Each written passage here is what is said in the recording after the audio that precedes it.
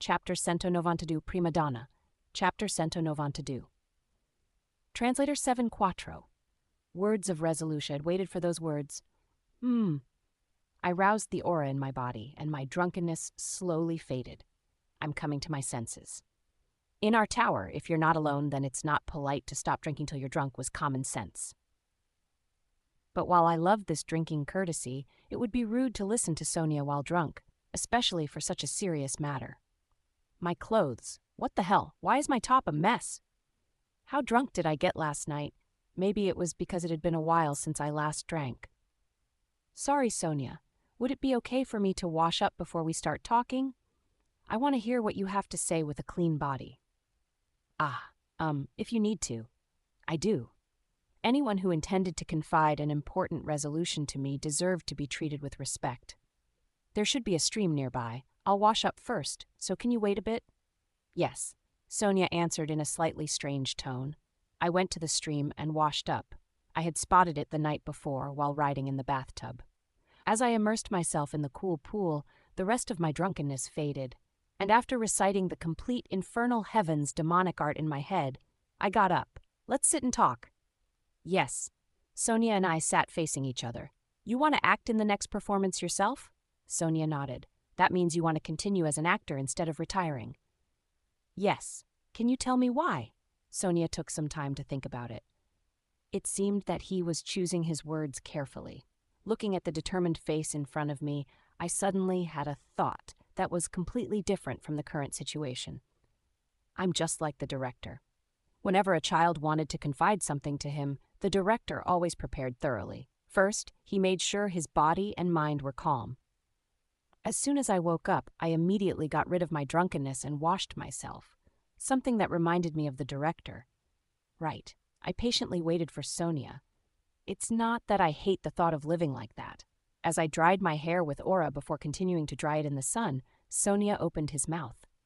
In fact, I really like this free windfall. Yes, neither my family nor my race can ignore me. The gold coins in my coffers are amazing. Thanks to Lord Kekerker, I can live happily for the rest of my life, but... Sonia turned his head slightly. The Black Dragon Master and the Crusader, who were still in the flower field, were talking in their sleep. The Black Dragon Master was muttering things that didn't make sense, like, you have to start slowly. While the Crusader continuously groaned the same thing. No, it's a misunderstanding. No, it was a mystery exactly what was starting or what was a misunderstanding. They were my colleagues, but sometimes they were really interesting. Yesterday made me certain. Sonia looked at each one of us in turn. You all were drinking, dancing, and talking. I felt your life. I felt that I wanted that life. No, I desired to have a life like that. Sonia's hand on his lap clenched. I don't know why I found life in just the sound of your breathing and talking, but I want to be in it as well. I want to go on stage too, like you all. I too. I want to be beautiful too. I nodded. I had also been in the same situation as Sonia, so at that moment I understood Sonia's resolution the most. I will help you. I opened the Civilization store. Purchase dream appearance. 100 points have been deducted. You currently have 6,602 race points. Until now, you have been watching me for a closer spot than anyone else. You saw my choreography, acting, and how to use aura all in real time, as if you were in a class. Theoretically, I have nothing more to teach you, so all that's left is for you to gain experience. Yes, but before I help you, there's something I'd like to ask. I gave him my kindest smile. As the young master of the demonic cult and the successor of the infernal heavens demonic art, it was a necessity to have at least this much style. Sonia, how many days can you survive without food? Silence fell. The elf, who was born to a rich merchant family, tilted his head to the side. Huh? That was a good response. It took less than 30 minutes for Sonia's cute expression to be broken by a scream. 5. After the hellish training, it was finally the day of the performance. For me, it would be the last performance I directed in this world, but for Sonia, it would be his debut performance. The quest, the Warring Theaters period, the crisis of classics progresses. Current heretic erosion rate is 11%. The quest for this stage was progressing smoothly, the fireplay style I created. The so-called dance play had already begun to spread around the city. It was no longer just dog sound. Other theater companies had begun to sneakily ride this trend. Now, even if I didn't do anything more, the quest would be completed. Yeah, it's my first time watching from the audience's perspective. I smiled happily. Below me, customers filled every seat. It really feels different. How about you, Black Dragon Master? Aren't you nervous? Why would I be nervous? The Black Dragon Master flicked her hair to the back. She looked relaxed, but she couldn't hide her clenched fists. Holding back my laughter, I turned my head. The Crusader looks completely fine? I've been on the stage many times, and I used to run a jazz bar, so I've gotten used to it to an extent. That doesn't mean I don't feel some nervousness, though. You ran a jazz bar? That's an old story from the second year after we entered the tower. The Crusader smiled bitterly. In the past, I wanted to make a living by doing jazz. Luckily, people liked my music. Heh! For reference, the Black Dragon Master was no longer a vampire, and the Crusader was no longer a mermaid. We were floating in the air and looking at the show in our original forms. All three of us had left the person possession. I proudly opened the jazz bar that had been my dream in the outside world. In many ways, it was a great experience. The Black Dragon Master tilted her head to the side. You told me not to talk about those days. Why are you suddenly telling Death King about it? I changed my mind. You've always been back and forth like this. What was the name of your jazz bar again? I can't remember. Little Venice. Ah, right, it was Venice. You really messed it up. The Black Dragon Master snickered. You borrowed money from some bad guys. You owed them a lot of money. I heard about it while drinking with the Mafia. They said they'd found an S-Class pushover and hit the jackpot. I've always had trouble managing money. Fix it. That's why the civil militia always struggles with funding. Well, we were able to have a good relationship because of that. I pointed to the stage. Shh, I think it's starting. The Black Dragon Master and the Crusader immediately shut their mouths and focused on the stage. The Black Dragon Master wrote the script, the Crusader composed the music, and I did the choreography. All three of us worked very hard to direct it. The first collaboration between us three. The actors stepped onto the dark stage. The Black Dragon Master trembled nervously. She hadn't trembled when she climbed the walls of the Agem Empire and gave a speech to the soldiers, so it was a bit surprising that she'd be nervous at a time like this. I lightly grabbed the Black Dragon Master's arm. Death King.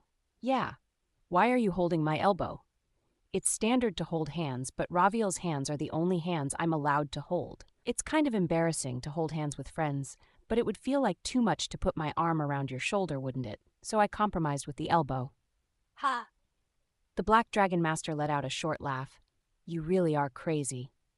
I think that's a minority opinion, Black Dragon Queen. Seriously. The Black Dragon Master sighed.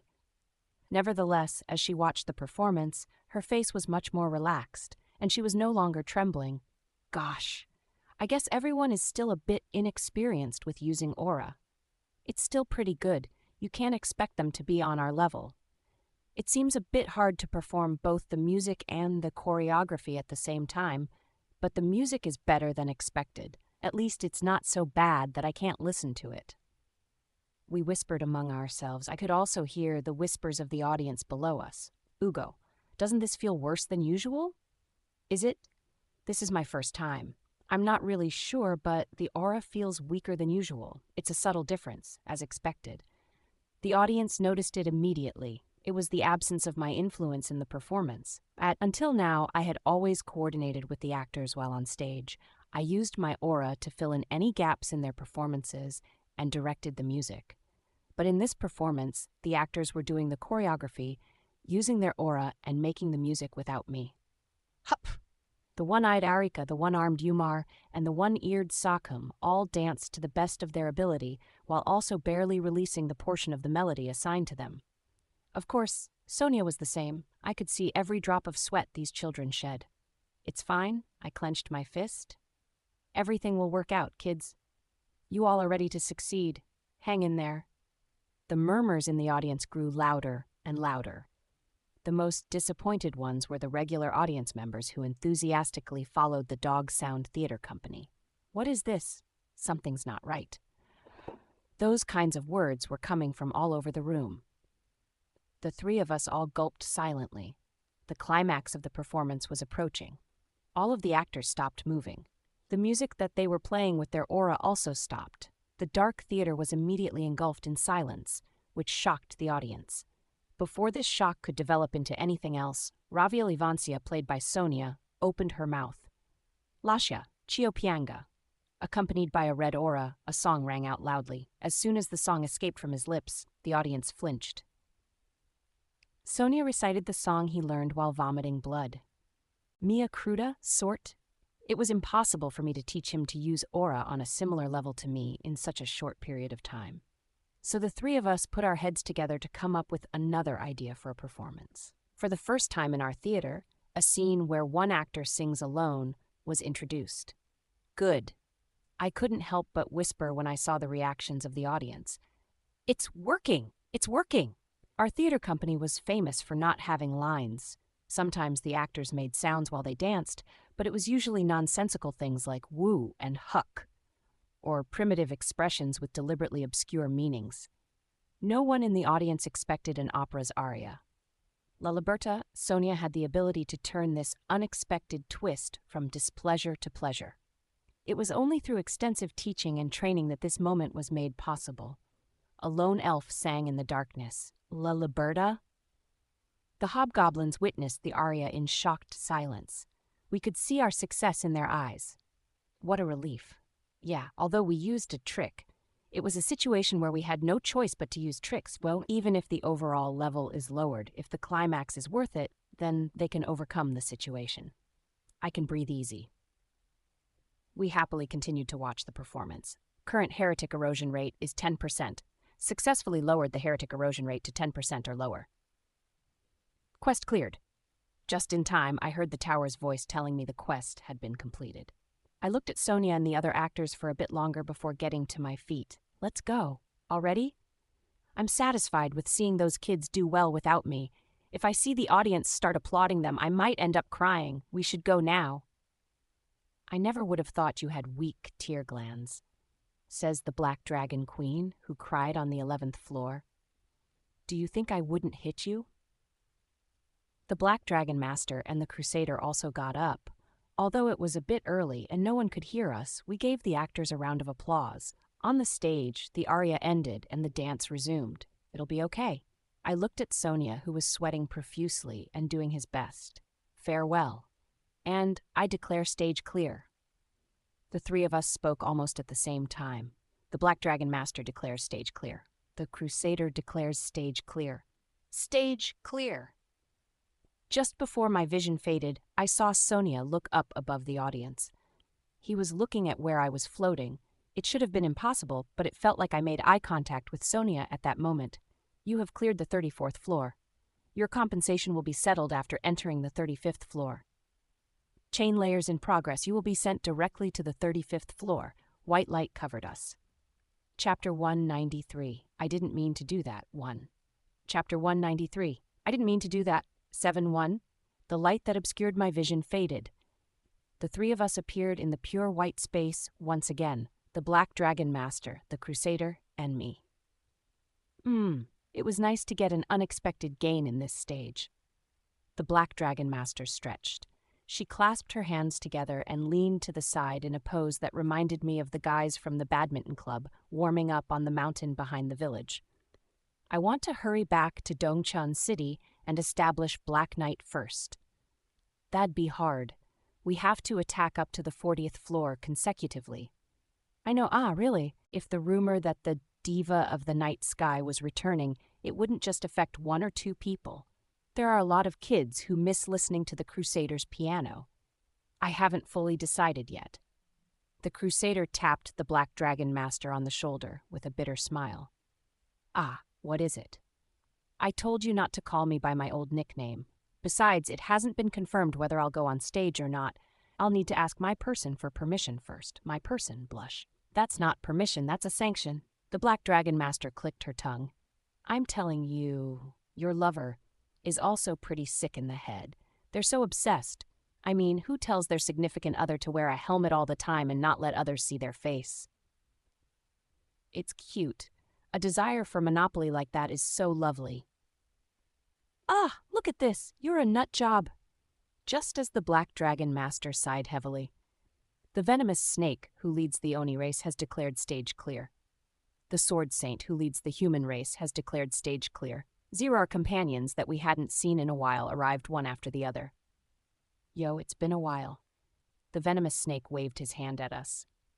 Anyone who saw this would just accept it as a greeting from their colleague. But for me, who'd received the teachings of Emperor Ranabel, I found it hard to accept a greeting like, yo. It was sad. I really didn't want to know. Everyone declared stage clear, as if you planned it beforehand. Hey, did the three of you sneakily create an alliance? Well, we made something that's much more exciting than an alliance. Huh? Really? What is it? It's a secret. The venomous snake was brimming with curiosity, but neither the Black Dragon Master nor the Crusader was willing to satisfy him.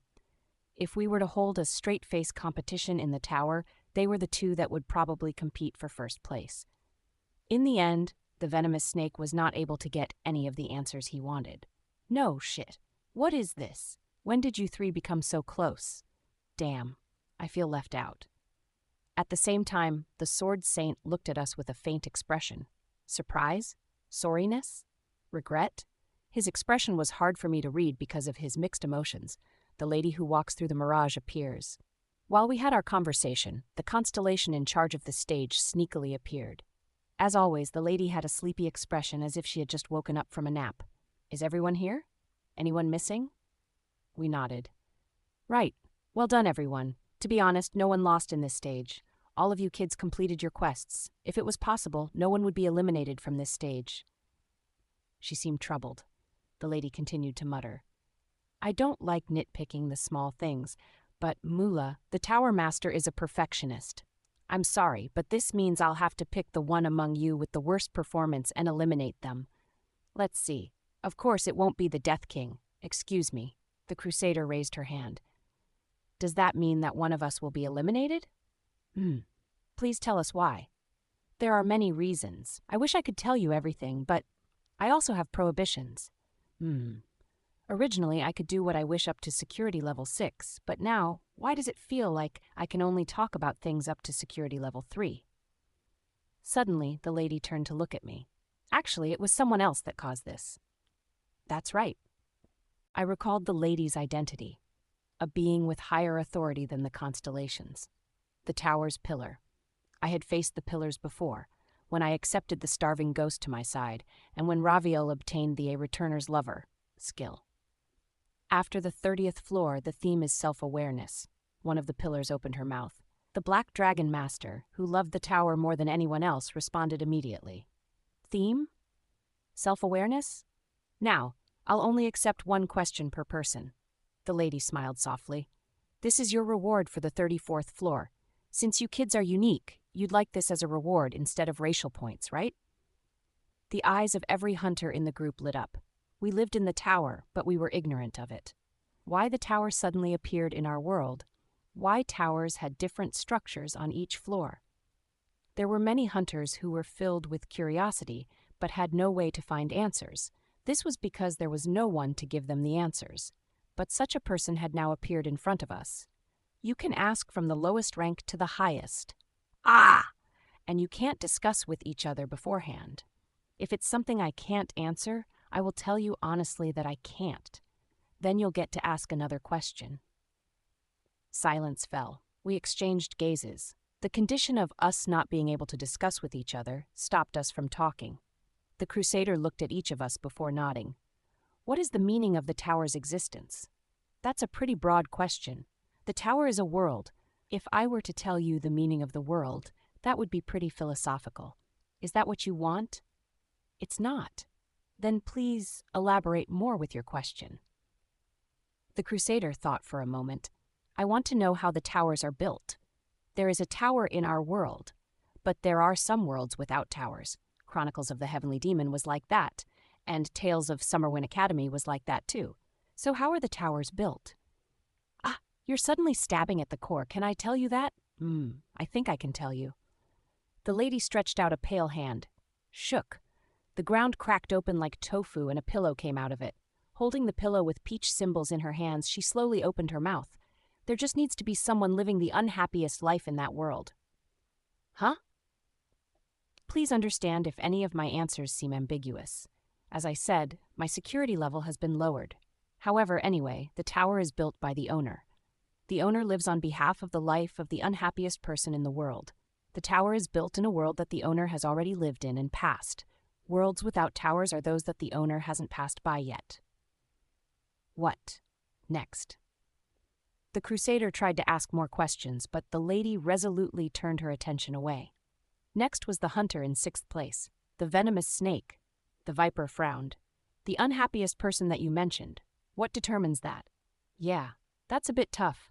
Unhappiness has a very large spectrum. Sometimes it's hard to determine exactly who is the unhappiest. The lady smiled. So he has to live many lives. Next, the count, who was ranked 5th, and the heretic questioner, who was ranked 4th, had been eliminated. Therefore, the next in line was the Black Dragon Master. After hearing the unexpected answers, the Black Dragon Master looked sharply at the lady. What is the theme you mentioned? For beings like you, is the tower just an amusement park, and we, the various attractions, struggling within? Aha! The lady burst into laughter. Huh, that would be amazing. I would be much more relaxed too. Well, to answer your question, that's not it. That's not in at all. The theme is similar to the aim of an exam. The aim of an exam? For example, a person develops over the course of their life, don't they? It's often said that people raise their children, but people raise children and raise themselves at the same time. You gradually learn about yourself. In a similar sense, the theme for the 30th floor is self-awareness. That's all. Why are you giving us tests? Next. The lady turned to look at me. What would you like to ask, Death King?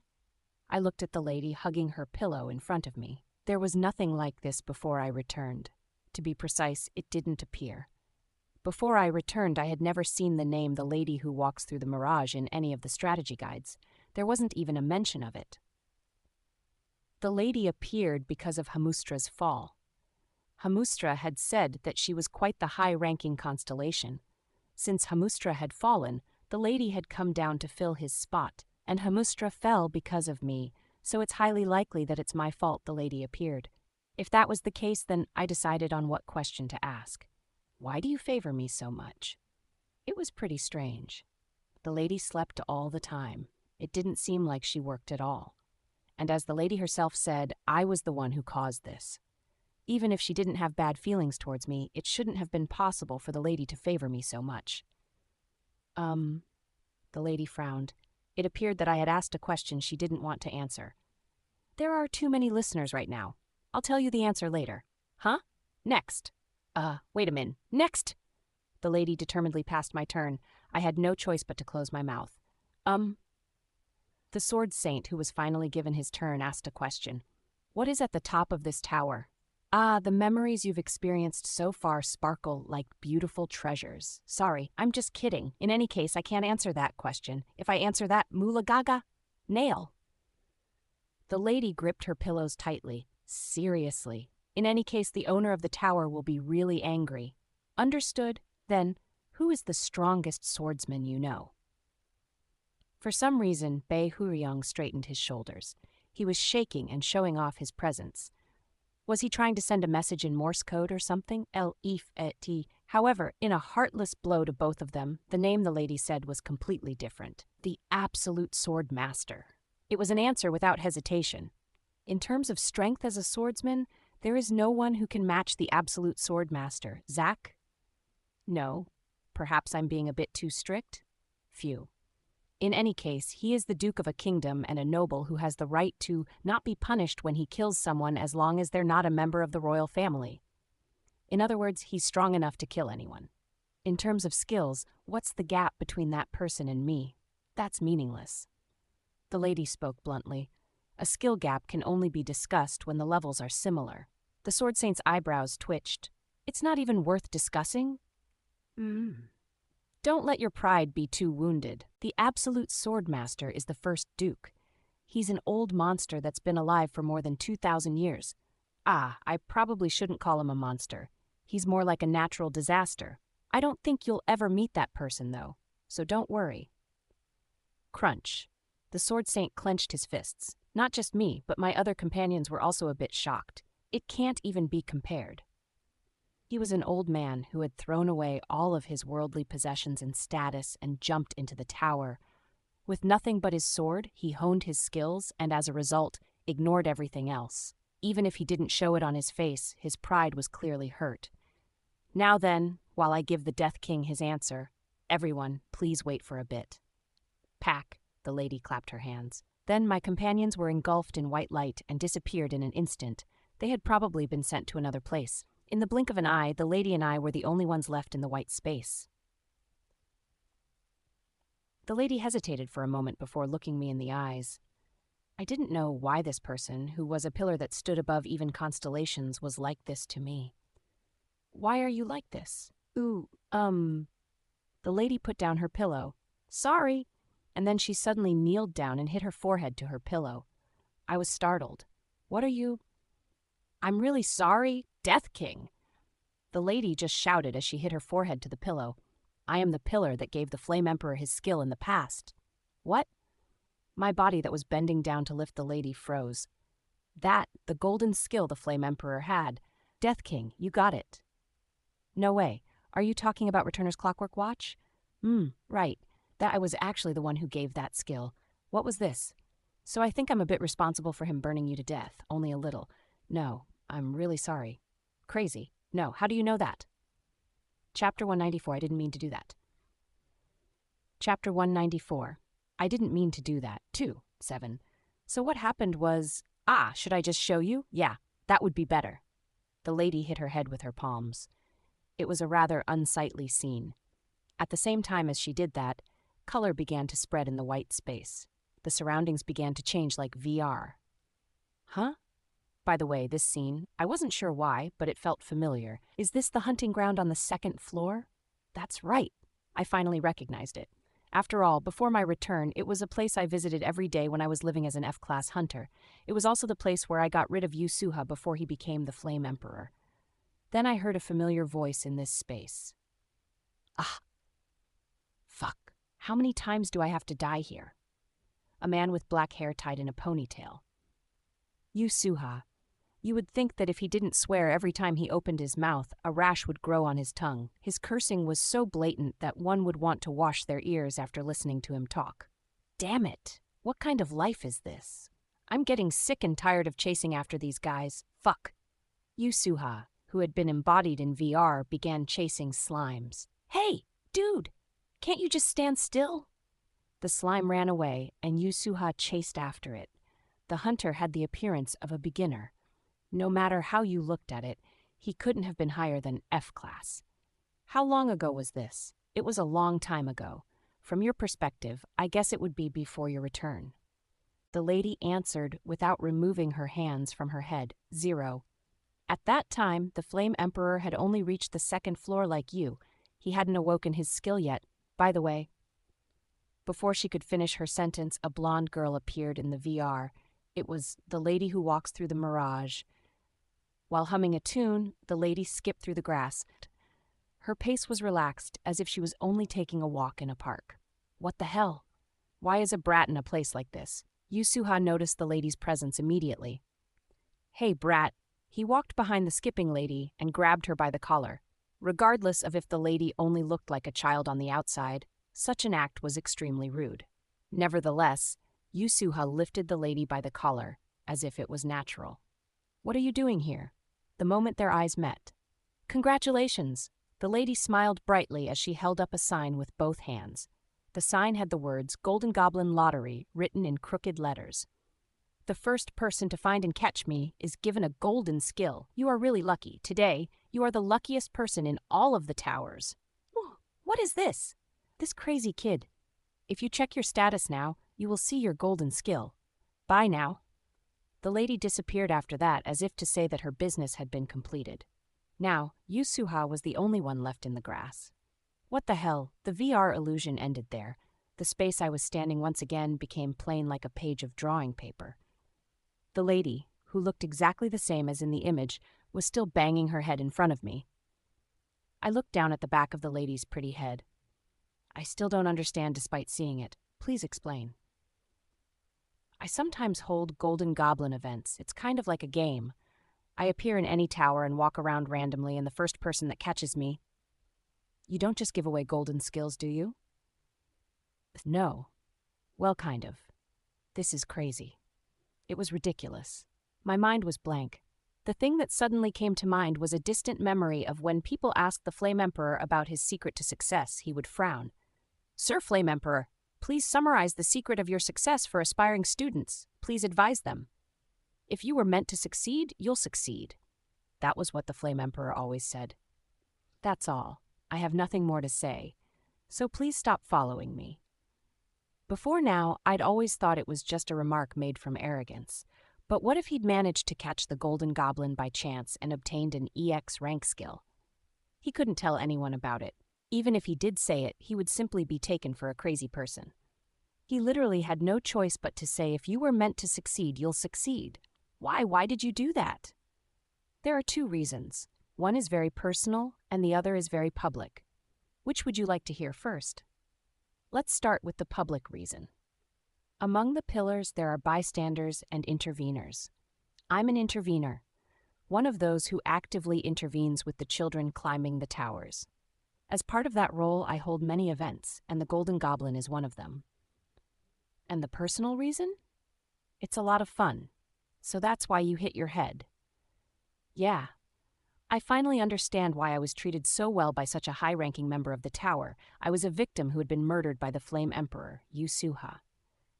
And the skill that made the Flame Emperor successful, Returner's Clockwork Watch, was nothing but a skill that had been given by a pillar for fun. So it was just victim compensation. It's not like that at all.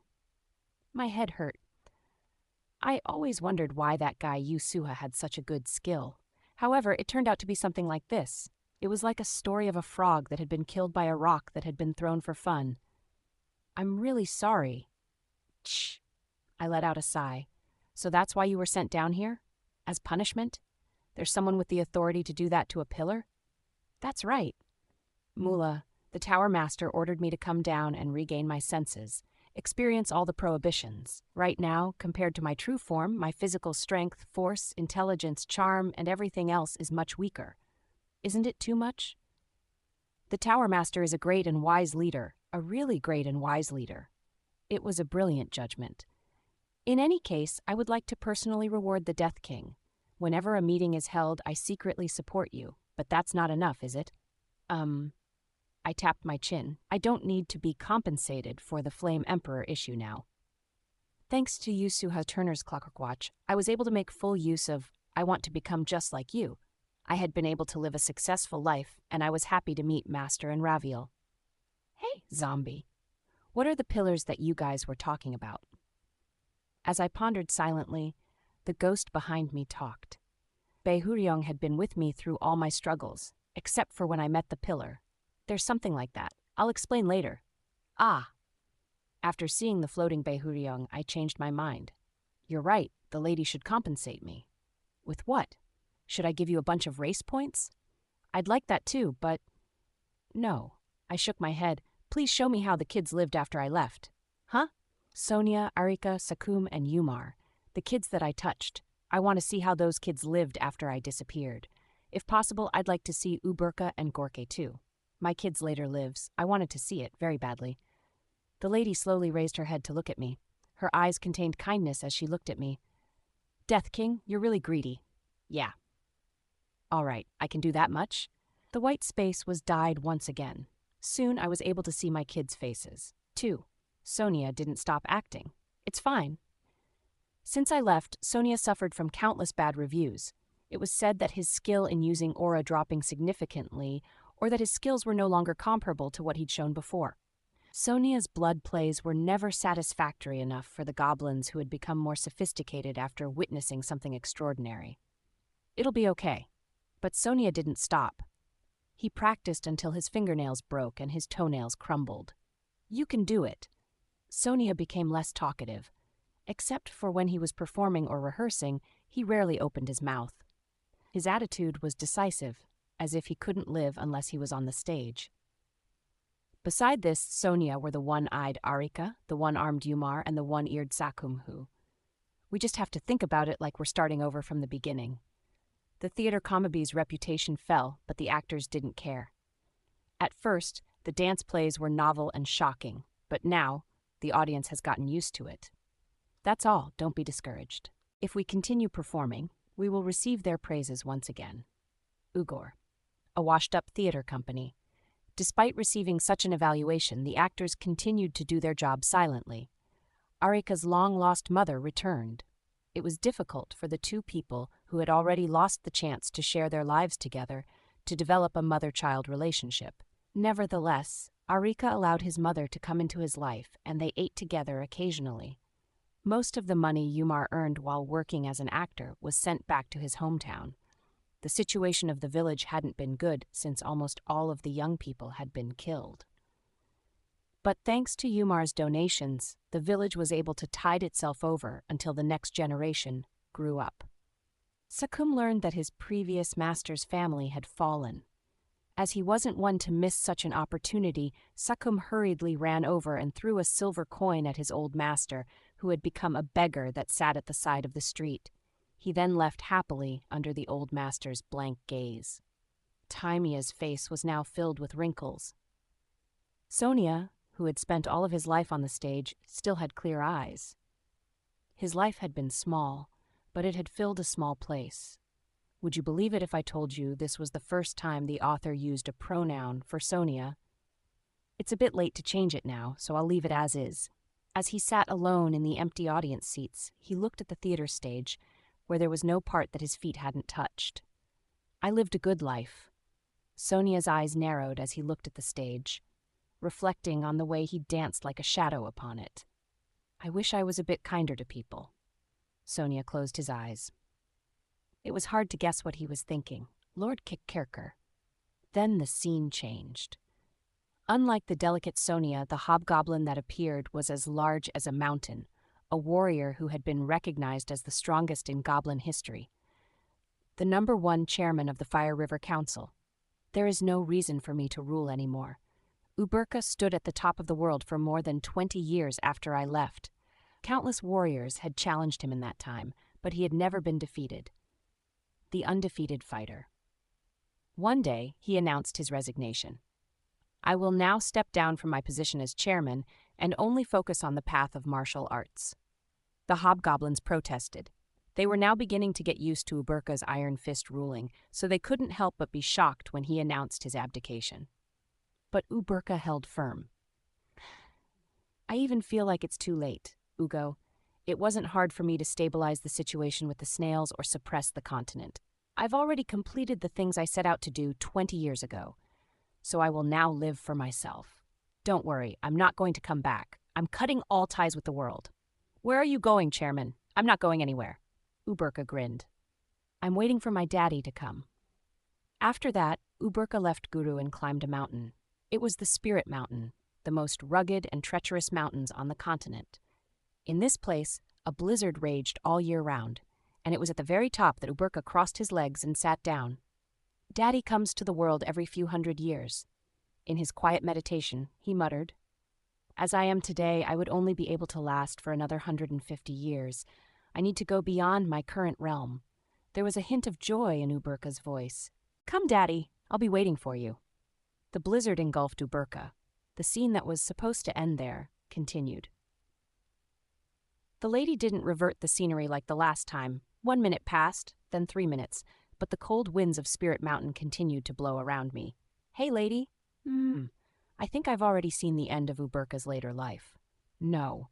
The lady smiled brightly. It's not over yet. The lady's smile carried a hint of playfulness. No way. I felt my heart thump in my chest. Even though I had a feeling, I couldn't easily accept it. Do you mean that he's still alive, Uberka? When we parted, I clearly remembered that child's smiling face, which seemed to say, I'll definitely live for a long time. Naturally, I thought he died. Uberka had already become a legend in the goblin race. But what if Uberka had managed to succeed in reaching the rejuvenating body stage? Did he really manage to survive? A voice shook slightly without me realizing. When she saw me like that, the lady's lips curved slightly. You want to meet him? The next stage. On the 35th floor, I decided to meet the child I wanted to see the most. Chapter 195. I didn't mean to do that. 3. Chapter 195. I didn't mean to do that. 7-3. We were ready to enter the next floor. In the last stage, everyone had successfully completed their quests, which made it difficult to determine who would be eliminated, but one of our companions chose to withdraw on their own. If you have to pick someone no matter what, then pick me. The person who lifted their hand was the Crusader. When I considered protesting against her choice, the Crusader shook her head. It's fine. One of us has to head down to the first floor to set up Black Knight anyway, and I don't feel comfortable leaving the civil militia for so long. Also, I'll say this now. I don't want the mermaids to become the hegemon of the continent. It's enough for me as long as they can live peacefully. This was just like her, who would donate most of her income to an orphanage. Humph. The Black Dragon Master seemed to think differently. Is that really the reason? I don't know what you're talking about. Is it just that? I think you're just starting to feel lonely. The Black Dragon Master smiled like a Cheshire cat. In any case, I'll leave the establishment of Black Knight to you. If any of my guild members try to bother you, just tell them the cafe run by the witch in the semi-basement 1 located in the alley after the 3-way intersection. When they ask what the menu is, say pumpkin latte with no ice. Is that the Black Dragon's secret code? For this month. It shouldn't have been updated yet. Your tastes are still as unique as ever. The Crusader shot a bitter smile at me. Sorry for leaving the attack team first, Death King. To make up for it, I will lay the foundation of the guild well. On the day you return after clearing the 40th floor, everything will be ready for you. If you're really sorry, then could you do me a favor? Of course, tell me. When this attack is over, please teach me music. The Crusader's eyebrows rose and she let out a soft ah. So that's what it was. Do you want to play it for Princess Ivancia? Yeah. When I confessed to Raviel, I promised that I'd learn to play music. Great, jazz is love. The Crusader smiled as if that made her feel much better. Since you're such a romantic lover, you'll definitely need to learn to play music. I'm not very good at teaching others, but I'll do my best. Then I'll be in your care, teacher. We shook hands.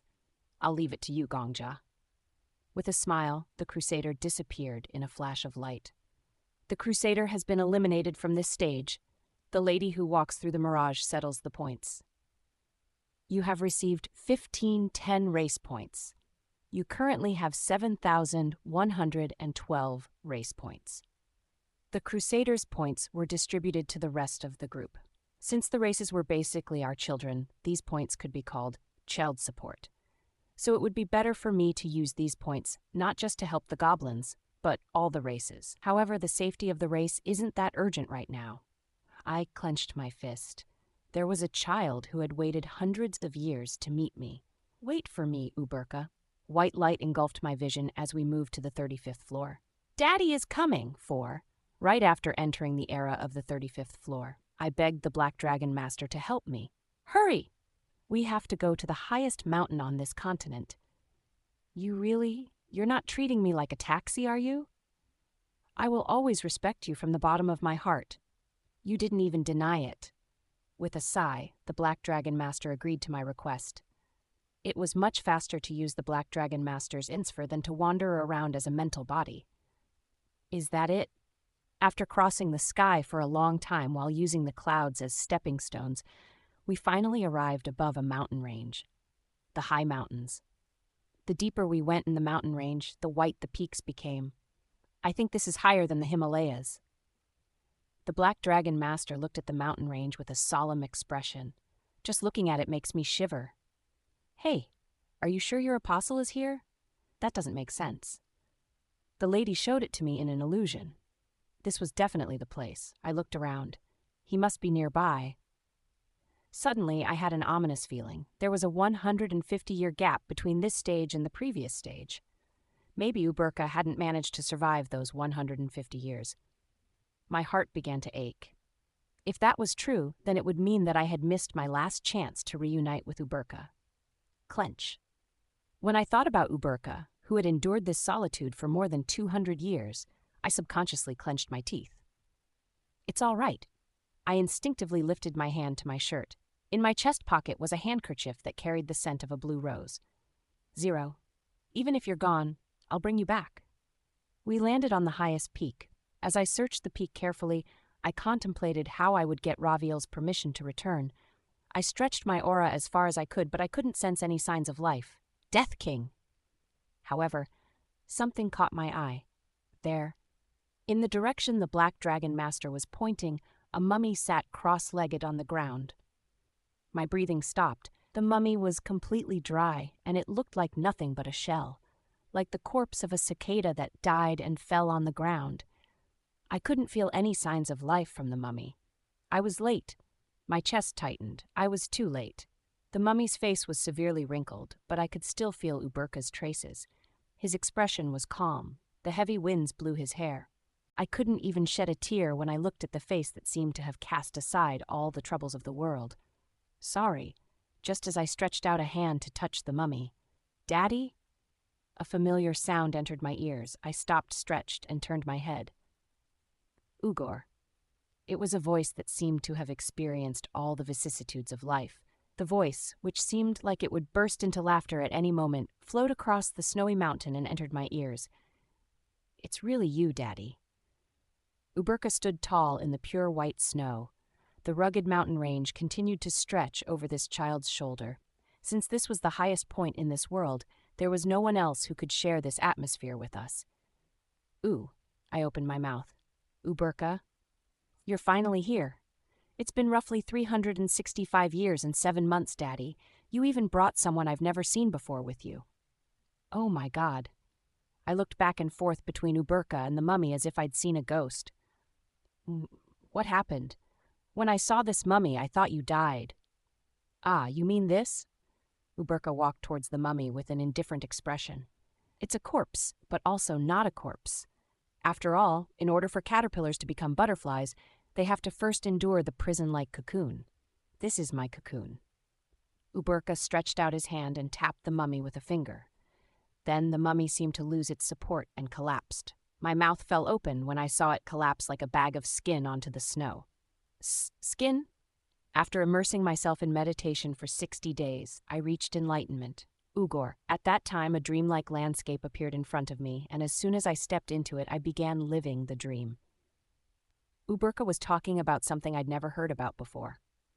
In that dream, I was born into a prestigious warrior family. However, I was born with a constitution that made it impossible for me to practice martial arts. Even though I was the eldest son, I was scorned and ignored for not being able to use aura. Ugor. In the end, I was able to win the position of family head through politics and schemes. That's a very detailed dream. I think that was probably my previous life. Because of my weak body, I fell ill at the age of 26 and died. When I woke up from the dream, my original body cracked like a shell. Uberka smiled brightly, revealing his fangs. Originally, I'd planned to keep it as a souvenir, but it doesn't matter now that Daddy has returned. I want the joy of our meeting to be the only evidence of my weight. Seeing you again has already filled me with joy.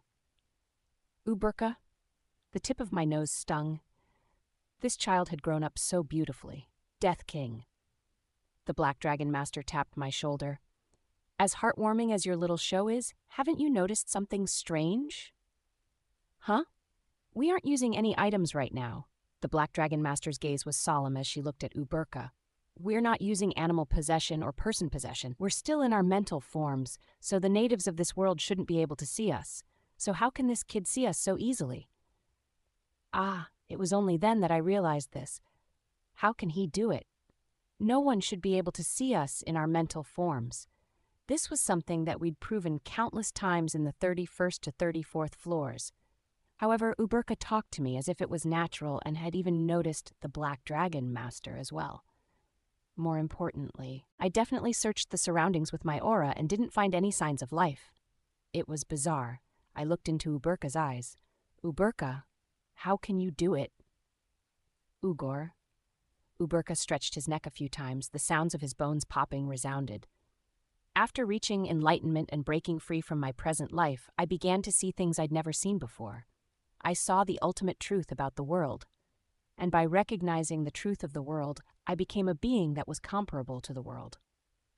I wasn't sure what this child was talking about. My brain has a habit of going blank whenever I hear something I don't understand. I didn't understand anything that Uka was saying. Hey, what are you talking about? To put it simply, this is what I mean, Daddy. Uberka then snapped his fingers. The constellation, the musclehead who dreams of sinning against heaven, is looking at you. In Chapter 175, Gongja told Uberka that attacking him was a sin against heaven. What? The constellation, the musclehead who dreams of sinning against heaven, is delighted to be reunited with you.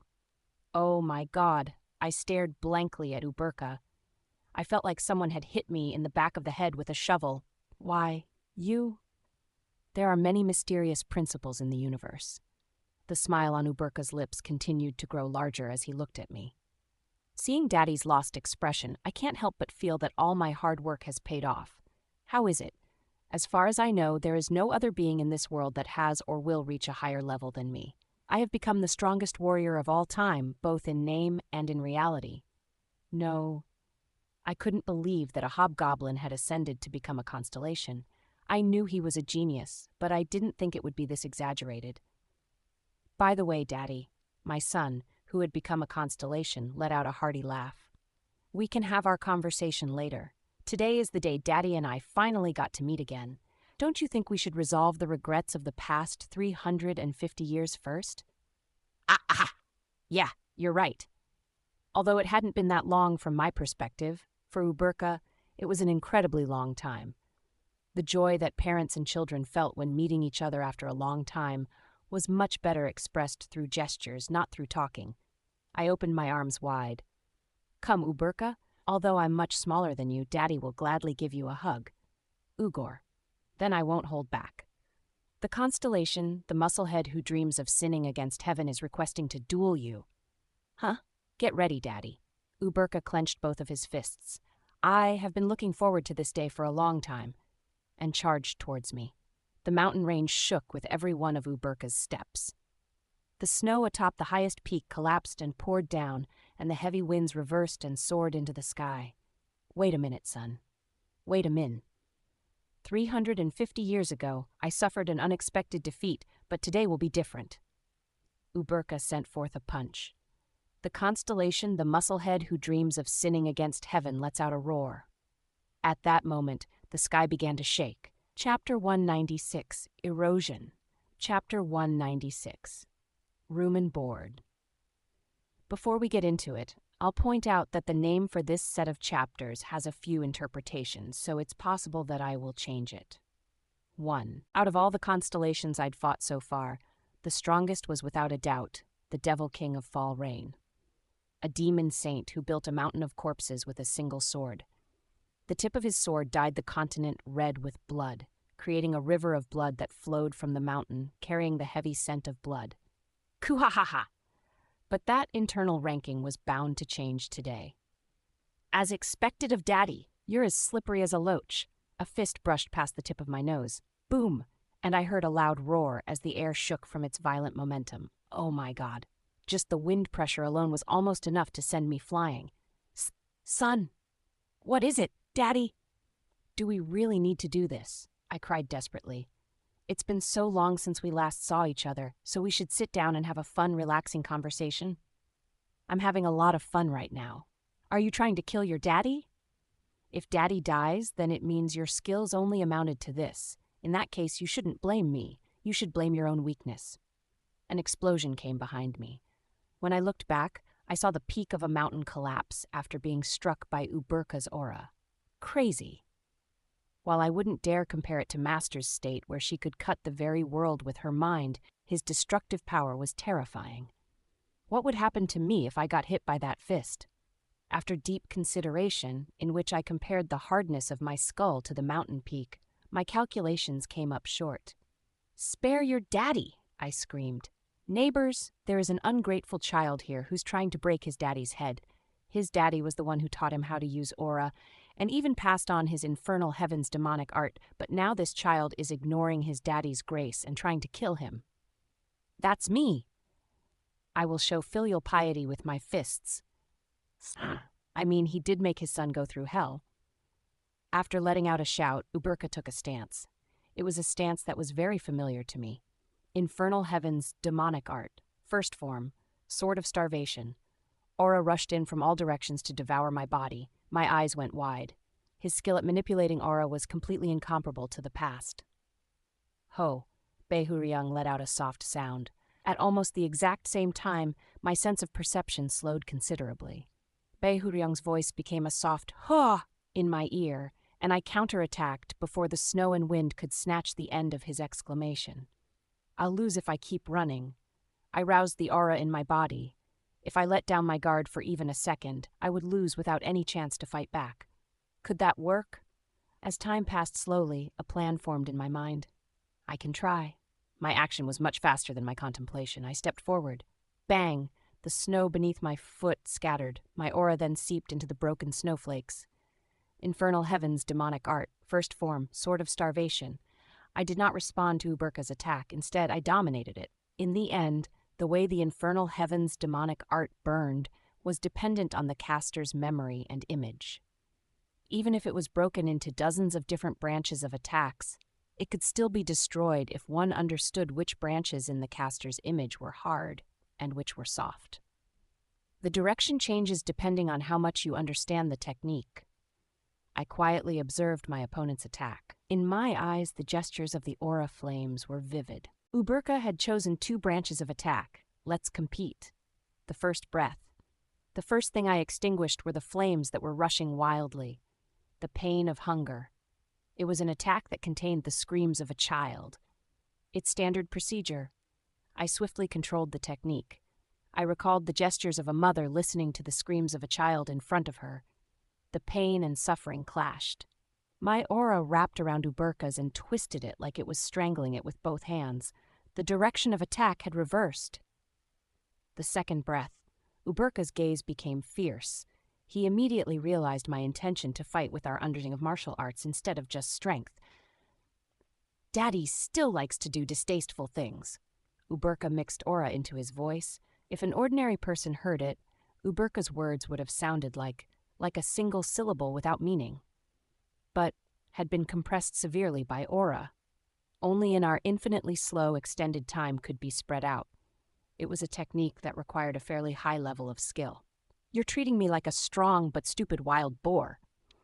Musclehead is basically muscled pig in Korean. Right. Only those with a sufficiently high skill level could listen to our conversation. If you don't want to lose, you should untangle your Infernal Heaven's demonic art first. I hate this. I'm going to beat Daddy with the technique. Then I'm going to flatten Daddy's nose and roll you around till you feel like you're in hell. Then I'll finally make you acknowledge me from the bottom of your heart.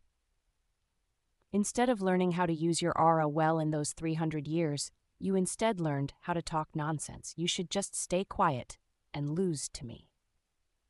Ugo. Ugo was a goblin word that had many meanings like no, never, that's distasteful, get lost, you son of a bitch, and many others. I waited for more than 350 years. I won't lose again.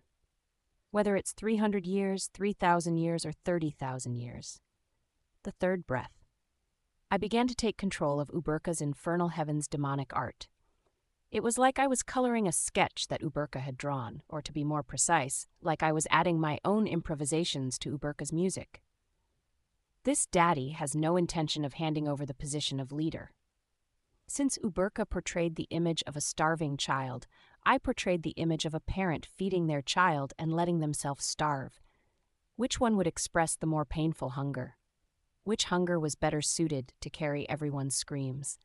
The 2 swords of starvation combined to form one technique. Son, what is it? Now that the family has been formed, we can have our conversation. I brushed Uberka's authority aside with the back of my hand. I didn't push it forcibly. Instead, I was able to avoid the attack after predicting its path. Hitting it with the back of my hand was simply the last movement needed for me to dodge. Ugo. Uberka rushed towards me. It's a desolate job, especially for the members of the demonic cult. For those who intend to learn from the pain of the world, it is necessary to enter the cult. The infernal heaven's demonic art is the determination to embrace that pain. We live among the people. Every time Uberka swung his fist, mountain peaks collapsed one after the other. But none of his attacks hit my body. Rumble. With the two of us at the center, avalanches occurred in the east, west, north, and south, like the petals of a blooming flower. A blood flower. The blizzard collapsed. Oh my God. About 20 steps away from us, the Black Dragon Master muttered blankly to herself. I wasn't sure if she was shocked by the tremendous power Uberka displayed, or if she was admiring the way I was dealing with him. Nevertheless, I didn't pay any attention to her and instead continued to talk to Uberka. It's necessary to be careful. Otherwise, our demonic cult would become an art exhibit for pain, for all to view as they please. An art exhibit for pain? I'm saying we shouldn't compete to see who feels more pain. Instead, we should watch over each other so that pain doesn't become a power for us. I know you're not that kind of child, but I'll still tell you this anyway. The fourth breath. I successfully dominated all of Uberka's attack branches. Although Uberka was still able to move his body, the path that his aura could take was extremely narrow. Coop! Uberka gritted his teeth. His red aura burned fiercely, trying to forcibly open a path, but I skillfully grabbed the end of the flame and dragged it where I wanted it to go. If you endure the pain alone, then the people around you will become dry and twisted. The more precious they are to you, the drier they'd become. I want to tell you to stop, but what if you objected and said that you can bear the pain of the world? If pain was what made one a person, then you would be the only person. I felt that Uberka was following my words, but I wasn't sure. Nevertheless, I continued to wield my flames. It might have been too early to give him this advice, but as the Black Dragon Master said, it was better to be too early than too late. Don't make your loved ones suffer just because you're doing it for the world. That would be putting the cart before the horse. Find companions. Persuade others with your will. Since you gained enlightenment after climbing the mountain, it is time to go down the mountain. Find someone to entrust your heart and mind to. Talk to them a lot. If you aim to become a person, become persons with them. A person, you're already there. The fifth breath. I spread my aura. Look, child. My eyes shined as I met Uberka's gaze. Like mirrors reflecting each other, our eyes reflected each other endlessly. Why do you think I said all of that to you? Aura exploded.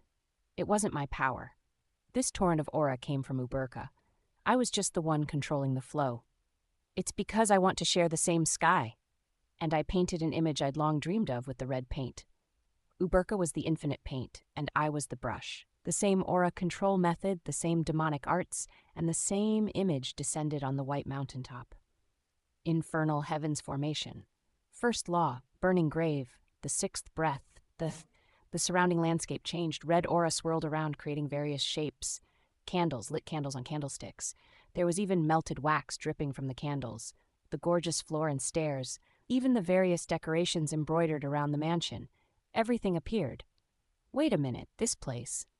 The Black Dragon Master was shocked. This place felt familiar. Hundreds of candles burned, the shadows of aura hidden between each candle and candlestick. Cackle. It was a familiar sound. A sound that was reminiscent of dripping wax. Want to play hide and seek? Who? With us. Suddenly the scene collapsed. In terms of time, it had probably only lasted for about 3 seconds. Even with Uberka's ridiculous amount of aura and my exquisite usage of aura, there was still a limit. It was difficult for us to maintain objects, sounds, and an independent space, but we had done it. Even if it was for almost an instant, I had successfully recreated the fiery mansion. Uberka looked around, mesmerized. The scenery had already returned to that of the mountaintop. But everyone there knew that what we had just witnessed was not a hallucination or delusion. Uberka. I recalled my aura into my body. This is the truth I told you about 363 years ago. It's not about showing an image with aura. It's about using your aura to make the image descend. I'd passed the infernal heavens demonic art down to Uberka. He then spread it to the other goblins, and it developed into fire plays. This was all so that I wouldn't have to walk this path alone. No matter how hard I try, I would never be able to maintain it for more than a second. My aura would run out in an instant, and it would collapse before I could even take 10 steps. Even when you and I did it together, We were only able to maintain it for 3 seconds. But what if we added 12 warriors? What about 24, 200? No, what if 1,000 goblins did it together? Uberka imagined the scene I just mentioned. His eyes shined as if he was actually seeing it. Usually, such a thing would be impossible, but the goblins have been sharing their images for hundreds of years, polishing them. We are the only ones in this world capable of doing that. We are musicians who share the same sheet music. That Uberka opened his mouth, but it's a song about pain. It would be beautiful. Ugor, it would be beautiful. I was getting excited. So go down the mountain with Daddy. I smiled brightly. Even if we sing about pain, our lives will still be joyful. That's weird. How could that be possible? Because Daddy is a good guy. You're a good guy too. Daddy acknowledges you, and you acknowledge Daddy. The person who always does their best and works the hardest acknowledges and likes me, so how could I not be joyful? I stretched my right hand towards Uberka. I'll be happier because of you, and you can smile a little more because of me. Let's go down, my sinner. Uberka grabbed my right hand. You have created a new skill. Suddenly, the tower's voice rang out in my head. Chapter 197, Erosion. Chapter 197. Room and board. 2. Translated D. Sasha 1. A rectangular card appeared above my left hand. It was a skill card that I was now used to. But what I wasn't used to was the color of the card. Violet? Purple? The color of a skill card was determined by the level of the skill. Ranks F to C had the same color. They were often joked about as being poop-colored. Most hunters had poop-colored skills, but they were also hunters who cried because they didn't even have that much. Ranks B and A were silver. These skills were commonly called jackpots. For rank S and higher, the color was gold. It was usually hard to even find hunters who had gold skills, so it highlighted just how amazing my companions were. But I'd never heard of a purple card. This couldn't be an error, right? I looked at the words engraved on the card. Infernal Heavens Formation. Rank, undetermined. Effect, this is a formation made based on the Infernal Heavens demonic art. This formation embodies an image shared by the casters. The more casters that participate in the formation, and the more proficient the casters are in the Infernal Heavens demonic art, the clearer the image shared, and the stronger the power of the formation. This formation has not been proven to be effective. You are the one that created this skill. It is up to you to showcase the potential of the Infernal Heavens formation. When enough data has been collected, the rank and description of the skill will be revised. Currently, the skill level is undetermined. I finally understood why the card was purple. It was like a trial period. The skill hadn't been tested yet, so the card color was purple. So there was something like this. Awesome! I was startled. Behuryung had pushed his head right beside my face and shouted loudly right beside my ear. What the hell? What's with you all? I've never seen a purple skill card before. Behuryung's eyes shone brightly. Hey, so I was able to see something like this too. It's a good thing I became a ghost instead of choosing to die quietly. Not quietly. It's just a different color. Why are you making such a big fuss? Zombie. Is there something wrong with your brain? Don't you think this is weird? If it were you, would you make the trial card for skills that haven't been tested yet purple? Usually it would be white. Huh. Now that I heard that, it did seem a bit strange. That's true. Purple wouldn't be set as the default color, usually. Exactly. Maybe the tower owner likes purple. Just as I was thinking about the tower owner who was shrouded in mystery, Daddy. Sorry. I got distracted for a while. It's fine. Uberka shook his head. My right hand was still being held by his. Instead, I feel that there's a need to explain the current era to Daddy. After all, there must be a reason why Daddy appeared now of all times. Something big is happening on the continent. Something big? That's right. Or perhaps I should say that something big is happening in the entire world, not just the continent. Uberka smiled as he said those mysterious words. There are rumors that a new continent has been discovered. It was at that moment that the quest appeared. You have received the quest for the 35th floor. The name of the quest appeared in a window in front of me. Age of Discovery. 2. A new continent. This new world was first discovered 24 years ago. I've stayed on these snowy mountains for 350 years, But occasionally, I would go down to the city to find out about the affairs of the world. An ocean race captain was the first one to find land that wasn't on any map. The ocean race took the form of mermaids. They mainly lived in rivers, but there were other subspecies. That mermaid wondered what the end of the sea looked like. At the same time, they had the ability to make their curiosity a reality, and the courage to stake their lives on their abilities. "Please support me." The mermaid captain spoke before the admirals. "The goblins dominate the land because it is inscribed into the very bones of their race. The elves are in charge of many things, so they deserve to control the gold coins. But the water is the only domain for mermaids, so there should not be a single place that we don't know the depth and current of." It was a speech without logic, but the admirals swept their tails in agreement. "We will provide you with a ship and 40 sailors, including a vampire."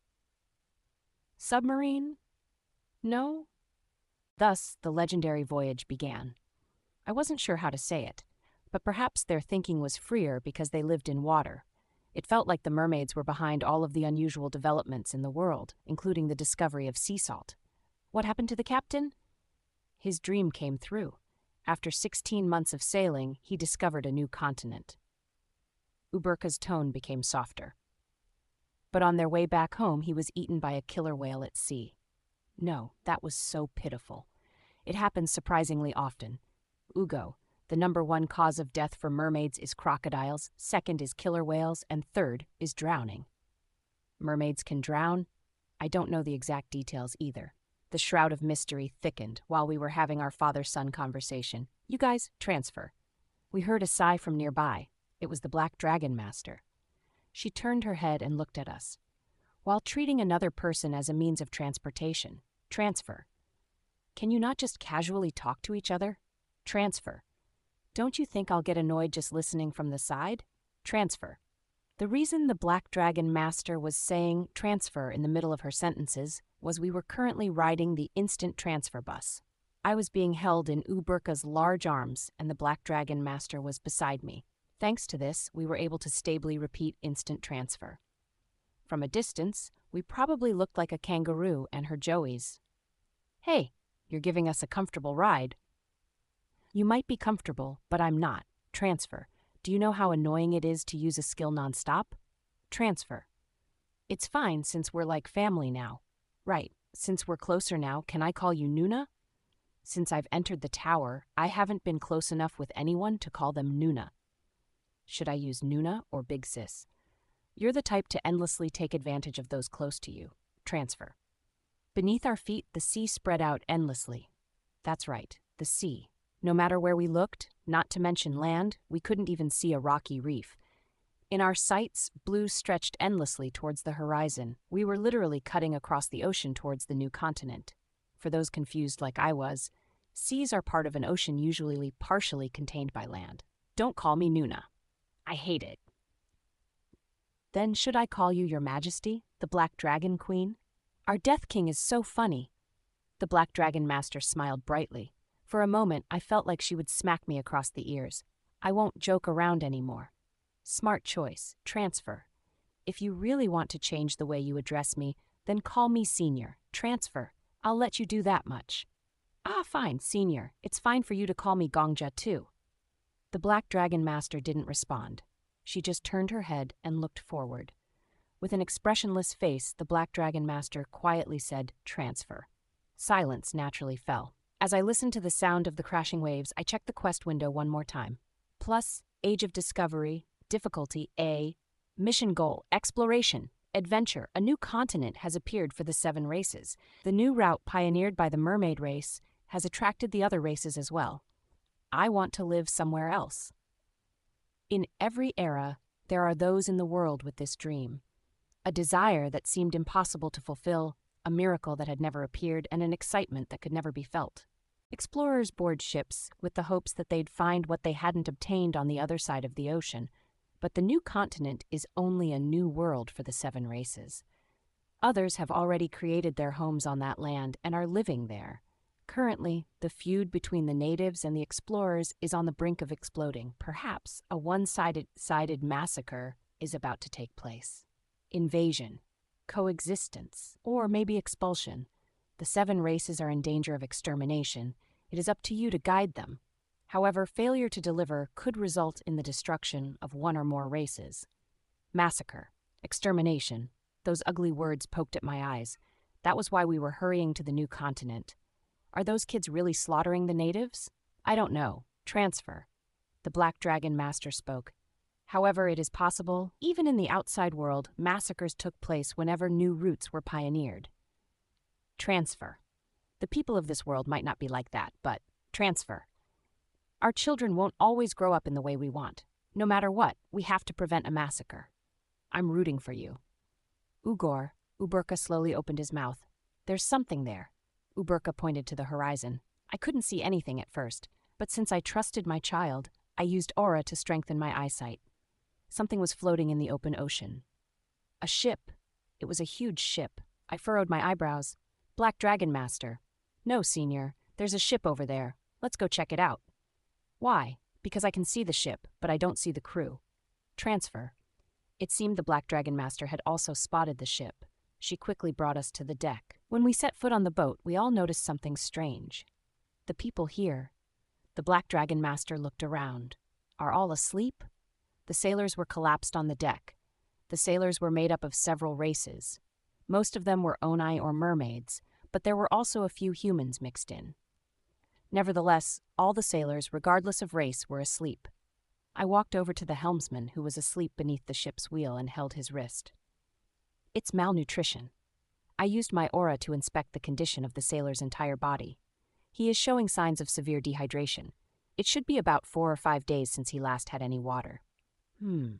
He doesn't seem to be injured, and his head is fine. I'd become very familiar with dehydration when learning the Sword of Thirst of the Infernal Heavens demonic art. Just to be safe, I also checked a few more sailors, but the results were the same. Malnutrition, severe dehydration. And this, no matter how I look at it, they're simply asleep. The sailors breathed in a smooth, comfortable manner. They hadn't gotten drunk or fainted. They were just sleeping. Did you try to wake them up with aura? Yeah, but even when I deliberately stimulated them, they didn't wake up. It's really weird. Wait a second. The Black Dragon Master walked up to a sailor and touched their body. Then, black aura fluttered from her fingertips. After a while, the Black Dragon Master narrowed her eyes. They weren't cursed. Maybe it's a drug? Don't they usually eat and drink as a group? That could be it. However, the symptoms are too light for it to be a drug. I can't feel any traces of it. It's possible that there are drugs in this world that I am unaware of. But the Black Dragon Master looked worried. Meanwhile, Uberka had gathered all the sailors on the deck. Strangely, the captain was a snail. The snails said that whenever they came into contact with salt, their skin became dry or in severe cases melted, and yet one had come out to sea. His courage was commendable. He deserves an award. As he put the captain down, Uberka wrinkled his nose. These people seem to have been working right before they fell asleep. It feels like everyone suddenly fell into a deep sleep regardless of what they were doing. Do you mean all at once? Ugordle of 32 sailors had fallen asleep at the same time. As expected, the mystery only deepened. Do you think we should go into their dreams for a moment?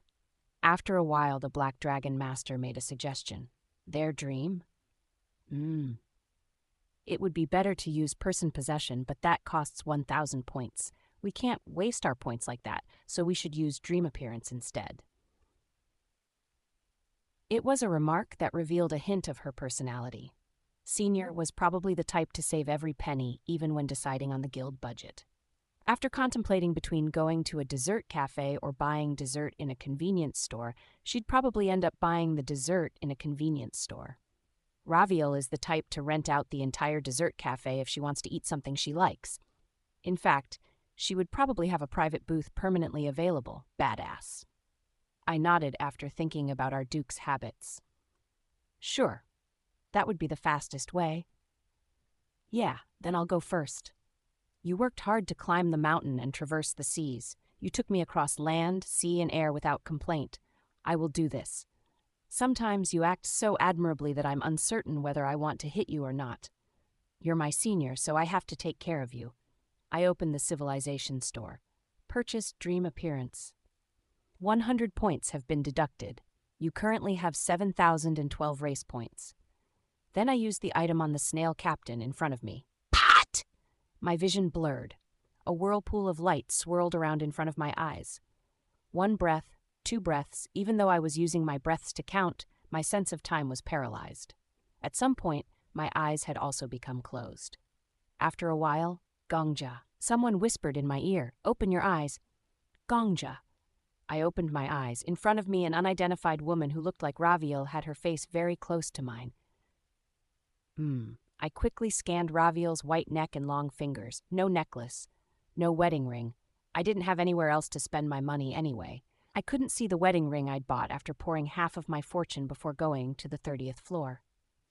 Hoo-hoo. Just in case, I looked around more carefully. We were in one of the bedrooms of the Ivancia mansion. I was lying on a soft bed. The woman who looked like Raviel was looking down on me from above. I saw a flower pot beside the bed, and I saw a chair, but I couldn't see any golden skill cards anywhere. Okay. Analysis complete. What are you looking for? The woman above me stroked my cheek. Her eyes that resembled Raviel's shined brightly. For a moment, I contemplated accepting this bullshit situation, but fortunately, that contemplation only lasted 0.1 seconds. Tomorrow is a holiday, my love. Let's have a great time for the first time in a while. Hey, you son of a bitch. What do you think you're doing with Raviel's face? Do you want to die?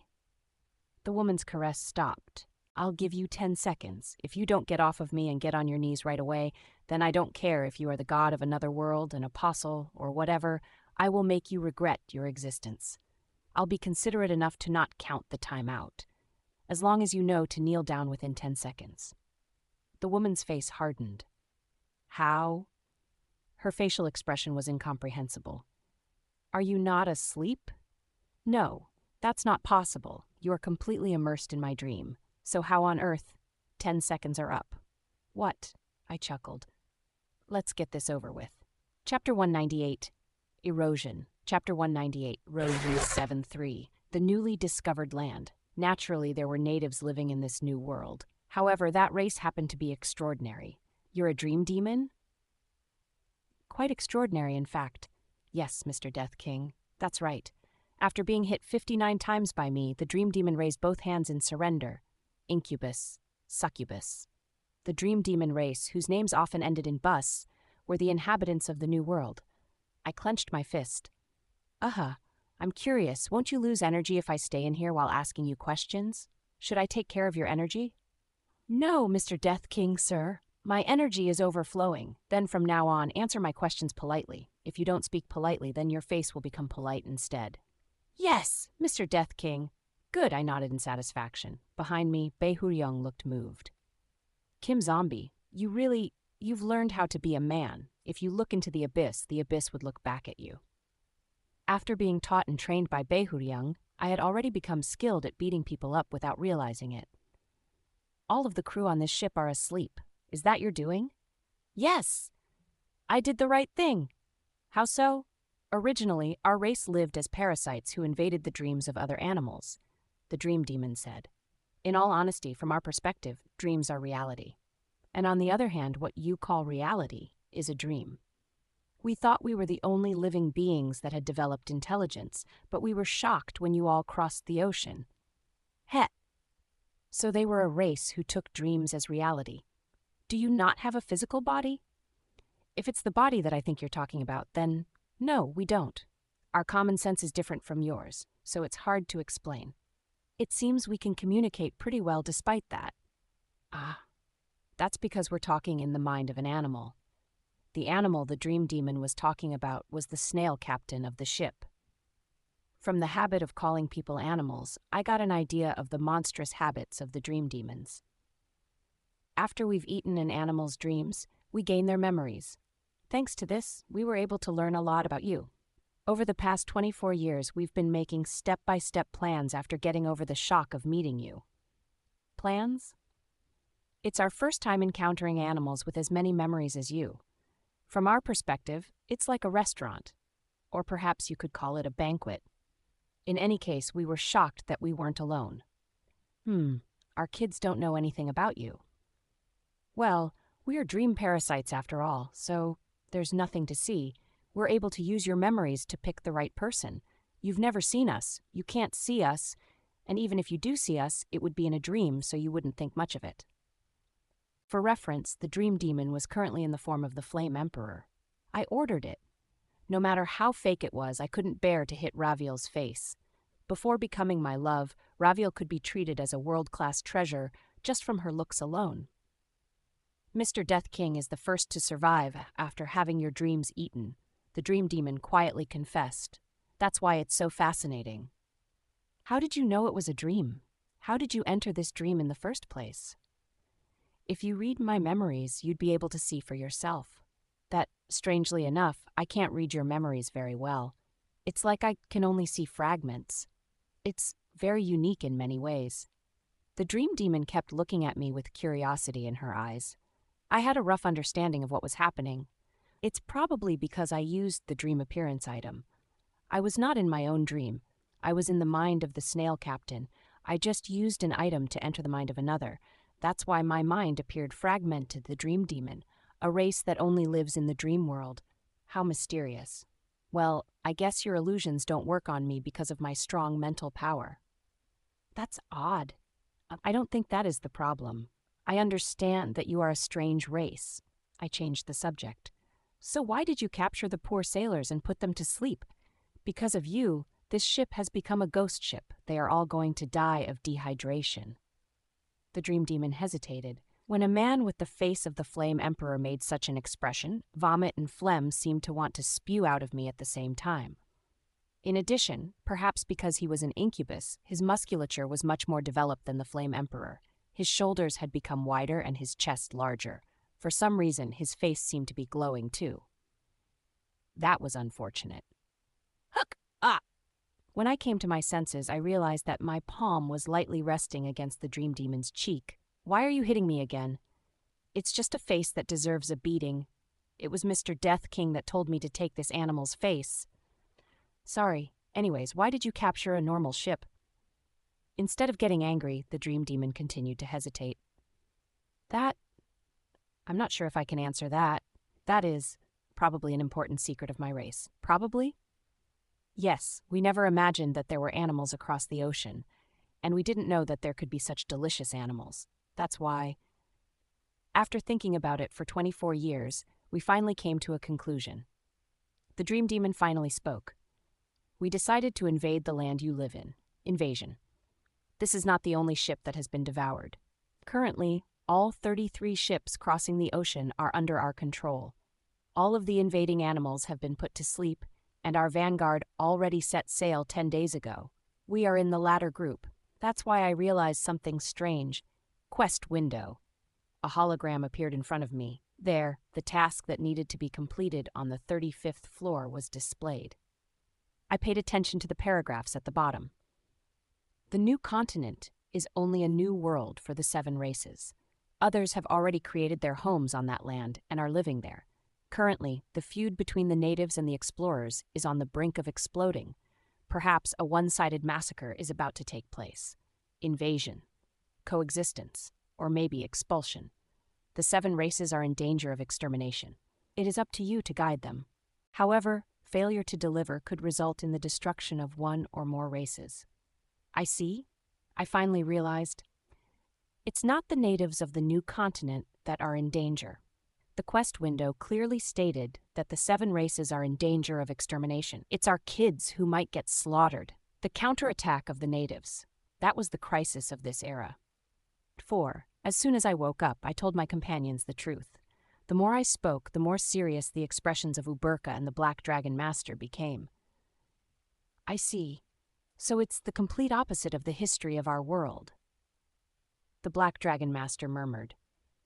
We were entrapped by our prejudice. We thought that it would be the new world that would be invaded, and the natives that would be slaughtered. That's right. If the natives are stronger, then aggression would naturally be reversed. It's not just about strength. Uberka frowned.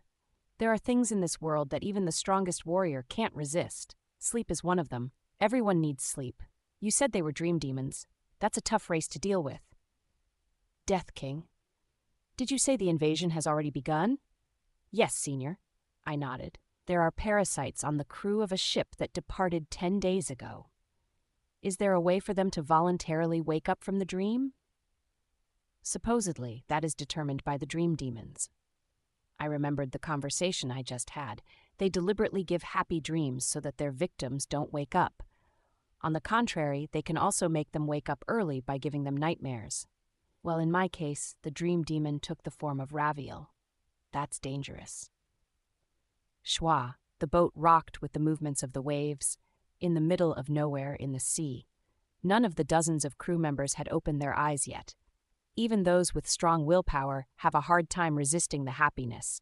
Imagine falling into a dream in which your dream came true. You wouldn't want to escape even if your body died. Yes, it would be quietest massacre in history. The Black Dragon Master clicked her tongue. We can't let this happen. We have to move quickly. What about these sailors? We can't pretend we didn't see them. We need to save them. We tied the 32 sailors together with a rope. From a distance, it looked like dried oysters that had been woven together. Uberka sat at the end of the rope, and the Black Dragon Master held Uberka's hand tightly. Uberka stared intently at the Black Dragon Master's face. What is it, Junior's son? It's nothing, Ugor. Uberka muttered in a soft tone before turning his head away. Maybe this guy. How silly. Transfer. A total of 35 persons were simultaneously transported by the Black Dragon Master's skill. Originally, since we were mental bodies, we couldn't directly use skills on someone in this world unless we possessed the body of another. However, Uberka, the constellation of this world, was able to serve as a bridge. When the Black Dragon Master touched Uberka and Uberka touched the crew, we were all influenced by the skills effect. Good. When the instant transfer succeeded, the Black Dragon Master's expression became lighter. The ocean breeze blew her dark hair gently. We'll head to the new continent like this. Everyone hold on tight so you don't fall. Uberka kept glancing at the Black Dragon Master's face. The Black Dragon Master herself was too focused on using instant transfer to notice.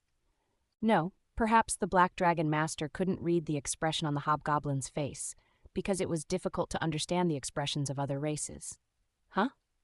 However, I was able to see it clearly.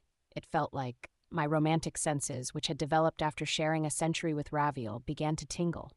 Does this child really?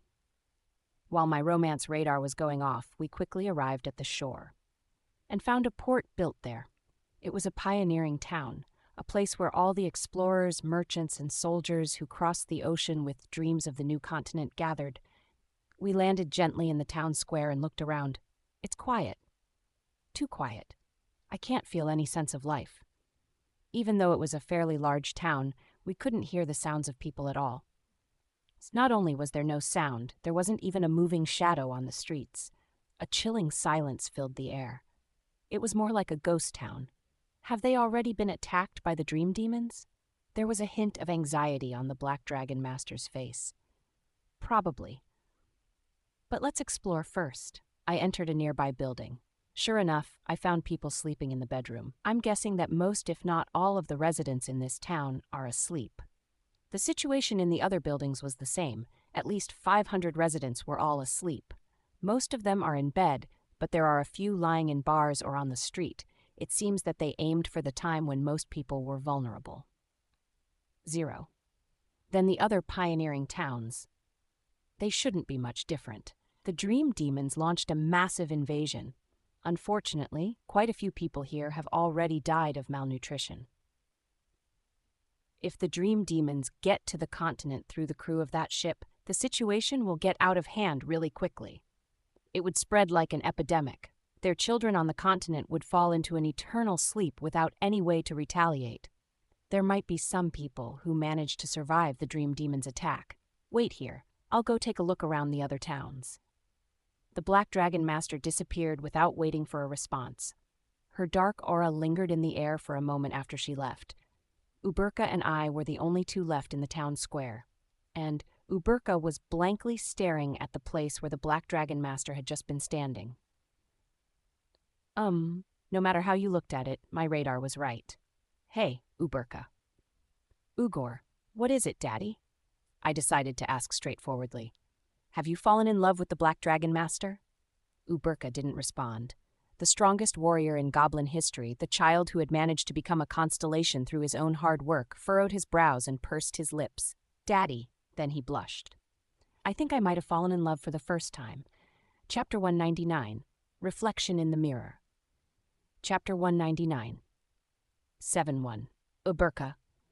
It's the first time in my entire life I feel like this.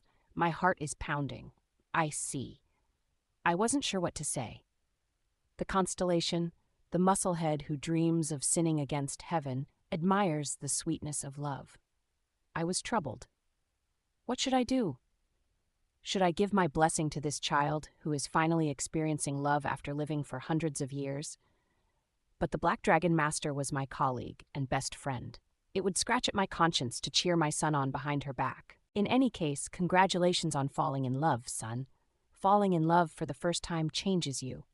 It allows you to move forward in many ways. You called her the Black Dragon Master. Uberka grabbed my shoulders. His hands were heavy. Each of Uberka's palms was as large as my head, so it was a bit bothersome.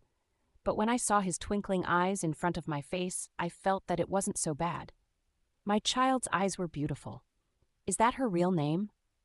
No, she doesn't like being called by her real name. The name Black Dragon Master just means that she is the leader of the Black Dragon Guild. There are probably only 5 people who know her real name. Oh, indeed. Uberka was amazed. Even her name can't be easily known. Good. It must mean that only the brave and capable are worthy of being acquainted with her. She has a thorough personality. The Black Dragon Master wasn't the type to care about the courage of those trying to approach her. In fact, it was practically the opposite. The Black Dragon Master had very little expectations in the world. What's her favorite flower? Lavender and allium? I don't know those flowers. What music does she like? 0. Piano music is her favorite, like the melody dropping droplets of notes on white drawing paper. Surprisingly, she also likes jazz. Elegant and graceful. Yeah, she's amazing. I wondered if I could tell him more than that. The nervous heart was beginning to feel more and more guilty. However, Uberka held my shoulders tighter, not caring about how I felt. What about hobbies? What's her favorite food? What does she usually do? When's her birthday? Son, had you become so blinded by love that you could no longer see your parents? I know what it's like to fall in love for the first time, but Daddy's shoulders are beginning to hurt. Her hobby is writing romance. Rascal, figure it out by yourself. I shook Uberka's hands off. In the first place, why are you asking me? You should be able to know what the person you love likes just by looking into their eyes. If you're not confident, then prepare everything you think they might like and give it to them. Ugor? Is that so? Right? But the Black Dragon Master is a person with clear boundaries. Don't use your feelings as an excuse to arbitrarily cross those boundaries. Be as respectful as possible. As if you're asking for permission. Do you understand what I'm saying? It's a bit difficult. What's a bit difficult? The two of us froze in shock. When we turned to look, we found that the Black Dragon Master had returned. She looked at us with a frown. Why are you so surprised? It's like you saw a ghost. And no reason. We were just talking about how difficult it was to deal with the dream demons. Well, sure. The Black Dragon Master shrugged. Fortunately, she didn't seem to suspect anything. Well, it would be hard for her to imagine that a hobgoblin constellation had fallen for her. I went to visit the other towns in the area. How was it? It's all the same, everyone's asleep, but it's not like I returned with no results. The Black Dragon Master's aura spread from her fingertips. Swoosh. The black aura drew in the air like ink.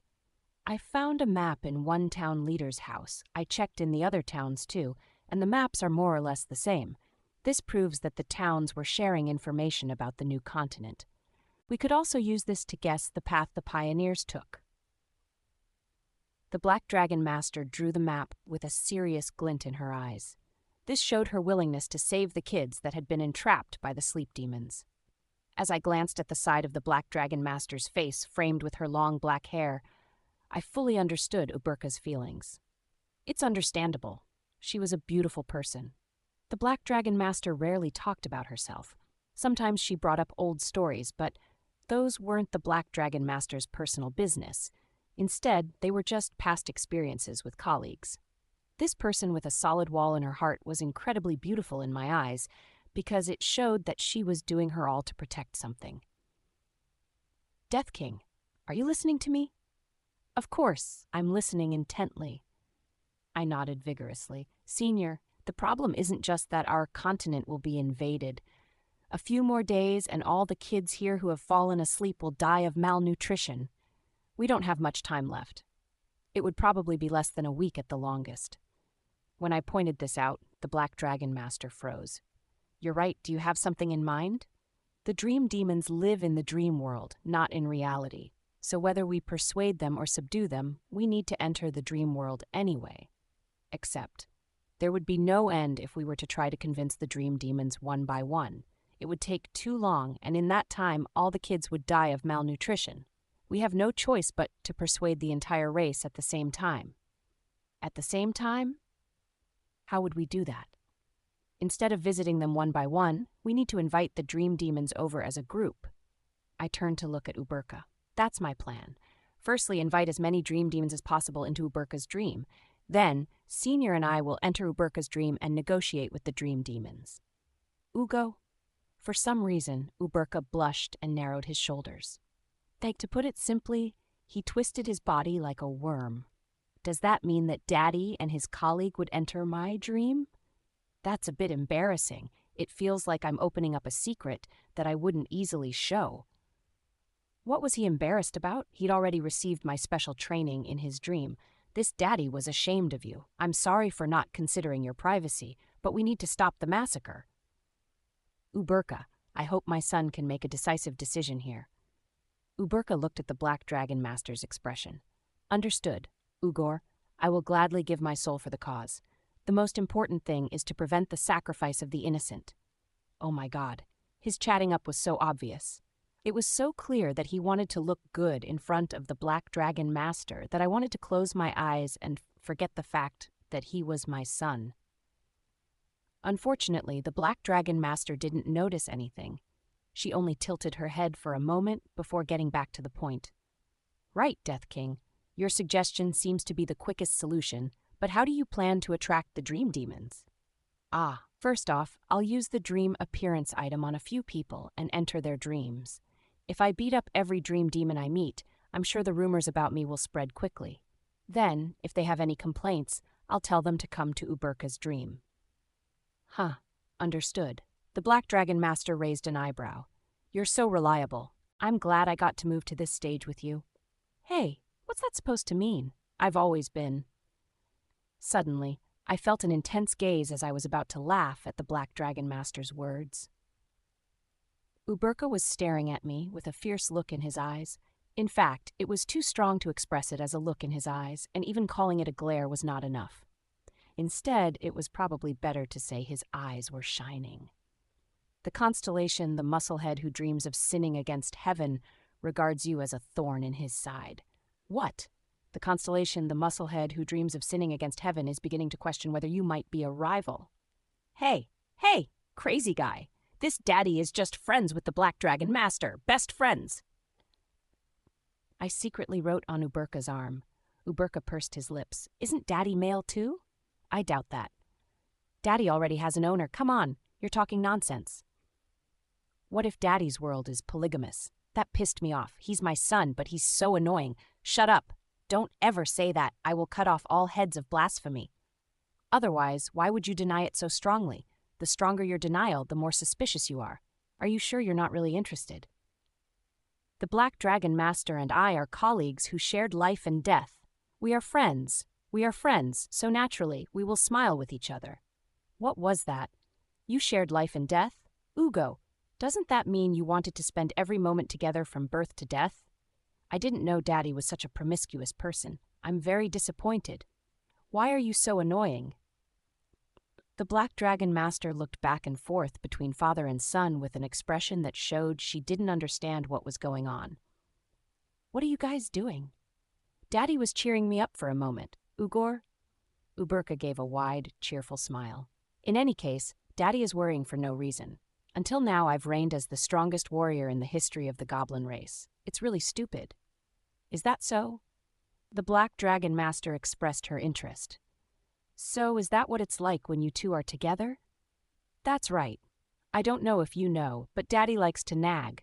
Personally, I feel like he's too noisy when we're together. Heh? Uberka continued to have his first conversation with the Black Dragon Master.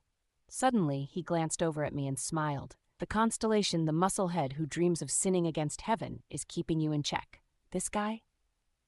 Whether it's training in the morning, elaborating on how to use aura, or checking to see if I understand the infernal heaven's demonic art properly, there's nothing he doesn't interfere with. It's better to keep some distance. After all, the closer you are, the more tired you'll feel after a while. This child? I want to slowly become an independent son. Daddy can't take care of me forever, can he? He lacks affection, so he just clings to the people next to him instead. Didn't you see it earlier? He wrote letters on my arm like a secret code. To be honest, it's unsightly. This bastard? You're so ungrateful. I was shaking. Our father-son love was nothing in front of his first love. This was probably why people said you would regret raising a son. Aha! The Black Dragon Master covered her mouth with the back of her hand. You two have a really good relationship. Her eyes were filled with warmth. It was goodwill, not affection. Laughing and complaining means that you're very open with each other. When you first announced that you would be raising goblins, I wondered what you were going to do, but it seems I was worried for nothing. Death King. You're a really good friend to these kids. But even the goodwill was directed towards me, not Uberka. Yeah, thank you. What is it? When I praise you, I mean it. There was a warm feeling between the Black Dragon Master and me. Uberka's expression became ugly. The constellation, the musclehead who dreams of sinning against heaven, holds a deep grudge against you. I was going to go crazy. The Black Dragon Master had personally seen the love between me and Raviel and knew that there was no man in the world safer than me. For me, there was only Raviel. So matter how close we were, she could be certain that no romantic feelings would appear. That's why she can act like this so openly, but this son. I didn't know what to do. I didn't want to be the father who interfered with his son's love life. Suppressing my heart, which felt like it was going to burst, I stood up. I'll be back after threatening the dream demons. Black Dragon Master, please wait here with Uberka. Huh? Are you sure it's fine?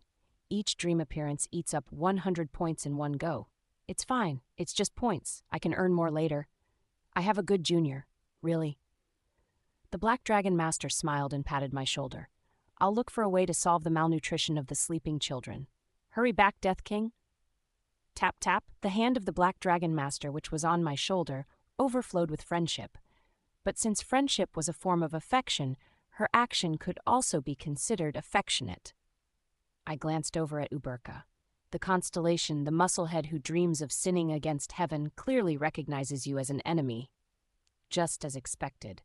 Uberka was staring at me with blood-red aura flowing all over his body. Unless I was mistaken, that was killing intent. The constellation, the musclehead who dreams of sinning against heaven, is determined to sin against heaven. This child was really doing his name proud.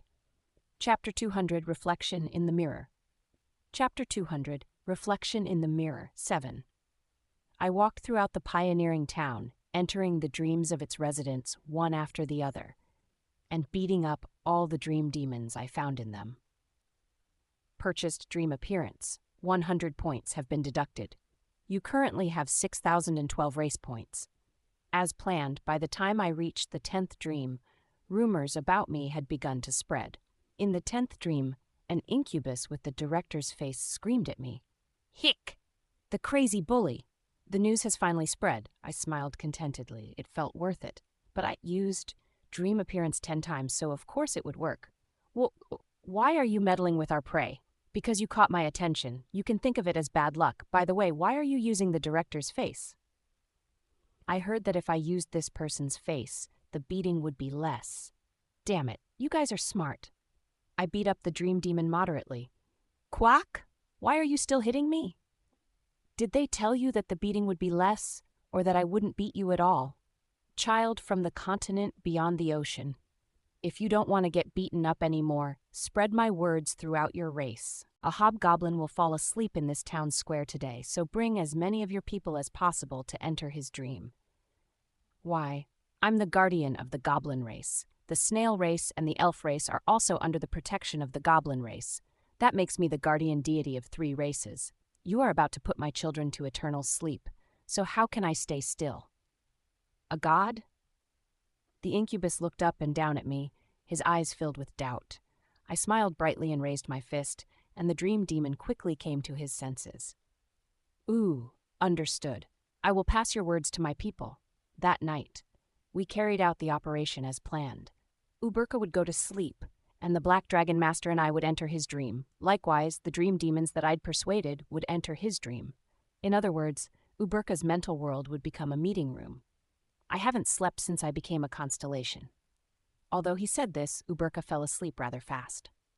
A deserted town. This small pioneering town, which had been by those who crossed the open ocean dreaming of a new world and had ended up being trapped in their dreams, was silent. Waves crashed against the shoreline, and the cicadas in the village cried to the rhythm of the waves. We should go too, Senior. Death King. The Black Dragon Master called my name. Between the black roars of the waves and the white cries of the cicadas, her voice pierced through. Yes? Your child is sticking to me. You should advise him to give up. I was a bit embarrassed. You noticed? You'd be surprised to know how many times I've been proposed to in my life. When it comes to romance, there are not many people as knowledgeable as I am. Nevertheless, I never thought I'd catch the eye of a constellation or a goblin. I'm sorry. I knew that it wouldn't be polite to keep it a secret, but I felt like it would be too awkward to mention. I don't have any intention of dating anyone. The Black Dragon Master straightened her side bangs. The wind from the ocean blew across. Love is the act of willingly allowing someone else to become your weakness. I do not want a weakness. Don't you become stronger by loving someone? Yeah, that's true. But are you willing to live a life without Duke Ivancia? You are in good health. Your life is not in danger. But if Duke Ivancia died, your life would be over. If the Crusader dies or I die, your structure will collapse. It would be the same even if the venomous snake or the heretic questioner died. The Black Dragon Master's fingers swept across the air. It seemed that she was buying something from the civilization store. It's hard for me to climb onto a tightrope and risk my life. The Black Dragon Master looked at me. I want my life to be only managed by me. I want to be able to carry things around in my pocket, then throw them away if I have to. I'm ashamed to say this to others. No, Senior. Thank you for telling me. Right. So teach your child to endure the hardship of first love. My poor son. You got dumped before you could even confess. I looked down at Uberka, who was asleep in the square, with a pitying gaze. That's enough for this serious talk. Shall we go in and save our children? Yes, purchase dream appearance. 100 points have been deducted. You currently have 5,912 race points. The two of us entered Uberka's dream. 3. When I opened my eyes, I found myself in a dense jungle. The smell of wet soil drifted through the air. It was similar to the smell one might encounter while walking at night after it rained. There were no asphalt or flashy signboards here, but trees as large as buildings stretched in every direction. Welcome, Daddy, and Daddy's best friend. Uberka was sitting on a large boulder. Where is this? This is the place where I trained about 200 years ago. A lot of powerful evil spirits inhabited this place, so I took care of it. I knew that it was dangerous and that it shouldn't easily be approached, but the harsher the training, the sweeter the results. Uberka boasted openly. He also didn't forget to flex his chest muscles. Well, those muscles were big enough to slap the Pacific Ocean across the face. The Death King's son has a great attitude. The Black Dragon Master gave a motherly smile. You feel like a younger brother. Ugor, younger brother? Uberka tilted his head to the side. Then he turned to look at me. Daddy, me feeling like family should be a good thing, right? It's brimming with potential. It's not. You just got dumped so clearly that it couldn't be any clearer. Wit, please note that you were just called a younger sibling. You were directly nailed as a younger brother. The fact that the Black Dragon Master kept complimenting me in front of you was a way of asking you to give up. Kid, how could you survive in this tough world of love while being so slow-witted? The howls of beasts sounded from the jungle. The three of us immediately stopped chatting and turned our heads. Grrr. It wasn't just one or two animals, the dark, dense jungle. Hundreds of pairs of eyes glittered like wild flowers blooming in the darkness. Some beasts looked like deer with horns on their heads that were bigger than their bodies. Some looked like serpents with gaping maws. You said there were a lot of evil spirits. Those are probably all of the spirits I defeated in the past. The beasts surrounded us. For a while, they prowled around us intimidatingly. Heavy breathing, savage footsteps. Hundreds of beasts exhaled at the same time, and it felt like the air in the jungle became hotter. You guys, are you the dream demons? But Uberka and the Black Dragon Master were the type who had long since lost their cowardice. The Black Dragon Master treated the evil spirits like neighborhood dogs. We are the ones in charge of the races from the continent beyond the ocean. We are here to protest your act of unilateral aggression. In fact, I want to ask if you've lost your minds. Because you ate their dreams, many children have become dehydrated and malnourished. Their lives are on the brink. There are many children who have already died, and I believe that more will follow them. Call out your leader. I want to hear what you were thinking right now. The evil spirits turned their heads and looked at each other. It seemed they realized it wasn't possible to threaten us with numbers. I heard that you were guardian deities. As expected. You are no ordinary people, seeing that you can maintain your ego in our world. A large horned deer walked out from the crowd. As the deer stepped forward, the shadows from the leaves of the trees above spread like fish scales across its brilliant hide. Are you the king of the dream demons? That's a foolish question. We have no king. The deer turned to look at me.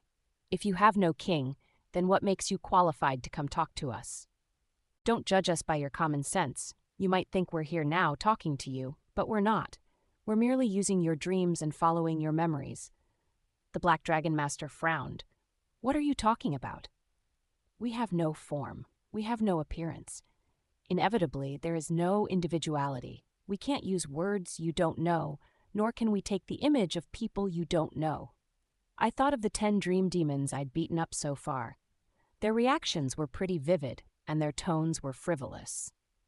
All of the dream demons you met reflected your own feelings. If their tones were frivolous, it was because your tone is frivolous. If they didn't like being hit, it's because you don't like being hit. Stranger, we are nothing but mirrors. So they were all copying me? That is the case. I was shocked. That's impossible. I'm not frivolous. I'm a hunter with a reputation for being serious and cool. What is it? Why are you two looking at me like that? Nothing at all, Death King. I didn't say anything, Daddy. See that? My colleague and child agree with me. The deer opened his mouth as though it was watching an interesting sight. We have no interest in your reputation, stranger. There is only one thing we are interested in, the near-infinite dreams of your kind. So you're only interested in our dreams? Your dreams are exceptionally delicious. Crunch. The deer stomped on a centipede, crawling across the jungle floor with its hoof, and crushed it. The things that we've been eating until now are only the dreams of beasts. It's bland, like eating porridge. On the other hand, the colors of your people's dreams are endless. The deer licked its lips. Before we met you, we were like savages.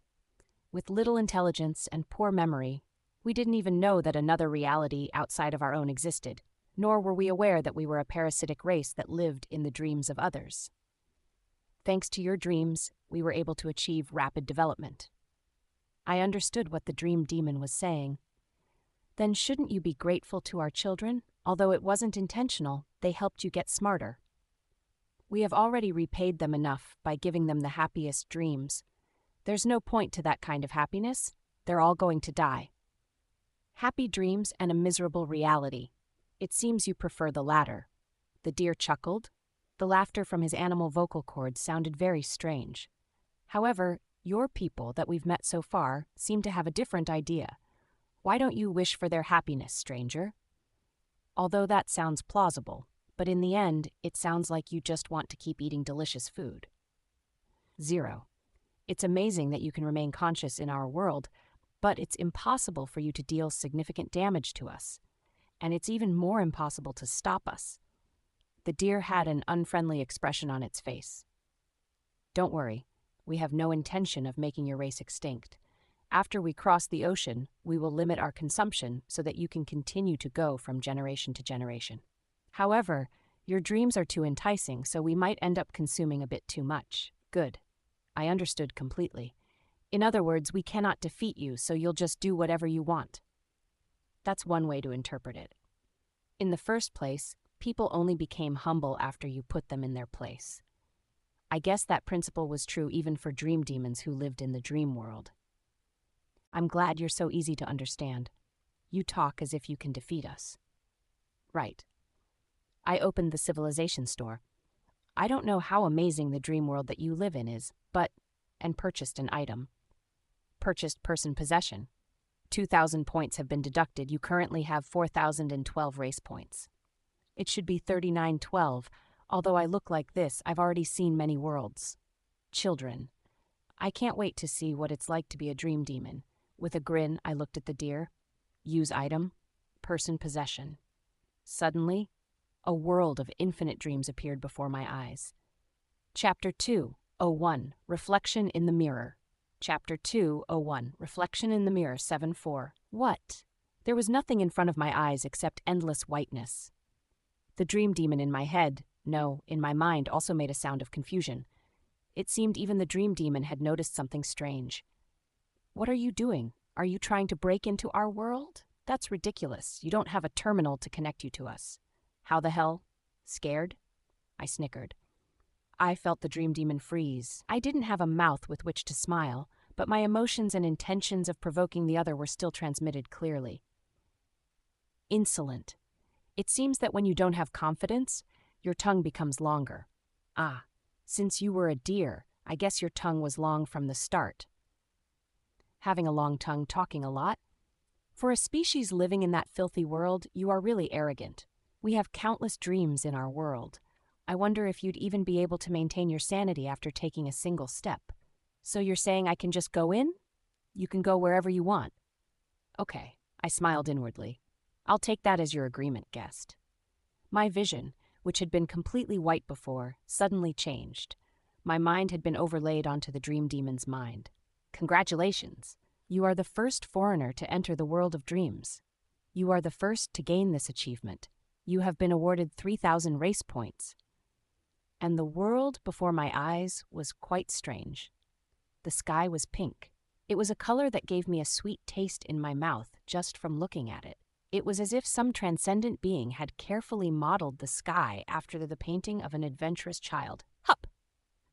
The pink invaded not just the sky but also my consciousness. My consciousness? No. I couldn't distinguish the outside of my consciousness from the inside. I had become my consciousness itself. My memories quickly began to fade. The things that made me me, the steps that Kim Gongja had walked so far were slowly being erased, like footsteps on a sandy beach being washed away by the tide. The pink waves were quickly eroding my memories. I could hear the sound of children's laughter from somewhere, an auditory hallucination, and a visual hallucination. Before I knew it, the sky turned from pink to yellow.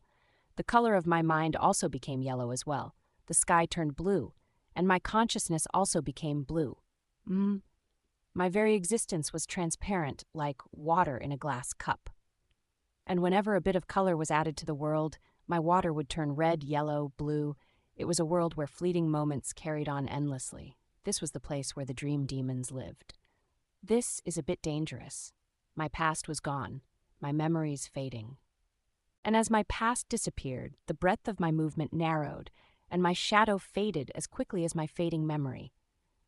My consciousness felt blurred as though I'd been drugged. Now, all I could perceive was the present. It felt like I would lose my sense of self if I were to let down my guard for even a moment. If I were alone, I would have been helpless. But I wasn't the only one who contributed to my sense of self. Feeling a bit impatient, I hurriedly called out, 100 Ghosts Reincarnation. Suddenly, my shadow expanded. Your skill is being activated. My shadow was black. It wasn't translucent, it was just black. Pitch black, which did not allow any other color to appear within its influence, quickly spread out in all directions. Swoosh, the black swallowed the pink sky. It even devoured the yellow and the blue. My shadow became like tens of thousands of fingers that scratched the sky. And this sky, which had been scratched by the black claws, shed colorful blood. No. What the fuck? Shibal? From the place where the pink paint melted and dripped down, my ghosts and my memories were gradually retrieved bit by bit, and the characteristics that made up my existence were revealed one after the other. What kind of bullshit mess is this? Flame Emperor. A handsome man with a ponytail looked around moodily. Hungry Ghost. A girl whose face was covered by a mask made of animal bones looked up at the sky. There was a cool glint in her eyes. The Hungry Ghost was looking at this world like the corpse of a beast. No, I'll remake the tea immediately. I'm sorry, Duke. I will bring scented tea that will make you feel like you've been reborn immediately. Huh? What the fuck is going on? What is this? The Lady of Golden Silk. A girl in a maid outfit raised her head sharply. She had been kneeling with her palms and forehead on the ground. For reference, the Lady of Golden Silk, Sylvia Evanale, was now working as a maid in our Duke's family. Raviel. It seemed that she had been summoned in the midst of being taken advantage of by our Duke. I'm happy you seem to be enjoying your life, my love. Where is this? Look over there. The colors in the sky are very strange. This is too amazing to even be called Shangri-La. Goodness me, the young master really knows how to find interesting places. Huh. The 4 demon lords, elite members of the demonic cult dressed in fluttering black cloaks, were summoned. The 4 demon lords marveled at the scenery of a different world. By the time their cloaks stopped rippling, the 1,000-strong army of the demonic cult was also summoned. Who? Finally, I let out a sigh. I was finally able to take a breath. Everyone, long time no see. The ghosts looked back at me, and I also looked at them. As our gazes crossed, distant memories returned. My memory had become clearer. The outline of my existence was more defined. To the Flame Emperor, I was an enemy. To the Hungry Ghost, I was a ruler. To the Lady of Golden Silk, I was the man of her love rival. To the cultists, I was the young cult master. My revenge, my duty, my love, and my responsibility. Everything was contained within the eyes of the ghosts. Just as they had become reincarnated ghosts because of me, I had also become the current Kim Gongja because of them. As long as they were here, I would never disappear.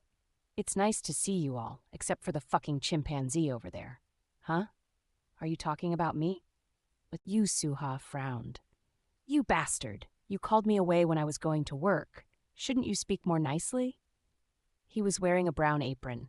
The apron had the planetarium caffeine on it. Together with Kim Yule, he was making significant contributions to attracting customers to the cafe run by the librarian, where he worked part-time. Yu Suha and Kim Yule both wore ponytails. One of them was an asshole who cursed with every sentence. The other was a silent, cool guy. Their hair colors were also black and white, so they were called the twins. The regulars all thought it was worth drinking a cup of coffee every day if they could stare at them until they became addicted. Am I some kind of barber who comes to give you service whenever you call me? Ha! This bastard is starting to get bad habits. It's unfair that I couldn't even get to E rank while I was alive, but now I even have to suffer after death. Go dance over there. Fuck! On the other hand, while Yu Suha showed off his hip-hop skills, I explained the situation to the other ghosts. Heh! A race that lives by parasitizing dreams. How interesting. After hearing my explanation, the young lady stroked her chin thoughtfully. I couldn't help but wonder where the young lady, who was praised as the flower of imperial society, had disappeared to. But even though she was wearing a maid outfit, her face seemed to be shining. This place is a dream in a dream. It is a dream where the succubuses live their dreams over and over again. It's similar to being eroded by a constellation. Isn't it romantic? I'm sure you find it romantic, Butler. I'm the Duchess, Butler, not yours. Hey, there's no need to sweat the small stuff, Butler. If you do that, you'll get hair loss. From my perspective, it seems like the butler might soon start to lose hair. I can feel it. I can just imagine. I can really imagine it. The sight of Duke Ivancia sighing while stroking the top of the butler's bald head. Right. You go dance over there, too. Fuck. While the Lady of Golden Silk performed a waltz beside Yu Suha, I continued to discuss the operation with the normal people. As the blonde maid pointed out, the characteristics of the dream demons are similar to those of constellations. The Hungry Ghost spoke. If we had to classify them, they wouldn't be combat-type constellations, but instead trait-type constellations. the kind that project their thoughts into reality and create a type of distortion. They are not beings we can use force to defeat. That means these kids can decide the rules on their own. That is correct, my lord. Clatter. The hungry ghost tapped her mask. In truth, dreams are the reproduction of experiences and the realization of desires. The act of dwelling on the past or grasping the future. Among these, I believe the latter would be more important for my lord. If my lord is able to fulfill those desires in a more satisfying manner than the dream demons, then you will naturally be able to repel this world. The hungry ghost closed her mouth. Then a slightly bewildered look appeared in the eyes of the hungry ghost, who usually remained indifferent all year round. It wasn't just the hungry ghost that was confused. Aha! Tell me who I am? Pak! From the other side, a young lady riding a majestic chariot appeared. It wasn't horses, but people that pulled the chariot. Naked people. The young lady swung her whip excitedly. Now! Hurry! Aye. You are the brightest moon in the empire, Your Majesty Empress Sylvia Evanale, whom everyone looks up to. Aha, that's so nice to listen to. But your voice isn't good at all. Try saying it in a more emotional voice. Praise me in a voice that's as soft as a wet mop. Ah, benevolent and beautiful Empress. A little more. It was the Lady of Golden Silk. Or, to be precise, it was a dream being with the appearance of the Lady of Golden Silk. In unison, we turn our heads to look at the side. There, the Lady of Golden Silk was still showing off her waltz skills. That's not me. That's a fake illusion. It's a fabrication intended to instigate the ignorant. No, this is the world of dreams. In other words, that is your dream. That's not very nice, butler. I will file a complaint to the imperial court. Half of the nobles in the court support our Duke Ivancia. You know that, right? Damn it, so that's why she's so powerful. The Lady of Golden Silk somehow managed to pull off a triple axel in her maid uniform. Beside her, the Dream Lady of Golden Silk, so the dream fragments that had been embodied by a dream demon, smiled as she whipped people, as expected of the world of dreams. It was confusing as hell. Ah, the hungry ghost finally regained her senses and spoke slowly. It seems that our dreams are also beginning to be reflected. That seems to be the case. This is a different world, my lord. The longer you stay here, the more distorted your knowledge and common sense will become. We need to find the core of this world as soon as possible, before we lose our minds. That way, the damage will hopefully be kept to a minimum. The hungry ghost was probably trying to say, before I lose my mind, but I fully agreed with her. Where is the core? Do you have any ideas? Specific locations seem to have little meaning in this place. Directions don't matter. It is the order and sequence that matter. To paraphrase one of the common games in my lord's world, it is linear progression, not sandbox type. If you endure the dreams that appear one after the other, eventually, you should be able to reach the dream demon's first dream. At least, I think so. There was a reason why the hungry ghost's words stuttered at the end. Sir Yusuha, the signature cocktail you ordered is here. It's not that good, is it? I could probably order this at a normal bar. I'm sorry, I deserve to die 100 times for defiling the great Sir Yusuha's noble taste buds. No, well, that's not necessary. 0. As expected of Sir Yusuha, the riper a rice stalk becomes, the lower it bows its head. But no stalk of rice can compare to Sir Yusuha. Basically, the wiser a person is, the more humble they are. Hey, that's an exaggeration. I'm sorry, I'll stop, but I was only telling the truth. Well, since you're so honest, it can't be helped.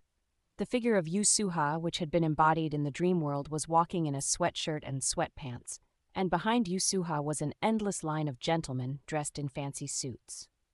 Sir Yusuha, this is the new watch our brand is planning to release. It would truly be a great honor on us ignorant people if Sir Yusuha were to put this piece of garbage on your noble wrist. Huh? It's nothing special. Well, I'll use it for you, but I'll only use it for 2 days before throwing it away. I will remember those 2 days for the next 1,000 years. Sir Yusuha, we've gathered all the famous chefs in the tower and prepared a full-course meal for you. If Sir Yusuha's mouth were to enjoy any of these dishes even a little bit... Ah, you're so noisy. Just bring it here. He told me I'm noisy. I'm touched. In the distance, the sky shone pink. We all quietly turned to look at the real Yusuha. Yusuha swallowed slightly before finally seeming to find his tongue. What are you looking at? Fuck, are you guys any better than me? My lord. The hungry ghost spoke up. The eyes behind her mask became serious. I looked into those eyes that said she didn't want to be treated like the other ghosts. I beg you, if you need to take someone under your command, please filter them multiple times before finally accepting them. For some reason, I felt sorry for her. Chapter 2. Oh, Black Dragon. Chapter 2, 202. Translator 7-1. We headed to the heart of the world of dreams. Aha! Come on, worship this empress! Behind us, the succubus, who was still imitating the lady of golden silk, swung her whip, but we tried to ignore her as we passed by. No one in our party wanted to get involved with something like that. After walking for a while, we arrived before a strange scene. Firstly, the sky above our heads became very strange. The moon has eyes, my lord. I know. Blink. The moon blinked. As the hungry ghost said, the full moon had eyes. Red eyes. The moon's red eyes looked down at us. It's a bit strange, but the eyes are beautiful. It makes me want to look at them all the time. For some reason, my heart was pounding. The hungry ghost's expression changed slightly when she saw my reaction. I think it might be influencing my lord's subconscious. Perhaps it might have copied the lady's eyes? The lady being the wife of the lord. Huh? Is that so? Now that I thought about it, they did look like Raviel's eyes. I couldn't believe it had almost stolen my heart just by using her eyes, as expected of my duke. From her head to her toes, there was no part of her that wasn't alluring. The next scene we encountered was from the hungry ghost. Beneath the red-eyed moon, fields of yellow wheat stretched. In the fields of wheat, farmers toiled with bent waists.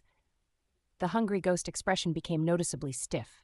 I immediately realized what this was a copy of. This is Estelle's village. Yes, that's right. The village that had been devastated by the Ajim Empire and the Allied forces, the fields of wheat that the child I saw in the hungry ghost's trauma used to play in. Spirit! Spirit! Something lay among the yellow wheat, a giant beast. The blue-furred beast, a wolf to be precise, opened its eyes to look at the approaching children. We have a present for you. We picked only the pretty ones to make it. The village children lifted the flower wreath they made for the wolf. However, the wolf's head was too big for the wreath to fit. The children were unsure of what to do for a while before finally settling for hanging the wreath around the wolf's ear. And so the wolf suddenly obtained a flower earring. Grrng. Apparently satisfied, the wolf carried the children on her back. 0. The wind blew, shaking the wheat in the fields and carrying the children's laughter. The sound of the laughter filled the wind with happiness. That beast is... My dream, the hungry ghost murmured. If I hadn't eaten Estelle, so if I hadn't become human and continued being a beast, this might have happened. Then I wouldn't have been revered as a saint, nor would I have been cursed as a witch after becoming Estelle, and the village wouldn't have been destroyed by fire. The hungry ghost's voice was calm. It's foolish. She quietly gripped the hilt of her sword. If I hadn't devoured a human, I wouldn't have been able to understand the human heart. I'm a part of a race who only understands the prey we consume and digest. If I hadn't eaten Estelle, I wouldn't have gained human desires. The scene out there is filled with contradictions. The hungry ghost began to walk to the wheat fields. The wolf, who was still carrying the children, stopped.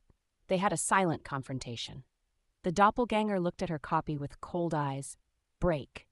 She drew her sword and slashed out. As soon as it was cut by the hungry ghost's sword, the wolf melted into pink paint.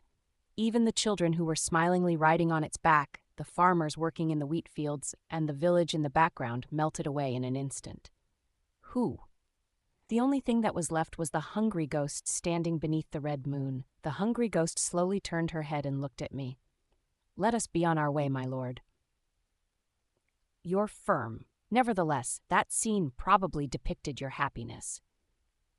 With all due respect, my life is not so light that I would be interested in such contradictory delusions. My memories of devouring Estelle's flesh and drinking her blood are still clear in my mind, so how can I dream about anything else?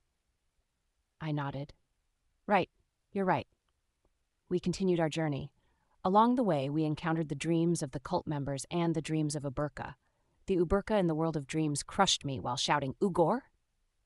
It seemed that since Uberka was also in contact with the dream demons, his dreams were being reflected in the world of dreams. Is the core of the world still far away? No. We're almost there. The hungry ghost kicked the Uberka to the side and pointed ahead. I can feel a presence similar to a constellation over there. A place surrounded by an iron fence topped with barbed wire. A dream demon was sitting in front of the iron fence. The dream demon tilted her head to the side with a heh. You really managed to maintain your sanity in this place. How strange. This succubus had a familiar face. She looked much smaller and weaker than I knew, but it was still easy to tell who she was. Black Dragon Master? That's what it's called. This human. She looked around 7 or 8 years old.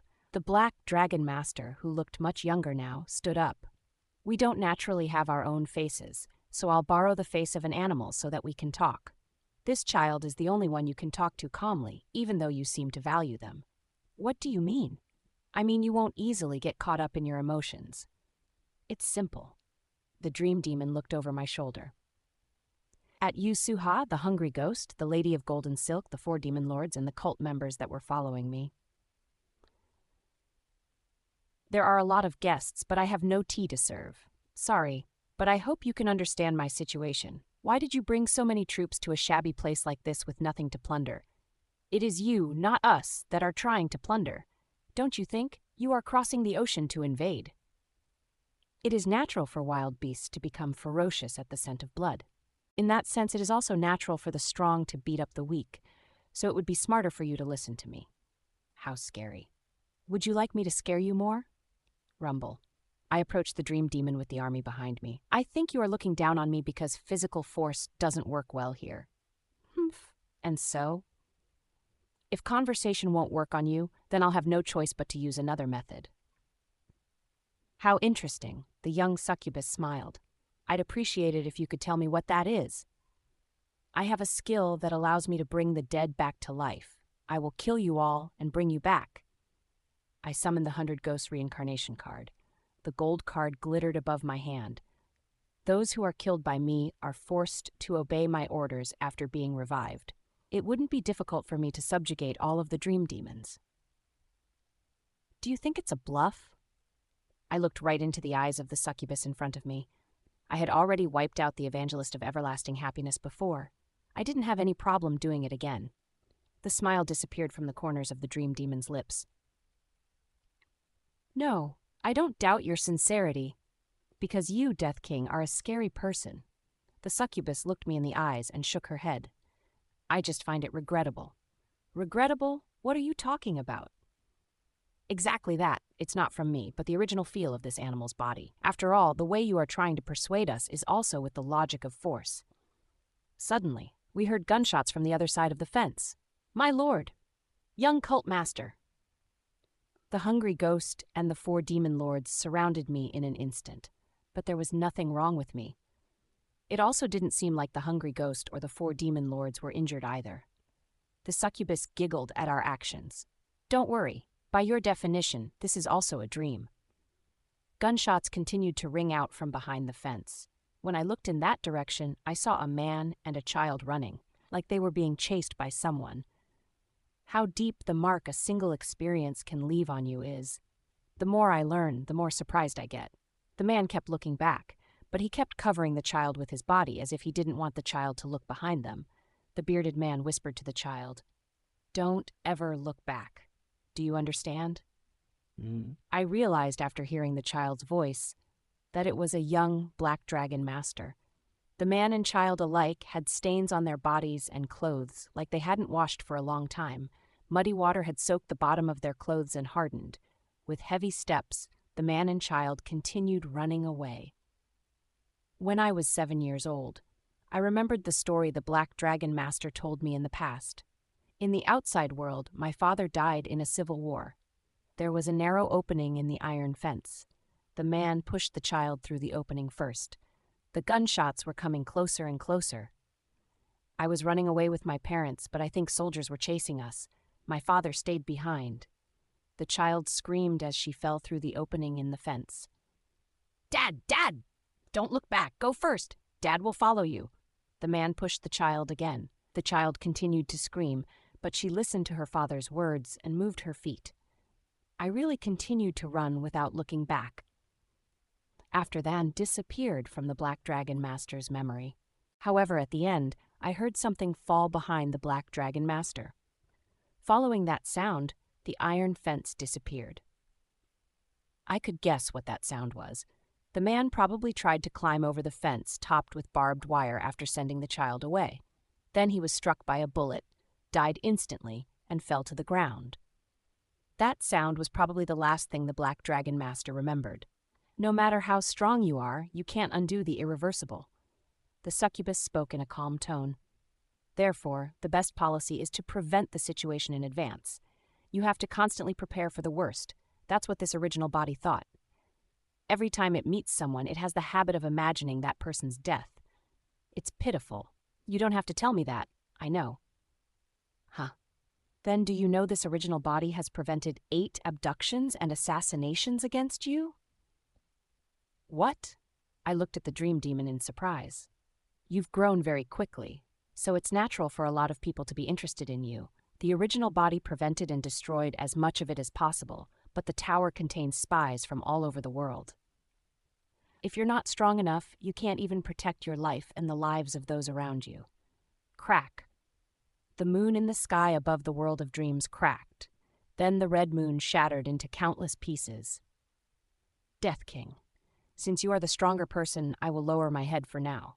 I will order those who are sailing across the ocean to return. But you can't stay on the continent overlooking the 7 races forever, can you? The ground beneath us became soft before turning into a pink sea. Splash, splash. Pieces of the moon fell into the sea one after the other. You have only suppressed us for now. We haven't truly been convinced by you. That is what coercion by force is. A tsunami started from the place where the moon fell. The moment the wave hit us, the succubus shape also began to melt. I'll see you next time, Death King, and the world of dreams collapsed. 2. Death King? Are you okay, Junior? I suddenly regained consciousness. The Black Dragon Master was looking at me with an anxious expression. Senior? That's good. The light in your eyes is back. I looked around. We weren't in the jungle scene of Uberka's dream. Instead, I was lying in the square of the port town. The dream demons. They suddenly left the dream right after you talked to the deer. What happened? Did you successfully persuade them, or did you? For now, it was a success. As if to prove my words, the people laying in the town square began to wake up one after the other. Perhaps because they were just waking up from their dreams. Their movements were sluggish, but fortunately, their lives didn't seem to be in danger. Ha! The Black Dragon Master let out a long sigh of relief. Good job. I don't care how you did it, Senior. I grabbed the Black Dragon Master's wrist. The Black Dragon Master tilted her head to the side as she looked at me. I have something to tell you. Why do you look so serious all of a sudden? Because I am serious. A strange silence passed between us for a moment. I gathered my breath. Then I looked straight into the Black Dragon Master's eyes and opened my mouth. Senior, I am a regressor. Chapter 203. Black 03. Chapter 203. Sasha. What? The Black Dragon Master blinked. The leader of the tower's top guild slowly lowered her eyelids before raising them up again. Slowly. The entire action literally took a full second. Then she furrowed her brows. Returner? What are you talking about? I've been thinking about it for a long time. Senior crossed the Aegim Empire with me.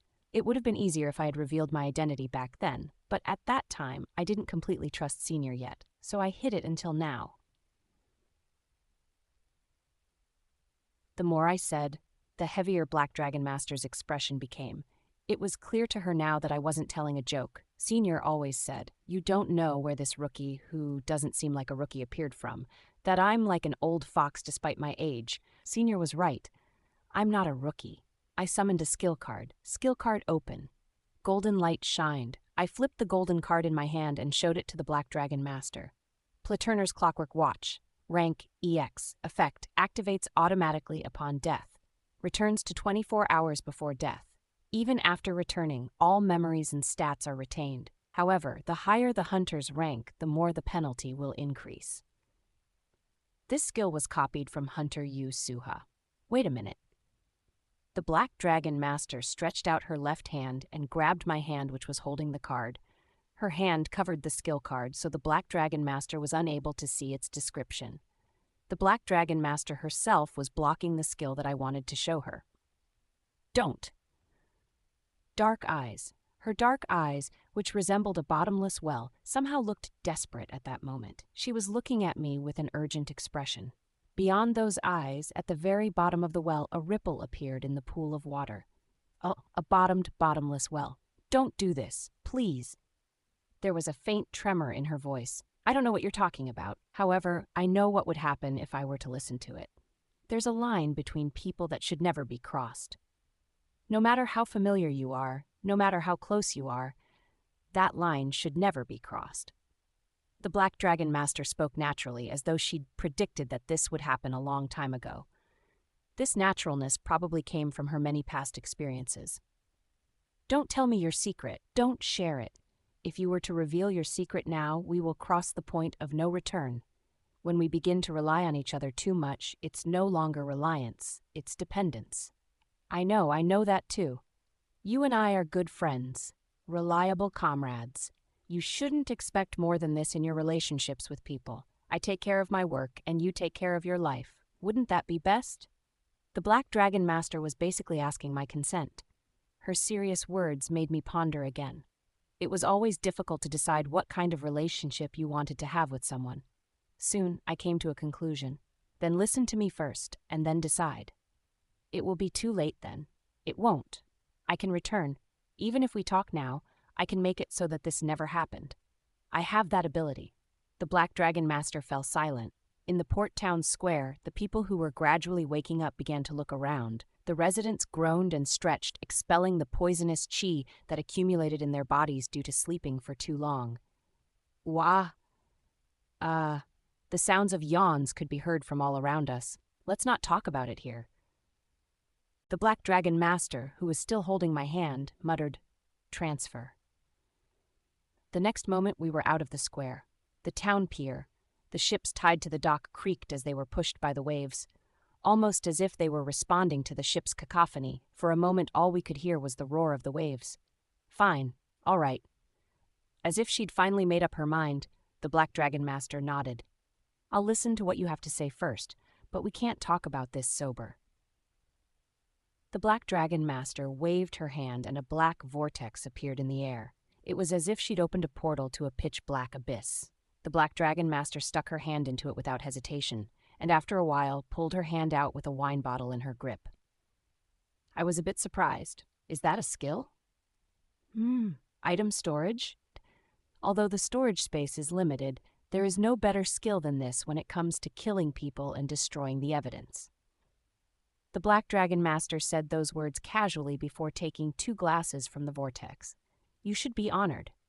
Not many people know I have this skill. You're also the first living hunter to see it, Death King. I took the glass from the Black Dragon Master. For a while, we only quietly emptied the bottle. Before I began to sober up, I opened my mouth. I am a returner. Then I started talking again. I don't know where to start. I have a skill that allows me to turn back time. To be precise, it allows me to go back 24 hours when I die. Thanks to this, I was able to overcome many difficulties. The 10th floor, 20th floor, I used my regression skill to survive all of them. I showed Black Dragon Master the skill card. This time, she didn't avert her gaze. I see. However, she then let out a soft sigh, as if she'd found the final puzzle piece that she'd been looking for a long time. You suspected something? Kind of. At the very least, I knew that Prophet was a lie. The Black Dragon Master lifted her cup. No matter how you look at it, it just felt like a convenient excuse. I've been watching you from the side for a long time. You never did what you already know. You always fought like every battle was your last, right?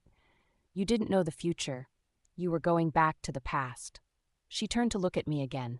I would like to ask you something. Please ask. The battle on the 11th floor. It felt like she was about to say something she'd doubted for a long time. On the 11th floor, our tower experienced our first group battle. Everyone was so excited about clearing the 10th floor, which we had been stuck on for years, that we jumped into the 11th floor. There, we fought the Devil King's army. Do you remember? Yes. At that time, miraculously, not a single hunter lost their life. Some people got hurt, but no one died. So, Black Dragon Master hesitated for a long time. By chance? Yes. Did you return at that time? Yes. Until there were no casualties? Yes. The Black Dragon Master closed her mouth. The well within her eyes seemed to become a bit lighter. How many times? A lot? 10 timesy? Probably a bit more than that. The 12th floor, too. It continued after that, as it was always like that until I met Raviel. The Black Dragon Master began to breathe a bit faster. Why, going so far? There was no reason for you to do that. I didn't do it because I'm a good person. If I had gone up to the 11th floor on my own, I would have needed to redo it dozens or hundreds of times. You were also one of the reasons why I returned.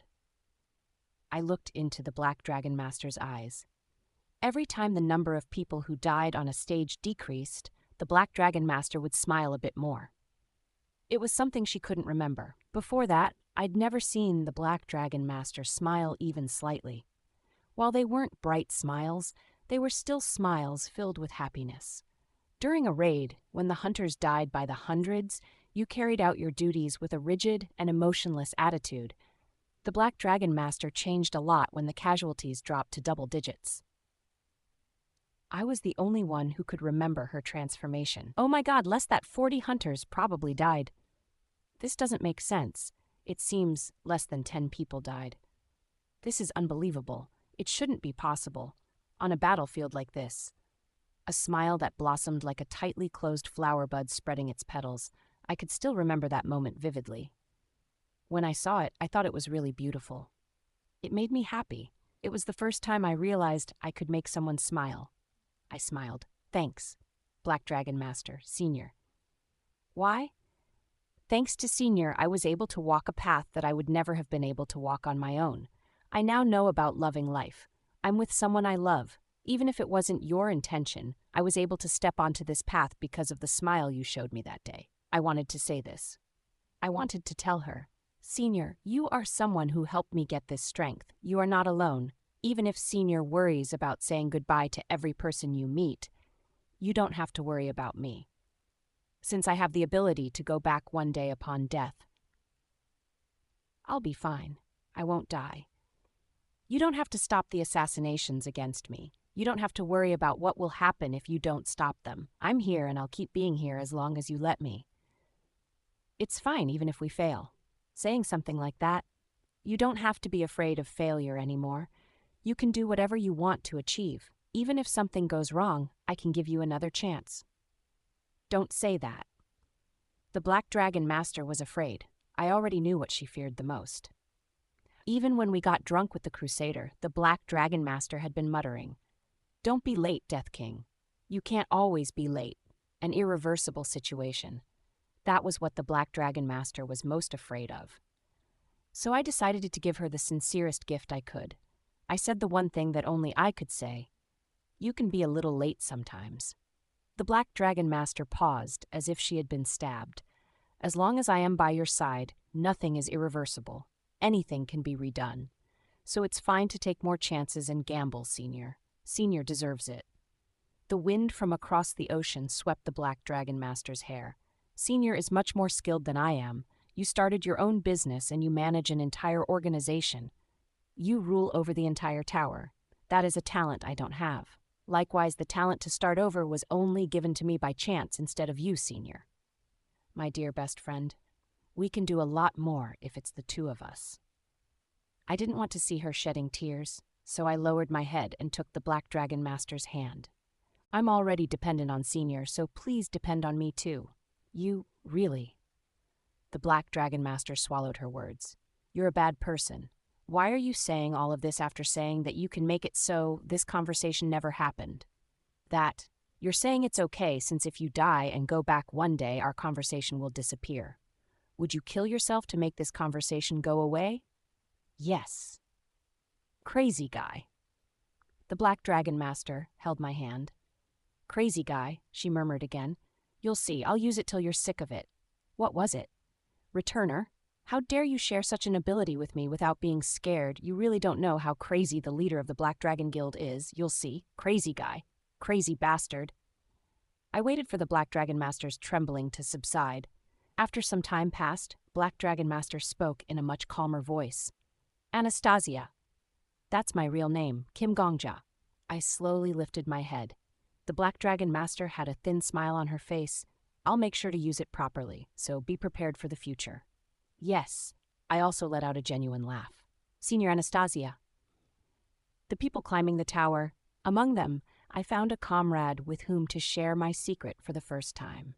Chapter 204, Black Dragon. Chapter 204, Sasha 3.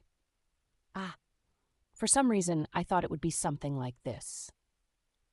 As the sound of the crashing waves became familiar and calming, the Black Dragon Master stretched with a relaxed expression on her face. Well, I thought something like this would happen with you. Huh? Really? As soon as I look at a person's face, I usually have a feeling. How close I will get to this person and how much I will get to know them. I haven't been wrong once since I was 25. That's amazing. It all comes down to experience, the Black Dragon Master snorted. You tend to learn a lot about human perseverance when your expectations of failure tend to repeat themselves. By the way, I'd prefer it if you kept calling me by my title instead of my name in front of the others. Would that be a problem? It wouldn't be a problem, but, why? Why? Because it's embarrassing to have my real name called in front of others. Despite saying that, her face showed no signs of embarrassment. You should also refrain from calling me senior. It makes chills run down my spine. I really hate showing off my personal relationships to people. No, well, I'm not saying it doesn't make sense, but would it be embarrassing if I said it when it's just the both of us? That's a philosophical difference. Fine. Our opinions split pretty quickly. The Black Dragon Master nodded to herself before taking something out of her item storage skill. It was a cube covered in several round dots. It was a die, a prop used in gambling all over the world. Mr. Kim Gongja. The Black Dragon Master looked at me with a serious gaze. What is it? You're making me nervous. Please make and sign a friendship contract with me. Huh? What was this about a contract? I believe that a proper relationship between people should be documented. The Black Dragon Master looked proud. Humans are prone to making mistakes. Whether it's because they stayed up all night or they worked for 20 days straight, it's possible for their minds to crack at least once. No, even if there is no underlying problem, if they were to bottle up their emotions for 5 or 10 years, it would become a problem. So in order to prevent any accidents, a contract must be written. It's a must if you want to have a strong and healthy relationship. What was she talking about? Really, what the hell was she talking about? Of course, the agreement must be made by both of us. Neither side can force it. As the first clause of our contract, I would like to write, in the case of differing opinions, we will follow the will of the person who got the highest number after throwing the dice. What do you think? Indeed. Bei Huryong, who had been silent all this while, stuck his nose in. I understand now. Zombie, you became friends with a really troublesome girl. I was dumbfounded. I had never met someone like this in my entire life. Maybe that would be okay? Take this seriously. The Black Dragon Master got angry, but why? People who don't know anything think that friendship is about being honest without question, but that's not true. Such relationships are only possible if, by chance, you happen to get along very well. If you want to maintain a relationship, you have to use your head. Right, your noggin. Friendships can only work if you use your head well. That's true, but is the contract really necessary? If someone breaks the contract, then you can immediately stop being friends, so it's convenient. What was going on? I was confused. It felt like the concept of friendship that I'd known and lived for was now being shaken. If you have a limp attitude, then you will only have limp relationships. Kim Gongja. If you're going to start something, then you should build a solid foundation from the start.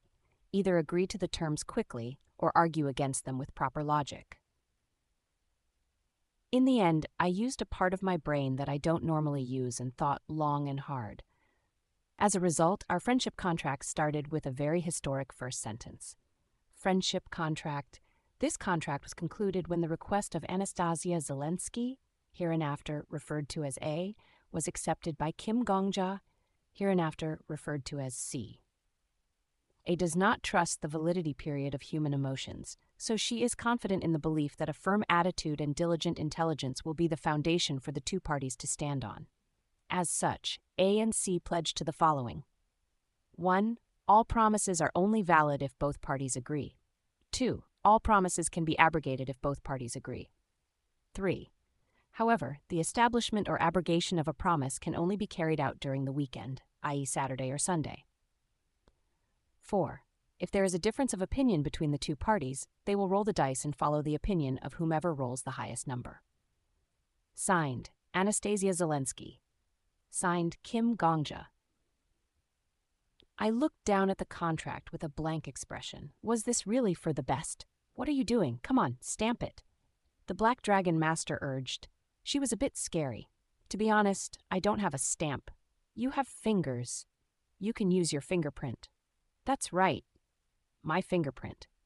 As I was stamping a red fingerprint with my thumb, the thought that popped into my mind was, I'm glad she didn't suggest writing a pact in blood.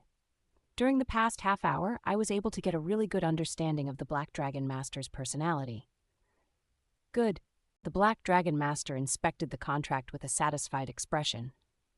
This isn't too bad of a start. Well, we can revise it in our 2nd or 6th year. This will have to do for now. There's still more after this. Kim Gongja. The Black Dragon Master spoke in a soft tone. You shouldn't underestimate human spinelessness. In the first place, hairless beasts could transform into different humans in just 6 months. This statement was said with great conviction. Daddy! Daddy's comrade! A familiar voice sounded in my ears as I looked at the first friendship contract I'd ever signed. My son, Uberka, was running towards the pier. Where did you two disappear to? I've been looking for you for a long time. Ah, sorry, just now we... Before I could finish talking, the Black Dragon Master's boot landed on my instep. Oh, cook! The sound that came out of my throat as the pain shot up my leg was quite splendid. This wasn't a level of skill that could be acquired just by stepping on 1 or 2 feet. I had something to talk about with the Black Dragon Master. Right, Death King and I needed to have a private conversation. The Black Dragon Master smiled softly. Your father and I have a special relationship now. Uberka froze. Special relationship? You could even say we are the only ones for each other. Only ones? Ah, how shameful. I'm saying such things in front of a child. In any case, the two of us are finished talking now. What did you come here for? The townspeople, everyone woke up. It seems that the problem has been solved completely. I came to look for you, to report that. Uberka muttered softly before suddenly turning to look at me. His glare was particularly menacing. The constellation, the musclehead who dreams of sinning against heaven, demands an explanation. No, you're misunderstanding. She's just using me to kick you away. Daddy, is what she just said true? Death King. Was there anything wrong with what I said? My son and best friend turned to look at me at the same time. Even after countless deaths, this was my first time facing such a situation. I was trapped between refusing to support my son's first love or a friendship where we understood each other's hearts. Son. Say it, Daddy. The Black Dragon Master and your father, I gulped, really do have a special relationship. Uberka's expression crumpled. Silence. The hobgoblin's thick lips twitched and his long eyelashes trembled. I really hate you, Daddy. Uberka ran away after leaving those lines fit for a teenage boy. His footwork while using aura was truly amazing. In an instant, Uberka disappeared over the horizon, leaving nothing but chicken poop tears, one behind. It was the moment when the first love he'd developed in hundreds of years came to a disastrous end. The constellation, the musclehead who dreams of sinning against heaven, is badly hurt. The constellation, the musclehead who dreams of sinning against heaven's distrust in humans increases. Ah! I was frustrated. No, Uberka-san, your father will only have one person in his heart till death. How could you have such a misunderstanding? You'd understand if you tried to talk even a little. Thanks. As soon as Uberka disappeared, the Black Dragon Master's expression became calm again. She gracefully swept her hair behind her ear with the back of her hand. Thanks to you, that troublesome child left. If I get a troublesome child like that in the future, I'll ask for your help often, Kim Gongja. I'm your friend, but aren't you too comfortable after using me? What are you talking about? Really? The Black Dragon Master smiled brightly. I'm able to be comfortable after using you because you're my friend. This was my third time seeing that smile. Perhaps I'd be able to see it countless times from now on, for I'll tell you about what happened after. You're wrong. A 7-year-old Anastasia looked at me. The world of dreams. The sleeping pioneers of the new continent were all awake by now. The sailors who had left to cross the ocean once again had returned safely, except for a few unfortunate victims. Because of that, the Black Dragon Master and I had to spend a lot of race points. TL, author put civilization points here. For now, I changed it since I think it was a mistake, but if something like civilization points are added later, I'll fix it. I came back to tell you that. Once the situation was handled, I chose to re-enter the world of dreams. I'm not sure what you mean by that. The young succubus responded in a blunt tone. The iron fence stood behind the dream demon like last time. An old iron fence with broken barbed wire, the remnants of a civil war. The dream demons parasitized scars like this. The first time we met, you said something, that whenever Anastasia met someone, she had a habit of imagining that person's death, that the best policy was to prevent situations in advance and to constantly prepare for the worst. Right. But I became an exception for Senior. Gunshots rang out. You will see it too. A man was running towards the fence while holding a child's hand. It was almost like watching a broken videotape that could only play the same clip over and over again. In this world of broken images, I spoke quietly. You just know, Senior, you can't change her. That's your natural limit. You guys are a race that only lives on the trauma of the past. I overpowered you with my strength. You guys only backed down because I had more power than you did. But you were wrong to think that our relationships in the world are only based on power. What are you trying to say? I'm saying don't mess with me, you brats.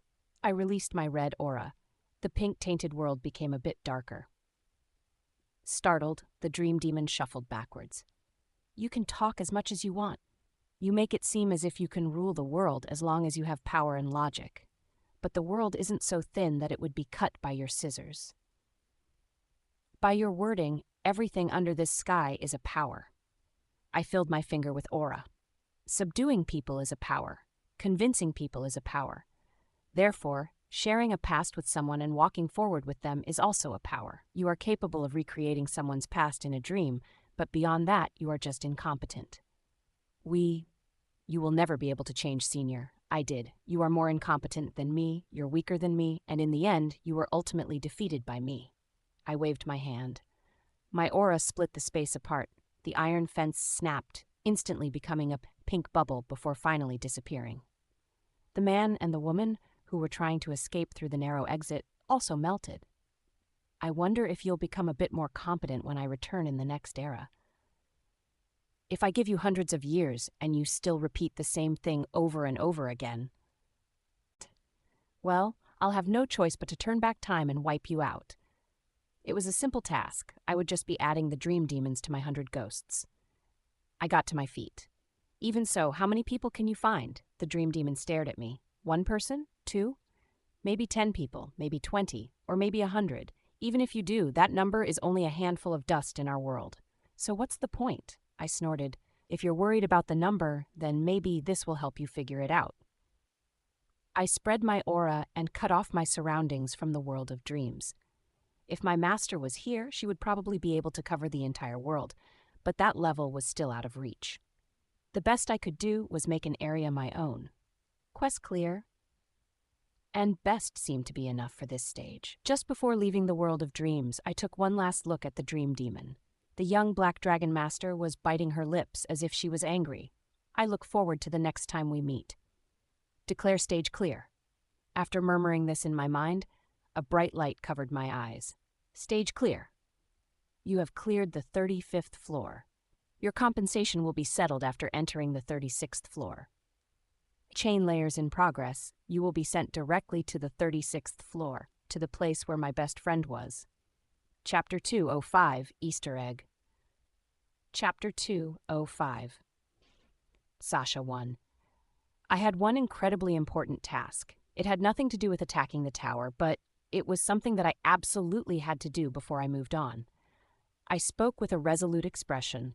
I would like Raviel to meet Uberka. Immediately after clearing the 35th floor, we were all summoned to the completely white space once again. While my colleagues were talking amongst each other, I made a request of the constellation, the lady who walks through the mirage. No, I have to introduce them. I've put it off until now, but I can't put it off any longer. The lady stroked her chin. Really? Yes. Even though they aren't really my children, I still think of the goblins as my children. And since we're husband and wife, it is something that Raviel needs to know, and it's something that I need to tell her. I understand Death King's personal situation, but you all are currently attacking a chain from the 30th floor. Inhabitants who are not participating in the attack cannot enter other floors. Can't you bring Raviel here for a moment? No. The lady made an X with her arms. The Silverheart didn't participate in the attack. Besides, she's not even a part of your tower yet. I can't bring her here. It seemed that Silverheart was an abbreviated form of Silver-Plated Heart. This constellation.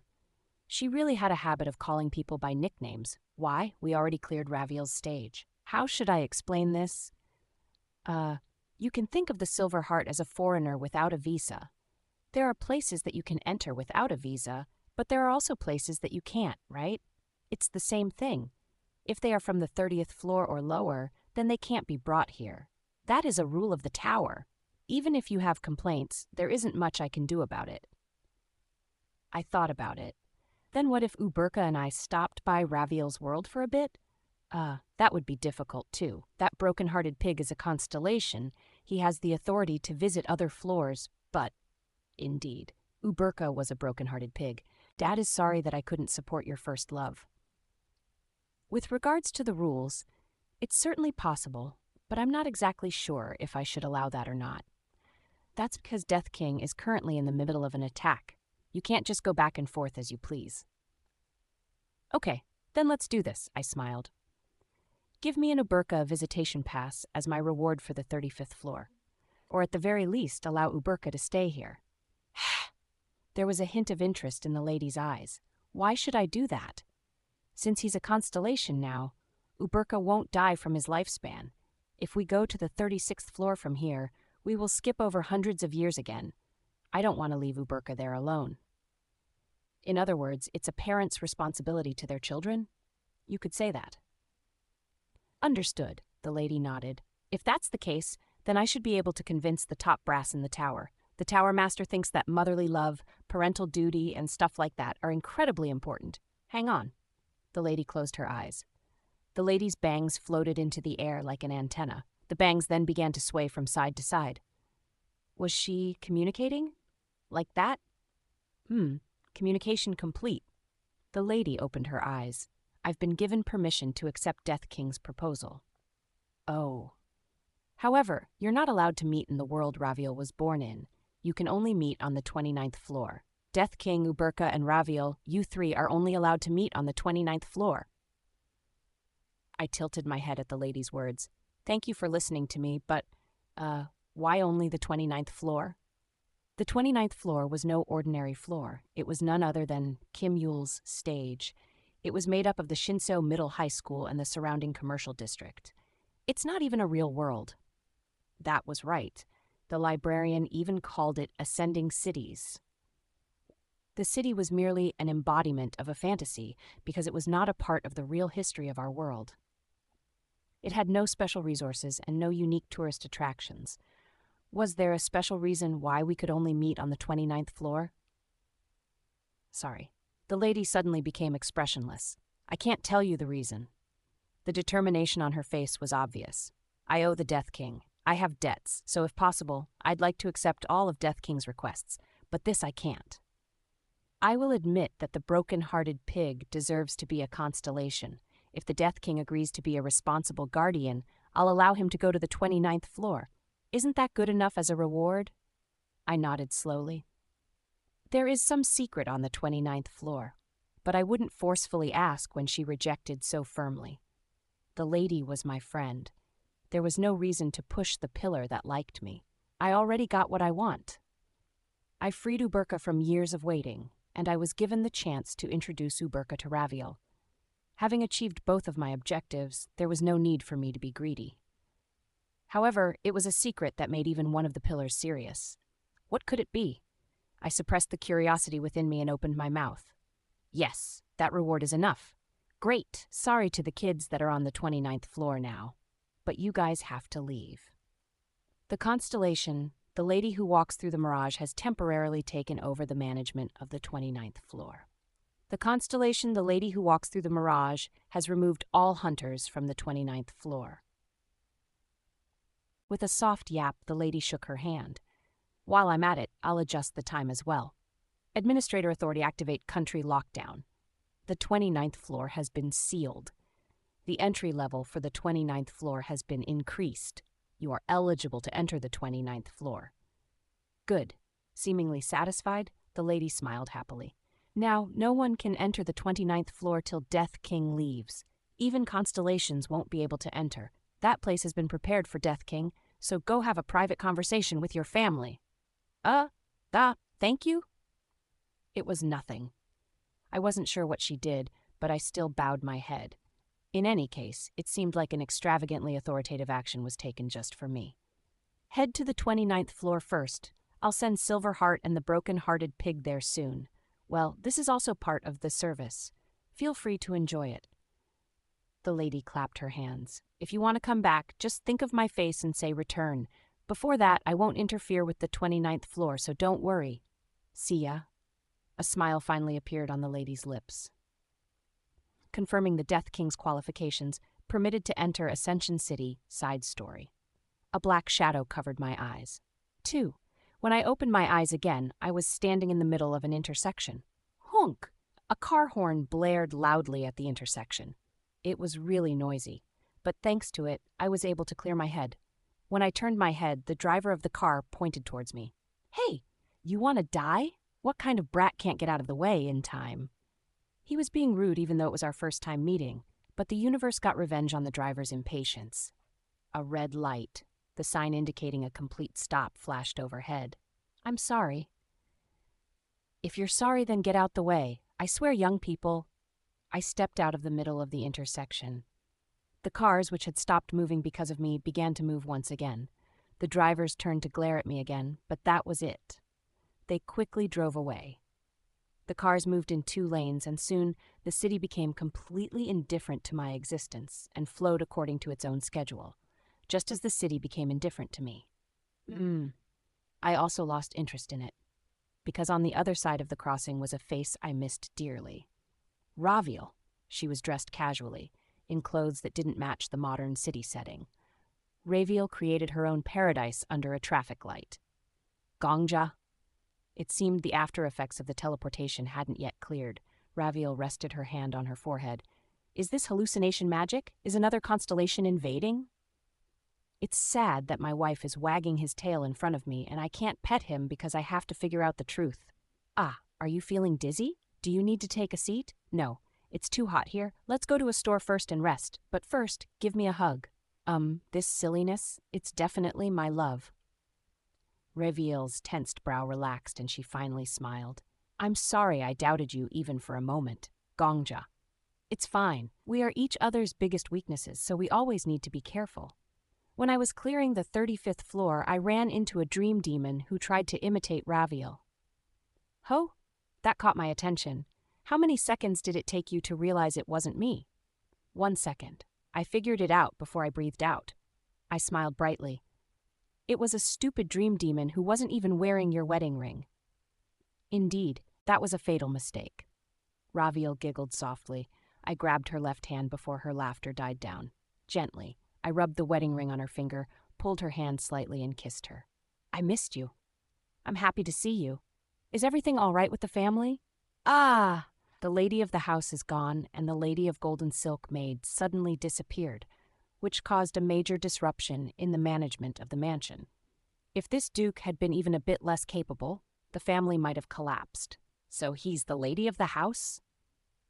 That, no matter who it is, to marry such a capable person, they must have saved the country 3 times in their past life. I heard you saved the world a few times. This time Raviel was the one that initiated the kiss. We looked lovingly into each other's eyes for a while. Anyways, what's going on, Gongja? As I was doing my morning work, a little blonde child suddenly popped up from the floor and said, "Hi? Sorry, Death King asked me to take you to the 29th floor for a while." Ah, that person is a pillar. A pillar? Yes. You can call them constellations above constellations. She's one of the people that manages the tower. I asked her to let me meet Raviel for a moment as a reward for clearing the 35th, and she agreed. But I didn't just bring you here recklessly. Ah! Raviel stroked my cheek. For reference, we were still at the intersection. Cars and passers-by were still going past. Oh my God, kids these days. Seriously, the level of education? The people walking down the street stopped one by one and looked over at them while whispering. Well, a beautiful woman like Raviel was openly showing her affection in broad daylight, so any sane person couldn't help but be distracted. Of course, we didn't pay them any mind. This was my first time reuniting with Raviel after a few months, so why would I have space in my consciousness for other people? My brain was currently busy taking and storing images of Raviel's face. The Senshin story was a world created because of me, so they could tolerate this kind of behavior. You asked for such a cute reward. Did you miss me that much? Actually, I have something to tell Raviel. Daddy? At that moment, the world seemed to freeze for a moment. You're Daddy, right? No matter how I look at it, you're definitely Daddy. Raviel and I slowly looked over. There, Ubukra stood, staring at me with his arms folded. Raviel tilted her head to the side. Daddy? My heart sank. Wait a minute. Raviel, what happened was... Oh my God, Uberka frowned. What a disappointment. You were grinning so happily with your colleague not so long ago, and now you're trying to bump lips and make love with someone else. My hope for Daddy is fading by the day. Scrunch. Raviel's eyebrows moved about 11 degrees down. A colleague? Is that so? Raviel turned to look at me. Gongja, this guy keeps saying interesting words and sentences. Unless my language skills are lacking, it's hard for my doubts and inferences to drift off in a certain direction. No, Raviel. It's not like that. You're so shameless, Daddy. You confidently said in front of me I have a special relationship with the Black Dragon Master. How shameless are you to meet someone else? I can't understand it. Ho. Raviel's lips were stretched thin. If it's Black Dragon Master, that should be the person who came to the first meeting. Raviel reached out and grabbed my neck. The strength of her grip wasn't that strong, but even if the Devil King grabbed my throat, I wouldn't be this scared. Of course, I believe in our love. I wouldn't doubt you even if words like affair somehow intruded into our life. But I still want to ask for an explanation. I don't know why. Gongja, I will give you exactly 60 seconds, so speak for your life and my peace. This was unfair. Chapter 206. Easter Egg 2. Chapter 206. Sasha 3. I see, so it was just a misunderstanding. After hearing my desperate explanation, Raviel nodded. A fast food restaurant. I'd wanted to go to a cafe, but the timeline of the side story was in the past. The time when cafes began sprouting all over the country like bamboo shoots was still a ways away. Unfortunately, this meant that there weren't many places we could enter freely and have a conversation. Well, I should have known that you would never look at someone else. In fact, the news that the laws of physics had been disproven would have been more believable. I just got caught up in my emotions for a moment. No, I'm glad you believed me. Honestly, I thought the world was going to collapse. Well, in my opinion, the Black Dragon Master is a capable person. Even if she had been born in the Empire, she would almost certainly have become a noble. To become such close friends with such a person is a wise decision. You're pretty lucky. Of course. Raviel squinted her eyes and looked out the store's front window. I never would have expected you to come back with a goblin child. Outside the window, Uberka was standing with his back to us and his arms folded. Although a giant hobgoblin was standing in the middle of the city, people continued to pass by as though it wasn't strange. Some seemed to be surprised by how big Uberka was, but none of them recognized him as a hobgoblin. Is there some kind of perception-altering spell on us? Maybe. Clink. Raviel swirled her glass of Coke, causing the cubes of ice to tap against the sides. The clothes I'm wearing are very different from the ones here. Normally, this would make me stand out, But while there are a lot of people staring at my face, no one seems to care about the clothes I'm wearing. Raviel was wearing a dress in the Empire's style, and yet the store clerk didn't react to it when he saw it earlier, even though Raviel's otherworldly beauty was enough to make the world quake. The conclusion is obvious. In their eyes, we all appear to be dressed in normal clothes. A worldwide perception alteration. That's ridiculous. That just means that the person who gave you this opportunity is omnipotent. You have a talent for being appreciated by the powerful. Gongja. Ha ha! Around the restaurant, customers of all ages and genders kept glancing at Raviel. This showed that while the perception alteration worked for our clothes, our appearances seemed to be the same. If this was an era with smartphones, they might have taken them out and sneakily tried to take pictures of us. Then bring that child you call your son. Is it really okay?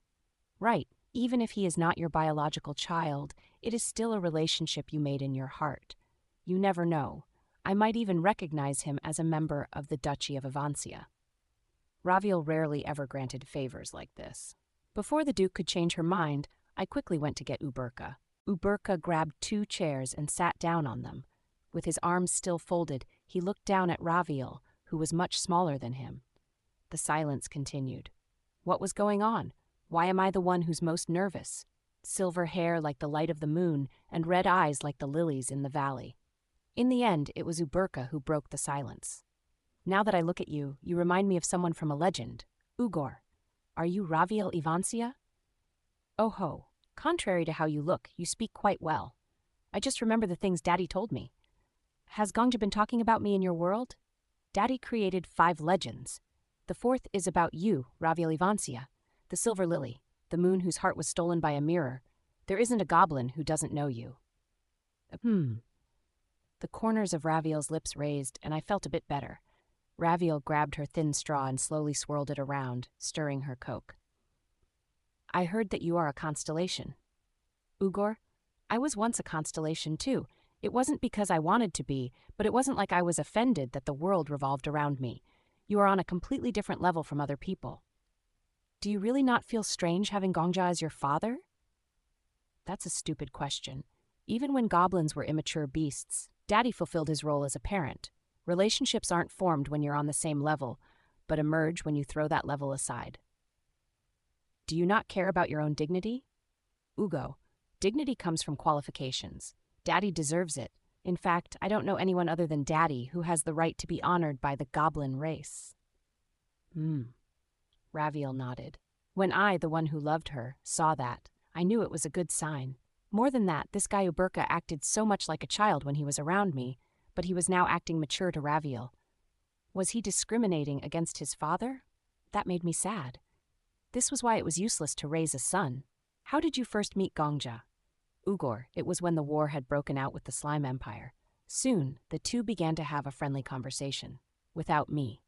Sadness continued to pour in as I was ignored by my wife and child simultaneously. This was the sorrow of being a goose dad. 1. Huh? As I looked through the window beside us, my attention was suddenly grabbed by a passing pedestrian. Upon seeing them, I felt a strange sense of déjà vu. At first, the reason the pedestrian caught my eye was because of their clothes. Shinso Middle High School uniform. To be precise, it was the middle school uniform. Middle school students were among those who bullied Kim Yule. Regardless of gender, maybe that's why the uniform caught my eye. I never saw this student before. Was this just déjà vu? When I strengthened my eyesight with aura, I immediately noticed several strange points of the passerby. First was the hair. Blonde. It wasn't a dyed color. Instead, it appeared to be their natural hair color. Whenever the pedestrian walked on the sidewalk, their blonde hair swayed. I thought it could be a foreigner, but considering the fact that he was wearing the uniform of the Shinseo Middle High School, that was unlikely. He's wearing a dirty uniform and carrying a briefcase? The pedestrian wasn't carrying a student bag. Instead, he was politely carrying a briefcase that office workers would have with both hands. The briefcase was very old and worn. The leather of the briefcase seemed to be on the brink of peeling. It was safe to say that it was already past the point of being called trash. The last time that caught my eye was, he has a steady gait. There were no changes to his stride. That fact alone accounted for a majority of the strange feeling. His pace and stride haven't changed at all. This wouldn't have been that difficult if he trained his body and movement to a considerable level, but the pedestrian didn't show any signs of exercising regularly, let alone the traces of aura. Instead, he seemed to be particularly weak when compared to his peers. The pedestrian slowly passed in front of the fast food restaurant, and for a moment our eyes met. Time seemed to slow down. No, it wasn't my time that slowed down. The pedestrian was completely expressionless. It was as if he'd never shown any expression since birth, and the pedestrian's expressionless face was perfectly sculpted. But his eyes were endlessly transparent. This world was currently in the middle of summer, but this pedestrian didn't seem to mix with the sweltering heat on the street or the nervous sighs of the other people. It was a type of transparency that did not tolerate any impurities. Hunk. The car horns in the distance, the traffic lights blinking at the intersection. Even the sight of the yellow light becoming red at the three-way intersection was not reflected in this pedestrian's eyes. It was as if he was walking in a different time. The same rhythm, the exact same stride, like an absolute being was walking through the world. The walking proved that they had once been a part of this world. But he wasn't a passerby. He was someone who could reject the entire world simply by walking. Once in one step, twice in two, thrice in three, 4 times, endlessly. Gongja? Suddenly I realized that I'd gotten up from my seat. What's wrong? Sorry. Raviel and Uberka stopped talking and looked at me. Please wait here for a moment. I have to go somewhere. As I apologized to them, I kept my gaze on the back of the pedestrian who was gradually drifting away. I'll let my aura out so you can follow me if you want to. Uberka should easily be able to follow me. Daddy? Son? Look after Raviel. After saying that, I hurriedly ran out of the restaurant. Where did he go? The pedestrian was crossing the street. The light at the crossing had only just changed to green, but it was already beginning to flicker, urging the pedestrian to hurry. Honk! Since it was the middle of summer, there weren't many people on the street, and there was only one pedestrian on the crossing. Despite the fact it was still blue for the pedestrians, drivers seemed to ignore the signal. Cars drove on the road behind and in front of the lone pedestrian. Where did I see him? I followed him. When I went to Shinso High School, the pedestrian walked into an alley. No, I wouldn't have forgotten a student that walked like that. Even if I only saw him once, I would have remembered. The trees lining the street casted their shade on the road. This is definitely the first time I saw him. So why? The summer sun shined brightly. The boundary between the shaded and unshaded places was stark. As the pedestrian walked under the shade, he seemed to drift like a mirage trying to escape the season. Chirp, chirp! The cicadas cried. Who is he? Tap! The pedestrian stopped in the middle of the shade. I had no choice but to stop walking too. The pedestrian slowly turned around. I immediately felt an invisible attraction. In the short moment when the pedestrian turned around, it felt like time slowed down once again. My breathing stopped and my thoughts accelerated. In this slowed time, memory fragments began to flow. I want to know how the towers are built. Before entering the 35th floor, the Crusader asked, there just needs to be someone living the unhappiest life in that world. The lady's voice answered, the tower is built by the Master. The Master lives on behalf of the life of the unhappiest person in the world. The tower is built in a world that the Master has already lived in and passed. Worlds without towers are those that the Master hasn't passed by yet. Something tickled my nose when the pedestrian turned halfway. It was a certain scent, a scent I knew.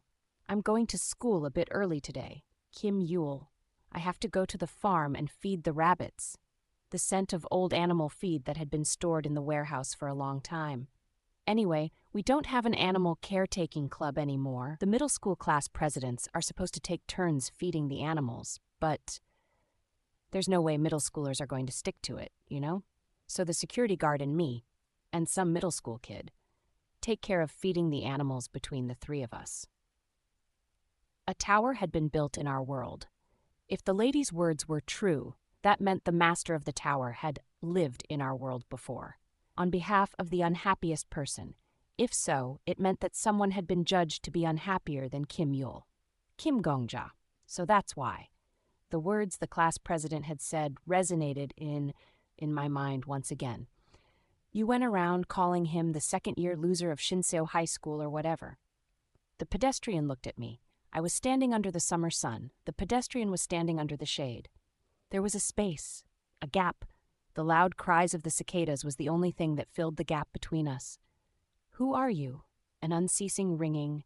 It was only after the pedestrian opened his mouth that I realized the true origin of the feeling of déjà vu. It was a voice I'd only ever heard in the tower. And if possible, tell me why you're following me. Tower Master. The Master of Mansang looked at me. Mansang 10000 lives. Chapter 207, Easter Egg. Chapter 207, Easter Egg 3. 7. I really should start reading ahead. The Tower Master is female, or at least in this instance they are. 4. After I said I want to talk to you, the Tower Master stared at my face. Then, after a few minutes, the Tower Master nodded and turned around. Understood. Follow me. I walked behind the Tower Master. This way. A dilapidated alleyway. Old houses with tiled roofs lined both sides of the alleyway. But the atmosphere was not as tidy as Hanok Village. 1. The tiles were old and covered in weeds. Stone walls, which had already collapsed in the past, had never been repaired and endured the gravity of time in that collapsed state. What kind of Hanoks are these? Just as I had an uncomfortable feeling and opened my mouth to ask. These houses were built during the Japanese colonial era. 2. Tap tap. The Tower Master muttered softly as she walked ahead. When the war broke out, this city was wiped out almost instantly. Because of that, there are more traces of the past here than in other places. What war? The Korean War, 625 War. The smell of summer rot drifted up from the sewer. These are houses that missed their time to die. The procession of tile-roofed houses with years of history looked down upon us. Rather than antiques, it was more like looking faces covered in age spots. We walked along the stone path to one of the stone walls, opened a lacquered gate, and stepped into a yard where even weeds didn't seem to grow. Please wait here for a moment. I sat on the wooden floor and waited. Not to mention an air conditioner. There wasn't even a fan, so the only place to cool off was in the shade of the eaves. Chirp, chirp, chirp, irp. The cicadas chirped in the sunlight. After a while, the Tower Master returned with a tray. I don't have anything to serve to guests. No, I'm sorry for dropping in so suddenly. I politely accepted the cup with both hands. It was water in a stainless steel cup that was often seen in school cafeterias. This might be my first time seeing you. The Tower Master sat in front of me and bowed her head. I am Ja Soo-jung, a third year from Shinso Middle School. Ah. Now that I thought about it, I hadn't introduced myself. I am Kim Gongja. Right, Mr. Kim Gongja, what did you want to talk to me about? I wondered how I should say it. I think you are the Tower Master, and I'm wondering why you're here. Can you tell me how you made the tower? However, the question that came out of my mouth was completely different. You said your name was Ja Soo-jung. Yes. May I ask what it means? I'll write the characters. The Tower Master took a notebook out of her briefcase. Ja Soo-jung, amethyst. The sharpened pencil scratched black onto the white paper. This is the Tower Master's name. Perhaps that was just the name that she used in this world. Nevertheless, it was the first name I learned for the Tower Master, Ja Soo-jung. I repeated the pronunciation in my head. I wouldn't forget. Do you have any other family members living here? I lived with my uncle until last year, but now I live alone. I'm sorry, but may I ask? A robber broke into the house and killed my uncle. The 3 men who were with my uncle were also killed. The case hasn't been solved yet, so I can't really tell you much. There were no emotions on the Tower Master's face when she said those words. No, there hadn't been any emotion from the start, since the first time we met. By chance, do you know anything about the tower? What tower are you talking about? The Tower of Babel. It suddenly appeared in our world one day, and if you just thought that you wanted to enter it, you could get in after going through some procedures. If you entered, you would see a new world? I got a little embarrassed after saying so much. It was almost like I was advertising a cult. I coughed into my hand. Anyways, do you really not know? The Tower Master shook her head slowly. Yes, I don't know. What about the word pillar? Have you ever heard of hunters? I'm going to guess that the words Mr. Kim Gongja is saying have a different meaning from their normal meanings. I only understand the normal meanings of hunter and pillar. I see. I wasn't sure how to say it. But as the conversation progressed, my strange feeling intensified. She has no memories of being the Tower Master. This girl in front of me really didn't know about the tower. The voice is the same, but the tone is completely different. A god who lost their memories.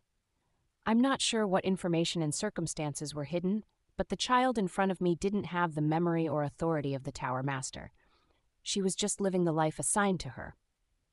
It would be pointless to ask her about the tower now. I shifted my curiosity. You've been answering all my questions since early. Is that okay? You even said that someone broke in. What if I was a criminal who is targeting Ms. Jia Sujung? It's fine. The Tower Master slowly opened her mouth. If Mr. Kim Gongja was a criminal, then you wouldn't have tried to contact me at the intersection. You would have picked somewhere else. Huh? I pass under 2 underpasses on my way home from school. One of them is abandoned. Because the lights there are broken, it's very dark, and there are many hidden spots. A criminal who planned to attack me would either do so at that underpass, or they would come in the cover of night.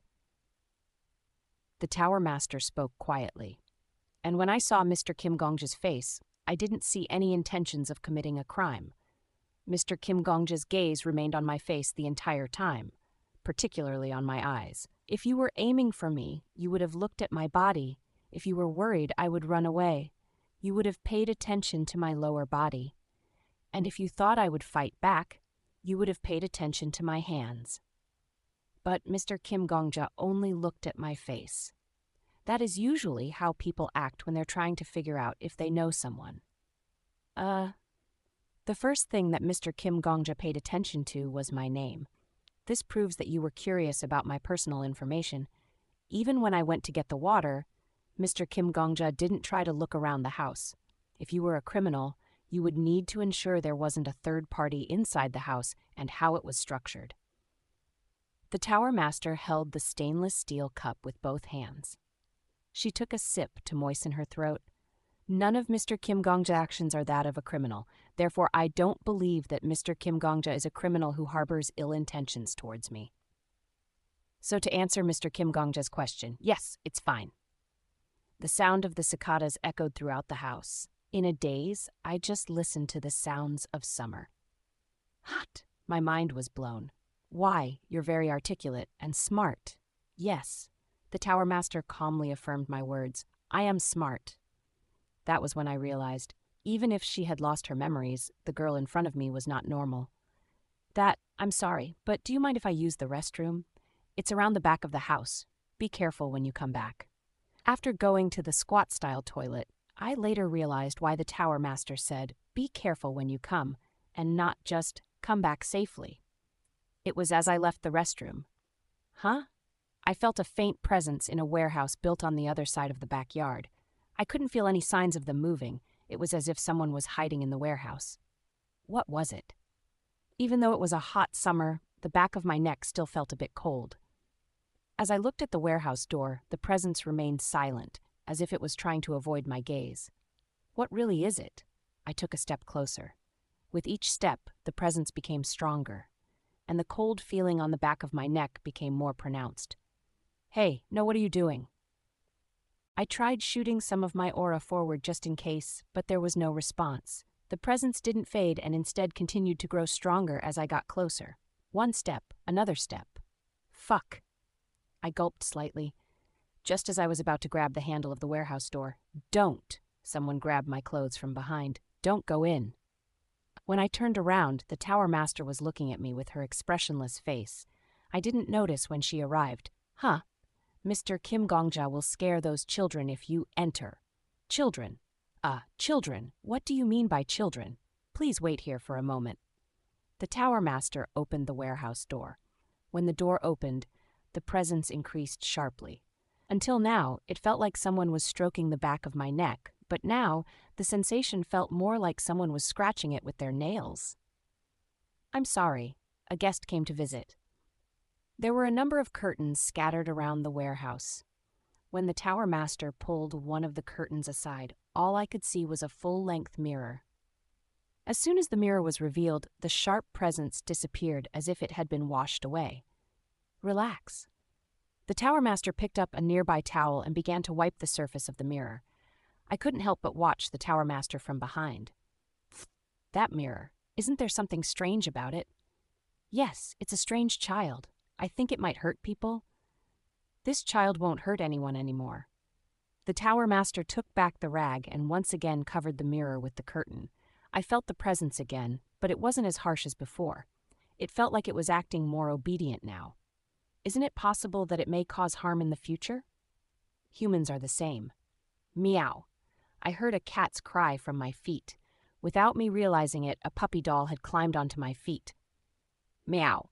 Without a doubt, the sound of a cat's meow was coming from this puppy doll, which had no mouth or vocal cords. This is? It's Meow. It was a name that shouldn't have been given to a puppy doll. Never pet his head just because you think it's cute. What would happen if I pet it? Until he finds his next owner, Mr. Kim Gongja would make a meowing sound every 6 seconds. Really? Yes. Crazy. For now, I put him in a puppy doll and he's calm. He's still wondering if he's a cat or a dog, so he's been putting off finding an owner. He's a child who worries about his own identity first before relying on others. Isn't this a bit dangerous? It's fine. Once he has established his identity, I'll move him to a squirrel doll. Huh? Then he'll start wondering if he's a squirrel or not for about a year. Well, it's safe as long as I change his body every 10 to 13 months. No, Mr. Meow, don't bother the guest. Please come over here. The tower master grabbed the puppy doll by the neck. Meow. The doll, who was contemplating its identity, was placed on a shelf. Oh my God. In shock, I looked around the warehouse. Countless items were displayed on similar shelves. A frame hung on the wall, and when I looked at it, the picture changed to Raviel. What is that?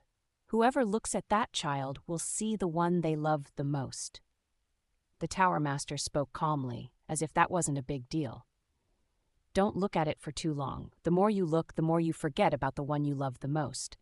And in contrast to your fading memories, the image will become more and more alive. Eventually, when all the memories of the person you love the most disappears, the image of the person you love the second most will take its place. I quickly looked away. Why do you collect these things? If they were in another place, they would bother people. B, but aren't you scared? After all, they're like ghosts. That's a strange question. The tower master tilted her head to the side. If we're talking about ghosts, Mr. Kim Gongja also has one. I blinked. Huh? There. The tower master pointed her finger behind me. There is a rugged, muscular ghost behind Mr. Kim Gongja. Where her finger was pointing, Bae-Huryeong was floating. Bae-Huryeong was startled. What the hell? You can see me? An expression that only I could see and a voice that only I could hear. However, the tower master responded to Bae-Huryeong's question as if it was natural. Yes. She was the first person other than me who could see Bae-Huryeong. Chapter 208. Chapter 208-71. I researched it like wife asked. Raviel slammed a pile of newspapers down. Did you manage to find anything? Right. She's a pretty famous student. The newspapers had been marked with a light green highlighter. The words Mother Ja, Misha, Sujung were all underlined in the bright color. They had even exposed the real name of a minor. The media in this era. She's more famous by her nickname than her name. They call her the ghost-seeing detective. Even if you stop a random person on the street and ask, 1 in 2 people will know her. It's like that even when she hasn't been on a public TV show. The younger they are, the more likely they are to know her. In particular, almost all the high school and middle school students know her. They might not know her personally, but at least they know the ghost-seeing detective. It didn't seem to be a kind form of attention. Most of them responded, "Ah, that fraud?" It's pitiful. It seems that child you call the tower master isn't very popular. A fraud. It had been 2 days since I met the tower master. Uberka and Raviel had traced my aura. I introduced them to Ja Sujung as the tower master. Although they were surprised, they decided to stay here with me for now. When I asked if it would be okay for us to stay for a while, Ja Sujung, Class A 3rd year Shinso Middle School, nodded expressionlessly. Yes, that's fine. There are a lot of empty rooms here. Please stay as you like. However, there was a condition. Please ask for my permission before entering the warehouse, and please try to not walk around the house after 1 a.m. That's the time for the kids to play. I quietly accepted her words. No matter how big my liver was, I was still not brave enough to play with ghosts. The fact that my aura didn't work was already a mystery in itself. 12 administrative measures, and at least 8 civil suits. Raviel furrowed her eyebrows. Considering her young age, she's experiencing too many unnecessary troubles. This might be why she is considered a fraud. It's amazing that she can see ghosts. Gongjia, is she really the Tower Master? Yeah, I'm certain. Tack, tack, tack, tack. A kitchen knife danced on a cutting board. Tower Master. In this world, the middle school student named Jia Sujung cut raw chicken with her back turned to us. She was preparing dinner, and Uberka was helping from the side. To be honest, I noticed a few strange things when attacking this stage. Strange things? Yes. Originally, this world was the place that embodied the Constellation Killer's trauma. Earlier, on the 50th floor, I'd faced the Constellation Killer. I managed to kill one of the Constellation Killer's puppets, but I was killed in the end. And when I died, I managed to catch a glimpse of the true nature of the Constellation Killer's trauma. That was the essence of Ascension City, side story. As soon as the trauma materialized, I heard the tower's voice. I wrote in my notebook, "Warning, the trauma of the enemy who killed you is being materialized. The data necessary for materialization will be extracted from your memories." The last sentence was the most important part. The landscape painting that is this world is a painting of the Constellation Killers, but all the paint used to paint it came from me, so all of the characters took the appearances of people I knew. The class president was the Black Dragon Master. The student council president was Raviel. My mother and father were my respected master and Bei Huryung respectively. However, there was only one person that I didn't remember. Kim Yul's face didn't change. I had no idea what face the Constellation Killer had in his previous life. Since I don't know, I couldn't have remembered, and yet, in the trauma world, Kim Yul had taken his true form from the beginning. Raviel stroked her chin. That certainly is strange. If the data had been extracted from wife's memories, then it should have also changed Kim Yul's face to someone you know. That's right. So that only leaves one conclusion. Kim Yul was extracted from different data, not from my memories. It was borrowed from someone else's memories, and I'm pretty sure the other person is the Tower Master. On what basis? This. I lifted my pencil. When I cleared this world, the tower said something strange. I tried to recreate the voice as best as I could. The clear requirements have been achieved, considering the uniqueness of this stage, requesting judgment. Judgment complete. The Lord of Mansang accepts the clearing. Until now, the constellations were the ones in charge of whether a stage in the tower was cleared or not. The constellation in charge of the 21st to 30th floors was the head librarian of the universe. It was Hamustra. But for some reason, the Lord of Mansang was the one to make the judgment of this world. In other words, this stage was specially managed by the Lord of Mansang himself. I had more evidence. Even after the stage clear was approved, I received a suspicious message. Plus, today, the 29th floor stage has been cleared. The Lord of Mansang announces instead of the tower. Good work, everyone. May luck be with you all. There was a longer message in between those, but I couldn't remember it. But this was enough. The Lord of Mansang himself had personally congratulated me. There is no doubt about it, the Tower Master was in charge of this stage. I was confident in those words.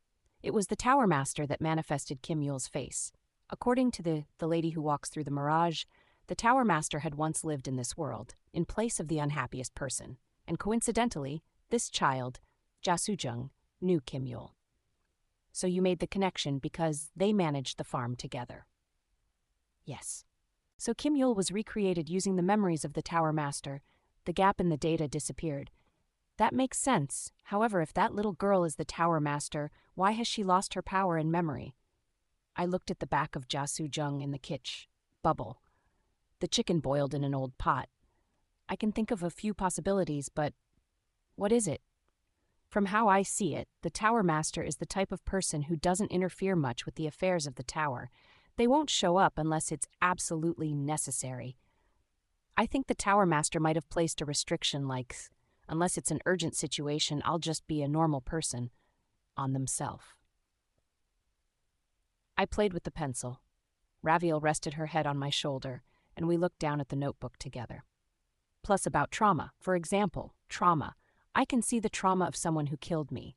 This rule is basically guaranteed by Returner's clockwork watch, but it's still unclear what determines the nature of the trauma.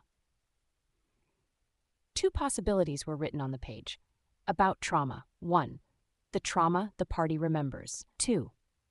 Trauma that had a profound impact on the person's life, even if the person in question doesn't remember. At first, I thought it was the first one, but this world stage practically denies number 1. Yeah, because the Constellation Killer cannot remember Kim Yule's trauma. So the answer was number 2, an event that had an impact on the person's life, regardless of whether they remembered it or not.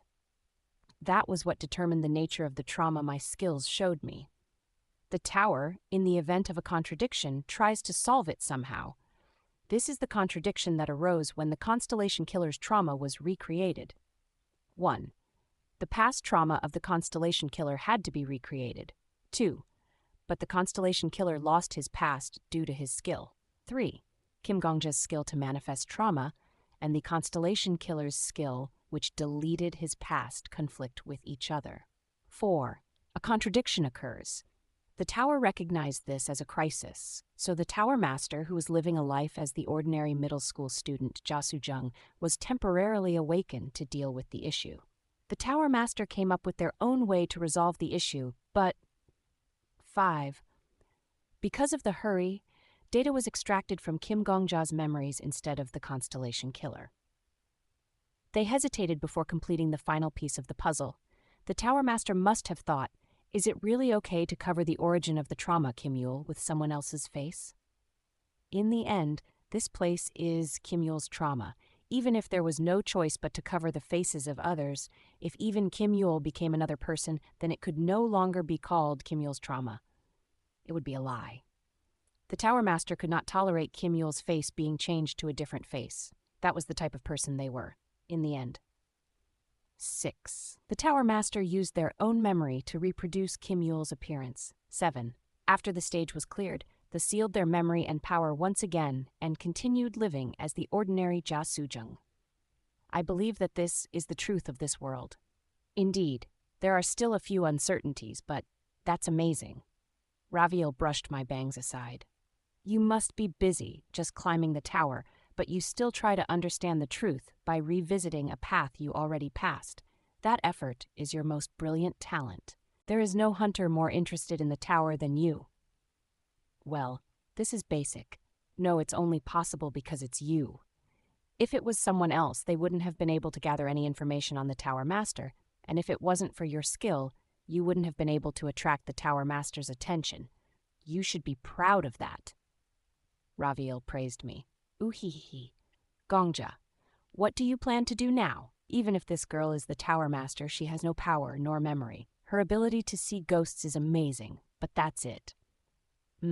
If my reasoning is correct, there should be a way to make the Lord of Manseng appear again. Ho? Contradictions created by skills cannot be solved by the tower on its own. It would need the Tower Master's judgment, so if I cause another contradiction, the Tower Master will appear. That makes sense, but how exactly do you plan to create a contradiction? I will die at Jia Sujung's hands. Raviel's lips closed. I spoke quickly. There will be a problem with the manifestation of the trauma. Trauma highlights an event that had a major impact on the life of the person in question, regardless of if they remember or not. In other words, stirs trauma. 1. The trauma of the middle school student Jia Sujung living in this world. 2. The trauma of the Tower Master before they started living as Jia Sujung. Plus, there will be a conflict. Because the tower won't know which trauma to show me. If we were to follow the Constellation Killer's example, the right choice would be to show me the Tower Master's trauma. That was the source. This is a chance to get close to the truth and identity of the Tower Master who created and governs this tower before even reaching the 50th floor. This might be the first and last chance. Tuck, tuck. Raviel tapped the table with her fingers. How can you be so sure that it's your last chance? If you go to the 50th, 60th, or 70th floors, you might be able to find some secrets about the Tower Master. I'm certain. I glanced at the side. Bei Huryong, who was listening to our conversation, folded his arms. He wrinkled the tip of his nose. I reached the 99th floor, but I never met anyone like a Tower Master. Even the existence of a pillar was something I only learned after meeting Kim Zombie. This was the testimony of an experienced person. If you compare this to a game, you'll probably be able to see the ending if you go up to the 100th floor, and I'm sure there must be a prize there suitable for the ending. However, the developer who created the game has nothing to do with the ending, do they? In the end, the identity of the developer and their life story don't matter. I can't be 100% certain since I didn't manage to reach the 100th floor, but the 100th floor probably has nothing to do with the Tower Master. I nodded. Yes. My Bai Huryong says that there was no information about the Tower Master at least up to the 99th floor. This had nothing to do with the progress in the tower. In other words, it was an Easter egg. It was just information about the creator of the tower, the developer of the stages. I want to know the identity of the Tower Master. Why that person made the tower, how they made the tower, why they would want to live the life of the unhappiest person in the world. If there is a chance to know, I'd like to seize the opportunity, and this is your last chance. Yes, I think so. The secret of creation, the life of the creator. I think it was worth a life. Raviel. I carefully looked into Raviel's eyes. Please allow me to die to that child. Chapter 209. Chapter 207. My lover always forces me to make difficult choices. Raviel paused to take a deep breath, but then stopped the breath halfway. Afterward, she just stroked my earlobe gently. I knew that she'd been about to sigh before the thought, I don't want to sigh in the face of my beloved, popped into her mind. I understand that it's worth it. If I were in your shoes, I would have wanted the same. I understand that in my head, but my heart doesn't want to allow it. It was natural. Raviel's words applied to me as well. If my role had been reversed with Raviel, I wouldn't have wanted to allow it either. Have you thought of a way to persuade that child? Raviel looked at Ja Sujung's back. All I've seen until now was a person with a strong will. No, rather than being someone with a strong will, she's more like will that took human form. Ja Sujung's eyes were able to see Raviel and Uberka as they were. For others, Raviel's silver hair shined black, and Uberka's green skin just looked like a darker skin tone. Their perceptions were deceived. However, that change in perception did not work for Ja Sujung. The day before, she didn't even bat an eye when she saw Uberka. She's that kind of person.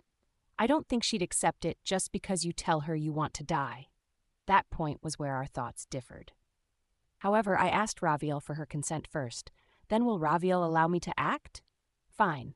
Raviel revealed her condition. As long as you die in front of my eyes. If you die in front of me, I'll allow it. I nodded. I'll do it. 2. It's time to eat, everyone. Ja Sujung walked in with a tray. Uberka also brought bowls in both hands. Chogye guksu? The noodles were rolled up in the bowl and ice floated around them. Noodles and chilled chicken soup. Thank you for the food. With a slurp, I took a mouthful of the soup. The cool dongchimi broth filled my mouth. Isn't this really delicious? Unknowingly, I made an expression of amazement. Wow, it's so delicious. It seems you're really good at cooking. It's a hot day, so I made chogye guksu. Ja Sujung spoke. The gem that Miss Raviel gave me was quite expensive, so the table won't be lacking for a while. It was a worthwhile gift. 2 days before, Raviel had given her an emerald, claiming that it was in return for letting us stay. Even someone like me, who knew nothing about gemology, could tell that it was ridiculously expensive.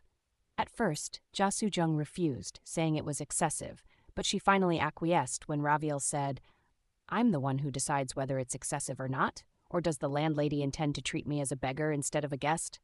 As expected of the Avancia Duchy, the richest family in the empire, although that family was my family. Oh ho ho ho. Daddy, your face is really ugly right now. Can you not smile while you're eating? As your son, it's really embarrassing. By the way, what did you do with the gem? I changed the subject. It probably isn't easy for a student to easily turn a gem into money. One of my classmates is Lee Miho. She's the third daughter of one of the largest groups in the secondary finance and construction industries. Since she's the daughter of one of the local big shots, I asked her to take care of it. Huh? Local big shot plus secondary finance plus construction.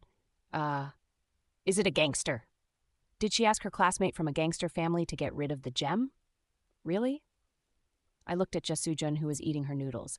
There was no telling what kind of life hid behind that expressionless face, but it was definitely not ordinary. Jasujun tilted her head to the side. Is something wrong?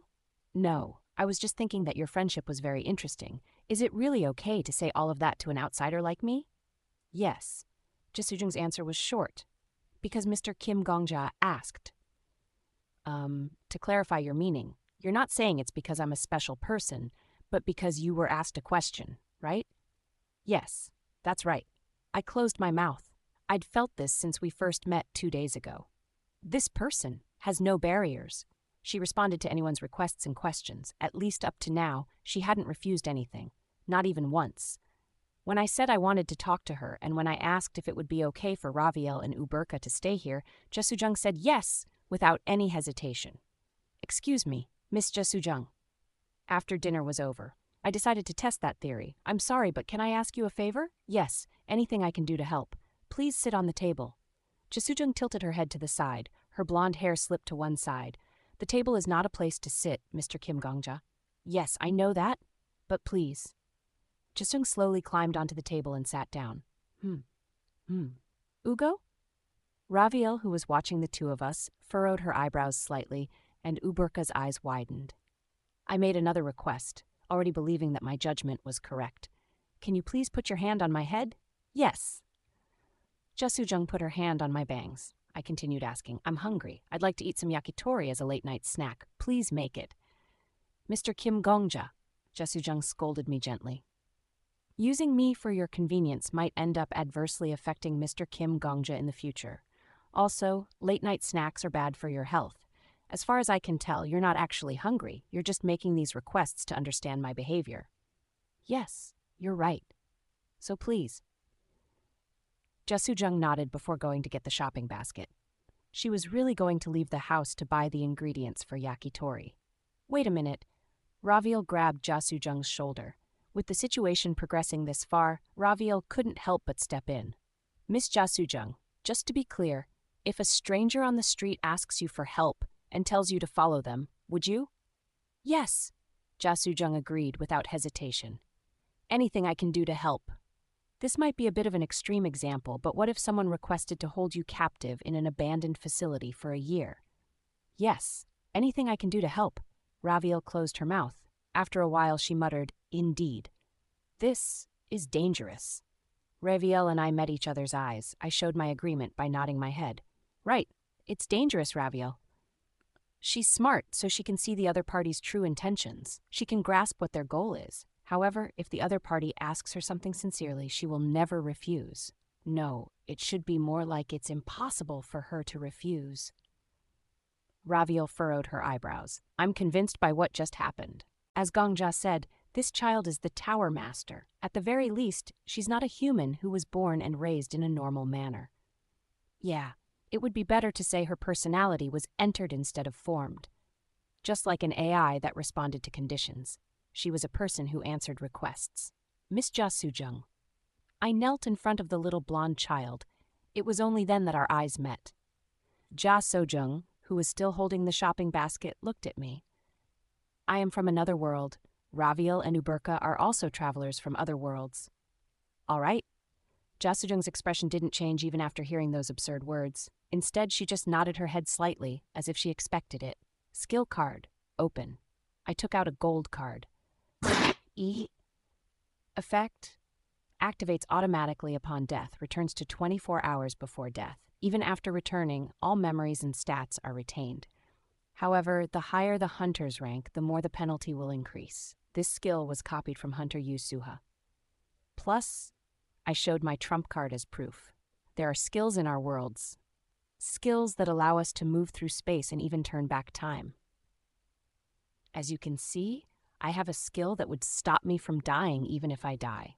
By showing you this skill, I would like to ask Miss Jia Sujung a favor. Please kill me one time. For what reason? I believe that you are the god that rules over our worlds. I looked Jia Sujung straight in the eyes. Our god implants terminals in every world on behalf of himself. The person who lives the unhappiest life becomes the candidate to become one of those terminals. Are you saying that I am a terminal? Yes. Then I started talking. The story of how I came into the tower. The story of the director and Kim Yul. The things I experienced in the tower, when I met Master, when I met Raviel. I dedicated my life as proof to the child in front of me. The story continued for an hour and a half, but Jia Sujung silently looked at me the entire time. Finally, I closed my lips and waited for her reaction.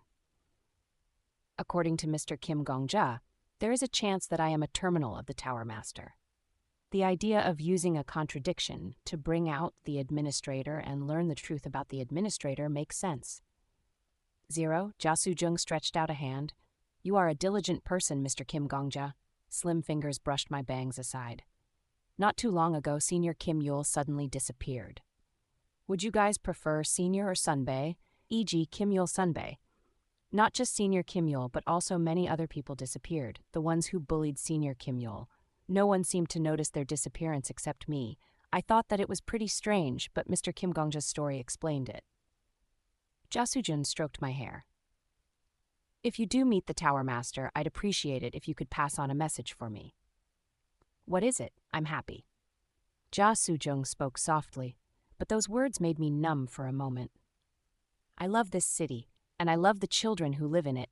I love the sound of the radio that drifts through the old window next door, and I love the chirps of the cicadas in the summer. And I realized I'd misunderstood something. The child in front of me was never like an AI. Without emotions of her own, it would have been even more difficult to listen to the questions and requests of others. She sees all of us as children. She just saw us as children, to look after. Even the strange monsters sleeping in the warehouse. From the way she was talking now, it showed that even if she knew it was wrong, she wouldn't refuse a request. In short, this child was a mommy. So please tell them not to worry about me. Yes, I nodded. I'll definitely tell them. Give me a knife? I handed over a dagger holstered at my waist. Jia Sujun took the dagger and swung it a few times. As soon as she got the hang of it, she turned to me. Raviel looked at me without saying a word. Mr. Kim Gongjia, I might not be able to do it in one shot since I'm weak. I'm prepared. This isn't my first time experiencing this. I'm sorry if it's painful. I apologize in advance. Puck! Cold iron pierced my throat before I could finish my sentence. Huh? My vision split into pieces like a broken window. As pain spread through the cracks, I couldn't help but feel shock in the corner of my brain that was still working. No matter how you look at it, she's a student, but she still stabbed me in the throat without hesitation. My body swayed. If I wasn't mistaken, Jia Sujung swung the dagger one more time. Words. In my broken vision, I could see that Jia Sujung's face was still expressionless, but her lips were moving. I wish you luck. My consciousness faded, accompanied by the sound of my death. You have died. Your hunter rank is now B rank. The trauma of the enemy who killed you is being materialized. The data necessary for materialization will be extracted from your memories. Failed. The data to materialize the trauma has been rejected. Requesting data from Zrakua. Failed. Rejected. Materialized trunking approval from Zrakua. Approval from Zrakua has been denied. This issue is not on Zrakua. Unable to deal with this issue. Manifesting Lord of Mansang. That moment. Oh my God. Someone. No, something grabbed my chin. Strongly. You can be so mean. It was a voice like red silk soaked in peach juice for several days before finally being pulled out and wrung dry, causing sweet juice to splash everywhere.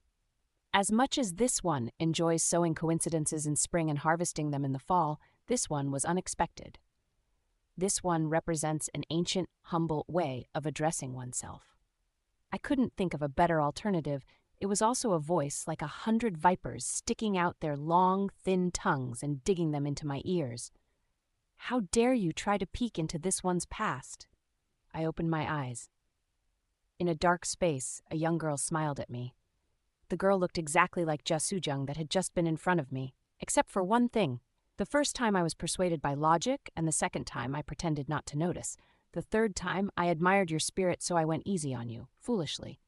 Her eyes. Finally, today is the fourth time, so I guess it can be considered this one's mistake. The Lord of Manseng had purple eyes. Nevertheless, that doesn't mean that the side road is straight or that cheating is accepted as a standard. Death King, you really did something interesting this time. A dark color like purple couldn't really illuminate anything, but the Tower Master's purple shined in the darkness. It was a light that shined not on someone's face but directly on their heart. How should I scold this cute naughty boy?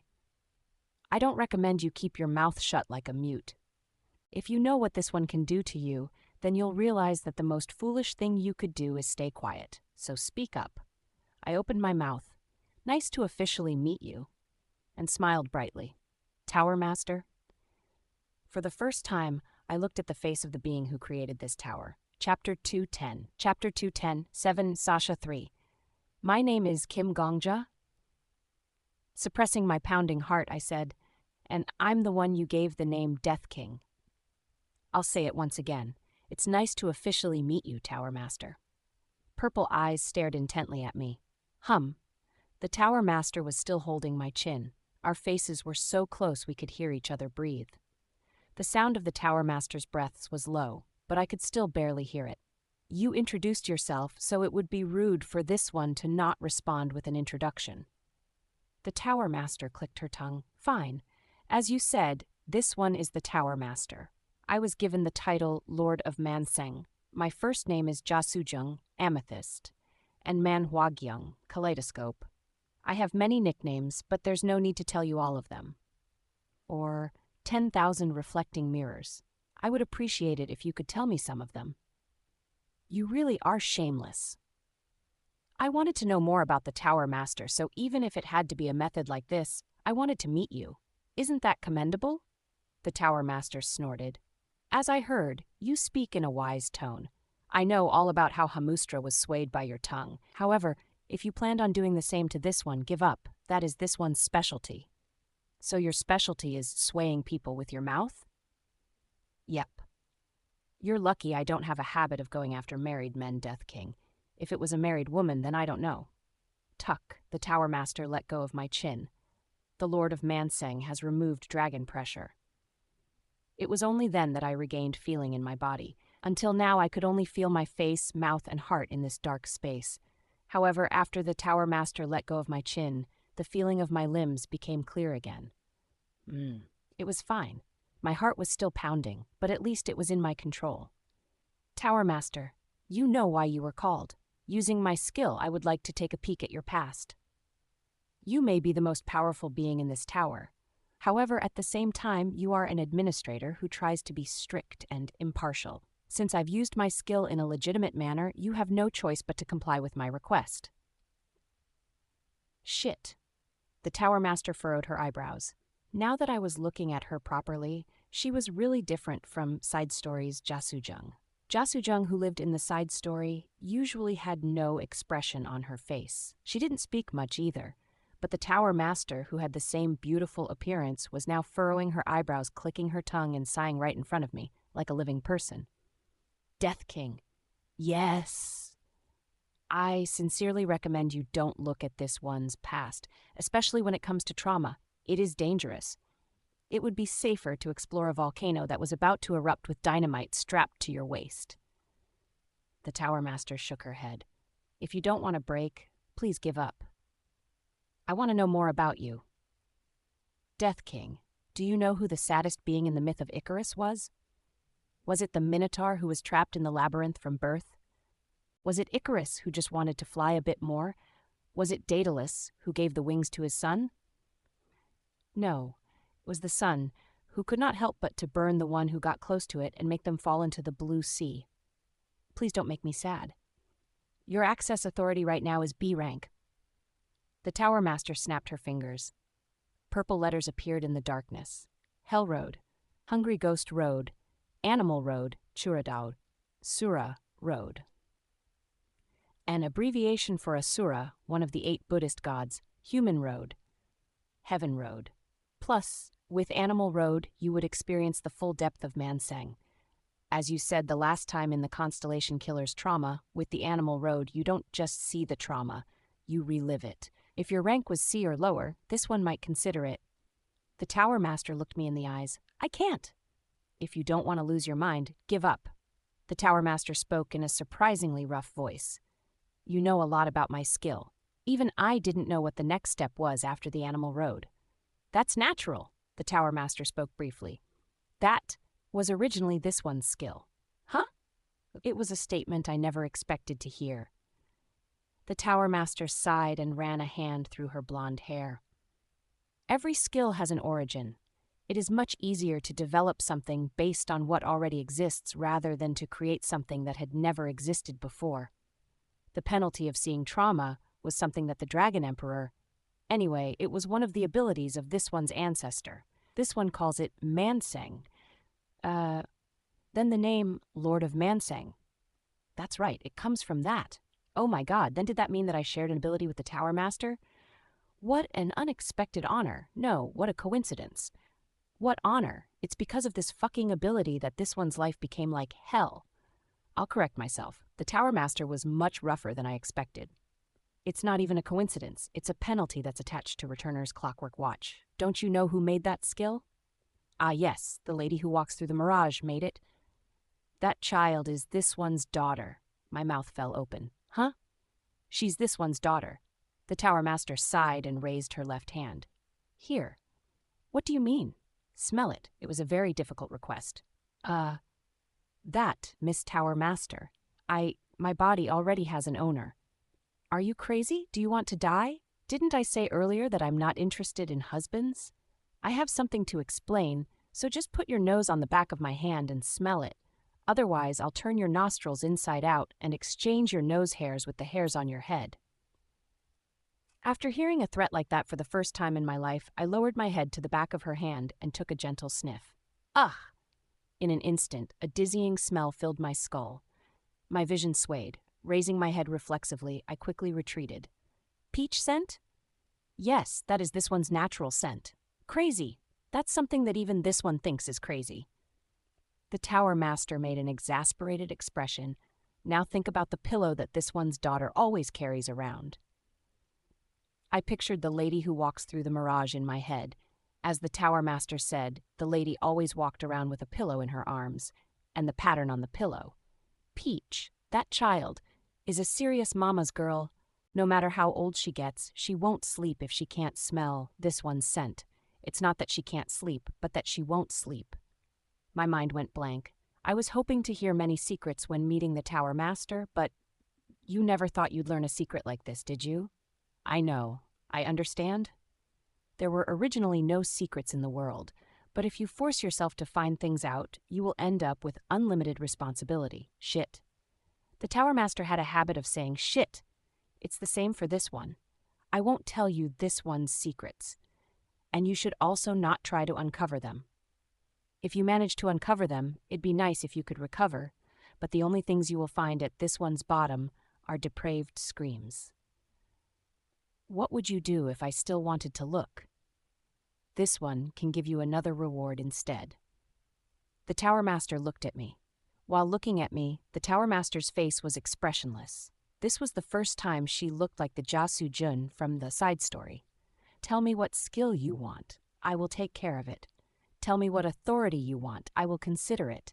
In return, destroy Returner's Clockwork Watch to avoid the trauma penalty.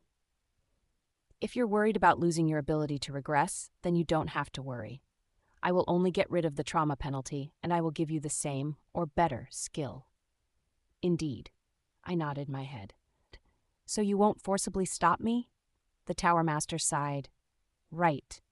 The only thing you can do is persuade me. Even here, you only came to persuade me.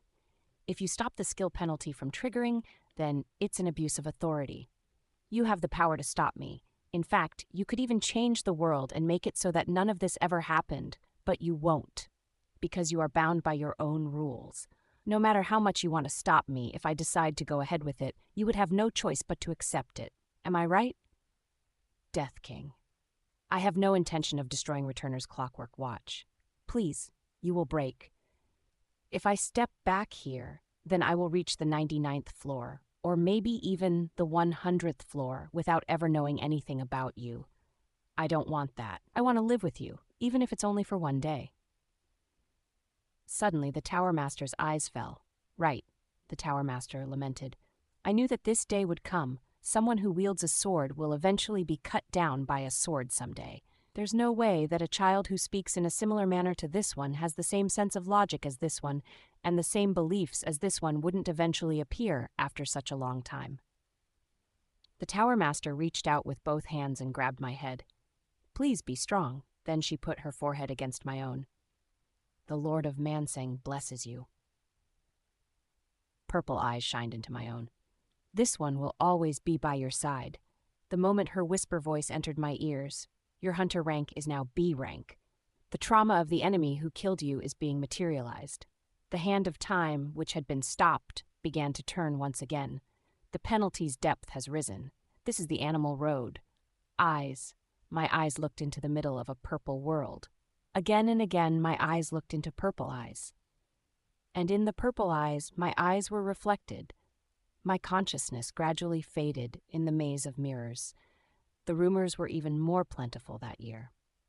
An untouched stone in the territory of a baron rolled by itself. The people murmured, saying that it was a bad sign when the rocks in the territory began to wander on their own. Every night, the water in the great river boiled for no reason. Frogs jumped out from the waterways, buried their heads in the ground, and died. In the royal capital, lightning struck 26 times in a single day. The fortune teller at the North Gate said, "It's a bad omen because 26 is the number 13 doubled." It was a great crime because he recklessly foretold the fortune of the nation. The royal guards pulled the fortune teller aside and beat him up. On the same day, the rainy season had not yet arrived, but the river overflowed, blocking all of the roads leading to the royal capital. The kingdom is a sick patient that cannot be saved. The nobles lamented openly. The bad harvests continued. The epidemics never stopped. Time was like a rotten spine, with pus accumulated in every vertebrae. The bodies of the dead floated endlessly in the overflowing river, a time of destruction, and in the center of this crumbling kingdom, in the 12th month, a girl was born, Baron Jasujung. I'm not sure whether to use the name Amethyst or Jasujung here, to be honest, but for the sake of simplicity, I will stick to Jasujung even if it sometimes feels wrong. Because of her unique eyes, the young daughter of the Baron was given the name Jasujung. The Baron's daughter was extremely beautiful, as if she'd absorbed all of the remaining nutrients of the dying kingdom. Purple eyes. A certain noble once praised those eyes, saying, "Once you see them, you could never forget them," while another criticized, saying, "There is nothing special about her apart from her rare eye color." Her delicately combed hair flowed gently every time she turned her head. Her hair is platinum, truly sacred. With one look in her eyes, one will be lost. Even looking at her from afar is a luxury. There were also those who overpraised her. When I got close to her, I suddenly had the urge to touch the scene before my eyes, and I unintentionally stretched out my hand. Time felt like it had stopped for a moment after I stretched out my hand. She'd turned back to look at me, slowly, carefully, and I then realized the fact that I'd grabbed her wrist. Jasujung was expressionless. She does not speak, so at first glance she seems mute. She had been expressionless from birth. Her long eyebrows were straight as though she'd never frowned. She never shows interest. She never gets nervous, an inborn constitution. The year the young lady turned 17 years old. That year, the rumors continued. Untouched stones rolling on their own, rivers boiling for no reason, lightning striking the royal capital 26 times.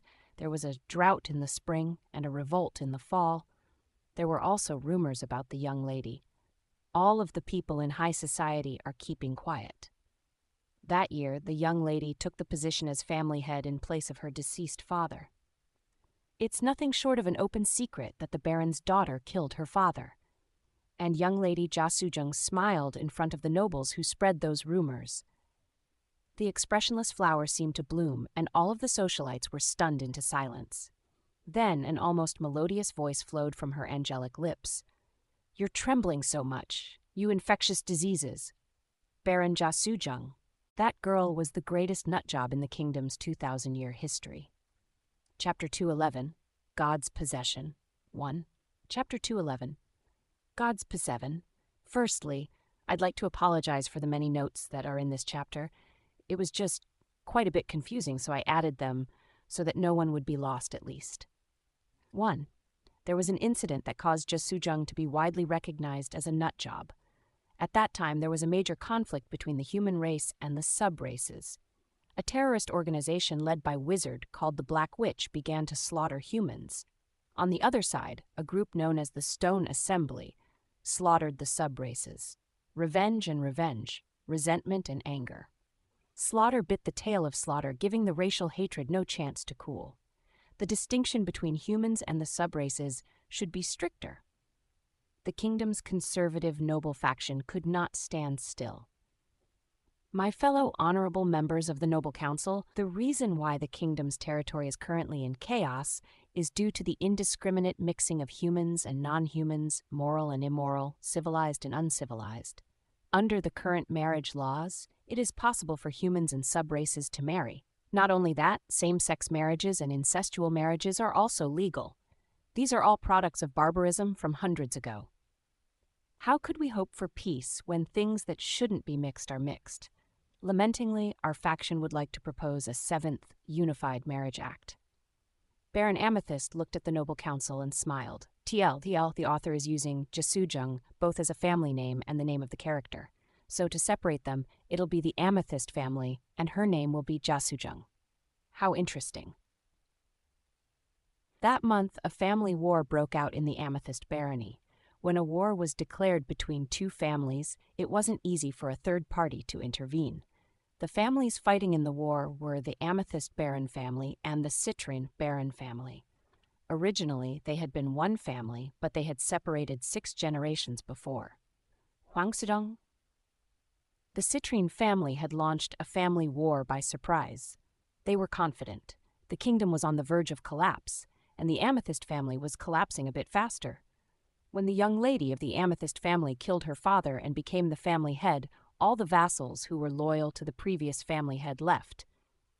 I didn't want to do this. Baron Citrine drew her bow. When Huang Sujung and Jia Sujung were young, they were as close as real sisters. They had even been kidnapped together by terrorists. Recalling the distant past, Baron Citrine had a sad expression. Same idea for Citrine. Sorry, Sujung. You don't have to be sorry. Ani. Way for a girl to address an older sister, female. Baron Amethyst smiled. This one wanted to do this. Baron Citrine's army was devastated. All of the reports Huang Sujung had received were fabricated. The Amethyst barony might be on the brink of collapse, but the current Baron Amethyst was a genius. All the vassals had left, but new vassals had taken their places instead. Huang Sujung never would have expected that an archmage, who locked himself away in a small room for 60 years, would suddenly become Baron Amethyst's lackey. The price the incompetent noble had to pay was large. I don't care if I die. Huang Sujung's face was solemn. However, please spare my vassals. They are only guilty of following me. That's interesting. Jia Sujung beheaded all of the enemy vassals one by one, because this one intended to do the exact opposite. When the third vassal's head fell to the ground, Baron Citrine's knees also fell. The solemn expression she'd had since the war had begun finally caved. It was only then that she realized that she hadn't been prepared to lose this war. Sorry. No, I'm sorry. My vassals, please spare them. Everything they did was on my orders, and when I was captured, they surrendered. I beg you, please. There's only one way. Jia Sujung whispered into the ear of her distant relative. I will formally request a noble trial. Do what this one says there. The nobles in the royal capital gathered in the courtroom. A ruling was made on the family war. The one at fault was obvious to everyone. Baron Citrine had initiated the war, shot the first arrow, and was subsequently defeated. The conservative faction raised suspicions that the reports were fabricated. There was no evidence. The only witness was Baron Citrine's vassal, but unfortunately, he could not make it to the trial. He was one of the vassals that Jia Sujung had slain. We acknowledge the victory of Baron Amethyst. The presiding judge spoke a few words. From now on, all of Baron Citrine's property, including her life, will belong to Baron Jia Sujung. So, everything is up to this one to decide, including Baron Citrine's life or death. That's correct. Did you hear that, Unny? Yes. Baron Citrine, who was bound by ropes, lowered her head. This one will generously spare all of the vassals. Instead, Unny, swear that you will entrust your life, fate, and everything else to this one's hands. The Baron already has everything I have. I won't hesitate to obey your orders, regardless of what it is. The nobles in the assembly clicked their tongues. Baron Citrine's declaration of war had been instigated by the conservative faction. Baron Amethyst smiled brightly as she looked at the sour expressions of the nobles watching the trial. Then marry this one. Baron Citrine raised her head. If you do so, I'll forgive you. The mouths of the conservative nobles fell open. Your Honor, I would like you to officiate this one's marriage. Please agree.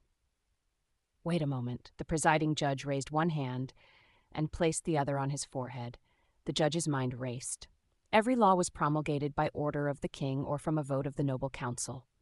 Marriage laws fell under the council laws, and every council law was recorded in hundreds of books of minutes, which looked closer to bricks than books, called the Proceedings of the General Assembly.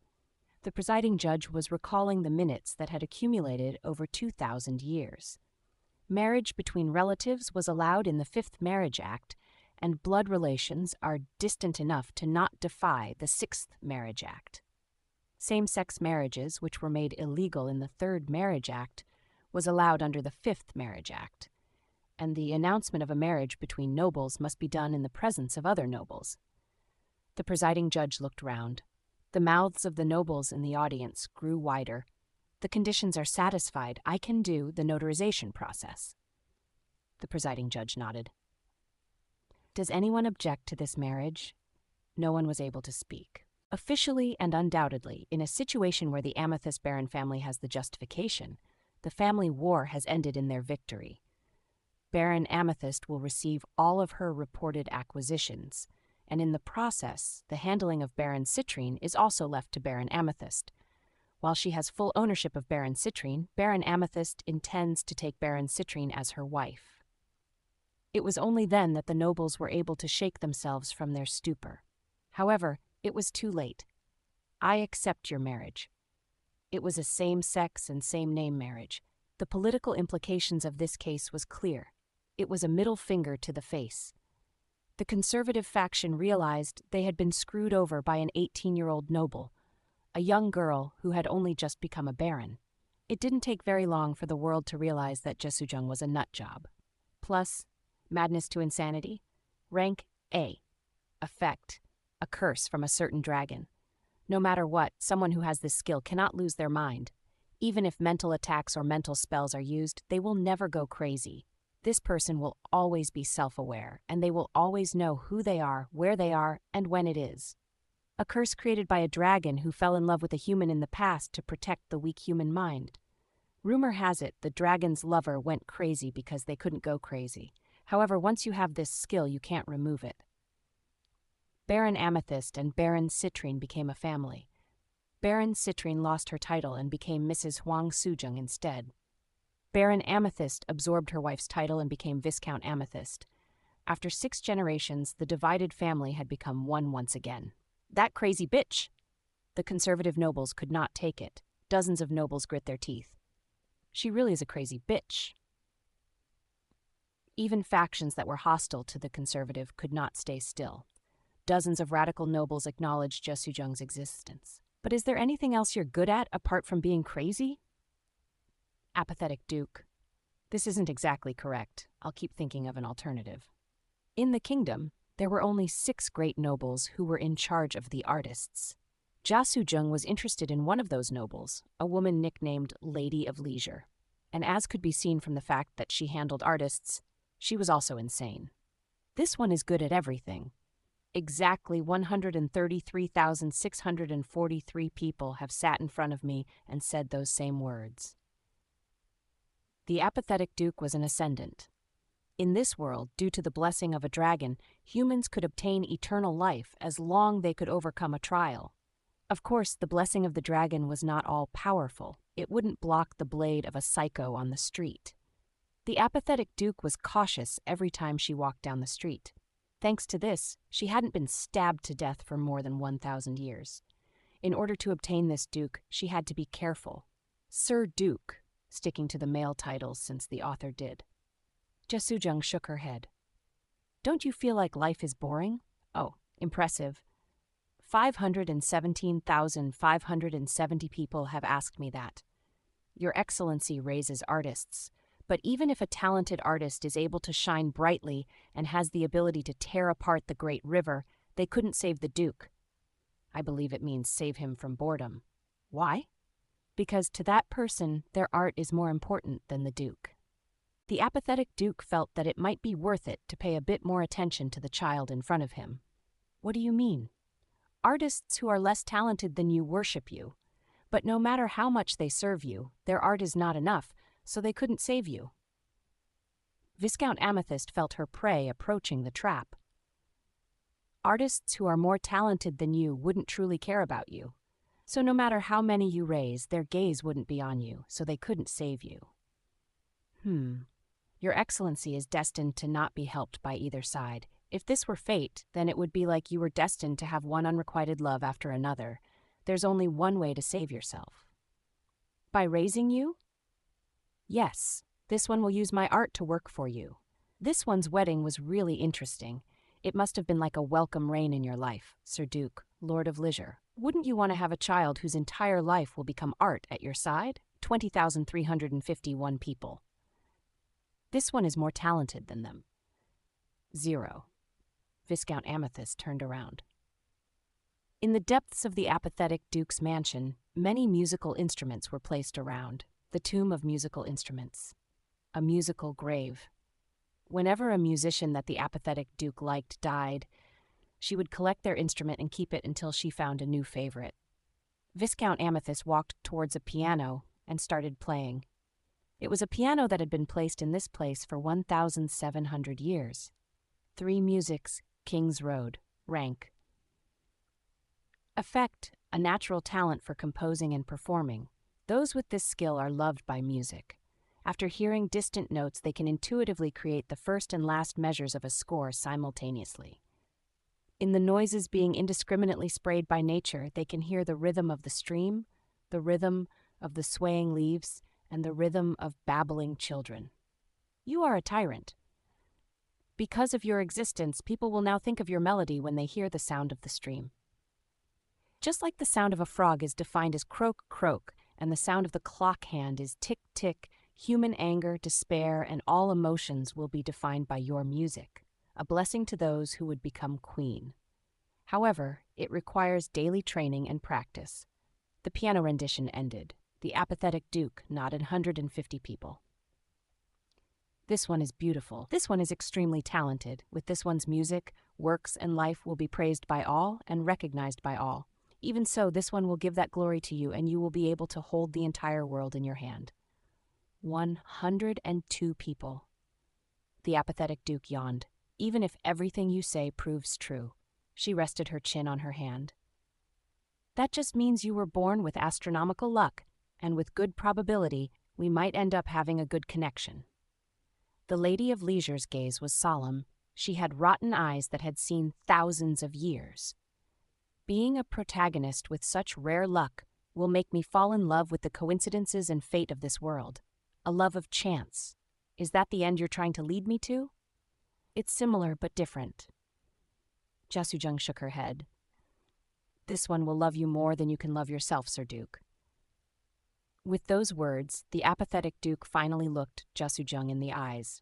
Your Excellency doesn't need to love anything. Only the love of this one will suffice. And finally, one day, your heart will contain something else. Someone else. On that day, Your Excellency will finally be able to accomplish what you'd been putting off for 1,000 years. What I'd been putting off? Suicide. This one will commit suicide. A drop of water fell from somewhere. The apathetic Duke was silent. Dead instruments were scattered around the grave. I could drag you into the woods and beat you to death. Yes, I want to kill you. Yes, I also want to see you alive. I know. The apathetic Duke drew a die from her bosom. Let's see how lucky you are. The apathetic Duke rolled a die whenever she had to make an important decision. She had declared on her authority that she would unconditionally do whatever the die said. Years ago, after suppressing a Count's rebellion, the Duke had to decide whether to execute the prisoners or not. She rolled an odd number, and so 20,000 people died. People thought she was a crazy bitch, but the apathetic Duke also thought of herself that way. If it's an odd number, I'll kill you. If it's an even number, I'll spare you. If you roll a 6, spare me. If you roll anything else, kill me. I'll decide that. The apathetic Duke threw the die. The die rolled along the ground of the musical grave. It's the one by the Dank, SSS. Effect. Heavenly luck. Tinyun. The Lady of Leisure looked over at the revealed face of the die. Jasujin didn't look. She looked at one of the most powerful people in the kingdom without turning her head. A duke who would be able to protect her from attacks by the conservative faction and who could protect her from any political offensive. Has this one become just one person now? After that day, Jasjung became the duke's pet. Chapter 212, God's Possession.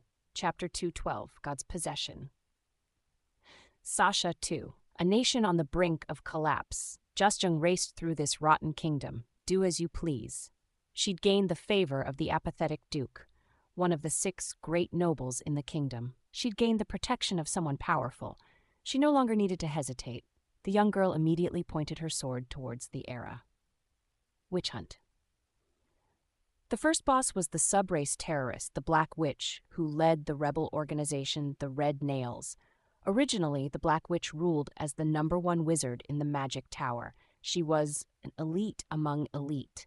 So why did a human, not a sub-race being, suddenly become a violent terrorist? The people of the world didn't know. It's not that they don't know, it's that they don't want to know. The Witch of Darkness laughed. The longer you live, the more things you see. You see small children be placed in rice sacks and kicked to death. Tens of thousands and hundreds of thousands of sub-races are enslaved. We don't intend to change anyone's mind now. It would be more realistic to pray for a miracle from the gods than wish for such a thing from humans. The Red Nails rebellion shook the kingdom. Want you to feel pain. In the royal capital, noble young ladies were captured and tortured. A great noble, who had reigned for over 700 years as the absolute being in the south, was attacked and killed while touring the territory. Members of the royal family's special forces went missing in the southeast. Thousands of slaves escaped from a county and joined the rebels. Nobles and commoners, regardless of status, the Red Nails tortured and slaughtered anyone as long as they were human.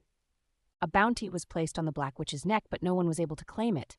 Those in power were terrified. This is fun. Jasujin smiled brightly. Let's make it a little more fun.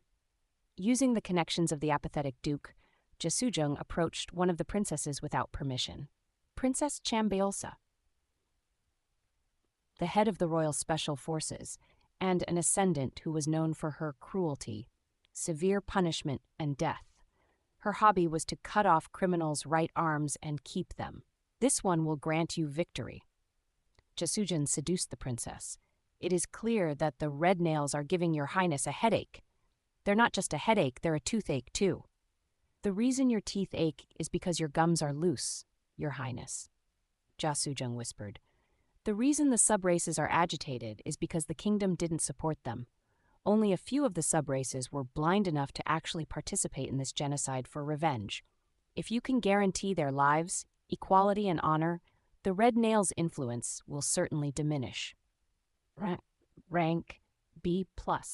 Effect, natural tactic. Wit to assist a king. Those who possess this skill can instinctively spot an enemy's weaknesses. Furthermore, they are able to think of the necessary actions to poke at those weaknesses. They are literally the wisdom behind the throne. From politics to warfare, there are few schemes they cannot see through. However, it only activates when there is enough information. The crown princess looked quietly at the noble that had approached her. The Viscount's proposal is reasonable, but it is difficult to implement. The sub-races have already turned their backs on the kingdom once. If we were to embrace them again, the humans and the nobles would not sit still. I cannot afford the opposition of the humans while trying to stop the subrace's rebellion. It would be putting the cart before the horse. Is it because a lowly person like this one tried to advise your highness? Jasujung was not in a hurry. Princess Chambeolsa had lost dozens of siblings since she was young. The princess was known for her cruelty, but that cruelty stemmed from the cruelty of her own childhood. Jasujung instinctively knew how to dissolve the unhappiness that came from her childhood. This one is also a noble. Jasujung decided to become a real sister for the princess. All nobles are allowed to have vassals, enlist an army, or accept territorial subjects, so there is no need for your highness to personally accept the rebels. Warm eyes, a benevolent smile, a gentle touch. In this way, Jasujung slowly corroded Princess Chambeolsa. As the ice melted, the sweet smell of poison rose. Your highness. When she lamented about her life, she listened calmly. When she was frustrated, she patted the back of her hand. How amazing the crown princess was. How precarious the kingdom's situation would be without her. Viscount Amethyst whispered these words whenever she found an opening. Jasujung. Over time, as the place she patted changed from the back of her hand to her shoulder, from her shoulder to her bangs, from her bangs to her cheeks, the princess stopped calling her Viscount and started calling her Jasujung. Tell me your plan. It's simple. The Red Nails have a point-to-point organization. This one will lead my elite and crush the enemy's dens one after the other. Every time we trample them, this one will accept those who surrender as vassals or territorial subjects. This one will embrace those abandoned by the kingdom on your highness' behalf. You mean that instead of me, you will be the one attracting the attention and discontent? Yes. And what shall I do? Please love this one. The poison was sweet. As long as it's in private, it was also fatal. With the favor of the apathetic Duke and Princess Chambeolsa, Jasujung captured the subrace rebels. Jasujung guaranteed absolute safety for the rebels that surrendered. The former terrorists became the Viscount's soldiers, the Viscount's citizens, the Viscount's slaves. That crazy bitch again. Of course, the conservative faction could not tolerate such an act. That man is a lowlife who plundered my estate. Please give him to me. Years ago, when my brother was walking down the street, a slave cut his leash and escaped. My brother lost both eyes and was killed after. I hear that the slave has become your vassal. Please give him to me. I have enough money. Why are you collecting the national enemies? If you have any loyalty to the kingdom, you will dispose of the rebels you captured. From all of the kingdom, lords, merchants, and priests swarmed like bees. Jasujung smiled. I'm quivering. Jasujung was strong. Regardless of their past, they now serve this one. They are this one's slaves. According to the law, their ownership belongs to this one. Nevertheless, if you still want to take them away, please challenge this one to a duel or declare a family war. 3 duels and 1 family war, she won them all. She didn't give up a single subrace, being that had come under her command. Guardian of the subrace, TL. Calling them subrace feels weird, but it's literally other people. Effect. It is easier to gain the trust of the subrace. Those who have cried under racism long awaited your arrival. Break of the chains of slavery and free the people of the kingdom. As long as you don't betray them first, the subrace will always follow you. However, humans despise you. The subraces who were initially wary of Jasujung gradually had their suspicions lifted. Viscount Amethyst built a town in the vicinity of the large forest near the capital. The former terrorists of the Red Nails were given a place to sleep and various jobs. Every time a base of the Red Nails was destroyed, the town Viscount Amethyst made became more prosperous.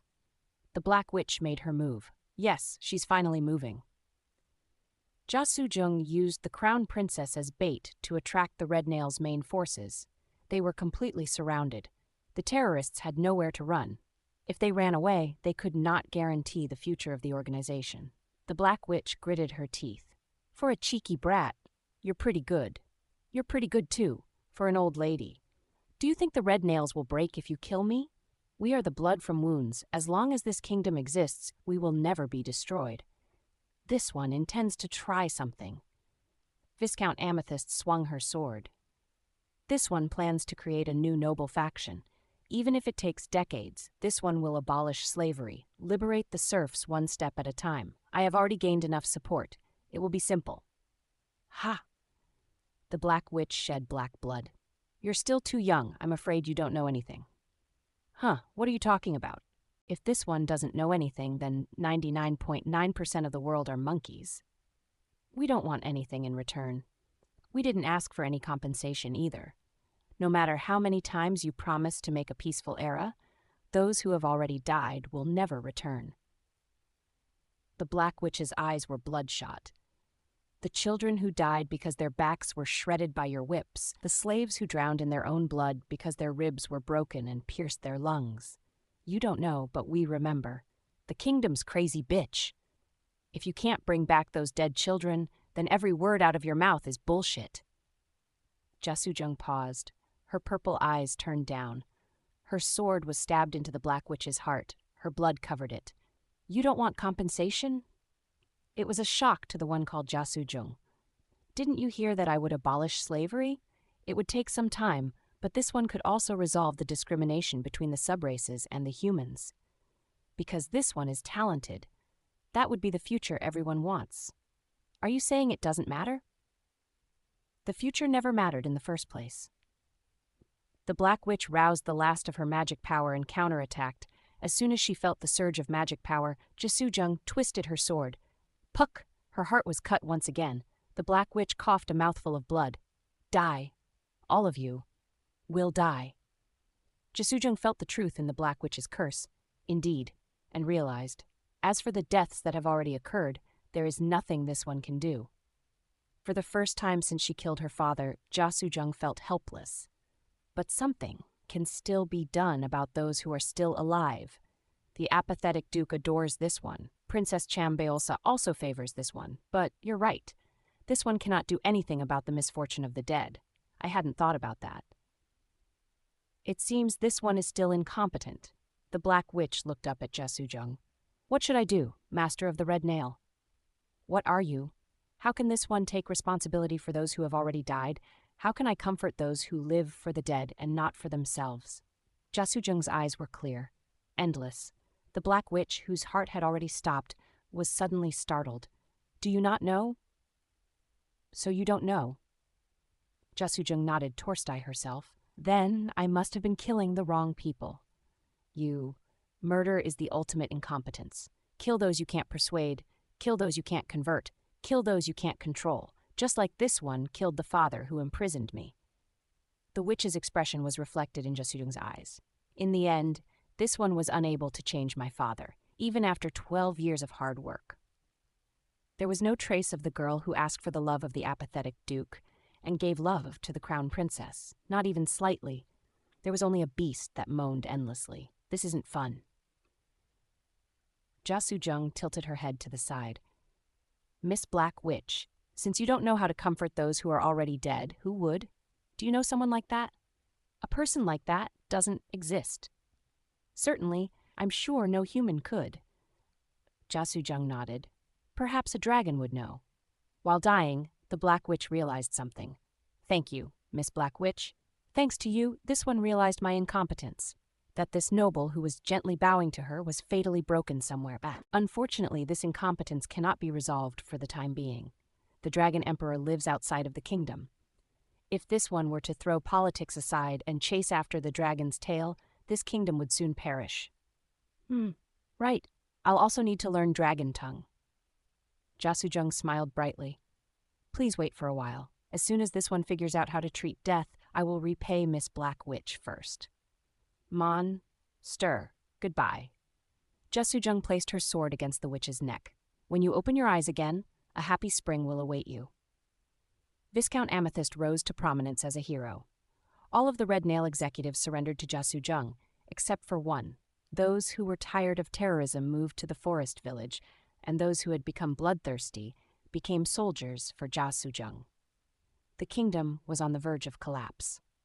Even if it was no longer a fight between the humans and the subrace, there were still many bloody battlefields. One by one, Jasujung collected the poison of the kingdom.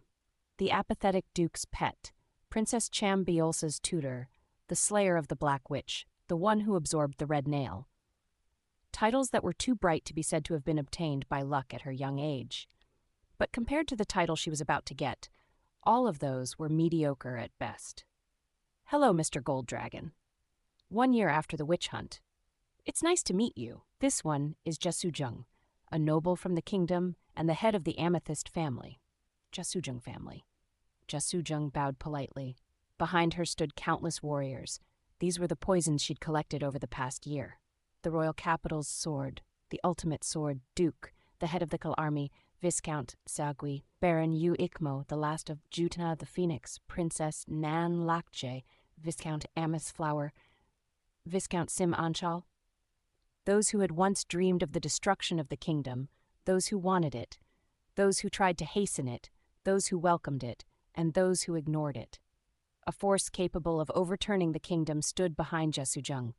Their swords were stained with blood, the blood of the soldiers who jumped to protect the dragon. It is rude of me to ask this at our first meeting. Jasujung smiled brightly. But do you know of a way to treat the dead? That day, slew a dragon that had lived for thousands of years. 2. Chapter 213, God's Possession. 3. Chapter 213, God's Possession. 7.3. The gold dragon lived in an enormous tower. It was known as the tower that pierced the heavens. The tower was made entirely of gold, so it was called the Golden Sky Tower.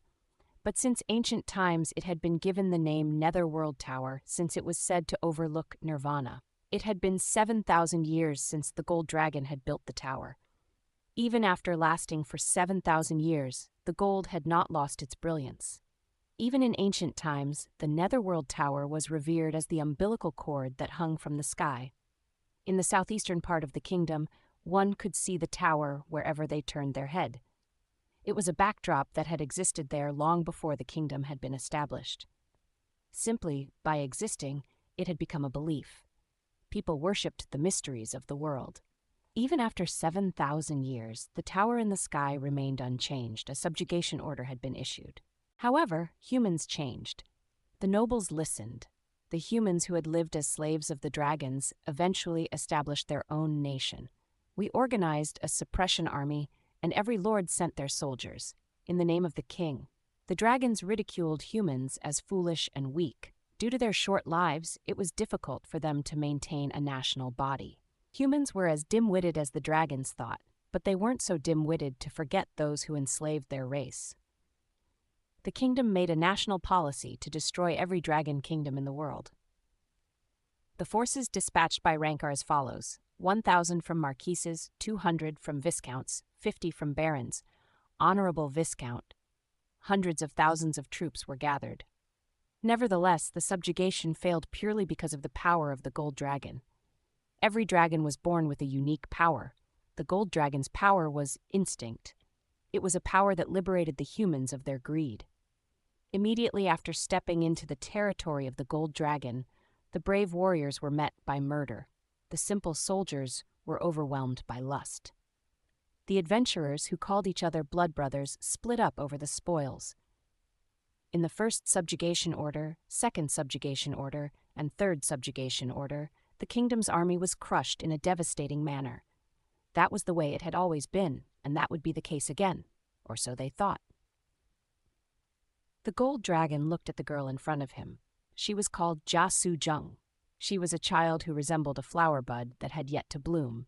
The dragon was able to smell the poisonous smell that was faintly drifting from between the petals. "How are you still sane?" "That's simple. This one was already living by my instincts." The flower bud that looked human spoke. She spoke fluently in dragon tongue. "I get things because I want them. I do things because I want to. And I kill because I want to. If people who follow their instincts can be called crazy, then this one has always been crazy. Golden Dragon Emperor. You might be able to make a crazy person sane, but you can't make a crazy person crazy again." "That sounds reasonable." The gold dragon looked over the girl's shoulder. Dozens of people stood there. They all remained silent as Jasujung spoke. "However, that is your story. Why are they also sane?" "Well, you're right. That is quite strange. Why is that so?" Jasujung smiled. "Try to guess." "Golden Dragon Emperor." The gold dragon looked at the humans again. There was nothing wrong with his power. The humans were all panting. They all had clenched fists as though they wanted to kill each other. Their faces were red as if they wanted to hold someone down. While they remained silent, desire clearly flowed through their bodies. But they all had one thing in common. They were all dominated by a feeling that was much more pronounced than their murderous and sexual desire. The Dragon Emperor, who was better at reading emotions than anyone else, could easily tell what it was. Indeed, it was fear. They all are afraid of being hated by you. Yes. The flower buds smiled like a full bloom. Because they love this one. The gold dragon knew it was the truth, and it shuddered. These humans were all infested with murderous and sexual desire. It was just that the feeling, I don't want to be hated by Sujung, and the fear of disappointing her outweighed all the other emotions. Even the fear of death. The gold dragon couldn't help but ask back, is it love, that thing? Yes. Jasujung nodded. People often say that they love themselves the most, as if it was natural. What is the nature of that love? Jasujung hummed. Her voice sounded like a sweet melody. There aren't many people who can truly tolerate being loved. It is rare. When people say that they love themselves, it's more of the feeling of not wanting to lose this life. This moment, it means they don't want to lose this life. Jasujung slowly stretched out her left hand. The feeling of not wanting to lose this one can also be called love. Sir Ultimate Sword Duke? When Jasujung called out, the Duke walked forward and knelt down. Then he pressed his lips to the back of Jasujung's hand. The Duke was an ascendant who had lived for more than 2,000 years. He was, without a doubt, the strongest swordsman in the kingdom. And yet, it still felt natural for such a duke to kneel. They would rather lay down their own life than lose this one. To these people, this one is that kind of being. The Netherworld Tower, which was thought to be impregnable, was actually defeated by a strategy called love. It is typical, but fun because it is typical. What do you think? Are you having fun? At that moment, the gold dragon had a feeling. Who was strong and who was weak? I want to live. The Dragon Emperor's shoulders shook. Spare me, I will help you. The Dragon Emperor was currently in human form. At the top of the tower was a garden, and in the middle of that garden was a fountain. In this fountain made of gold, the Dragon Emperor begged. The tremors in the Dragon Emperor's body shook the water in the fountain. Of course, Jasujung stroked the Dragon Emperor's chin. I will spare you, because you are such a beautiful person. Please. However, you have not answered this one's question yet, a way to treat those who are already dead. Does the Golden Dragon Emperor know? I don't know, but I think I know who might know. They are also Dragon Emperors. I'll tell you their names, and I'll tell you their locations. So, yes, Jasujung's touch was soft, almost like a gesture of understanding. 3 subjugation orders were issued to attack this place. The most recent one was made 20 years ago. Around 100,000 people were killed that time. If we include the ones who were not counted, it would be 200,000. The royal family and nobles will want your head. They will buzz like a swarm of bees, and their spit will fly. But you shouldn't worry, this one will do something for you. Splash! The water in the fountain shook. The gold dragon's hair, which was scattered in the water, also shook. However, there is a price. What is it? Please love this one. A drop of water suddenly fell. Rank EX effect. Those who enter this skill's range will be engulfed in instinct. Their intellect will be paralyzed, and their reason is dulled. The desire, craving, and greed that they normally suppress are liberated. This skill reveals the essence of the target.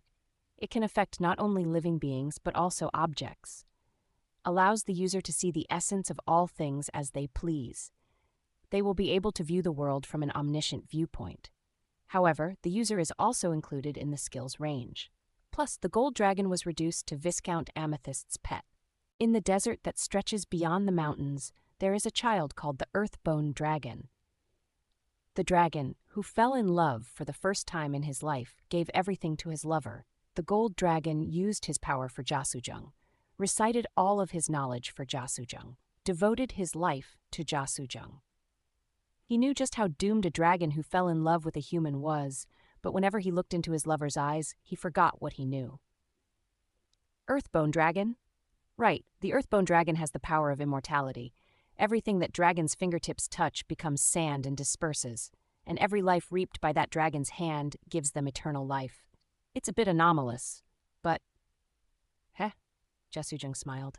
Interesting. The dragon was happy. The Earthbone dragon's skull, rank SSS-Class. Effect, the ability to archive the memories of the living. Archived memories are placed in a box that can only be destroyed by the user. Unless the box is destroyed, the user can recreate the body of a person who will inherit the same memories over and over. The body can travel around the world, create new memories, and update those experiences back to the box. Of course, if the user allows it, even if the body is completely destroyed, the box will not suffer any damage. Grant the privilege of immortality to those around you. However, the memories of a destroyed body cannot be updated to the box. The Earthbone dragon soon became another one of Jasujung's pets. I don't think it is enough yet. The gold dragon and the Earthbone dragon, these two dragons were rubbing their cheeks on Jasujung's knees. Viscount Amethyst slowly stroked the golden hair of the gold dragon and the black hair of the Earthbone dragon. The two dragons trembled every time her hands touched their heads. I have the eyes to see anything, and the head to store memories. However, it's still not enough to include those who have already died. Don't you know of a way? At the end of the great river, the gold dragon opened his lips. Sweet breath flowed out. The child called the Ice River Dragon. Where that child lives is extremely cold. The wind always blows, the rain becomes snow, and the sea becomes ice. Ice river or glacier. The author used Pinga, which means glacier, but considering the Hanja Sui He, I chose Ice River instead. How exciting! Tell me more. 0. The Ice River Dragon freezes the people he likes in a special way, in pillars of ice. The pillars of ice can never be destroyed or melted, except for by the Ice River Dragon's hand. Surprisingly, whenever the Ice River Dragon melts a pillar, the person that was trapped inside comes back to life as if they had only closed their eyes for a moment. In other words, the Ice River Dragon has the ability to stop time. The gold dragon placed his head on Jasujung's lap and looked up at her. If he can stop time, perhaps he can accelerate it. If he can accelerate time, perhaps he can control it. Viscount Amethyst chuckled gently. You're cute. The dragon became a bit happier. The Ice River Dragon's breath, rank X effect. You can control the time of any person you want. You can send them back to the past or freeze them in the present. You can return them to any point of time that you observed. However, they cannot be moved to a point in time that you didn't observe. Plus, the Ice River Dragon also became Jasujung's pet. Ah, all the ingredients had been gathered. Finally, Viscount Amethyst could let out her breath. Good. The dragons under her breath were happy. Good. Jasujung was also happy. Perhaps. At that point, there was no political force that could stop Viscount Amethyst. The kingdom had 6 dukes and 6 factions respectively. The performance faction that followed the leisurely duke. The cultivator faction that followed the absolute sword duke. The religious faction that served the 10,000 god duke. The inner energy faction led by the inner energy duke. The stone medicine faction led by the stone medicine duke. Changed this to match the theme of the others. The reason is explained below. Still deciphering this one, Taba. Need more context. For those curious, the Hanja is Neging, referring to stone needles used in Chinese medicine. Yes, there are only 5 here. Viscount Amethyst was loved by all 6 dukes. Even in the unprecedented situation where a viscount owned several dragons, the nobles did not openly oppose it. The royal family was probably the only ones who could oppose Viscount Amethyst. After all, wasn't the royal family the only ones capable of reigning in a runaway noble? The current king was the Sun King. He had been in power for 90 years and hadn't attended a noble council in over 60 years. At that time, 60 years ago, when a rebellion had broken out, the Sun King executed his own daughter. The Sun King did not see any value in a country that had only been established by killing relatives. He also didn't know why he had to be in such a place that had no value. The king imprisoned himself, and in the 60 years that the sun had been imprisoned, the kingdom had become rotten and collapsed. Your Majesty, the scent of the flower was strongest when the petals were rubbed. Please listen to this one's request. Do you regret killing your daughter? The rebellion broke out because you ruled this country. No matter what policy you implemented or what political move you executed, someone in the king's domain would be sacrificed. In politics, the more you wanted to do, the more sacrifices you had to make, regardless of who did it, what they did. In that case, it would be better to do nothing. You let the wise spread their wisdom. Whoever wants power, you let them take it. Your Majesty only exists in this place. If it is the royal road your Majesty opened. Viscount Amethyst sat beneath the throne. Reaching out, she touched the face of the king, which had not been shown in 60 years. Leave it to this one. The scent of peaches. The scent of peaches being crushed in hand filled the room thickly. It was this one who suppressed the rebellion of the Red Nails that no one could stop. It was this one who blocked the assembly that could not be stopped. It was this one who stopped the rebellion started by the royal family's retreat. It was this one who revived the royal army, defeated the gold dragon who threatened the southern part of the kingdom, and captured the earthbone dragon who froze the waters of the great river. Leisurely Duke, Absolute Sword Duke, 10,000 God Duke, Inner Energy Duke, Stone Medicine Duke. Even the 6 dukes whose hearts had been rotting in time were able to feel their hearts beat again because of this one. Please look, this one has accomplished things that no one was ever able to do. This one is capable. This one is the most talented. Therefore, Your Majesty. The whispers of young girl were sweeter than the praises of the gods. Leave it to this one. Her purple eyes were half-lidded. Are you afraid of losing your heart? Please lose it. This one will recover it. Are you afraid of making mistakes? Please make them. This one will fix it. Are you afraid of losing your mind? That's fine. Please lose it. It's all right to go crazy for this one. The stone statue that had sat for 60 years opened its mouth. Why? The king, who was once praised as the son of the kingdom, was puzzled. If you are so competent, then this kingdom is useless to you. Even if you can give everything to the kingdom cannot give you anything. Why would you want to favor this king? We cannot give you anything. I'm sorry, Your Majesty, there is something you are mistaken about. What is it? This one sought an audience with you. Viscount Amethyst rose slowly onto the king's knees. The eyes of the monarch and subject met. What this one wants is Your Majesty. Just as Your Majesty wishes for someone more capable than you. As you have always dreamed of that, so has this one also dreamed of you. Please join this one's dark army. Their breaths intermingled. This one will make you the sage king of this era. The stone statue was torn down by the scent, and the sun was enchanted by the petals. In the midst of being knocked down and possessed, the king uttered one last question. The karma that we have is great. There are many dead on our hands, Guruvix. Since we don't deserve to be a sage king of this era, why not let this one be an ordinary soldier in the Dark Army until the very end as repentance to history? Just as it is impossible to revive the dead, so too can we not undo the sins we have committed. It would be good even if the Viscount was to have us die. Aha! It was just like the curse the witch had spewed before. At that time, the Viscount had been unable to answer. It's fine, Your Majesty. Now it was different. This one can also serve the dead. She had become a bit more capable. Not just the dead, but all of the people in the world. How? Leave everything to this one. Jasujung smiled coyly. However, please love this one. December of that year, Viscount Amethyst became a duke. She was the 7th duke in the history of the kingdom, and the youngest to ever be awarded the title. The kaleidoscope, Duke, one of the names the Tower Master gave in Chapter 210. In the kingdom, it was customary to shorten a duke's name by 2 characters. The ultimate sword duke, Kungub Kongjak, became the absolute sword duke, Targum, and the apathetic duke, Bui, became the leisurely duke, Yuigong.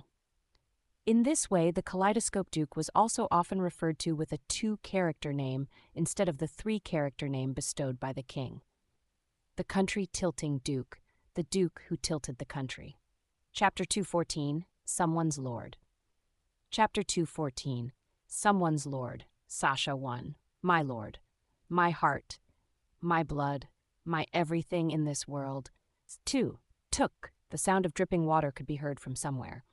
When the drops fell, they landed not on the ground, but on eternity. Took. For a short while, only the sound of dripping water could be heard. Then the surrounding gravity seemingly disappeared, and time continued to slowly pass.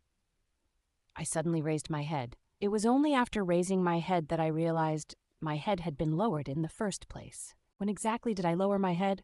What time was it now? I didn't know. The subject's ego is unstable. Ugh! My eyebrows rose reflexively. I had a terrible headache. The thumping sensation in my brain made me nauseous. Baron Guwanha? At that moment, I heard a soft voice. Ah, are you okay? I struggled to open my eyes and looked to the side. A child with hair the color of a snow rabbit was looking at me with a worried gaze. This was probably my first time seeing her, so I didn't know why.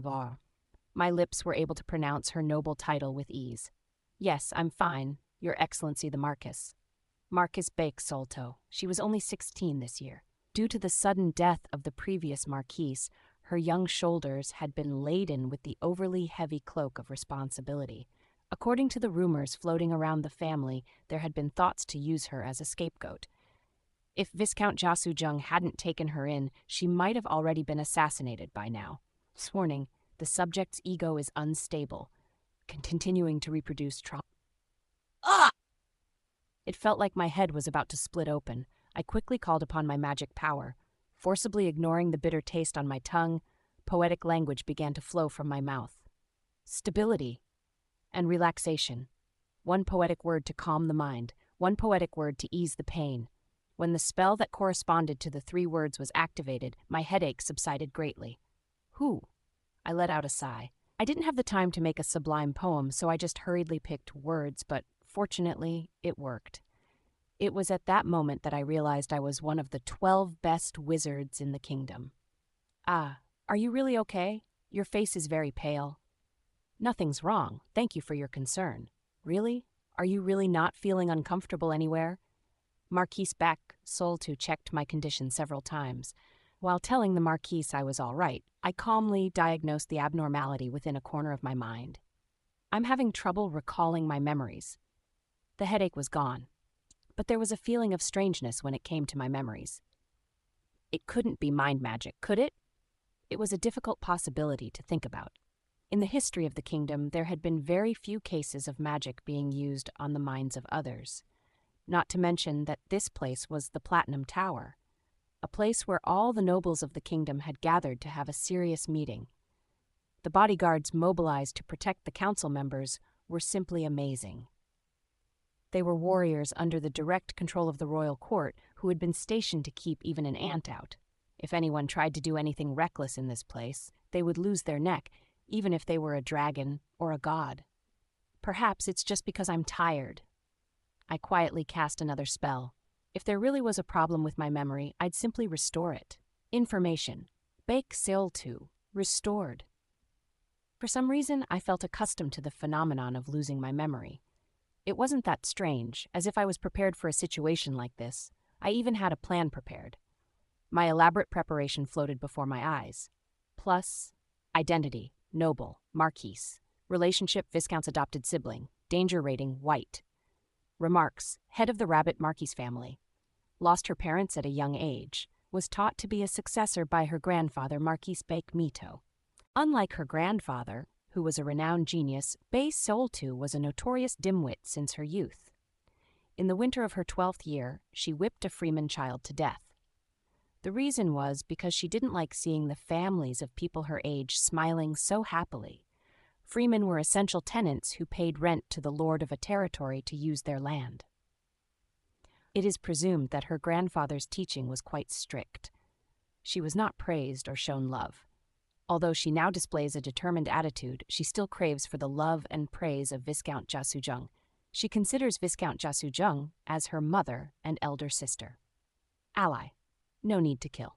Strength, self-understanding, strong morality, personal connections, capital. Weaknesses, murder of a freeman, murder of a child, guilt, lethargy, kind-heartedness, temporary infantile regression, extremely low self-confidence. Note, many nobles are dependent on the Marquise. Assassination is difficult. Plus, as soon as I was made aware of this information, I felt relieved, but I blinked as I had a strange feeling. Huh? As expected, something was strange. Did I always have this ability? This information that I'd thought up were probably notes that I had written myself. After seeing it, I should have had I wrote that kind of feeling. Strange. But instead of feeling assured, the strange feeling just grew stronger. Even at that moment, as I thought in my head, there was an uncomfortable feeling in my mouth as though I had a fishbone stuck in my teeth. What is it? This. Just in case, I'd checked with magic to see if I had been affected by mind magic, but as expected, there was no problem. Wait a minute. Magic? One of the top 12 wizards in the kingdom? Me? No, I didn't use crude words like that. I had a bit more decorum, like a noble. The subject's ego has been weakened. That's right. Why had I been speaking informally all this while? Magic was the art of refining language into matter. It was imperative to always be careful with language. Even if it was just my own inner thoughts, I always had to put myself in a humble position so that I wouldn't forget the wonders of this world. That was the heart that I steadily walked to the path of magic with. I have to pull myself together. 1,000 words piled up and became 100 habits. 100 habits built up and solidified into 10 behavioral patterns. 10 behavioral patterns determined one life. As a wizard who served closely by the Viscount's side, I should not take even a single word lightly. What's going on here? It's so noisy. While I was trying to pull myself together, another figure approached. Marquise Bake-Soul recognized her first and bowed her head. Ah, Viscount Sun Hoaxin. Why are you here? I bowed my head too. Today is the last break. Wouldn't it be better to rest in the lounge? Even if I rest in the lounge, it wouldn't really be resting. Just by sitting there, the nobles of other factions will stare. Viscount Sun Hoaxin smiled bitterly. I feel like I can't stand it because of the random words that they pour out at us. I'd be more comfortable if they just cursed openly. I should have stayed in the conference hall like the Marquise. Is the atmosphere as you expected? Did the stone medicine faction pressure you? There isn't really any distinction between the stone medicine, inner energy, and religious factions. They all treat us like sinners. Well, it's sad, but it's not too big of a deal. I listened politely to the conversation between the Marquise and the Viscount. Both of them were senior members of the Mirror faction. In particular, Viscount Sun Hoaxin served as the chairman. It was one of the most important positions in the faction. That was how much she was favored by the Viscount. He must be a favored noble. But I wasn't confident in my memory. Hesitantly, I cast the information spell. Plus, identity, noble, Viscount. Relationship, Viscount's lover. Danger rating, blue. Remarks, head of the Black God Viscount family who revolted 20 years ago. The rebellion was suppressed by the apathetic Duke dispatched by the royal family. At that time, Sun Hoaxin was the only one to survive. Hoaxin equals Black God. In the incident, Sun Hoaxin lost all of her family and vassals. She vowed vengeance on the Duke and the kingdom for not showing any mercy. Afterwards, she disappeared and went under the leadership of the Black Witch, the leader of a new rebellion. She was taught the ritual of darkness by the Black Witch. The detailed process was unknown, but it was said that more than 300 humans had been devoured by Sun Hoaxin in the ritual. She was captured by Viscount Jasu Jung just before the ritual could be completed. Afterwards, she was reduced to a toy of the apathetic Duke and Viscount Jasu Jung, but 6 months later, she regained her intellect and was freed. Nevertheless, her eating habits have not changed, and even now, Viscount Jasu Jung would give her feed. Ally can't kill. Strengths, genius, strong willpower, weakness, descendant of rebels, cannibal, former wanted criminal, music. Notes, could be a very capable assassin if taken as a vassal. Plus, it still felt strange. I still understood the information, but it felt like reading someone else's writing. More than that, why did I write something like can't kill? Even the information of Marquise Bake-Soul contained a similar phrase. That one was no need to kill. That made me feel like a psycho who determined who I could and couldn't kill. I have normal ethical beliefs, at least that's what I felt. It was hard to understand why those phrases were written. Of course, we shouldn't just sit around and lament on a day like this. Viscount Sun Hoaxin sighed and tapped me on the shoulder. Suddenly, an unpleasant feeling passed through my mind. So annoying. Please stop pretending like we're close. This person, whenever they have time, always tries to show that the two of us are in the same situation. on the subject of killers. I feel sorry for people who only feel alive when they are together with their own kind. Well, if this person wants to find her own kind, she'd have to fall to hell first before searching. She doesn't want to go to hell, so she's sticking to me instead. There is nothing more annoying than that. Huh? Just now, what was I thinking? Baron Guwanha, your complexion is a bit bad right now. Are you feeling discomfort somewhere? That's right. Her complexion hasn't looked good for a while now. The Baron should go to the lounge and rest. No, I managed to open my mouth. When I opened my mouth, words that I hadn't been thinking naturally flowed out. We have already been given 5 breaks. There is no point in resting any further. The few issues remaining on the agenda are the core focus of our faction, so I would like to maintain my position as much as possible. Indeed. Viscount Sunhuksin nodded with an expression as if she understood my words. Today is a historic day. It will be the first time in 1,000 years that the kingdom will welcome a new duke. I also have mixed feelings. Viscount Sunhuksin turned her head. The gazes of Marquise Bake, Soltu, and myself naturally shift as well. Jia Sujung is delighted. In the middle of the conference hall sat a blonde noble. No, it would be too much to say. Sit. The noble was resting her cheek against the throne with her buttocks on the ground, and the king, who sat on the throne, smiled as he stroked the noble's head. When such affection was shown in the middle of the conference hall, the conservative nobles lamented that the country was ruined. Viscount Sunhuksin said, "A lot of nobles ran to the lounge because they didn't want to see that. When I told them the truth that he sincerely loved her, their expressions were not good. Those old-fashioned bastards." Did this person just have a similar thought to me? Did I share similar thoughts with a murderer? I wanted to grab a blade and scrape my brain clean. Thinking of a way to clean my skull, I looked at the blonde noble, who was more precious to me than anyone else. Information, Jia Sujung, restored. Letters then appeared before my eyes once again. It was very concise compared to the others. However, these exact words hung in the air before me. Plus, my lord, my heart, my blood, my everything in this world. Huh? That person is my lord? At that moment, my head began to clear. The owner of my heart is Raviel. What bullshit is this? No, my head was clear. The fog in my mind disappeared in an instant. Who is Bake Solto? Who is Sunhuksin? Where am I? Why the hell am I speaking so politely? Wizard? Guwanha? Baron? Why aren't they using Kim Gongja? My eyes opened like someone waking up from a nightmare. I am Kim Gongja. Kim Gongja, the Death King of Ascension City, the moon of Duke Ivancia, the young master of the demonic cult, and the companion of the goblin race. Finally, I heard the voice of the tower. The subject's ego has been restored, confirmed that the subject's ego has been maintained, continuing to reproduce trauma. Chapter 215, Someone's Lord. Chapter 215. Someone's Lord. 7, Sasha. Ugh. I grabbed my forehead, pressing my fingertips against my skull. Then the headache disappeared, and I slowly regained my senses. Right, I'm in a trauma right now. This was a different world. No, it was a play that had been created by imitating a certain world. The actors didn't know they were actors, and the props didn't know they were props, but all the people who came and went here were part-timers hired for the play. This is inside the Tower Masters.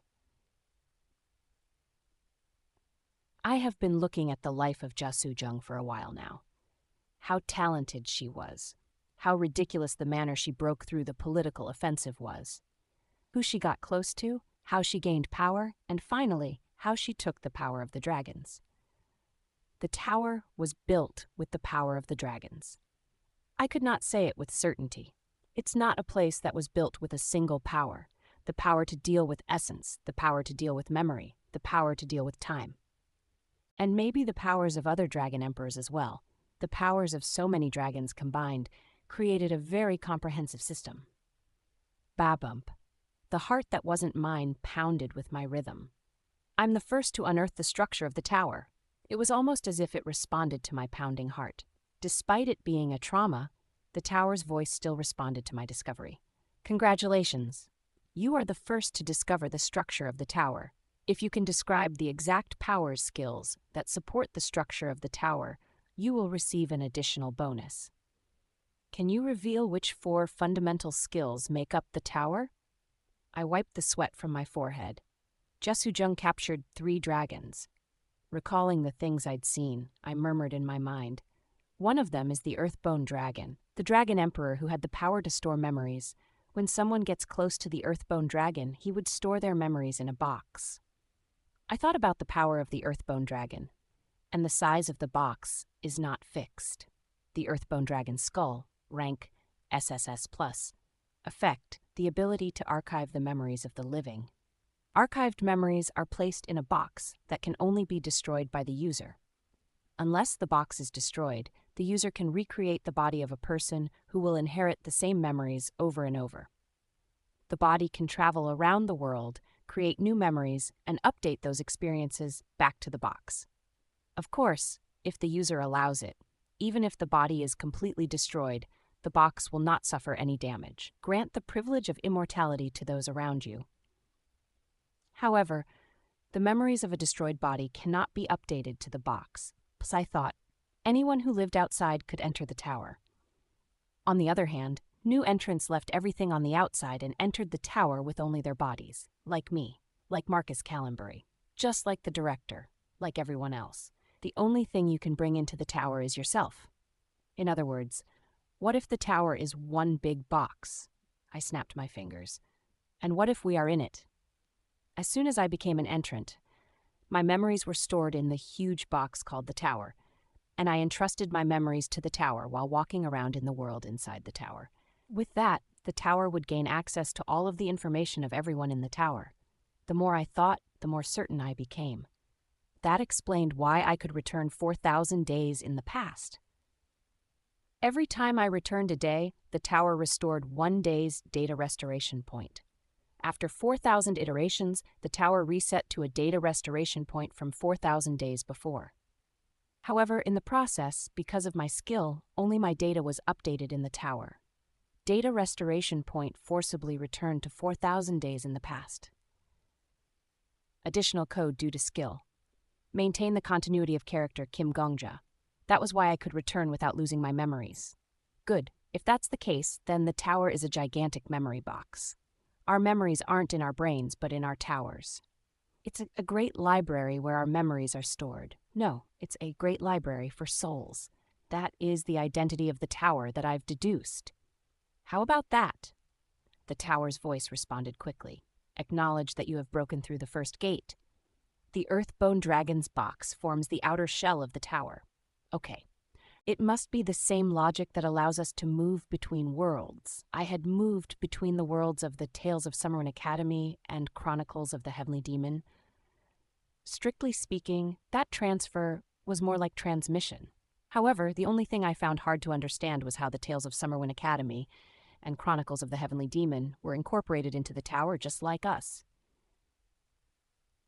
I frowned and rubbed my forehead. Then, annoyingly, the nobles around me started talking. When the Viscount receives her title of Duke, should we call her Duke? It feels like she's further away. Viscount Jasujung allows anyone to call her whatever they like, so it won't be a problem to suddenly create and share a nickname. Nickname. Did you not hear Marquise? Viscount Sim Anchal is called this princess by Jasujung, and the ultimate sword duke is called this one's dear husband. Those are names that only those people can monopolize. She might even make one for the Marquise. It's a bit embarrassing to hear others say it. Doesn't it make you think that Jasujung is cute instead? I can't decide. It was hard to ignore them even if I wanted to, because everything they said was related to the Tower Master. People kept leaking information about the owner who created this world, and no matter how small it was, I couldn't help but be interested in it. I need time to organize my thoughts. I suddenly realized that the current me had that ability. Magic power flowed through this body. To be precise, it was as if this entire body was made of mana. I wasn't sure what I looked like now since I hadn't gotten the chance to look at a mirror, but this person's flesh, blood, and bones were all made of mana. In short, so was the brain. Consciousness, acceleration, time. The nerves in the brain were mutated with mana. The speed of my consciousness changed according to my wish. It was possible for me to even transform it into a body that didn't need to breathe if I wished. Whoever owned this body must be a formidable monster. Good. Time had slowed down. Marquis Bake's Sail-2 and Viscount Sun Hook-Sin moved slowly, as if they were stuck at 01x speed. My body also slowed down, but my consciousness continued to move at the same speed. I continued to think in a world with a more relaxed pace.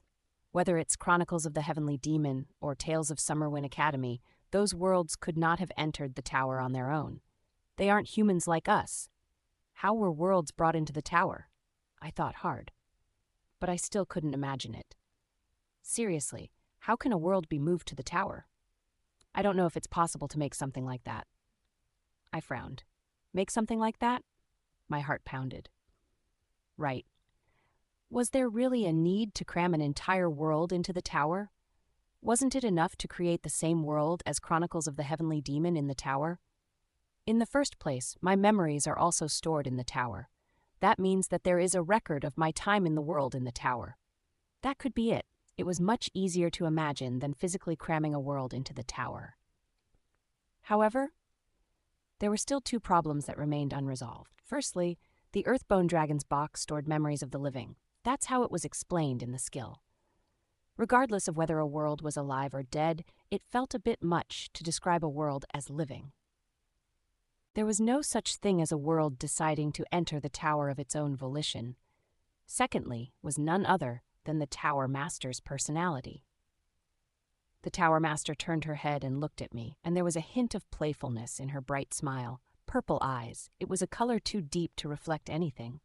When facing her, it was necessary to not focus too deeply on the color of her eyes, as even a pale white floor would lay bare in those jewel-like eyes.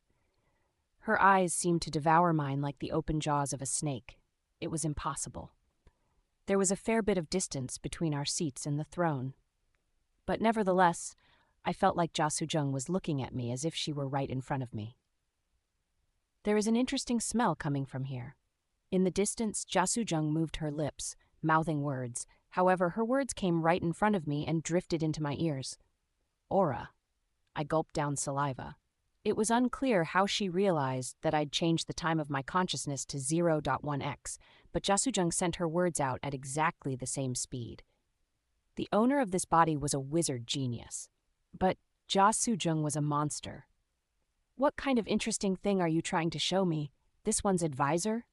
This one's backstabbing staff? Baron Gu Wanha, one of this one's favorites, who can comfort this one's boring life just by staying still. Are you doing anything particularly interesting? I was thinking about the structure of the tower, Viscount. The subject's ego is defying. Continuing to reproduce the trauma. I tried to speak in the tone of Kim Gongja, but my tongue and lips moved against my will. I became a respectable noble and placed my hands in front of me. The structure of the tower? In the distance, Viscount Jia Suzheng tilted her head, still openly displaying her affection with His Majesty. Are you referring to the structure of the Platinum Tower? Ah! Well, the structure of this place is quite intriguing. It was used by the Dark Sovereign before the founding of the kingdom, so it was designed so that even when dragons passed... Not this tower. Huh? Is that so? Then is it the Tower of Appeal? Ah, is it the Netherworld Tower that this one captured? Changed from Yellow Sky Tower. I'm thinking about the structure of the tower that the Viscount will build. Suddenly, Jia Suzheng rose up from her place under the throne. Viscount Jia Suzheng? The king who was sitting on the throne was a bit surprised, so he looked at Jia Suzheng. My apologies, Your Majesty. This one has something to discuss with my faction comrades. Alrighty. Take your time. Many thanks, Your Majesty. This one will count the seconds that I could not spend with you and keep it in my heart, so that I may return with a heart that is full of love. Viscount Jia Suzheng turned away. Tap. Viscount Suzheng's dress was belted on both sides. The skirt was long and trailed behind her as she walked. She was not dressed as a noble or as duke, but only with the sense of the king's concubine. Viscount Jia Suzheng had enough power and connections to wear such clothes in the sacred halls of the council without worry. Now then, Advisor Gu Wanha, the noble with the most power in this council hall where all nobles had gathered. She was my lord, I was her vassal. Where other nobles called me, which was my official title in the kingdom, only Viscount Jia Suzheng used advisor, which was my position in the family. If this one didn't hear incorrectly, I believe I heard the word tower just now. Ah, Marquis Back Solto and Viscount Sun Hoaxin, may I ask you to step aside for a moment? Ah, yes, Viscount. Understood. Faction leader. Viscount Jasujung bent over and kissed Marquis Back Solto on the forehead. Marquis Boto blushed happily and with a hehe sprang up from her seat. Viscount Jasujung then lifted her left hand towards Viscount Sun Hoaxin. Viscount Sun Hoaxin, as if it was natural, knelt down and kissed and licked her left ring finger. Then she left her seat with a calm expression, seemingly satisfied. They are cute. Jasujung covered her lips with her sleeve and giggled. So about the tower the advisor spoke about. As far as this one remembers, this one has never mentioned the tower to the advisor. I didn't tell anyone. That is why this one is a bit confused now. Do you perhaps have foresight? No, Viscount, I do not have foresight. That's what I thought.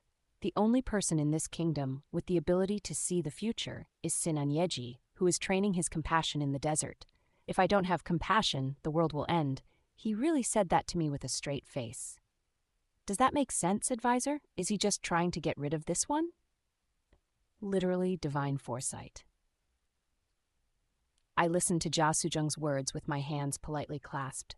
The Viscount was originally very talkative, and once she started talking, the conversation would branch hundreds or thousands of times. In that case, it was better to just wait for the Viscount to return to the main point on her own.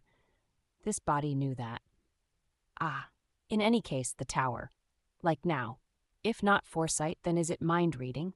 That would be harder than foresight. As the advisor should know, this one's mind is now protected by at least 4 layers of barriers. The place this one was thinking about the tower in is in the first layer. That is to say, this one's deepest part. I don't think even Jai knows. Jai was the name of the boundary duke. Guess this is the final duke. There was only one person in the kingdom who could call the boundary duke's first name without hesitation, and that was Viscount Sujung, who was right in front of me. Viscount Jia Sujung was the only person who could say the boundary duke's real name without having her head sent flying. The boundary duke had the ability to read people's minds, so it was natural for her to have suspicions like, how did you know a plan that even the boundary duke couldn't read? Viscount. Yes, this one's advisor. Although this one calls you my advisor, you are this one's second advisor who wants to someday smash the head of your senior and become this one's only advisor. You should reverse your thinking. Ho? It's the opposite? I did not already foretell the tower, Viscount. The tower has already been completed, and according to the logic of the tower, we are belatedly experiencing this situation now. Those purple eyes went wide. Viscount Jia Sujung looked around, once to the left, then to the right. Then she tapped her lips with her index and middle fingers. Wow! That was all the time it took for the Viscount to organize her thoughts. Isn't that amazing? Let's check it out. Advisor, does that mean that you are from the future? If so, do you come from a future where this one has already built a tower and is running it successfully? That's right.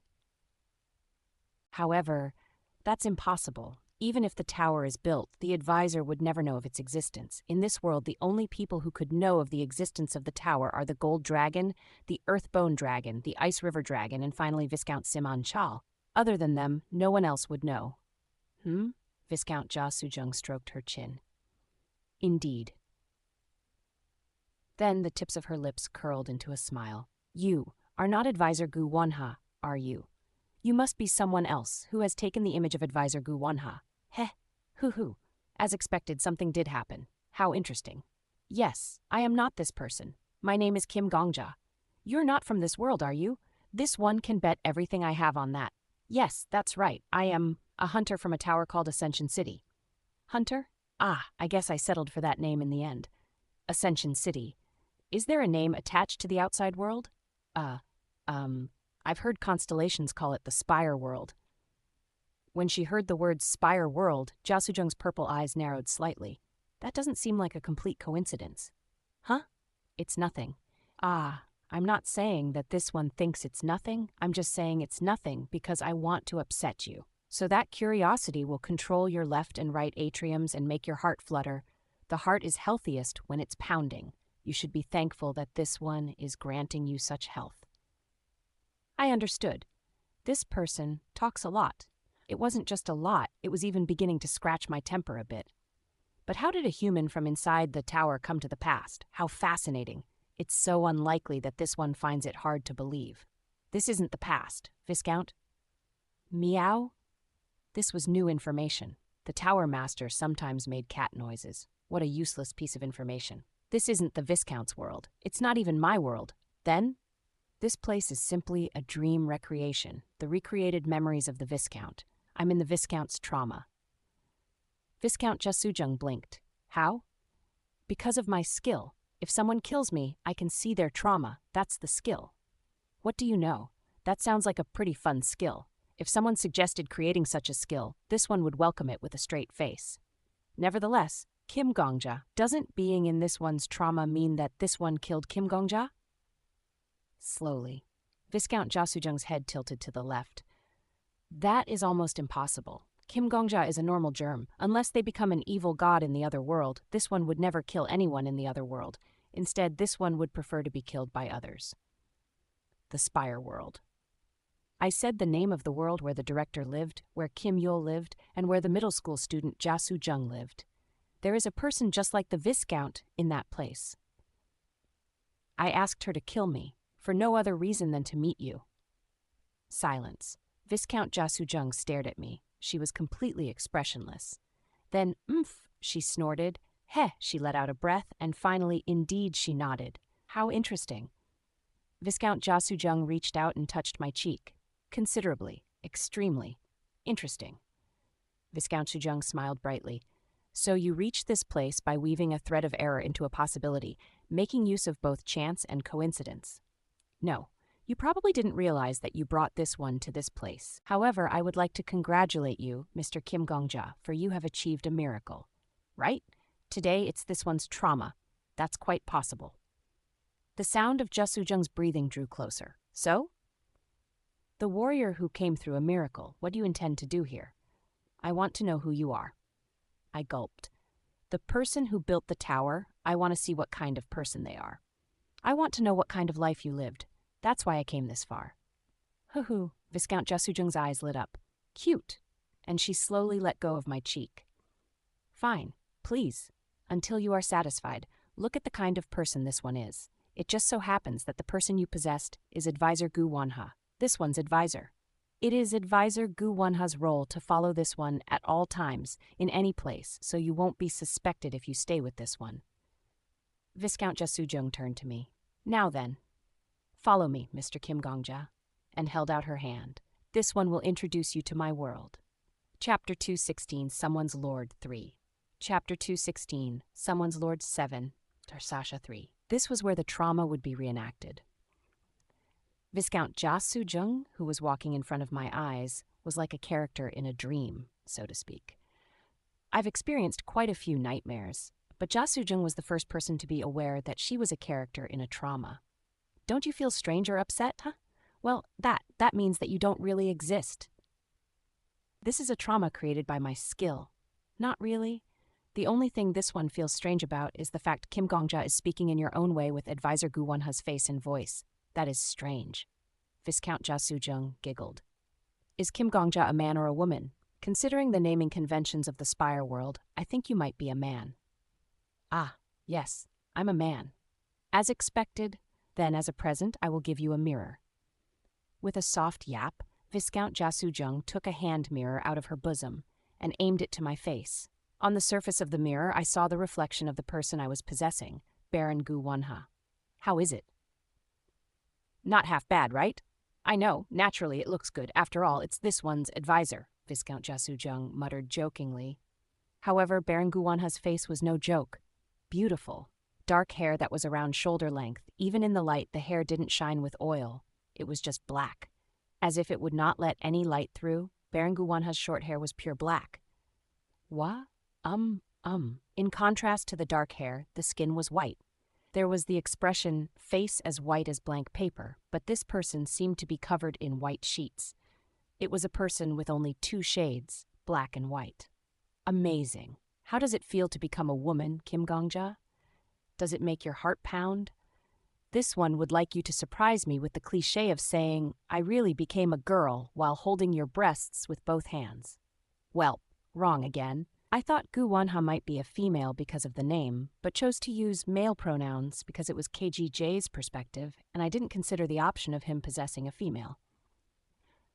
TL hell, embarrassed face. Why did I possess this body? I tried to cast information magic on myself. Soon, Baron Gu Wanha's description appeared. Identity, noble, Baron. Relationship, Jasujung's advisor. Danger rating black. Remarks, head of the Guan Baron family. When she was young, her uncle, the family head of the previous generation, participated in the War of Black and White and was accused of rebellion. Her father, the next family head, associated with heretics and was purged together with them when the purging took place. As all of the elders of her family were dead, Gu Wanha had no choice but to take over as family head. It was an era of rebellions and purges. During this period, Marquis Si Bangpei approached. He asked her to take care of the child of a rebel leader. Baron Gu Wanha accepted the rebel leader's daughter and raised her as her daughter without knowing. The daughter secretly organized an army with Marquis Si Bangpei. When this army was discovered, the kingdom issued a suppression order and swept it away. Marquis Si Bangpei was executed because of this. Baron Gu Wanha was deposed and demoted to the status of free citizen. Although she was a fourth circle wizard, she was also expelled from the magic tower. She was kidnapped by the terrorist organization Red Nails off the street when she had nothing. Afterwards, she was imprisoned and abused in the Red Nails for more than 9 years.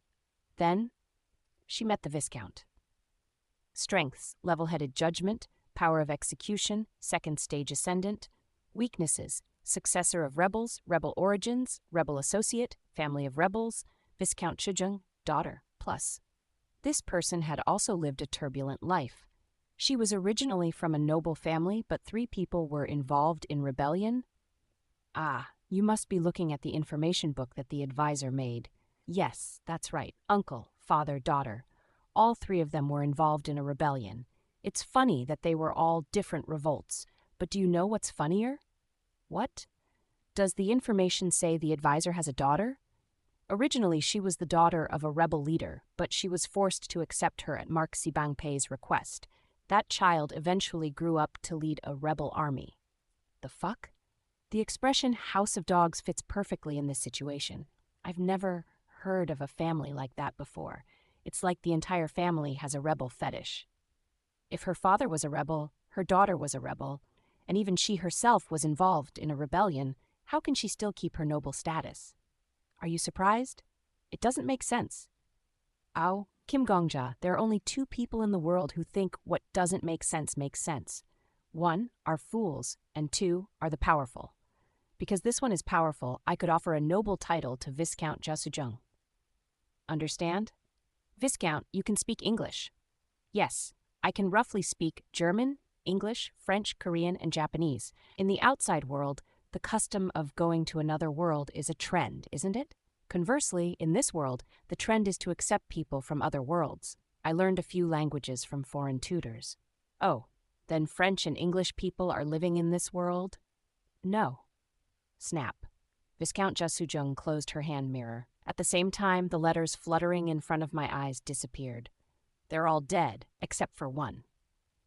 The moment you have fun and jump on the trend saying, I'm going to adventure in another world, you realize that whichever world you go to is still a world, and death is still death.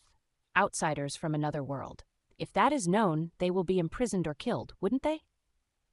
There are so many things that this one has to protect. Well, let's stop talking about the dark stuff. Yap. Instead of putting her hand mirror away, Viscount Jasujung took out a cup instead. Where did it come from? I couldn't help but wonder what were the laws of physics of the space in Viscount Sujung's bosom. Kim Gongja, please spread your arms for a moment.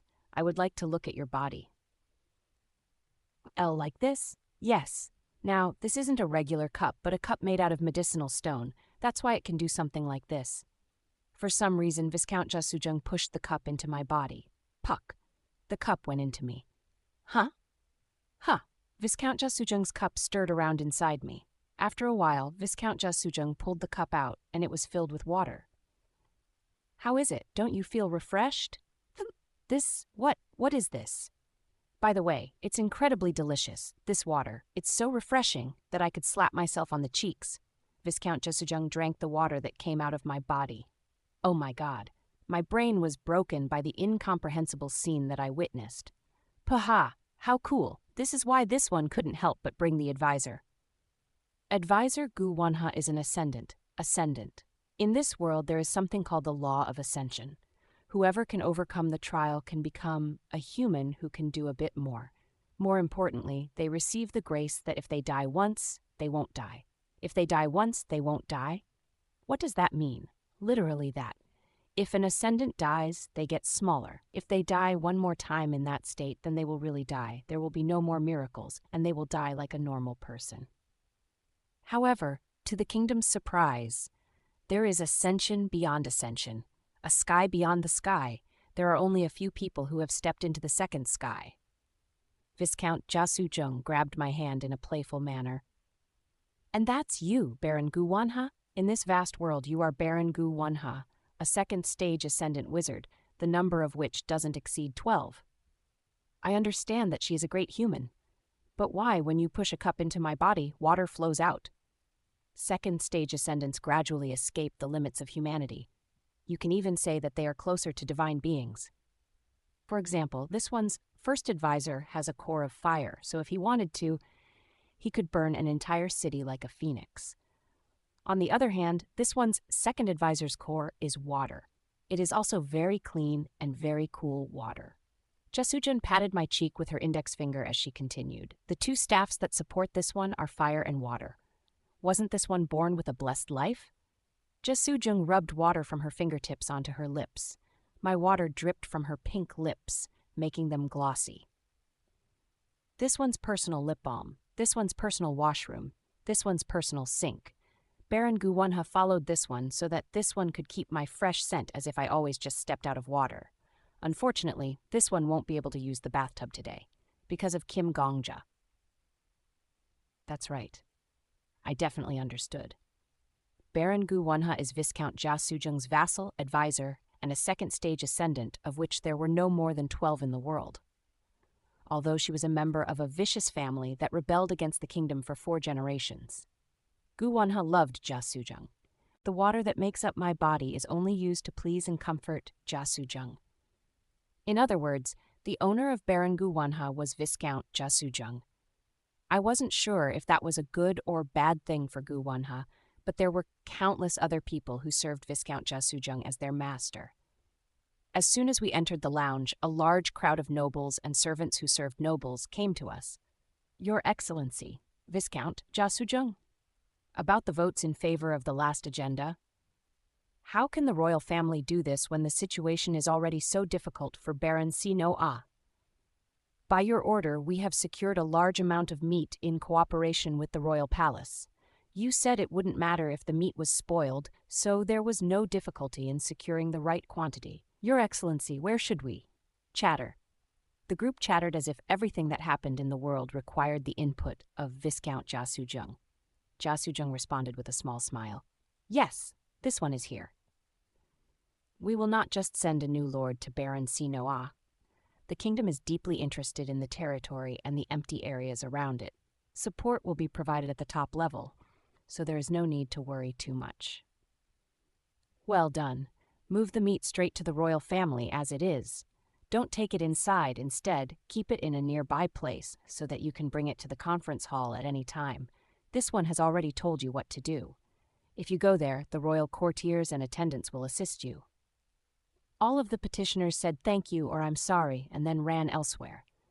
Viscount Jasujung is busy saving the kingdom today again. Amazing.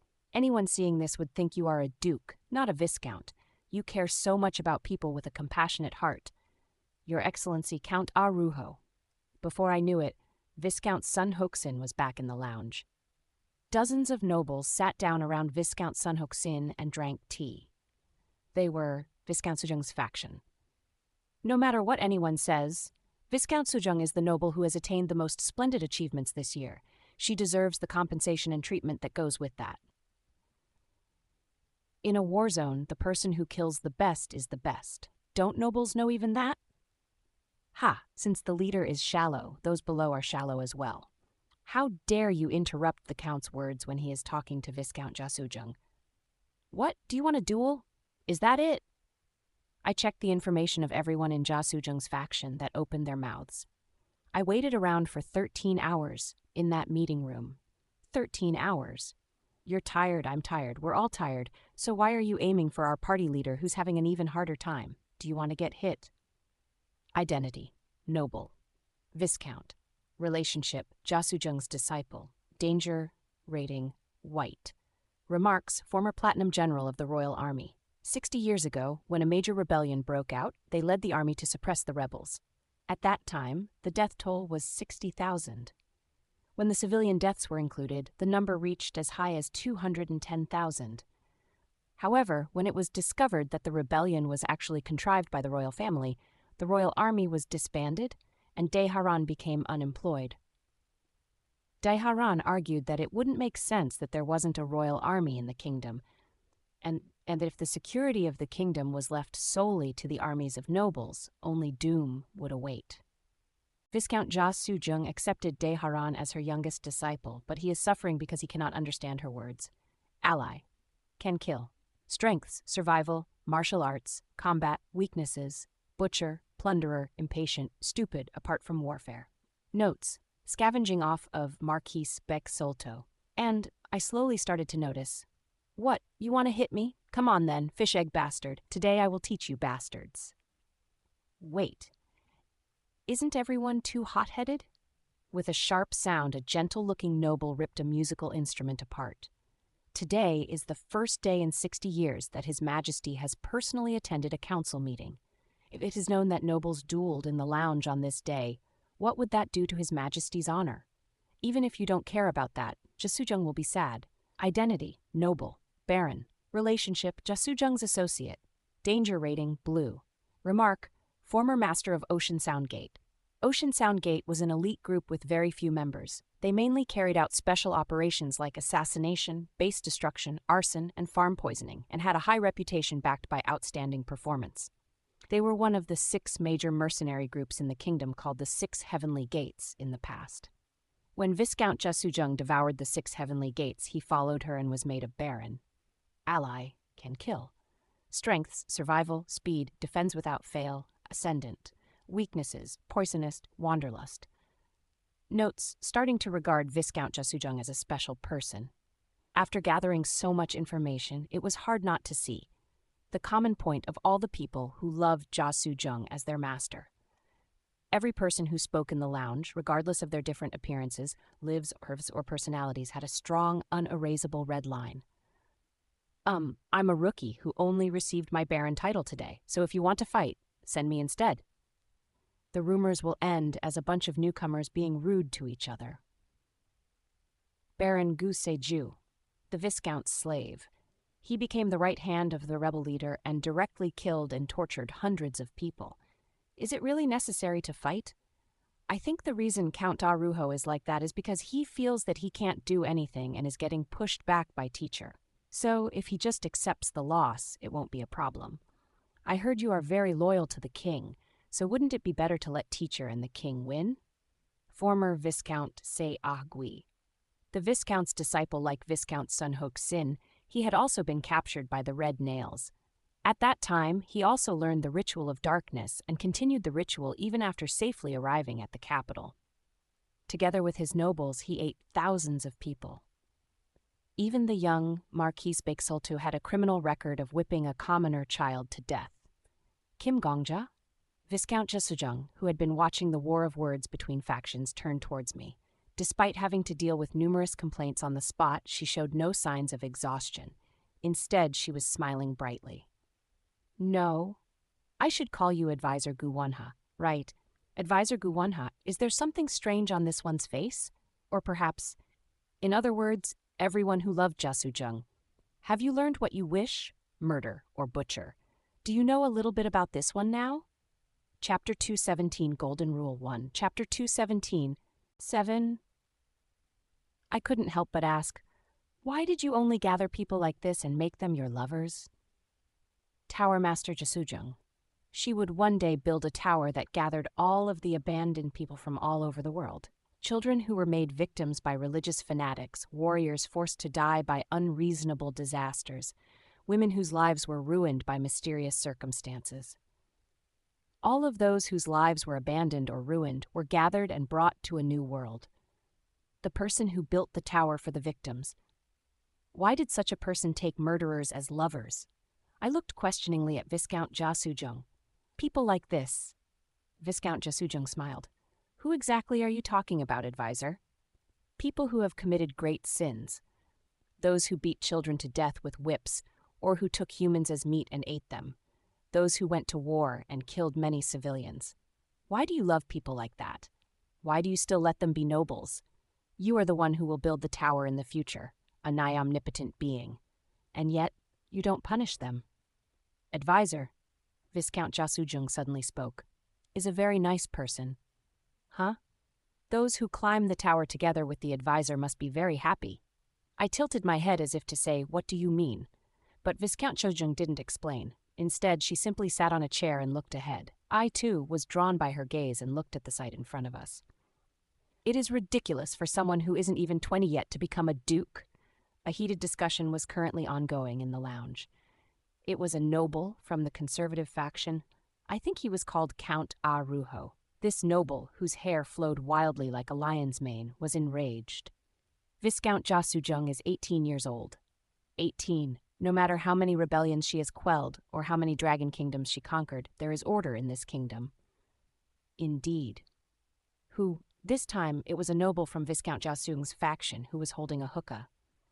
The Count is right. I didn't understand why, over the past few decades, the rebels, instead of being subjugated, grew stronger and stronger. Listening to your words today has opened my eyes. While an 18-year-old fought fierce battles with sweat and blood, the great nobles, like the Count, upheld the laws of propriety. I understand now that it's thanks to you all that the kingdom remained prosperous and was not destroyed.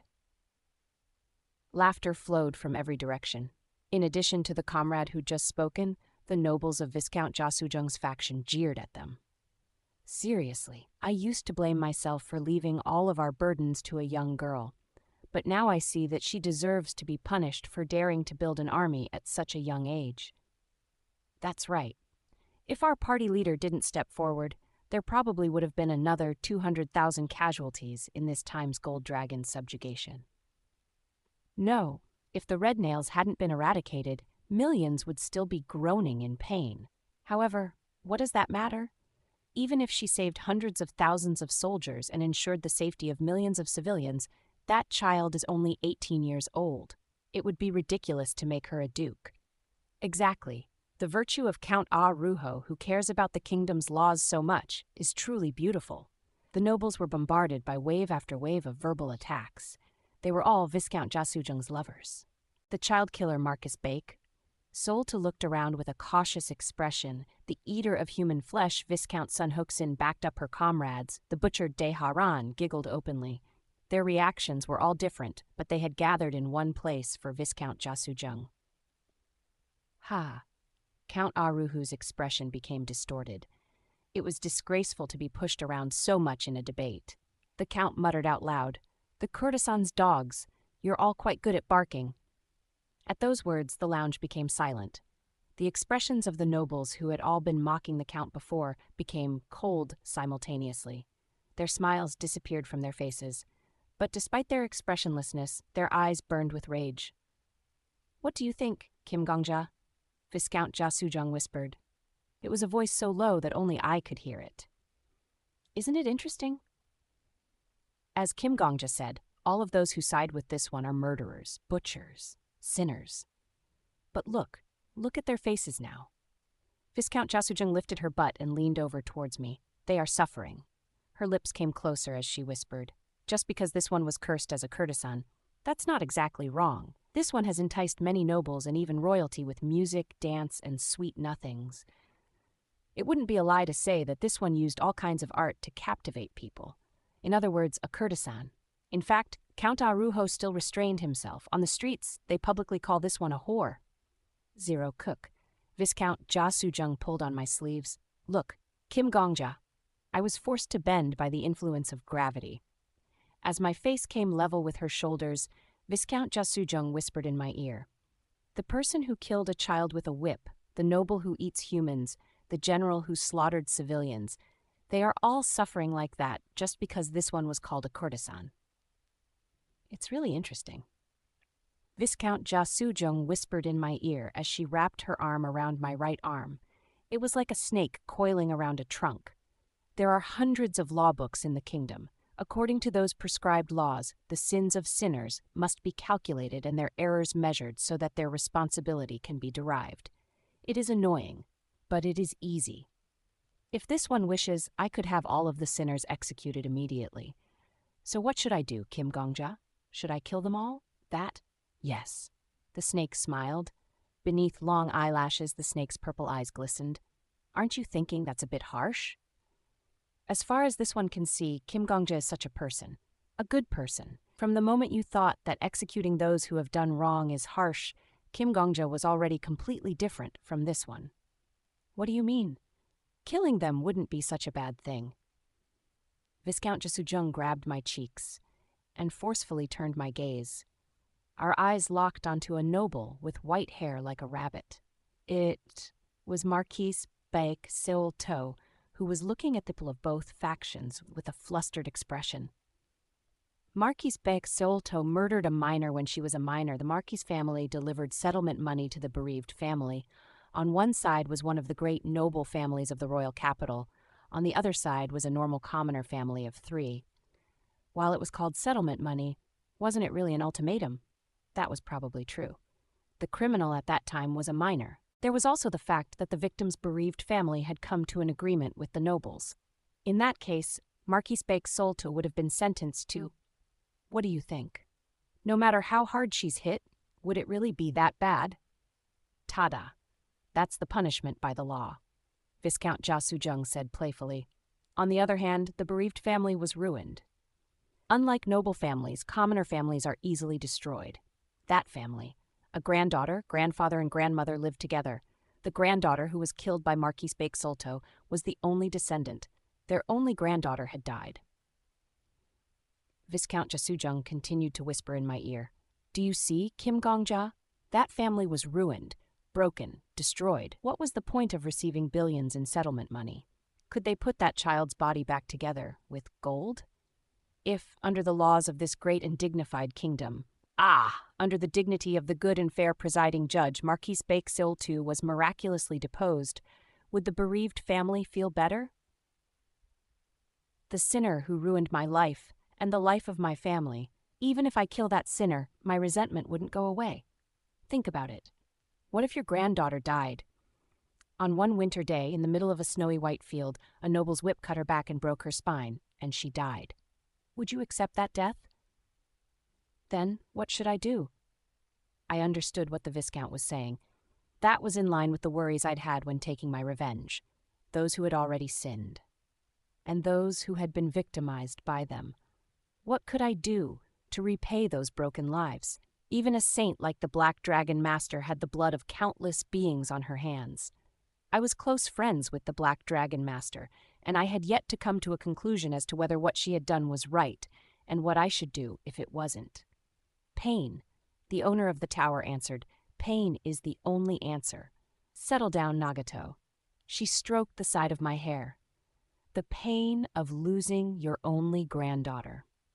The pain of the past 6 years that you had to live with after your granddaughter disappeared. The pain of never seeing your granddaughter again for the rest of your life. To return all of that pain, the exact same pain, to the sinner. That is the law that is needed in this world, and that's what this one wants to do in this kingdom. Viscount Jasujung spoke like a senior giving advice to their treasured junior. However, her eyes, regardless of how gentle their gaze was, those purple eyes seemed to have a magical power that made them shine with the evil of youth. That's why Viscount Jasujung seemed both like a senior who cared about her junior and a demon seducing an innocent at the same time. This one will refound this kingdom under the law of pain. Not only this kingdom, but this entire world. Every creation that this one's feet walks over and this one's eyes shine upon. The tower is a tool to accomplish that. I was speechless for a moment. Is such a thing possible? There are two ways to make the impossible possible. One is to go crazy. If you're crazy, then you can make the impossible possible in your daydreams. What's the other one? Gaining power. Viscount Jasujung giggled. Power is a possession. It dominates. This one bewitched the 6 dukes, seduced his majesty, and captured 3 dragon emperors. Viscount Jasujung raised a finger. Just to become the most powerful person in the world. Tuck, tuck. Viscount Jasujung tapped the arm of her chair twice. The nobles of Viscount Jasujung's faction turned to look at the same place as one. The people who were staring coldly at Count Arujo stopped what they were doing and what they were going to say as soon as they heard the tuk-tuk sounds. They turned their heads at the signal from their master. The same was true for the opposing faction. At first, they kept talking, but when they say their opponents look away at the same time, they couldn't help but feel strange. Thus, the nobles on the other side also looked at Viscount Jasujung. When all the nobles turned to look in one place, the servants who were serving the alcohol and the musicians who played the music also turned to look at Viscount Jasujung. 13 seconds. That is how long hundreds of people in the spacious lounge looked at Viscount Jasujung. The fierce shouts, clever sarcasm, and cold anger stopped for a moment. The entire room went still. My dear noble colleagues, under the gazes of hundreds, Viscount Jasujung opened her lips. You all should have come to this lounge to rest, but as I see you all arguing so hard here, I can't help but feel proud to be a member of this kingdom. I just hope the council will pay you overtime. After all, you must be working overtime in this place because you don't have enough money. Using my shoulder as a brace, Viscount Jasujung got to her feet. That was enough rest, so let's go back to the meeting hall and resume the main business. At the same time, the nobles of Viscount Jasujung's faction jumped to their feet. As they got up, they left many empty glasses, not so empty glasses, and glasses that hadn't even been put to their lips in their place. Without any hesitation, the nobles all gathered around Jasujung. Considering the fact that each of them was a powerful person that was incomparable to commoners, it was a truly bizarre scene. Now, in the middle of this strange scene, Viscount Jasujung grabbed my wrist. Kim Gongja. Tonight, this one will show you a miracle. Jasujung was smiling brightly. Chapter 218, Golden Rule. 2. Chapter 218, Golden Rule 7-2. We walked into the meeting room. Tap, tap. Every step Viscount Jasujung made was followed by the steps of dozens of nobles. Only the sounds of footsteps could be heard as no one spoke, like elite soldiers heading towards the final battle. The moment we entered the meeting hall, I lost my breath. The nobles from other factions who were already there looked over to us. Angry glares, jealous glares, and glares filled with envy and yearning. Hello, everyone. I believe the meeting is about to resume. Viscount Jasujung smiled in a relaxed manner. This one's faction members have come. Are we too late? Silence. No one answered. But Viscount Jasujung didn't seem to expect an answer in the first place. With a smile on her face, Viscount Jasujung went to her seat. What are you doing, advisor? As I turned to leave, Viscount Jasujung called out to me. Huh? The advisor's seat is right beside this one. Come along quickly. Surely you don't intend to leave this one alone. Ah, she is being considerate since my memories are unclear? I nodded and quietly followed Viscount Jasujung. It was only as I walked towards the seat that I got a good look of the meeting hall. It was very different from the National Assembly image that I knew. Firstly, instead of a semicircle, it was a complete circle. It reminded me of a colosseum. A throne was placed in the middle like a pillar, and the seats of the noble council members surrounded it. There was a part that was even stranger. Water? That's right, there was flowing water. A water channel had been installed beneath the seat. If I sat down, my feet would naturally be submerged in water. The water channels spread out like a web throughout the council hall, and they all flowed down to a drain beneath the throne. It's amniotic fluid. Asa. Something like a soft exclamation of pleasure. I couldn't think of a good English equivalent in this case. Viscount Jasujung took off her shoes and sat down. Looking around, I saw other nobles also taking off their shoes as if they were used to it. Amniotic fluid? Yes, amniotic fluid. There is a large lake beneath the royal capital. Water is drawn from the lake and connected to the waterways throughout the city, but first the water passes through this place, the Platinum Tower's meeting hall. I followed the others and took off my shoes. What is the meaning of this? It has many meanings, and also many uses. The council makes laws in this hall, and the laws make the kingdom. This is where the kingdom is born from. Always be aware that we are giving birth to a kingdom. That is why it's called amniotic fluid. I also took off my socks before putting my feet in the water channel. Trickle, the warm water drifted between my toes. It's warm. Yes, because it's winter now. It's cool in the summer. It serves as a temperature control for this large conference room. Amazing. The color and temperature of the water also changes depending on the importance of the agenda. For example, if the council decides to invade a dragon kingdom, the amniotic fluid will become red like blood. The waterways throughout the city will also become red. This serves to tell the populace that there is an emergency. In other words, the water the populace uses in their everyday life had to first run across the feet of the nobles.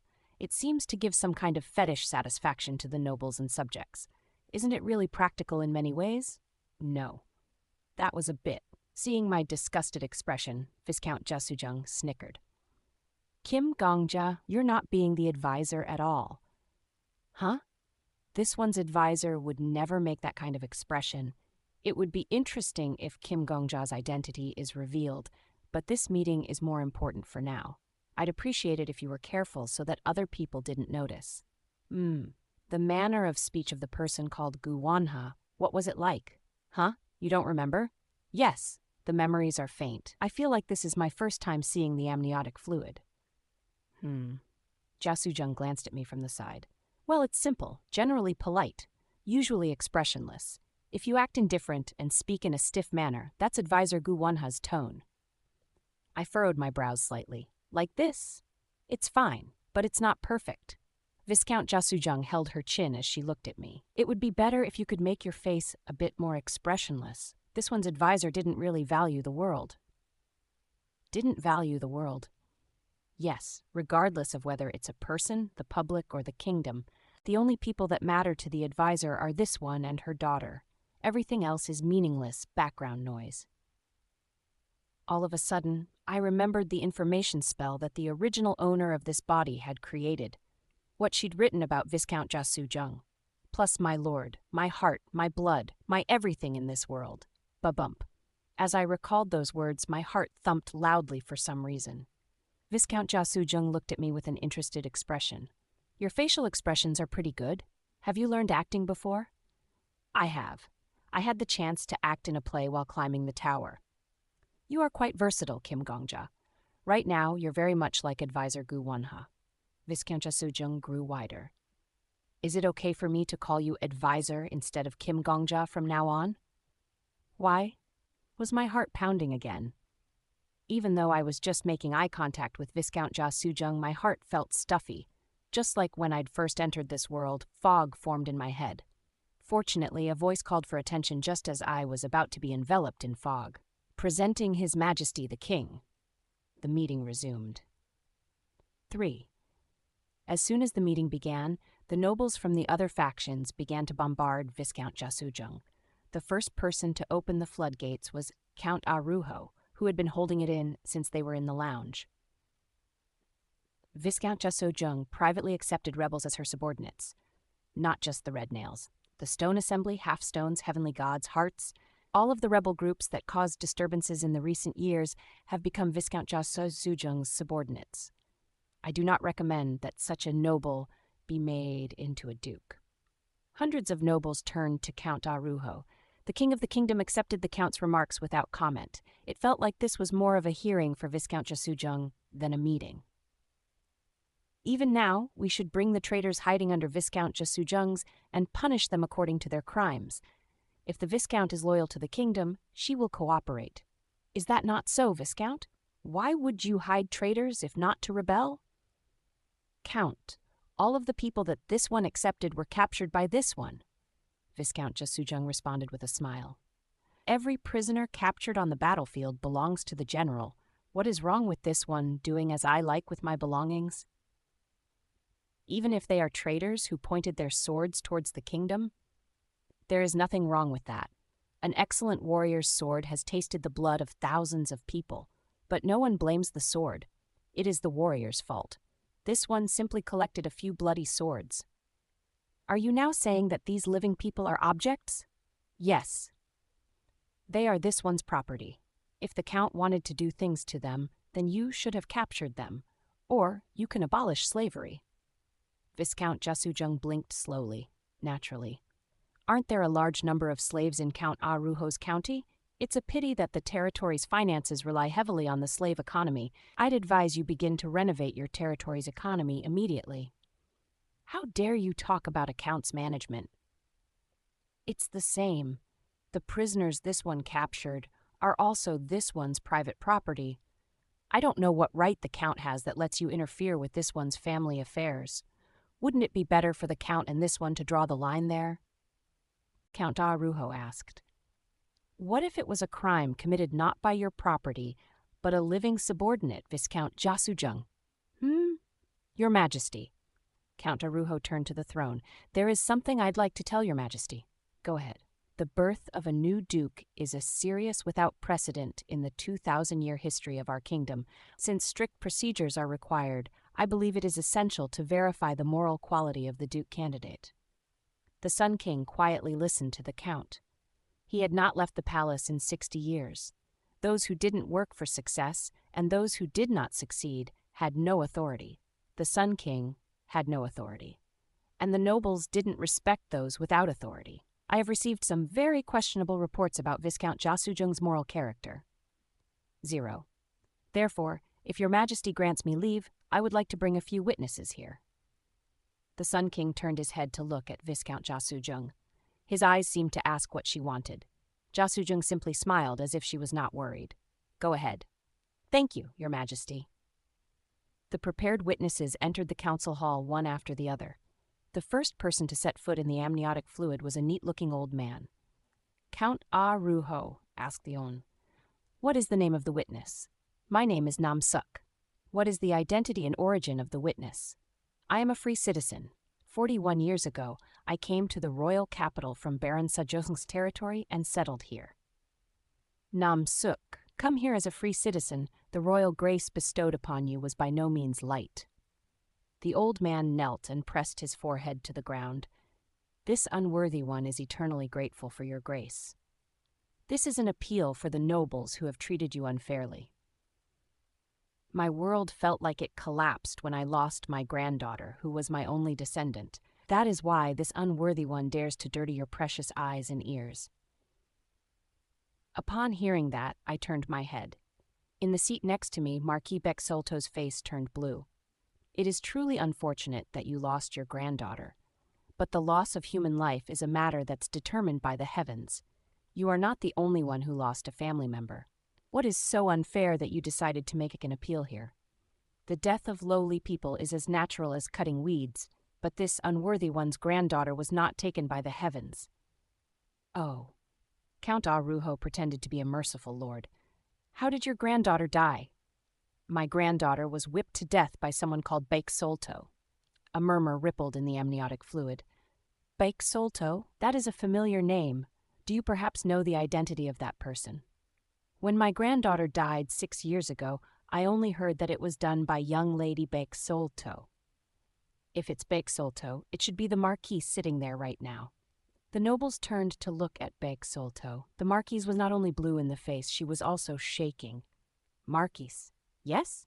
This person is saying that his granddaughter was killed by the Marquise 6 years ago. Is that correct? At that moment, Viscount Jasujung stood up. As the Viscount got up, the water splashed under her feet. Your Majesty. Speak. Marcus Bexolto's family is under this one's protection. Since this one is the main gate of the family, the Marcus would be the side gate. As such, this one should be reprimanded instead of my subordinates. I'm saying that it's not right for Count Arujo to question this one's subordinates. What do you think, Count? Viscount Jasujung has a good heart.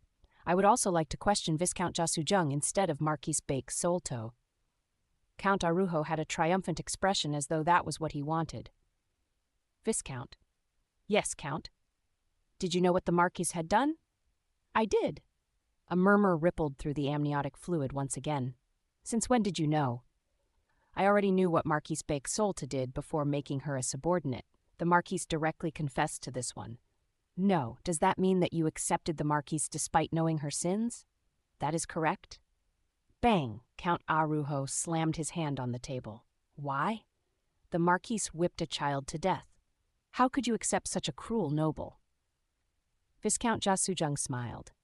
Looking at that smile made me uneasy. I'm not sure if you know. At that time, the Marquis family's young miss was known for her recklessness. Retarded young miss, stupid young miss, brainless young miss. She heard sarcastic remarks like this every day. After meeting the Marquis, this one decided to raise her properly. Raise her properly? The young miss grew up in an abusive family. Bake-Solta flinched, her shoulders shaking. Marquis Bake-Solta's grandfather, Marquis Bake-Mito, was a genius, but he was a genius in a bad way. He couldn't understand people who weren't as smart as him, and he couldn't understand his granddaughter, who wasn't smarter than him. Rebukes. Verbal abuse. Physical abuse. Marquis Bake-Solta's childhood was tainted by her grandfather's evil disregard. Count Arujo furrowed his eyebrows. So, are you saying Marquis Solto should be forgiven because she's pitiful? No. Viscount Jasujung covered her mouth with her sleeve as she smiled. If I had left her alone, Marquis Bake-Solta would have continued being the brainless young miss forever. She would have also died peacefully at the hands of assassins sent by someone without a chance to repent for her sins. This one doesn't think that's right. What are you talking about? This one took Marquis Bake-Solta on a trip for a month. Viscount Jasujung hummed. It felt like she was reminiscing about a pleasant memory. I showed the young miss who had never done anything for herself what the reality of life was. I forced her to experience the lives of those who couldn't eat if they didn't work, and I forced her to understand the reality of the outside world, where it was difficult to eat even if you work hard. Thanks to this, Marquis Bake-Solta was able to understand, even if she is unhappy, it is still tolerable misfortune. Then this one regularly gave the young miss classes. Sometimes we went to the northern port to take a look at the lives of merchants, and sometimes I took her to subjugate bandits. Like this, I showed her how the lives of people could be ruined. Viscount Jasujung breathed heavily. Almost as if she was intoxicated, Viscount Jasujung spoke in a low, breathy voice. Did you know? Marquis Bake-Solta is still 15 years old. Although she is only 15, she had already experienced the deaths of ordinary people, the deaths of merchants, and the deaths of bandits. I dare say that Marquis Bake-Solta will surely become one of the greatest lords in the kingdom. Ha! Count Arujo laughed. I was wondering what you were talking about. So you're trying to cover up her past stains by claiming she would be a great politician in the future. Viscount, such a rotten spirit. You really don't know anything, Count. What? What matters isn't whether she becomes a good politician or not. The point is, despite being such a good noble, she will have a mistake that can never be undone in her past. Jasujung's breath became hot. Don't you get it? That means the better Marquis Bake-Solta becomes, the unhappier she will be. No matter what she chooses to do, no matter how many people she saves, Marquis Bake-Solta will never be able to consider herself a good person. This is natural, since she'll never be able to change the fact that she killed a child. Viscount Jasujung clasped her hands together, as if she was saying a prayer. This one will raise Marquis Bake-Solta to be the greatest noble in this kingdom, and I will also make her grow up to be the unhappiest noble in the kingdom. As the days pass, misfortune will dye the Marquis. The combination of self-blame and shame will surely paint the Marquis's face. Count, imagine the Marquis like that. Imagine how unhappiness will be clear in her every gesture, her past continuously dragged behind in her shadow. What do you think? Viscount Jasujung smiled brightly like a saint. Isn't it lovely? Chapter 219, Golden Rule 3. Chapter 219, Translator 7. The room became silent. Many nobles were shaken by the words of Viscount Jasujung. Lovely? Count Rujo looked caught off guard. Many nobles had similar expressions. However, those who had been captured directly by Viscount Jasujung. Only the expressions of those who loved the Viscount and were loved by the Viscount didn't change. It was almost as if the Viscount's lovers thought something that should be said is being said. Yes. In this confused atmosphere, Viscount Jasujung continued, a person crushed by their own misfortune. The sight of even a noble crying out because they are unable to bear their own weight would always reach the heart. If we had to compare Marquise Bake Solto, wouldn't it be with a honey-filled rice cake? When you bite into it, sweetness fills your mouth. What are you talking about right now? Count Arujo was stunned. Ha! Viscount Jasujung sighed. Then she shrugged. It was an attitude of clear disregard and contempt for Count Arujo. It's fine if you don't know. There are adventurers who go out following a treasure map even if it suddenly appeared before them, and there are those who mock those adventurers. So does your story end there? What? I'm asking if you have anything else to say, Count, to summarize what you've said so far. Look at these unfortunate people. He lost his granddaughter to a noble. That noble belongs to this one. If you have nothing more to say, I think it's best to leave. It is already quite late at night, and it would be bad if the meeting is delayed any further. Yo, you cunning fellow, this old man lost his one and only granddaughter, Count Arujo shouted. It was her grandmother's birthday. Did you know that? The granddaughter was running home to give her grandmother a present when she was beaten to death by Marquise Bake Solto.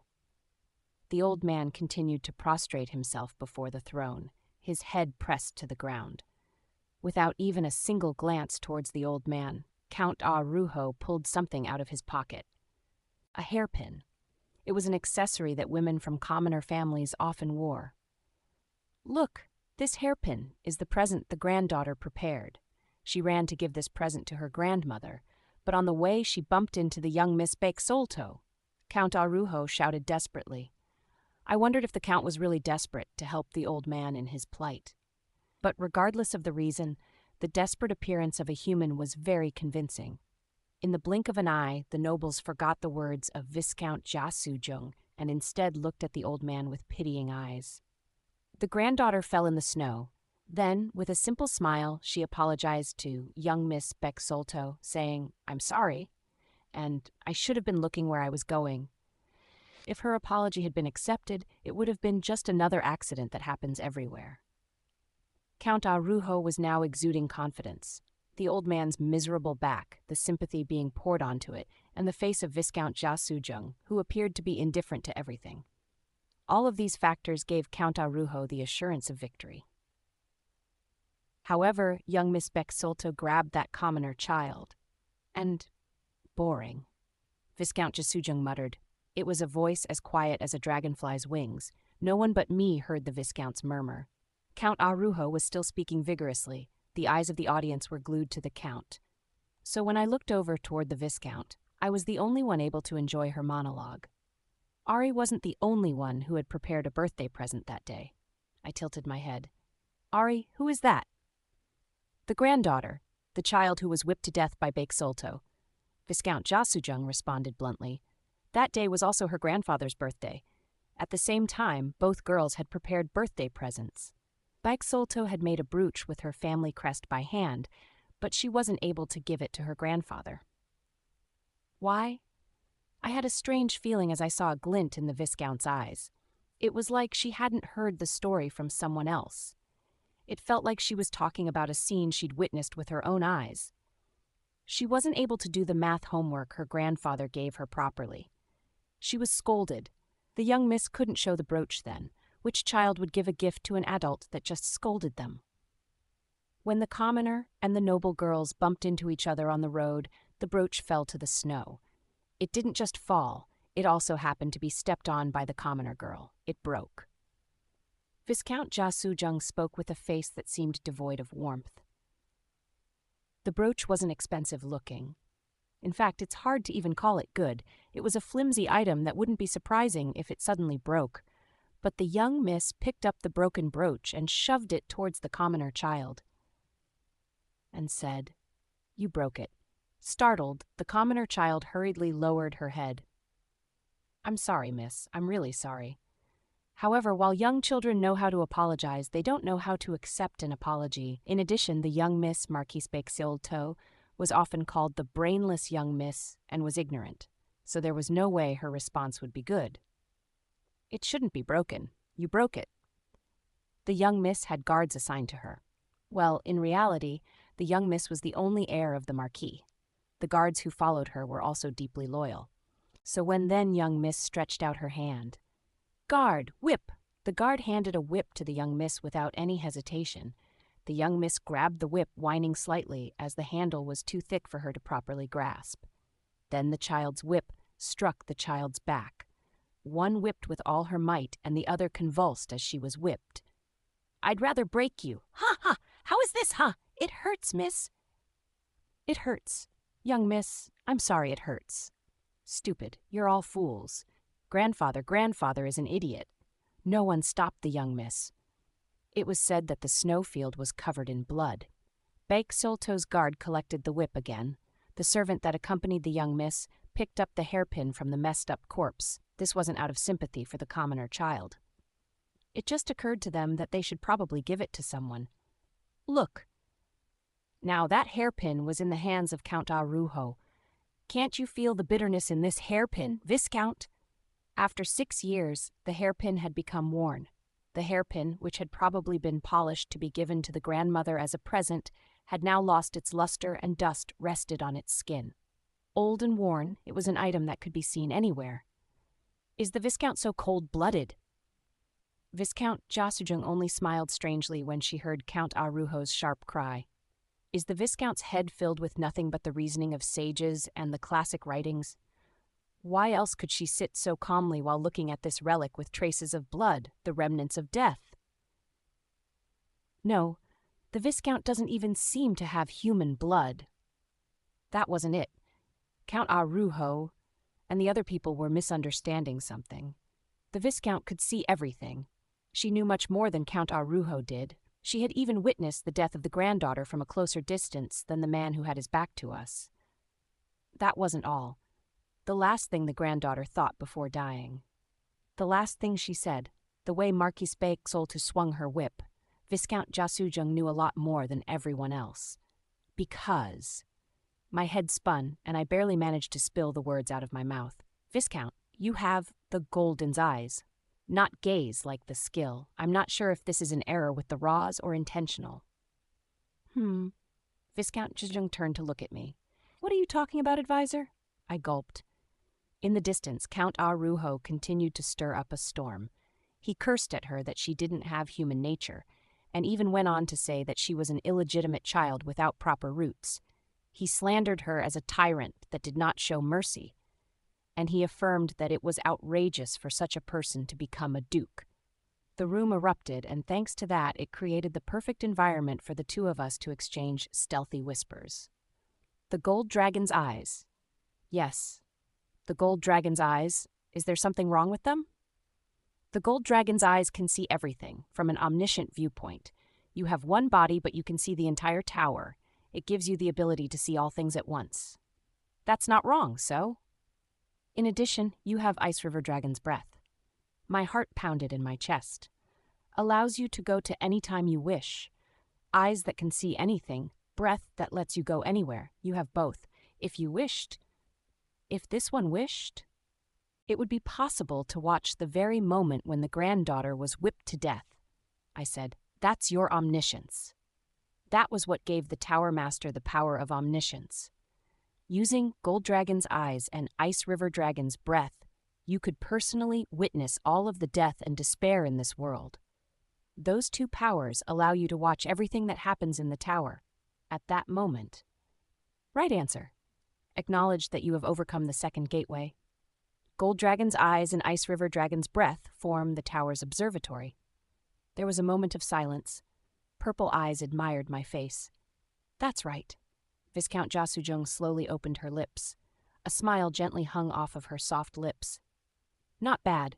The information given to the advisor wouldn't have been much. You were able to put all of that together on your own and guessed a project this one planned to use. The warrior should receive a reward for finding the correct answer. Viscount Jia Sujung reached out and grabbed my wrist. Now, I'll show you the death of the granddaughter. Trickle. I felt something crawl up my leg. It was cool, like the skin of a snake. Surprised, I looked down and found darkness on the surface of the water. Darkness that I could only describe as a shadow slowly climbing up my skin. Follow me. In the next moment, I was consumed by the shadow. 4. Schwack.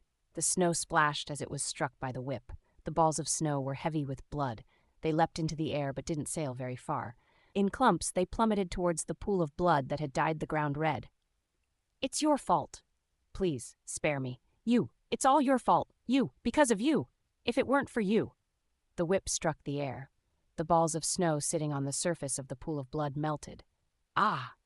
The little child convulsed. The last bit of the child's body temperature flowed down her body into the snow beneath. A small puddle of water, created by the child's body heat, spread. That is the child. Jia Sujung raised her finger.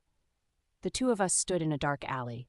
There were pedestrians on the street, but perhaps they were scared by the aura the Marquis's guards as they all ducked into alleys to avoid them. Marquise Bakesolto. Now, she is young Miss Bakesolto. The child the young miss killed when she was 10 years old is laying there. I instinctively tried to run out, but I couldn't. A hand with strength surpassing my own was wrapped around my wrist. No, why not? We have to go immediately. If we go right now and take her to a clinic, maybe. Perhaps she can be saved. Yes, perhaps she might suffer terrible pain during the winter season, but as time passes, she would get better and would be able to live a normal, happy life.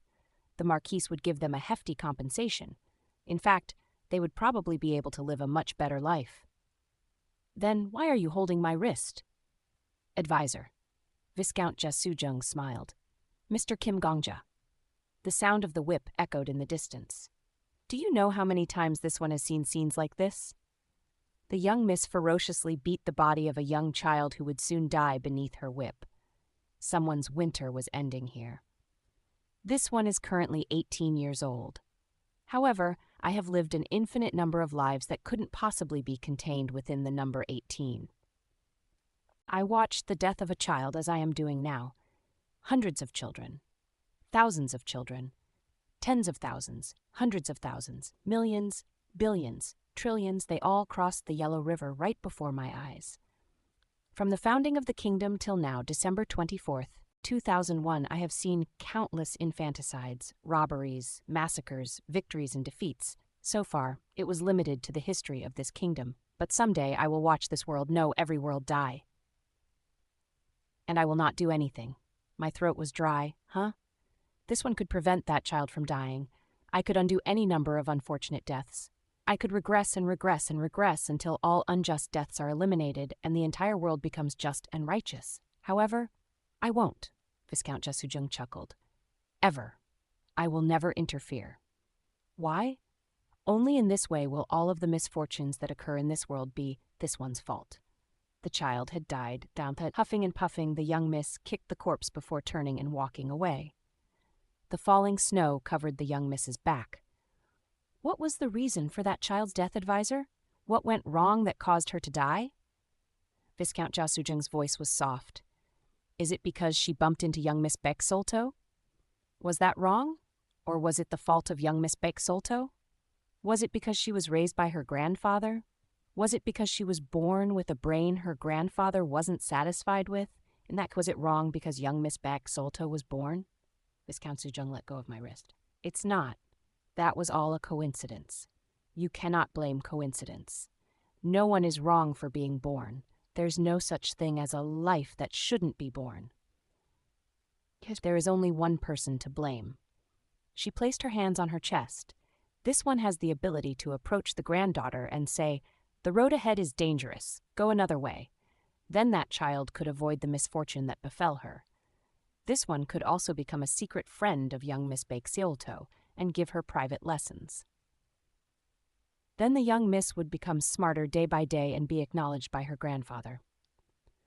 Viscount Jia Sujung clasped her hands as if she was praying and looked at me. This one has the ability to do that. I won't. Never. No matter what happens. Suddenly, the surroundings changed. The blood-soaked snow disappeared and the council hall with the flowing amniotic fluid appeared once again. Count Rujo was still pointing his finger in our direction and condemning Viscount Jasujung. The courtesan of the capital city who lacked humanity, how could she not grieve over a child's death? Why did she not try to help? Advisor. In the midst of the noisy council hall, Viscount Jasujung whispered to me, "There is no such thing as accidental deaths in this world. There are no accidental misfortunes. All deaths and misfortunes were deliberately allowed to happen by this one.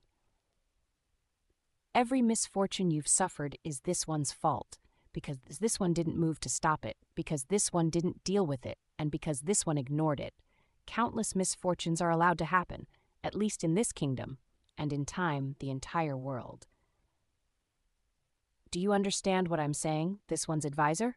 Viscount Jasujung smiled like a saint. Then, the surroundings changed once again. 0. This time it was the scene of Viscount Sun Hoxin eating human flesh. "Now," Viscount Jasujung stroked the back of my hand. "It's time to blame this one." My heart pounded. Scream, "Why didn't you help?" It wouldn't be a meaningless scream. This one had the ability to help, and I was right there in your misfortune. Ask me why I didn't save you. It will never be a pointless question, because this one was able to solve the problem. She clasped my hand. Because that's the type of being this one is. I couldn't breathe. "Now you know the culprit that you should point your finger to without a doubt." "The one," God spoke. "This one is the God that never regresses, a God who will not regress for anyone and will only watch your misfortune." God softly declared, "And that's why this one is a God you can condemn." God's name was Jasujung. Chapter 220, Golden Rule. Chapter 220. 7-5. I looked at the girl. The landscape changed rapidly, from the snowy streets where Marquise Baxold, who had done the whipping, to the cave where Viscount Sun Hoxin consumed human flesh, to where Viscount de Haran led an army to slaughter Bulgars and civilians alike. Kill them all without leaving a single one alive. A general's competence could be determined by two things: being able to kill people well and having no hesitation when killing people. Viscount de Haran was a competent general. This is the place of a rebellion. The leakage of information about our operation cannot be allowed. The peasants, the poor, the men and women, old and young. Kill them all and destroy everything. I will take responsibility. Thousands of cavalry slaughtered the rebels. Surrounded by the soldiers, the shoulders of the villagers shook. Some of them had really tried to rebel against the kingdom, and more people had fallen for it, saying, "Maybe the Lord is really going to start a war." "My Lord, spare me.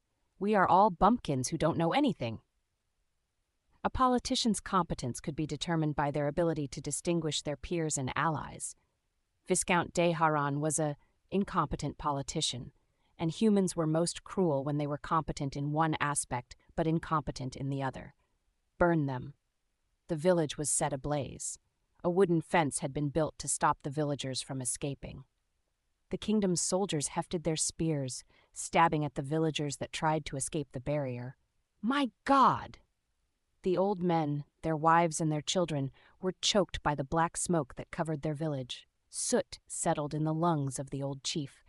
Even until his last moment, the village chief didn't know if it would have been a more extravagant death to die at the hands of his lord for rebelling against his order to join the rebellion, instead of the hands of the kingdom. He didn't really have a choice. Please God, save us. God was there in that place. Viscount Jasujung was sitting on a distant tree. As she herself had said, the Viscount was a god that would never regress. To be precise, she was a god who would not help anyone, even if she regressed. Immovable. "Viscount, I begged the god who held my wrist, please help them. This is not fair. I know. Why should de Haran live while they die? Why must they die alone in pain?" "Advisor." I activated my aura to break free from the Viscount's grip. But Viscount Jasujung's gentle touch never left my rest. God's grip was far stranger than mine. There is no reason to do that. The reason some live, some die, and some suffer. That can't exist, right? If so, then, nevertheless, it seems people often need something to blame.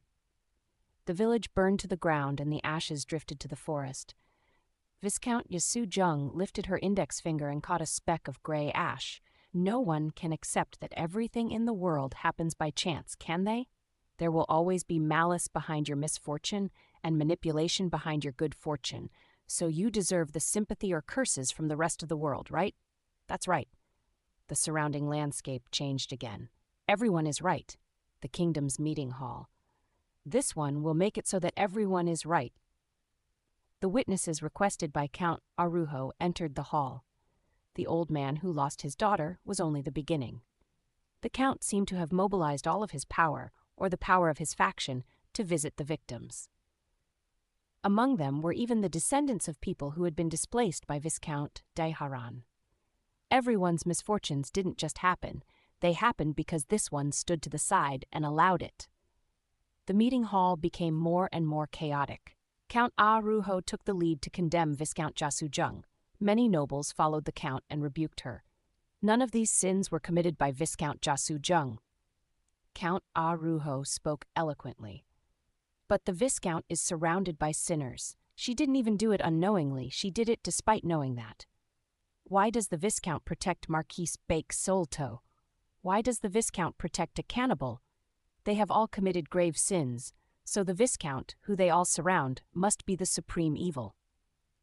Count Arujo did not dare to say it aloud, but that list of sinners also included the Sun King sitting upon the throne, a monarch who had imprisoned himself for 60 years. Under the Sun King's rule without politics, landowners exploited peasants without restraint, and nobles squeezed those with intellect without hindrance. During his 60 years of indifference, civil unrest rebellion had been cultivated throughout the kingdom. The Sun King sat upon the throne and endured in silence. It wasn't just the king. The dukes, who were ascendants that had lived for over 1,000 years, had carried out numerous slaughters during those 1,000 years. None of the 6 dukes hadn't committed murder. Out of the hundreds of nobles in the meeting hall, the beings who represented the kingdom, there was not a single one without a victim. It is Viscount Jasujung's fault. Count Arujo was the same. The count was a strong warrior who had led his army to battle several times. It was impossible for there to be no unjust deaths on a battlefield. He'd ruined the lives of several people, he'd broken several families, and so he carried the misfortune of several people. Moreover, the Viscount even called a person who had committed a crime lovely. Ha! How dare she so openly show her love for someone who has committed a crime? How dare she continue to love criminals even now, when it is not enough even to repent for the past, correct sins, and raise the morals of our kingdom? Count Arujo attacked Viscount Jasujung. But the truth was, he was also stabbing himself and all the other royals and nobles present. Viscount Jasujung is a sinner. The count was not in pain. Licking the blood from his wounds, he bit Viscount Jasujung over and over again like an intoxicated hunting dog. Yes, Viscount Jasujung, who knew all of that better than anyone else in the world, didn't ask back. Aren't you also a sinner? She didn't even declare, we are all sinners alike. That's right, however, she affirmed, it's this one's fault. She pointed her finger towards herself and called out to the victims. The young god gladly accepted it as if it was a sweet drink. This one is a sinner. I think you mean that word that starts with M. The evil god was amused. That's why I should be punished. Really an M. It seemed that Count Arujo was too focused on eloquence. If the count had paid more attention, he might have wondered why the members of Viscount Jasujung's faction had not made a single argument. What? Even though it was said that the king had no authority, he was still the lord of the royal domain. That was his right guaranteed by the law. There had been many chances for him to stop the count's tirade and support Viscount Jasujung. What's wrong, Count? This one just said that I agree with your views. The apathetic duke was a butcher, and she was a duke. Furthermore, she was an influential person who did not regret a single murder or massacre she'd committed. She enjoyed her custom of rolling dice to determine a person's life or death. It had been like that for a long time, and it would continue being like that for a long time. There was only one thing about the duke that had changed. It was just there was now a Jasujung in the world that she wouldn't roll the dice for. But the apathetic duke didn't shelter the first pet she'd had in 1,000 years. Agreeing with my view means, Everything is this one's fault, this one's responsibility, and this one's sin, so this one needs to be punished. Marquise Bakesolto, who'd killed a child when she was younger, was now the head of a Marquise family. From generation to generation, the Rabbit Marquise monopolized the northern port of the royal capital. 30% of the great river's streams that flowed throughout the kingdom belonged to them. The Marquise had a lot of money. Actually, put rabbit. The former cannibal, Viscount Sun Hook-sin, knew how to use her notoriety well. She removed the mold that was deeply rooted in her estate. She purged the landowners in charge of the windmill and executed the local gentries who controlled the waterways. Then she returned all of the windmills and waterways in the territory to the family before giving them to peasants at a low price. The Viscount had a lot of grain. Viscount de Haran, who was once a general of the royal family, had once planned a rebellion. She was still good at killing people. She knew how to divide the enemy, how to divide a united enemy, and how to annihilate trained soldiers. She knew the tricks necessary for war. Of those, the Viscount had too many. So you're accepting my argument? Precisely. But no one defended their master. Unless there was a lack of love for their lover, or loyalty for their master, there had to be a reason why all of them remained silent. This one is the greatest sinner in the history of the kingdom. That is why I'd like to introduce a bill. Viscount Ja Soo-jung commanded silence. Secretary, please hand out the prepared bill. If the Count had paid a bit more attention. No matter how the Viscount was called the crazy bitch of the royal capital, she wouldn't remain smiling as witness after witness came to testify against her. Perhaps then he would have realized that this argument in the council was exactly what Viscount Ja Soo-jung wanted. A bill? Yes.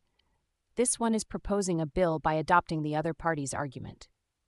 The Count hadn't had any doubts. The bill will be called the Golden Rule, and that was why he was hunted. Dear fellow members of the Noble Council, documents were distributed to the nobles. Splash! As the royal family's clerks rushed back and forth, stepping in the amniotic fluid. The documents were distributed equally to the members of every faction. Some might ask the question. As the highest-ranking members of the kingdom flipped through the documents, Viscount Ja Soo-jung began speaking in a leisurely tone. Do we really need a new duke in this era? Some nobles didn't look down at the documents. No, they treated it as if they didn't want to look down at it. Those few were the leisurely duke, absolute sword duke, inner energy duke, stone medicine duke, and black dragon duke. Author suddenly mentions black dragon duke for the first time. I give up tea. This meant that the bill had already been debated among the dukes. This one's answer is clear. Yes, we do need a seventh duke. Among them, the 10,000 God Duke was the head of the religious faction, which was the fact Count Ah Ruho was in. Count Ah Ruho blankly turned his head to look at his faction leader. The 10,000 God Duke slightly resembled the heretic questioner as he smiled. I'm sorry, Count. Big Sis asked me to keep it a secret. It was then that the Count realized why the witnesses and evidence against Viscount Ja Soo-jung was so readily available, and who the entire proceedings of that day had been planned by. The kingdom was already owned by Viscount Ja Soo-jung. If there were no problems in this era, then yes, there would be no need to establish a new duke. The god who had taken over the kingdom from the shadows said, However, there have been so many rebellions, knockbacks, and rotting stench. Don't you agree? Dear colleagues of the Noble Council, whom I greatly respect, there have been hundreds of thousands of people involved in rebellion. Millions have lost their loyalty in the kingdom. Someone has to take responsibility in this era. An impatient noble read the summary of the bill. Taking responsibility is easy, and didn't understand it, so he went back to the first page. Those who have been sacrificed by the kingdom's administration for 60 years. Those whose lives were ruined because they were unjustly involved in rebellions, the families and descendants of those who were ruined. Those soldiers who died because of unjust orders. Those who lost their homes because of civil policies. Those who were robbed of their property, had their body parts mutilated, were forced to leave their towns, or lost relatives because of the disregard of the royal family or nobles. Those who were subjected to racial discrimination. The serfs who were exploited. To give specific examples of the chaos in the past 60 years, There have been 2 failed Gold Dragon subjugation orders in the past, 1 civil war, 3 rebellions by nobles, and another by the Red Nails. In all of those, the subjects were unjustly sacrificed. In other words, the people of the kingdom were unfairly sacrificed. The kingdom will accept full responsibility for them. The 7th Duke, who will be established here, will assume those responsibilities. In other words, Viscount Ja Sujung. The principle will be as follows. The kingdom's nobles all looked at Viscount Ja Sujung. A person whose life has been ruined by the kingdom can pass on the same amount of suffering to the 7th Duke. Torture. The way responsibility will be taken is as follows. The nobles in the Viscount's faction lowered their heads. A person seeking revenge from the 7th Duke may point out the culprit that ruined their life and demand that they are present when the Golden Rule is executed. For example, the freeman Nam Suk can force Marquis Baek Sol-tu to attend as a witness. Revenge. And regardless of how much the 7th Duke suffers at the hands of the subject, the witness can never force them to stop or interfere with the execution of the Golden Rule. Witnesses will only be allowed to observe the Golden Ruler. The price of sin. The time and place for the implementation of the Golden Rule will be as follows. The reason this day was chosen for the evil god's trauma. Every year on the 24th day of the 12th month, the last day of the Noble Council's end-of-year meeting. From midnight on this day, the 7th Duke will make a clockwise trip around the royal capital. The starting location will be the Platinum Square in front of the Platinum Tower, and the final destination will be the Platinum Square in front of the Platinum Tower. During this trip, any subject of any age and any sex can go to the 7th Duke and demand the execution of the Golden Rule. Today was the 24th day of the 12th month. This one will determine if the subject is qualified to execute the Golden Rule. Viscount Ja Sujung had Ice River Dragon's breath. She could watch the past of whoever was in front of her. She would be able to tell if the kingdom had ruined that subject's life. If they are qualified, this one will judge exactly how much they have suffered and how much pain they can inflict to this one. Arms for those whose arms were cut off. Eyes for those who had their eyes gouged out. For those who have too much to be done at once, it will carry over to the next year until it is enough, year after year. Viscount Jung has gold dragon's eyes. She could figure out the intensity and size of other people's emotions. She would be able to see how much the kingdom's subjects had suffered. While the Golden Rule is being executed, this one's body will be damaged, and I will probably not be able to walk properly, so this one will need someone to support me. The one who caused the most suffering to the subject will be the one to support this one. Viscount Ja Sujung asked every influential person she met to love her. She didn't ask them for anything else. Now they would have to smell the blood of the person they loved from the closest distance. 0. This one puts the above-mentioned bill on the agenda, and as the leader of the Mirror faction and head of the Amethyst Viscount family, I use the right granted to all nobles by the first king to hold a vote on the above-mentioned bill. If passed, the bill will come into effect from tonight. The meeting hall was silent. The sound of running water echoed. Since it was the 12th month, it was probably snowing outside. Dear colleagues of the council, the country-tilting Duke. The noble who was about to become the 7th Duke smiled brightly. It is now time to punish the sinner. Chapter 2, 21. The God Standing in the Square, 1. Chapter 2:21. The God Standing in the Square, 7:1. While talking about sacrificing herself for the kingdom, Ja Sujung smiled brightly. As I looked at her smiling face, I suddenly recalled the memories of the trauma. Right.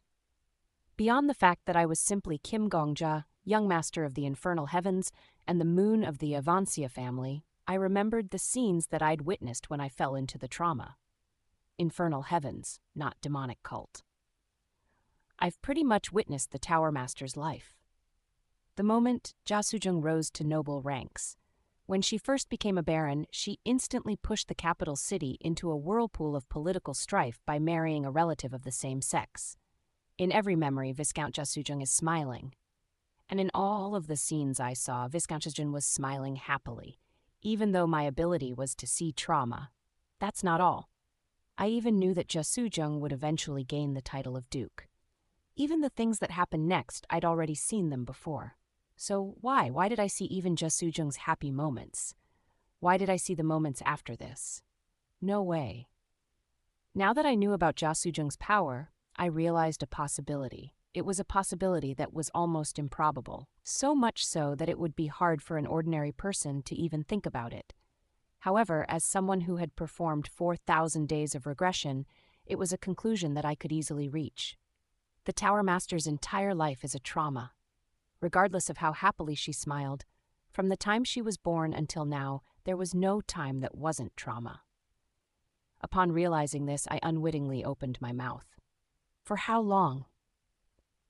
Viscount Ja Soo-jung turned to look at me. I told her, "For how long will you enforce the Golden Ruler?" Viscount Jung smiled. "Forever."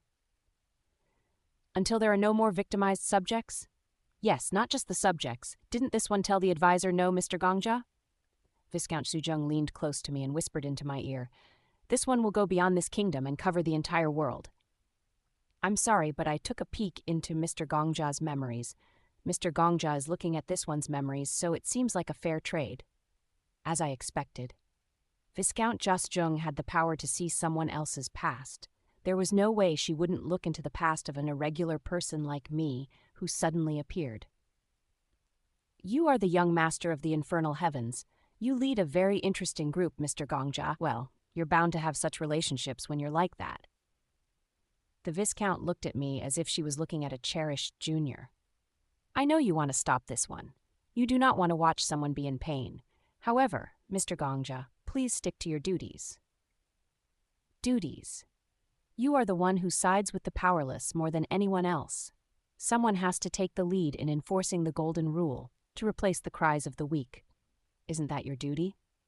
Do not try to stop me. This is a warning. Viscount Ja Soo-jung touched my ear. "This one has a bad habit of inadvertently destroying the lovely children she sees." "Mr. Gongja, you don't think you're the first person to try to stop this one, do you? Do you know how many tears His Majesty, who is sitting on that throne, shed? If this one were to collect the tears of all of my lovers, we wouldn't need to worry about a drought next year." That was probably not a lie. The warning given to me was not a bluff either, because God always gave warnings before she destroyed humans. The Tower Master had already warned me once by trying to stop me from viewing her trauma. And just like that time I opened my mouth despite that warning, "Does doing this make you happy?" "Yes." Small nails gently scratched my ear. "Can't you feel it? This one is overjoyed. This one possesses my lover's happiness and unhappiness. One of this one's smiles is enough to make those children happy, and one of this one's glances is enough to make them unhappy. How could it not be enjoyable? Even if you continue to be tortured in the future? Even if I continue to be tortured in the future? Why, do you accept even pain as happiness?" Viscount Ja Soo-jung smiled. "Pain hurts. However, there's an even sweeter reward in front of me." "What is that?" "The tears this one's lovers will shed. As they watch this one suffer, their hearts will collapse and their visages will crumble. It's a sight so sweet that I want to keep looking at it." You love your lovers. To put your loved ones in pain it is wrong, but all of the children that this one loves are those who have killed or ruined others. Then isn't it natural for such children to suffer? I told you before, Mr. Gongja, you are not the first, and you will not be the last to try and stop this one. This one made this moment to bring harm to this one. Made? Yes. Indulging in misfortune is something of a hobby. It's like a taste for seeing the beauty in broken people. This one's appearance and eloquence is enough to capture them. Talent, achievements that no one can deny, and skills that no one can protest against. This one tried to achieve it and did it. Shall I prove it to you? At that moment, there was a commotion in the middle of the assembly. The disturbance has ended. It was a large noble with horns on his head. The noble's voice was as loud as his size, and when he shouted, the amniotic fluid shook.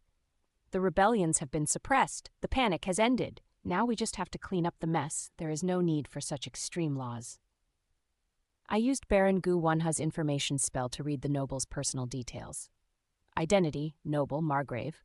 Relationship, Viscount's political rival. Danger rating, white. Remarks, head of the Cow Count family. In the past, he was involved in the kidnapping of another family's young miss. He aided and abetted the kidnapping, resulting in the destruction of a fief. Bordered in the northeast by the Bear Count, famous for its mining industry. All of the mining slaves that flee from the neighboring territory Bear are captured and returned to the Bear Count. Neutral, can kill. Plus, it wasn't just Count Pa Sanwu. That's ridiculous. No. A noble who seemed to be about the same age as Viscount Jia Sujung muttered despairingly. The noble went through the document in his hands before flipping it through its pages one by one, then two by two, then three by three, before finally grabbing the entire document. Members of the Viscount's faction? Did know you? About this? Those behind Viscount Jia Sujung did not answer. Then the noble clenched his teeth. Regardless of the reason, for a girl with age similar to mine, no, even if it isn't a girl, the logic behind it doesn't matter. I hate this bill. I just hate it.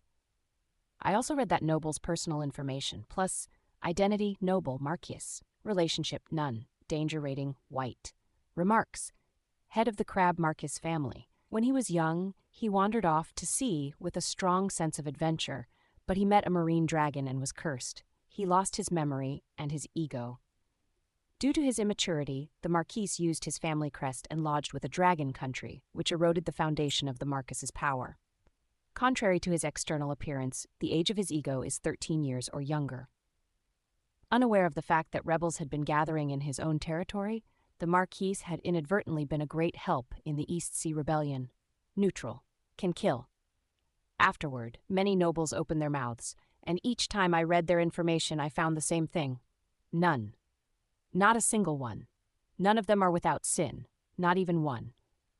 Those records had been written by the original owner of this body, the person known as Baron Gu Wanha.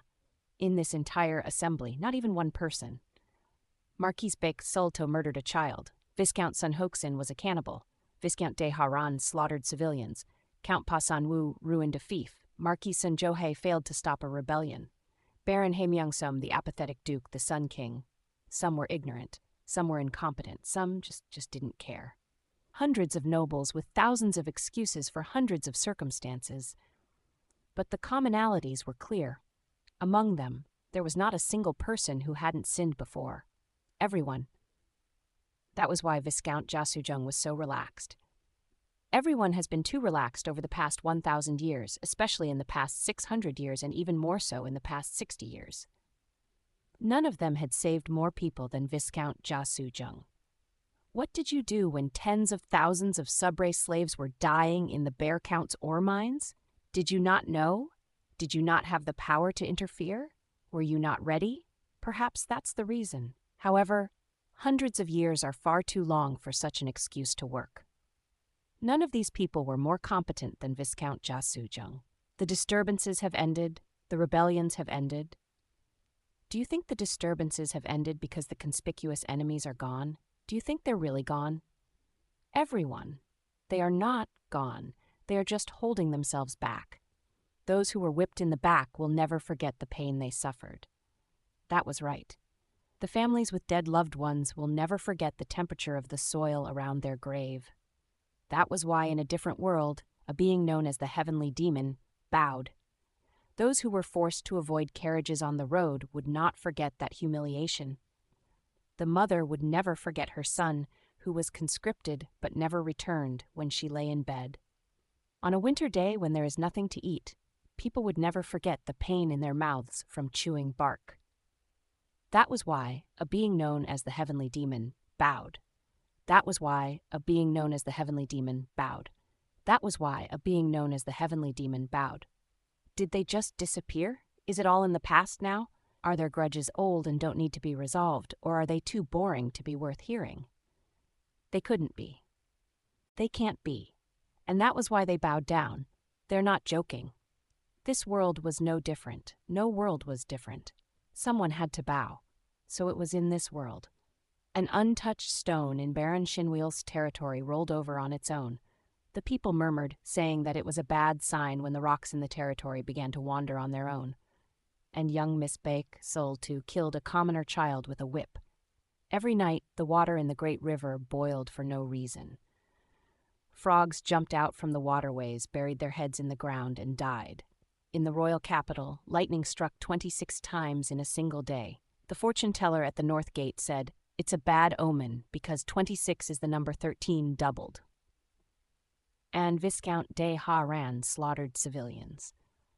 The fortune teller was considered a criminal because he recklessly foretold the fortune of the nation. The royal guards pulled the fortune teller aside and beat him up. On the same day, the rainy season had not yet arrived, but the river overflowed, blocking all of the roads leading to the royal capital. And the Sun King didn't come out of the palace. You all, the people in power, need to take responsibility for the past.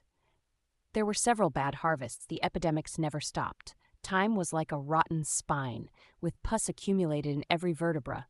The bodies of the dead floated endlessly in the overflowing river. All of this was intended or neglected by someone, so you will have to choose someone to be condemned by everyone. And in the center of this crumbling world, in the 12th month, a pillar in the shape of a girl who would try to support it was born. Everyone will pick this one. The amniotic fluid was silent. After a long time, Marquis Sanjohe opened his mouth with a shaking voice. "This! I hate it!" Viscount Jasujung nodded. "Yes, that's right," and said, "What other results do you think were prepared?" 2. The original owner of this body must have searched desperately. Even one person would be fine. Baron Gu Wanha loved Viscount Jasujung. I didn't know why, and I couldn't see the reason, but I could feel the weight of the Baron's love in the words she'd written. Even if it's only one, there has to be someone among the rulers of this damned kingdom that's innocent. That's why the Baron began to record. Using magic, she examined each and every one of the nobles and wrote down the things they'd done. After taking over her body, I also looked at each of the nobles one by one and read their information. But the records left by Gu Wanha remained the same. A murderer, a butcher, a rebel, someone who suppressed rebellions, a slave buyer, a slave seller, those who made mistakes due to ignorance, those who made mistakes due to incompetence. The information recorded by Baron Gu Wanha was no different than a criminal disclosure. Of the hundreds of feet soaked in the amniotic fluid, there was not a single one that was not covered in the blood of others. So Baron Gu Wanha gave up. She could not stop her master. Perhaps the reason why I gained control of her body at this time. The moment this thought appeared in my mind, I moved. Huh? Viscount Sujung tilted her head to the side. Her purple eyes reflected me, who was standing in front of her. "Did I not warn you, Mr. Gongja?" "Trauma," I said. This made Viscount Jasujung tilt her head even more. "Huh, Viscount, I've seen your trauma." "I know. Aren't you still looking at it?" "It's not just this moment. The moment you became a baron, the moment you married your wife, I've seen almost every part of your life." I grabbed Viscount Jasujung's wrist. "If you were truly happy, I would not have been able to see those scenes." "Huh?" Viscount Jasujung looked at me in confusion. Maybe it was only recently that this one started feeling a bit happier. Since you've already seen all of the hardships and adversity in this one's life, that means that today will be the start of true happiness. It's not. Her smile hadn't changed since that day. I even saw when you eventually became a duke. Her smile hadn't changed since then. Today, and after today, you will continue to experience trauma. That is a strange thing to say, Death King. Viscount Jasujung called me by my title, which I had never told her. She wasn't lying about viewing my past. Are you saying that this one has always been unhappy and was only pretending to be happy? I am a bit offended. If this one had been telling such a lie from the start, there is no way my lovers wouldn't notice, right? The god that never regresses. I got a bit closer to Viscount Jasujung. The reason your entire life is a trauma is simple. It's natural. Because you can look at another person's past at any time, anywhere. You saw the Marquise's past, you saw the Viscount's past, and you even saw my past without my knowledge. In other words, there isn't a single moment when you're not seeing someone die. That couldn't not be painful, so your life is basically scarred by hundreds of millions of traumas. Closer. However, it's strange. You only recently got the Gold Dragon's eyes and Ice River Dragon's breath. This means that it hasn't been that long since you started looking at other people's pasts, and yet you were experiencing pain all your life. I had also seen the days before Viscount Jasujung had the dragons. Even then, she suffered from the pain of reading other people's pasts. How? In those days, Viscount Jasujung shouldn't have had the power of the dragons, so how could she receive the pain of others? There was only one possibility. The god that never regresses. That is a ridiculous lie. You are the god that regresses. I looked at the young noble. You returned to the past with the powers of the dragons, so from birth you were able to see the traumas of others. When she'd confronted the apathetic duke, Viscount Jasujung was able to understand the duke's life in an instant, as if she'd known from the beginning. When she met the Sun King, Viscount Jasujung had already known about the king's life, as if she knew from the beginning. You are constantly repeating your life. You regress, return to live the same life. Every time, you live by saying what you know to say and doing what you know to do. You constantly watch people suffer as you repeat this life continuously. That's why your entire life is a trauma. Viscount Jasujung was silent, so I asked her, Tower Master, how many times have you lived your own life? Viscount Jasujung was no longer smiling. Have you ever counted? She was expressionless. Without me realizing, time in the meeting hall had drawn to a standstill. Both Marquis Sun Johei, who had lowered his head and began to cry angrily, and the Sun King, who sat unmoving upon his throne, froze. Mr. Gongja. In this time after the clock froze, Viscount Jasujung opened her mouth. Have you even counted the grains of sand as they float at the bottom of a river? The sands of the Yellow River. This one's answer is simple. There was no expression on Viscount Jasujung's face, as if she had been born expressionless, as if it was her original face. Her purple eyes shined indifferently at the world, and her lips did not smirk, sneer, or smile. Eternally. At that moment, the surrounding scene shattered. Chapter 222. The God Standing in the Square. 2. Chapter 222. The God Standing in the Square. 7-3. The world shattered like a mirror. Crack, crack, slowly, little by little, the scene of the meeting hall crumpled. The amniotic fluid under my feet cracked. Marquis Solto, who had been shivering beside me, cracked. The nobles all cracked. Crack, crack, crack, crack. The world peeled away from the broken mirror. Through the cracks, scenes other than the scene of the meeting hall could be seen. Marquis Solto wielding the whip, Viscount de Haran burning the village. The world shattered into hundreds of pieces. And screams leaked out of every crack. You're right, Mr. Gongja. Kaleidoscope. This was Jasujung's world. Your deduction is correct. Splash.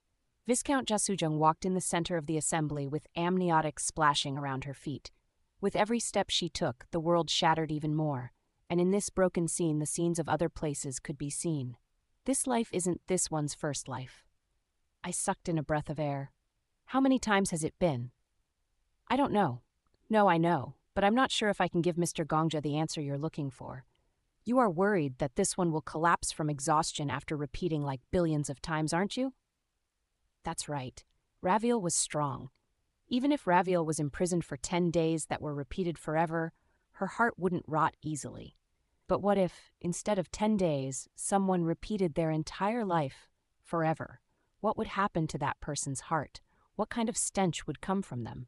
This one was originally given one skill.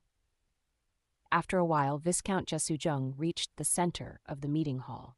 Even the throne that had cracked like glass, the throne's armrest had cracked, and in that crack, the scene of Viscount Sun Hoxin eating people. One of the throne's legs had cracked too, and the scene of an unknown person dying could be seen there. Many dragons live and have lived in this world. Jasujung sat down. The throne with a cracked armrest and cracked leg. She rested her arm on the scene of people killing people and placed her leg over the scene of people being killed. There are people who made special contracts with dragons, the Dragon Guard, Dragon Knights. They go by many different names in each region, but they all have one thing in common. These people's descendants inherit the dragon bloodline. Dragon bloodline? Yes, you can think of it as a minor copy of the dragon's power. Jasujung ran her hand over the armrest. For example, let's say there was a dragon who had the ability to create a vast library that contained all the information in the universe. That is the dragon's power. On the other hand, the power of the dragon bloodline, at best, would be the ability to enter that library and borrow a book from time to time. Viscount Jasujung was expressionless. Her lips, which were no longer smiling, opened. The relationship between a dragon emperor and dragon knight can be compared to a god and their devotee, so those who have the dragon bloodline could be considered apostles. I paused.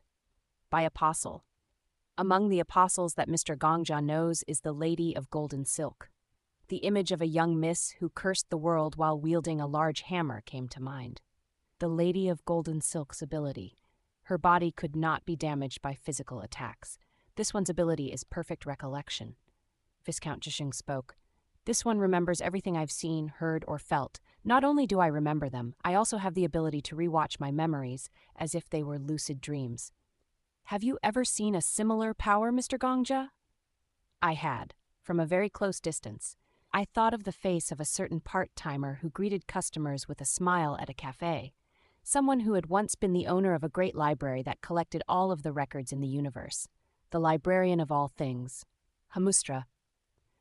The pond of accumulating memories.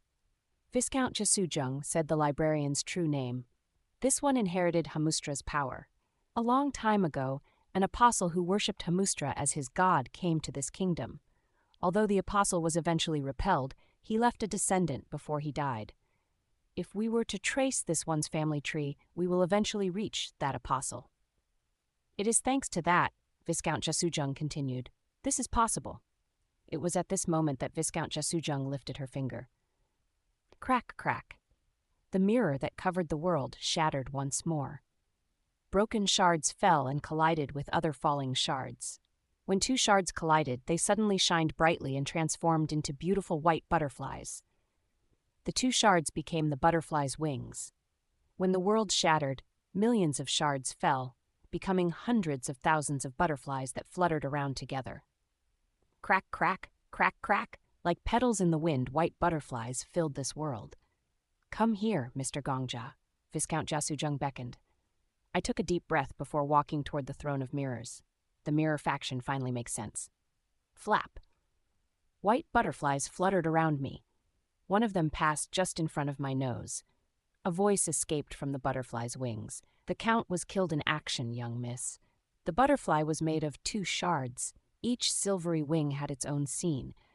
The person reflected on one of this butterfly's wings was Count Ruho. My brain exploded here. This was the first time there were any gender indicators for the count since her introduction in Chapter 216. I even reread those chapters to be sure, and of course she's female. The young count's lips twitched slightly. What about First Brother? There has been no word. He led a death squad out to retrieve the count's remains, but there has been no word from them yet. I don't dare to say it, but perhaps... Young miss, it cannot be helped. Young miss is also a member of the Tiger Count family. Misfortune comes to everyone, but the tiger bites those misfortunes, chews them up, then spits them back out at the world that dared to challenge it. I don't know anything about politics. I'm not ready. Humans aren't ready when they're born, and they aren't ready when they die. Life isn't about being ready. It's about being able to endure. Young miss, rise to countdom. The butterfly fluttered off gently, into the kaleidoscope of butterflies. On the wings of one of the butterflies, Marquise Baek-Solto held back tears. There was also the scene of Viscount Sun Hoxin gritting her teeth. Holding back anger, Viscount Deharan murmured. During the rebellion, those scumbags did nothing, but when they enter the council, they are all great admirals and generals. Fuck, should I kill those bastards? Hundreds of butterflies, each carrying sounds of their own, fluttered in the air. As you can see, Viscount Jasujung spoke to me as I reached the throne. All the past events that this one experienced are recorded here. Originally, this one only remembered my own life, but after I got the Gold Dragon's Eyes and Ice River Dragon's Breath, I became able to store the lives of others. This is the world where all of this one's memories are recorded, including you. Only 2 people have been here. You should feel honored, Mr. Gongja. Was I invited to the Viscount's consciousness? Yes, that's right. Viscount Jasujung spread out her palm. According to you all, you are taking a peek at this one's skills. A golden card formed above it. Among the skills possessed by the Tower Master, this was the last card. Rank EX. Effect, this was an ability that was originally at the level of perfect recollection. But it has blossomed after overlapping with several skills to become a higher-level skill. It is a glass garden where the people, objects, and events you have experienced are recorded. You can replay any number of memories stored here as you please. That's not all. Puduk. Something landed on the back of my hand. It was the butterfly I saw earlier. A red scene was being reflected on the surface of the glass wings. It was a scene I was fairly familiar with by now. Marquise back to swinging the whip. It was just... The face of the child groaning under the whip was different. Uk, huck, ak! It was Ja Sujung's face, much younger than now. For a moment, I forgot how to breathe. Viscount, what the hell is this? If the person Marquise Baek Soltu had run into that day was this one instead of the peasant child. Whoosh, the thick whip dug into a young Ja Sujung. The snow was stained with her blood. It's a scene that follows that assumption. This one is fully aware of the cause and effect of the past. If it was someone else, if something else had happened, even the IF scenarios can be reconstructed. Why would you reconstruct EF scenarios? In order to know. A scream rang out. How painful it was for the child who died by the Marquise' hand. In the scene on the glass wing, Ja Sujung fell to the ground, foaming at the mouth. People don't want to be easily understood. They don't like to feel sick. They don't like to feel pain. And they don't like it when someone says, I understand, naturally. They are all strangers to each other. Whoosh! The small back twitched. Upon being whipped, Ja Sujung grabbed a handful of snow, as if she was desperately grasping onto her fading life.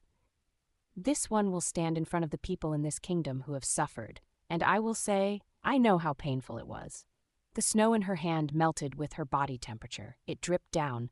As the snow dripped, it landed in the growing pool of blood.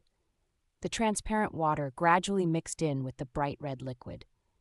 The pain they suffered, the pain they endured. Only by knowing them will this one be able to tell them without lying. I know how much you suffered. This one will now experience the same amount of pain. The golden rule? Yes, that's right. Only this one can understand those who were sacrificed or marginalized by the kingdom. Resentment that can't be solved anywhere or by anyone. The people can take it out on this one. Do you see? This one isn't just comforting them out of sympathy. It's not just words. Viscount Ja Sujung spoke. This one really understands, with clear eyes. I truly understand them. With this one ascending to dukedom, no one in this kingdom will be left out. Of course, that doesn't mean misfortune will stop. Someone will suffer. But now the kingdom can understand their suffering through this one. Accept it. Release it. Confused, I looked around once again. Spare us! Please, General, spare us! It was hell! Ak! Ah! Huck! Ah!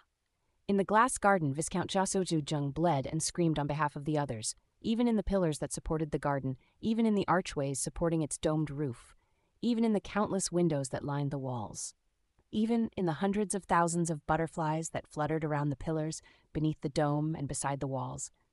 Everywhere you looked, Ja Sujung was bleeding. My name is Baek Solto, young miss of the Marcus family. It wasn't just that. This subject is a commoner. It is my honor. On one glass wing, young Miss Baek Solto came to apologize to Ja Sujung. In this IF scenario, Ja Sujung didn't die. Ja Sujung was stronger than the original commoner child, healthier. Although her body had been damaged by the whip, she didn't die. This one's name is Ja Sujung. Ja Sujung? That's a strange name. Young Miss... In that world, Baek Solto and Ja Sujung became closer. Ja Sujung, who had been born as a commoner, was smart and capable enough to fill in young Miss Baek Solto's lacking knowledge. Thanks to Ja Sujung's private tutoring, Baek Solto was able to neatly complete her grandfather's homework. I was praised by grandfather for the first time. What should I do? I'm so happy. What should I do? My mouth won't stop smiling. Congratulations, young miss. Yeah! It was all thanks to Ja Sujung. Young Miss Baek Solto grabbed Ja Sujung's hands and jumped around. There was none of the egotism and prejudice of nobles who claimed that they shouldn't breathe the same air. A small coincidence made a big difference. A small change created a meeting. A small encounter created a human. I will live for you. Viscount Sun Hoxin, who had met Ja Sujung much earlier, smiled brightly. Zero, she wasn't a viscount. Sun Hoxin had thrown off her nobility. Then she entered the counterintelligence division with Jia Suzheng.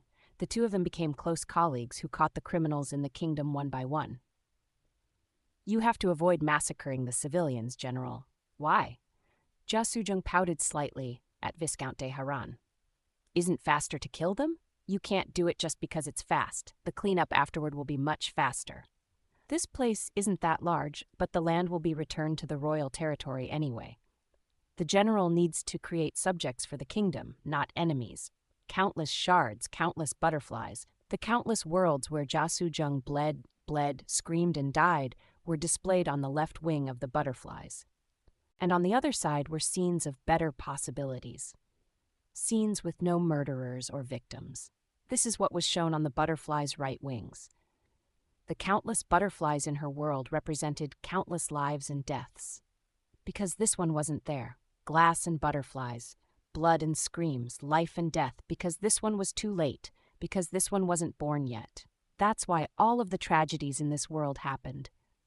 Underneath the white butterflies, God clasped her hands together as if she was praying to something. If this one had been by everyone's side, they would have had a better ending. They would have lived better lives. It's this one's fault for not always being by everyone's sides. Therefore, this one will suffer as much as they have suffered. For eternity. I finished reading the engraving on the card. Rank X Effect. This was an ability that was originally at the level of perfect recollection, but it has blossomed after overlapping with several skills to become a higher level skill. It is a glass garden where the people, objects, and events you have experienced are recorded. You can replay any number of memories stored here as you please. That's not all. Through cause and effect, you know how past events transpired. The more accurately your grasp of the causes and effects are, the more accurately you can construct if scenarios. You can simulate the world. However, this skill can only be activated after you have acquired Gold Dragon's Eye and Ice River Dragon's. It was the ability to create hell. Mr. Gongja. The Lord of Mansang opened her mouth. You asked how many times this one has repeated this life. But it would be meaningless regardless of how many times my answer is, because this one isn't just repeating my own life. The subjects of this kingdom, all of those who have lived and died during the time of this kingdom, this one lives all of their lives forever. That's why. The reason Viscount Jia Suzheng's entire life is a trauma. The reason I saw her entire life unlike the others. The entire time, I was speechless. Are you always replaying these scenes in your head, even while sitting in the meeting? Yes. Even while smiling in front of your lovers? Yes, Viscount Jia Suzheng said. Sorry. Tuck. An expression from Viscount Jia Suzheng's expressionless face. Sorry. I'm sorry you were born late. I'm sorry I couldn't live with you. I'm sorry I couldn't save you. Sorry. The butterflies flying around the garden seemed to say that word at the same time. The happy IF scenarios disappeared. The silver wings only showed reality. Marquis Bake sold to whipping the young commoner, Viscount Sun Hoxin consuming human flesh, and Viscount de Haran burning the innocent villagers. Sorry. The young god was saying sorry to everyone. She was apologizing for all the death, all the disasters, and all the devastation the kingdom had suffered until now, to those who died to other people, those who killed other people, about everything. I'm sorry, everyone. It was the only breath left in her heart. Viscount, unable to take it any longer, I took a step forward. I'm sorry, Mr. Gongja. Viscount Jia Suzheng grabbed my left hand, because this one was not with Mr. Gongja. Something warm seemed to pass from her hand to mine. When I looked down, I saw a white butterfly with its wings folded. That's why Mr. Gongja was killed by Yu Suha. For a moment, my breathing stopped. That's why Mr. Gongja had no choice but to kill Yu Suha. Flap. The butterfly slowly unfolded its wings, and the world reflected on those wings became visible. Chapter 223, if 1. Chapter 223, if. Trent 7-1. Looking back, Viscount Jia Suzheng had clearly warned me. Do not try to stop this one. This is a warning. Just before I opened the Viscount's lock, she already knew I had the lock in my hand. If the Viscount was more ruthless, she would have made the key impossible to use. She wouldn't have answered the questions I asked, nor would she have responded to my piercing interrogation. Viscount Jia Suzheng could have done that. She didn't. She just calmly warned me. The lock I would open would lead to a secret room, and the one that would be hurt there would be none other than me. This one has a bad habit of inadvertently destroying the lovely children I opened the lock, and received what God warned me about. 2. Mr. Yusuha, a familiar bar, a dim atmosphere. There were many expensive bars on the tower's first floor. They were fully fledged bars, decorated like those in the outside world and filled with a lot of high-end liquors imported from the outside world, which were then sold for jaw-drop prices. It was a rip-off. However, there were customers everywhere who were willing to accept it in order to scratch that sweet itch. No matter how expensive it was, customers still lined up to buy it. After all, their hometowns were places they could never return to. The outside world. The illusion that you were living a normal life and had stopped by a normal bar on the outside for a while was worth a few pieces of gold. Mr. Yusuha. The bar that Yusuha was currently waking up in, was a beer bar. It had the nickname Hope. Even in the vast Babylon, it was the only bar that used Korean-style hops. There was a large refrigerator placed in the store, which was filled with familiar brands of beer. There were beer cans that had the brand characters in blue on a silver background, as if to show that they were cheap. There were also beer cans with rustic gold borders and gold on its face, as if to display their luxury. And so on. Probably Height and Cloud beers. Funnily enough, none of the brands had any Korean on their labels. It was all in English. What is it? For Yusuha, those beer cans were proof of his hometown. The country he'd fled for his life from, and the country whose characters he loudly complained about. In other words, he did not love the characters of his hometown. In fact, everything from there did not know love. The citizens hated the citizens. The people hated the people. The parents hated the children they gave birth to, and the children hated the parents that birthed them. Those people, who hated each other, gathered together to create buildings called schools. They hated it there. Why are you waking me up? Why? The only doctrine Yusuha had learned in that country was how to hate people. He was born from people who hated each other and raised by people who hated each other. What else could he learn? Math? Language? Those were as useless as morals. Essentially, the only thing Yusuha learned was hatred. How many of the parents who conceived and birthed them could say out loud, "I like humans"? How many parents could say they loved humans without telling lies? It wasn't just the parents. It was the same for the teachers. Over the span of 12 years, separated into 6 years, 3 years, and 3 years, countless teachers had occupied Yusuha's time. He had to inhale the breaths of those people into his lungs. Yusuha really wanted to ask them, "Do you really like humans?" They probably didn't. However, it was easy to anticipate the answer to the reverse question. "Do you hate humans?" Then his parents would be the first to raise their hands, "Yes." Then the parents standing behind his classmate would raise their hands, "Yes." Finally, after all the parents and students raised their hands, the teachers standing at the table would nod. "Of course I hate humans too. That's why. Kiss me ass." "Mr. Yusuha, you're completely drunk." Someone tapped his shoulder. It was a small hand.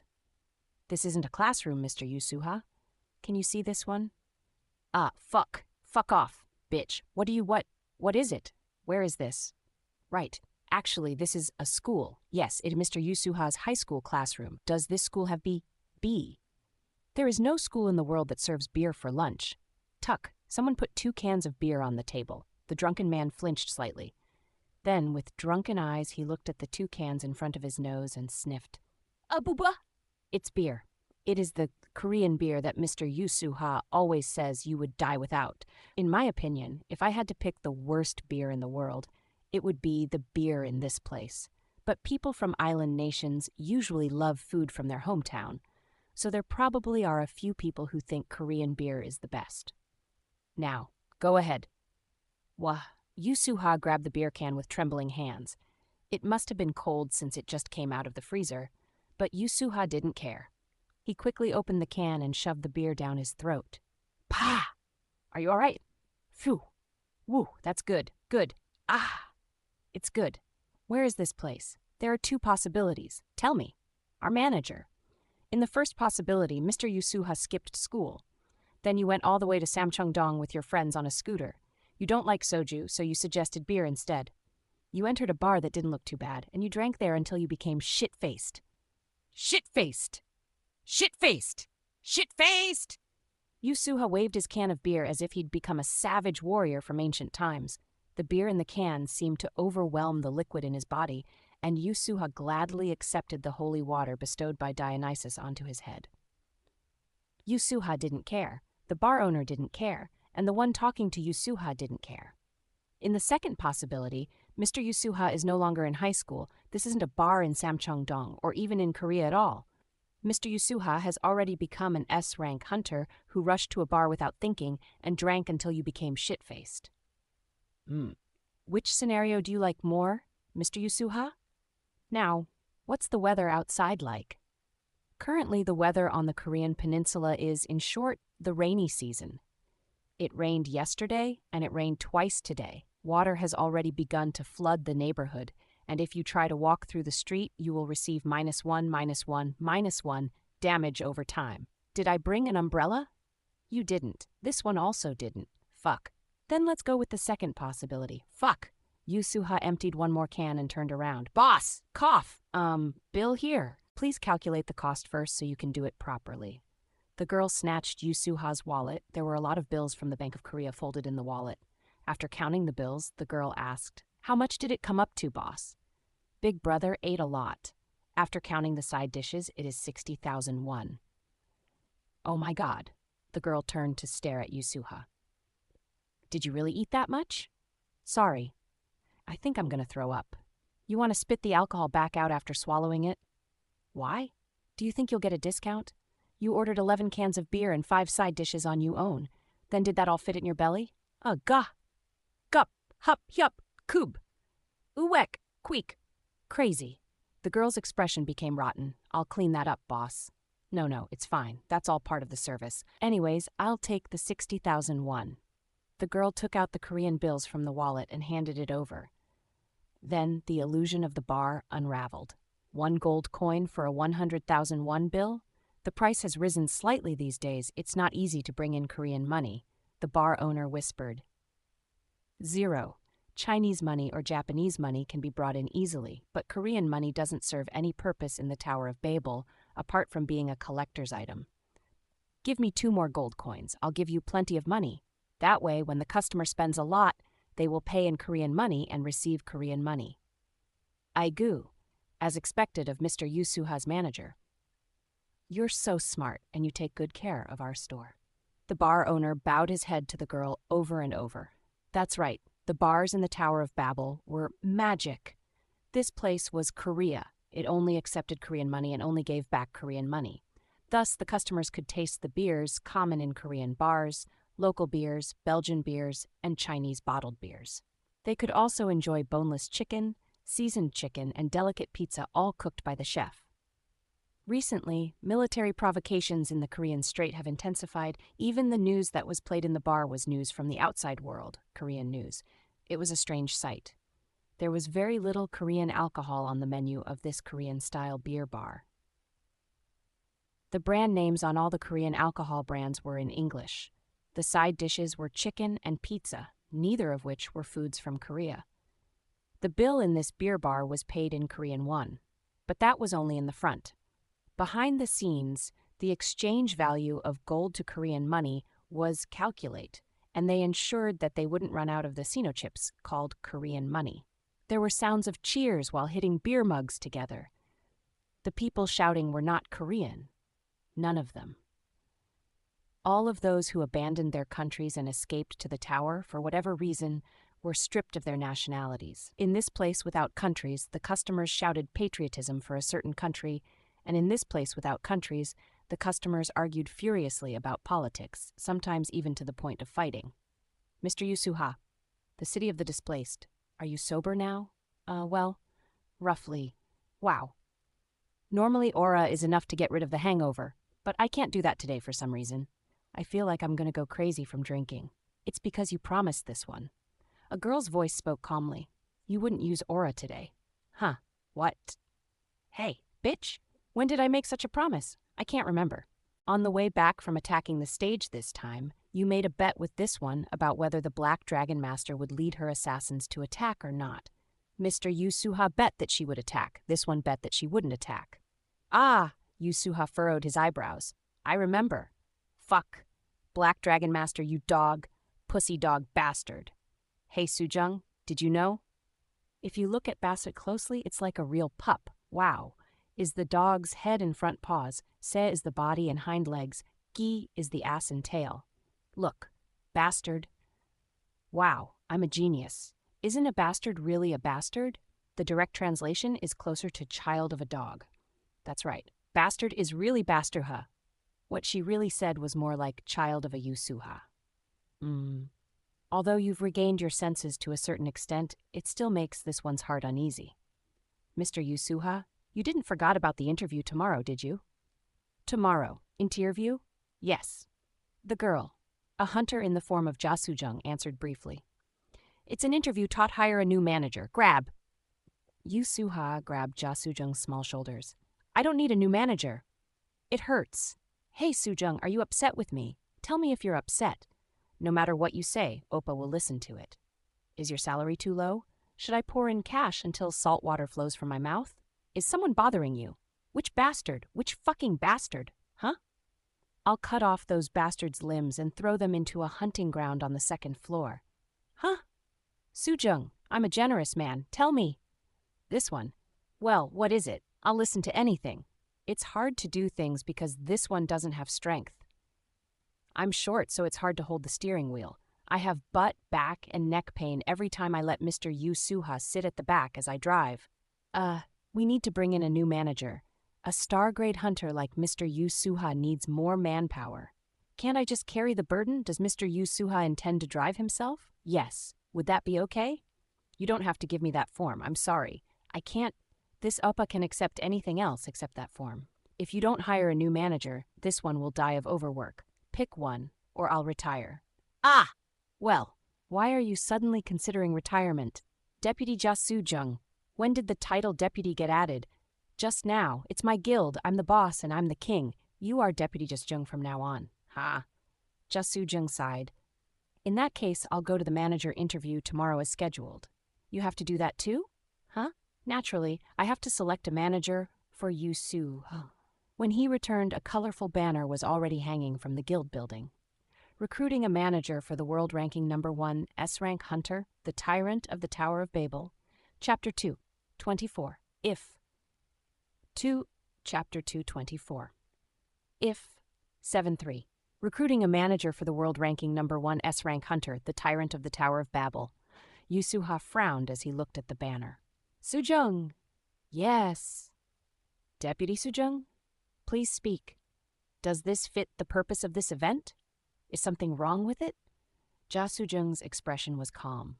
I specifically prepared this in consideration for the highlight of the century, Yusuha.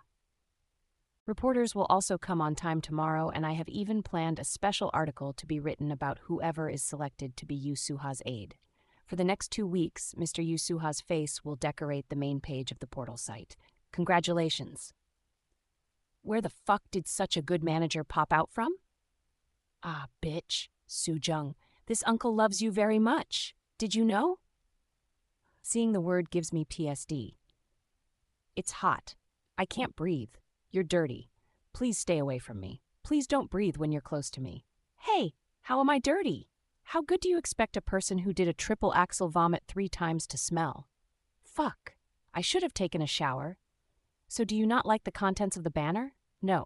It's not that I don't like that. Wait a minute. Yusuha went into the guild warehouse and returned with a can of paint. Osha. Bracing himself against the wall, he gently rubbed a brush on the flowing banner.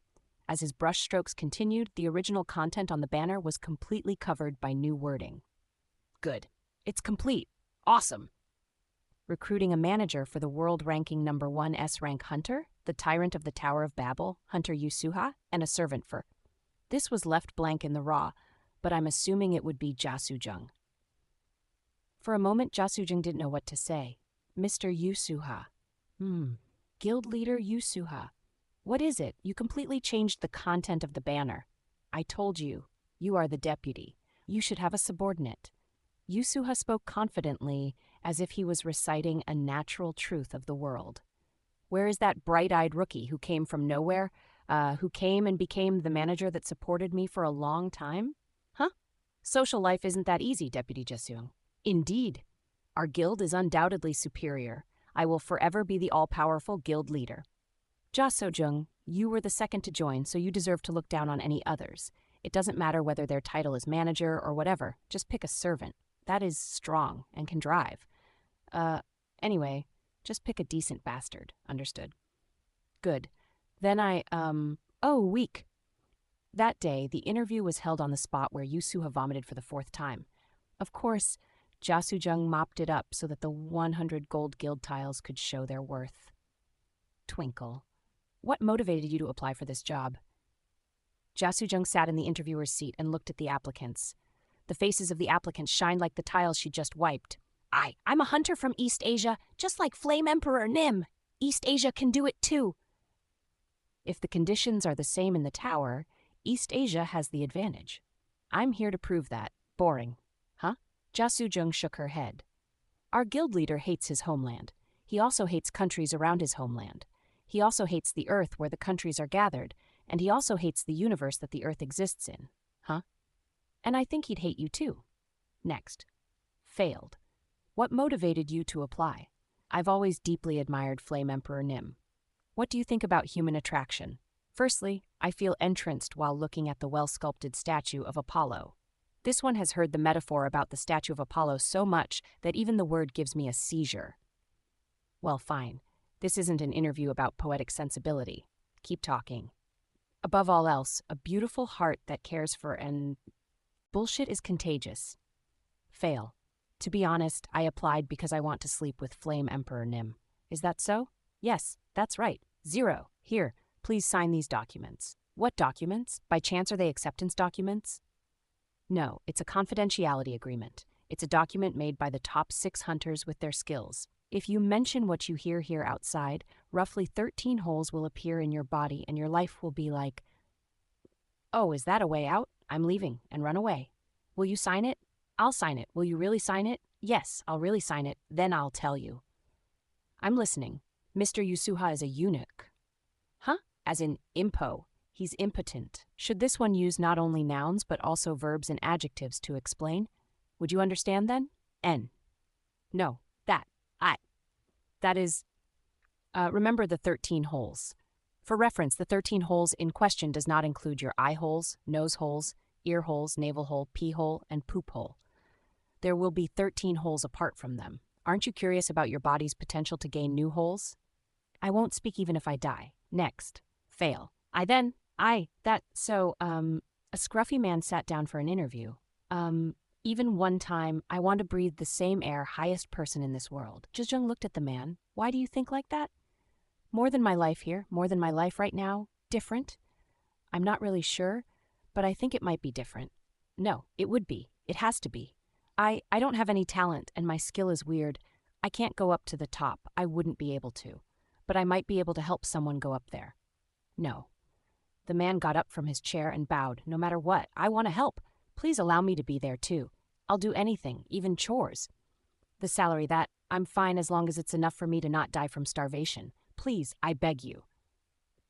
The girl looked down at the man. Jesujung looked at Kim Gongja. What do you think about the Flame Emperor's personality? Kim Gongja blinked.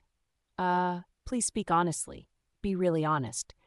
This one must grasp each applicant's mindset as accurately as possible. If you lie here, you might get accepted right away, but you will be kicked out after a day or two. Let's save each other's time. It's a bit. A bit? His personality is bad. Jasujung frowned for the first time since the interview started. In what way? First off, he, Flame Emperor Nim, says he doesn't like being called Flame Emperor Nim, but he doesn't mean that, right? He's just trying to look cool because people scream, "You're amazing, you're the best Flame Emperor Nim." Flame Emperor Nim! And then when he brushes it aside, saying, "Who gave me that awful nickname? It looks cool." Brushes it aside. I hate my title. With that one phrase, he makes all the people praising him into his subordinates. The fans think it's cool and like it. It's a perfect virtuous cycle. No, isn't it a vicious cycle?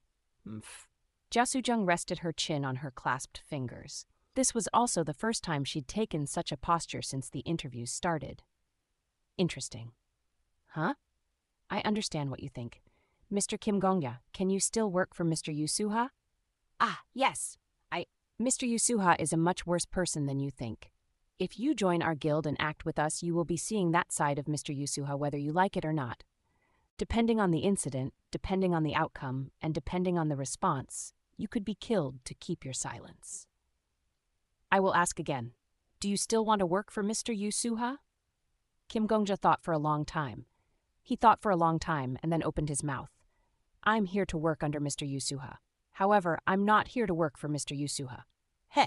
If Mr. Yusuha is worse than I thought, then I really don't know. Perhaps I'll try to stop him. Nevertheless, I will give him at least one chance to regain my trust. I have a strong tendency to do that. That's why I'm sorry, but I cannot give a definite answer to the interviewer's question. More interesting. Jia Sujung tilted her head to the side. Why should I choose you as manager? Because... The man looked up at the girl. Kim Gongja looked at Jia Sujung. The interviewer is probably the same as me. You aren't working for the Flame Emperor. You're working under the Flame Emperor. Since you took over as manager, you never dressed up the Flame Emperor's personality in a nice way. You never influenced public opinion. You didn't even hire a part-timer. That's why. I'm listening. You are looking for someone who will be your comrade, not your servant. Jia Sujung smiled. Pass.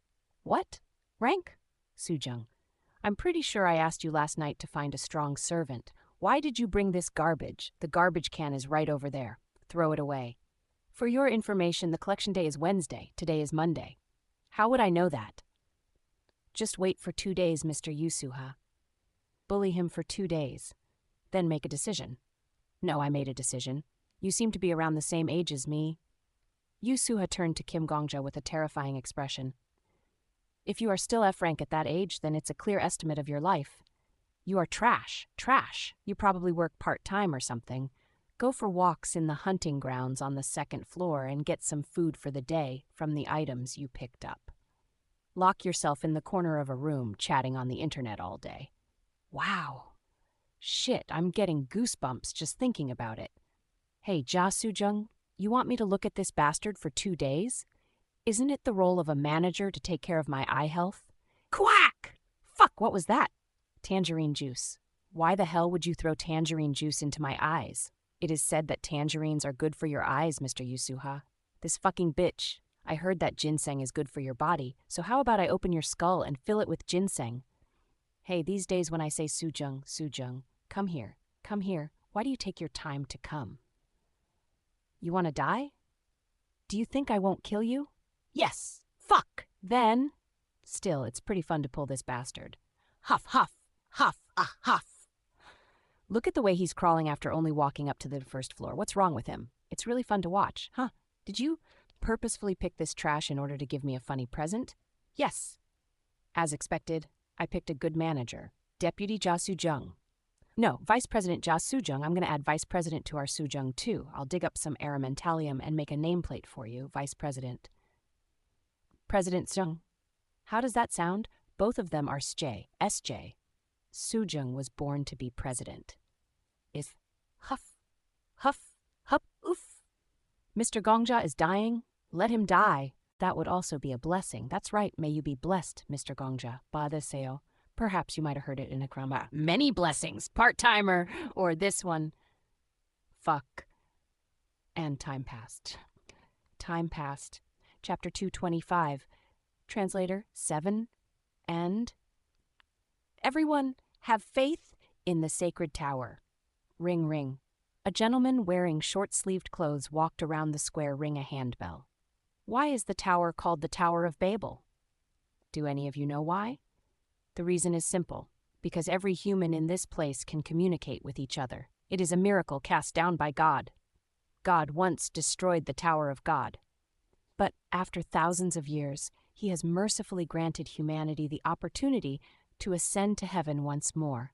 We should all be thankful for God's mercy. That day, Kim Gongja was in the guild. Yusuha had created the Yusuha Guild. His vanity could be seen in the fact that the 3 characters of the guild's name were the same as his own. There were only 4 names written on the register: Yu Suha, Ja Sojung, Kim Gongja, and a pet slime. Despite having only 4 members, the location of the office building was amazing. Babylon, the city on the first floor of the Tower of Babel. The central square intersection was commonly referred to as the prime real estate in Dongcheon City. They used a 3-story office building that was built there as the Guild Building. It was a waste of money. But one person's waste was another person's happiness. Kim Gongja sat elegantly on the Guild Terrace, which overlooked the square, drinking a white mocha frappuccino, 24 shot Java chip, half-and-half chocolate drizzle that he'd ordered through a delivery app. What kind of bullshit is that? What do you mean? It's a pseudo-religion. As expected, Jasoo-jung, who also sat on the terrace, answered shortly. She was drinking carrot juice with a straw while doing work on her laptop. Don't listen to those people, Mr. Kim Gongja. They snatch up prey by making them curious about their bullshit. Then they boil them one by one. Heh. The things they say that don't make sense are all bait. They make use of battles of wit. You'll walk in thinking, since I'm smart, I can refute their nonsense, get trapped, brainwashed, and one day you'll find yourself spreading the word of God in the middle of the square. Do those people use such sophisticated strategies? Really? Mr. Kim Gongja, religion sprouts from people's guilt. Pseudo-religions build their nests in human arrogance. Hey! Suddenly, Yu Suha walked up and looked over the terrace. There are still jokes like that in Babylon. I saw those guys a lot outside. Was it in Myeongdong? Hey, part-timer, have you ever been to Myeongdong? No, it looks kind of like hell. Anyways, it's amazing. There are a lot of pseudos in 10,000 Temple. What will they think of someone propagating their religion in the square like that? Sure enough. Before Yu Suha could even finish speaking, the sound of a whistle resounded across the square. Beep, beep, beep, beep, beep. And 10,000 Temple members in white uniforms ran out. You can't do that here. It's against the rules. Oh, I would like to ask what you all are doing here. The tower is the holiest miracle in millennia. Brothers, everyone is standing in the middle of a miracle. And yet we're still not grateful. Know this, gentlemen, really. Repent, everyone. Look back on your prejudice and arrogance. The tower is not a hunting ground or a playground. Everyone, we are all brothers experiencing the miracle of God together. Be humble. God is giving you a second chance. What are you doing? Hurry up and piss off. The 10,000 Temple members dragged the evangelist away. Even while being dragged away, the evangelist was still reverent. With a face full of confidence, he shouted, "Repent! Everyone, you still have time to repent." Ahem. After a while, the commotion subsided. That's suspicious, Jasoo-jung murmured. Huh? They're too intelligent. While answering Kim Gongja's question, Jasoo-jung tapped away at her laptop. Usually, the pseudo-missionaries are full of hostility. They have a clear enemy in the world, and that is the birth of sin, so they believe it is their duty to fight it. However, this evangelist was a bit different. What do you mean? He didn't display any hostility. Tap, tap, tap. Jasoo-jung looked down at her laptop expressionlessly. He only displayed the attitude of being genuinely concerned about everyone and trying to convince them. This is a stance that religious groups of any size can take. They don't have to assume that there is an enemy, and instead have the confidence deep in their core that they are right. Jasoo-jung tapped the keyboard. Indeed. That person entered today. There were multiple pictures of the man on the laptop's screen. It was the man who had been ringing the handbell in the square just a moment ago. The fuck? Yu Suha, who was watching the two of them from behind, was surprised. President Soo-jung. No, Deputy Soo-jung. What are you doing? I searched the identity of the man who was just taken away by the 10,000 Temple. I know. I also have a pair of eyes. The question is, which server did you steal it from? Huh? Soo-jung, I'm not saying this 'cause I'm scared, but you know how troublesome it is to touch the civil militia, don't you? Don't worry. Jasoo-jung closed the laptop. Then she went to the desk drawer and pulled out another one. Regardless of how exaggerated Mr. Yu Suha's impression of hacking is, this one didn't break into any servers, nor did I touch the civil militia. Huh? Then how did you steal that guy's information? I simply looked at the legitimate ID information stored in the entry management office. Jasoo-jung opened the second laptop and accessed a certain place. The basic personal information of those who enter the tower from the outside is stored in the entry management office for a while until they are officially registered as residents. At least 1 hour, at most week. Once their resident registration is complete, that data will all be destroyed and transferred to the Civil Militia's Management Office. Kim Gongja's expression wasn't so good. This was because it felt like this was information from a world that he didn't know. That data is easily accessible?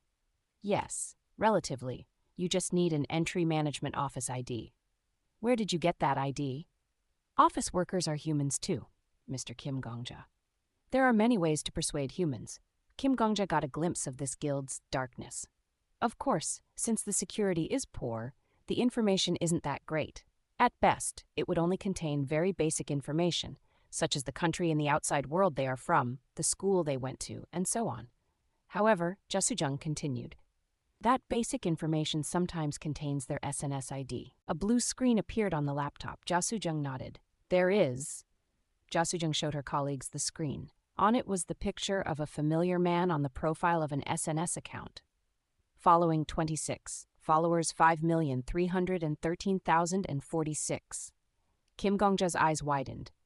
5 million people? Isn't that a lot? It's quite a lot. He's the vice president of an organization known as the Three Tower Society. Let me do a little search. Jasujung's eyes became serious. This organization has been active since 7 years ago. It is one of the internet religions that has grown popular recently. Internet religion? They are religions which do not make branches in any particular country. Instead, they use SNS accounts or video site accounts as their branches.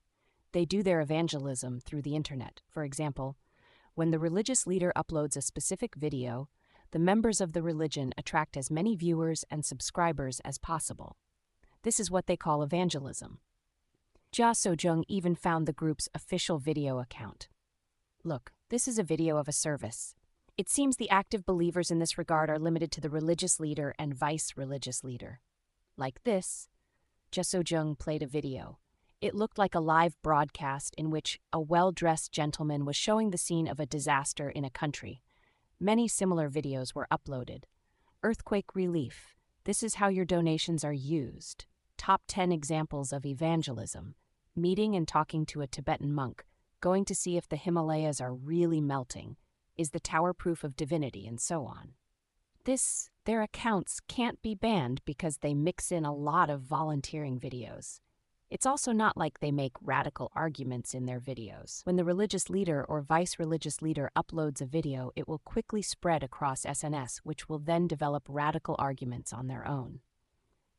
Mr. Kim Gongja, you asked if pseudo-organizations utilize such sophisticated strategies, right? Yes, that's right. Not all of them, but some do. Kim Gongja had an ominous feeling. Similarly, Yu Suha frowned. So, this self-proclaimed star religious leader with over 5 million followers chose to abandon the glory and honor of the outside world and crawl into the tower? The vice-religious leader, to be precise, Jasujung corrected. And here is his reason for entering the tower. Tap. Jasujung pressed the enter key. From now on, I will jump into the tower. Brothers, a video started playing on the laptop. The man speaking in the video was the vice-religious leader. As you all know, tomorrow is the day the Tower of Babel collapsed in the ancient past. Tomorrow, God will decide whether to destroy the Tower of Babel again, just like he did thousands of years ago. In order to ask God for mercy, and to prove that there is still hope for humanity, I will personally go into the tower and raise the awareness of the inhabitants of that corrupt tower. The vice-religious leader spoke reverently. I will probably be arrested. I might die. However, if my evangelism succeeds, I will prevent the collapse of the tower, and if I fail my evangelism and die, God will know that there is at least one believer on this earth who sacrificed himself for humanity. If I live then, I live for humanity, and if I die for humanity. This is my way of worshiping God. The vice-religious leader made a triangle with his hands. That seemed to be their symbol. Everyone, we have watched the atrocities of the tower for too long. We waited for them to repent and purify themselves.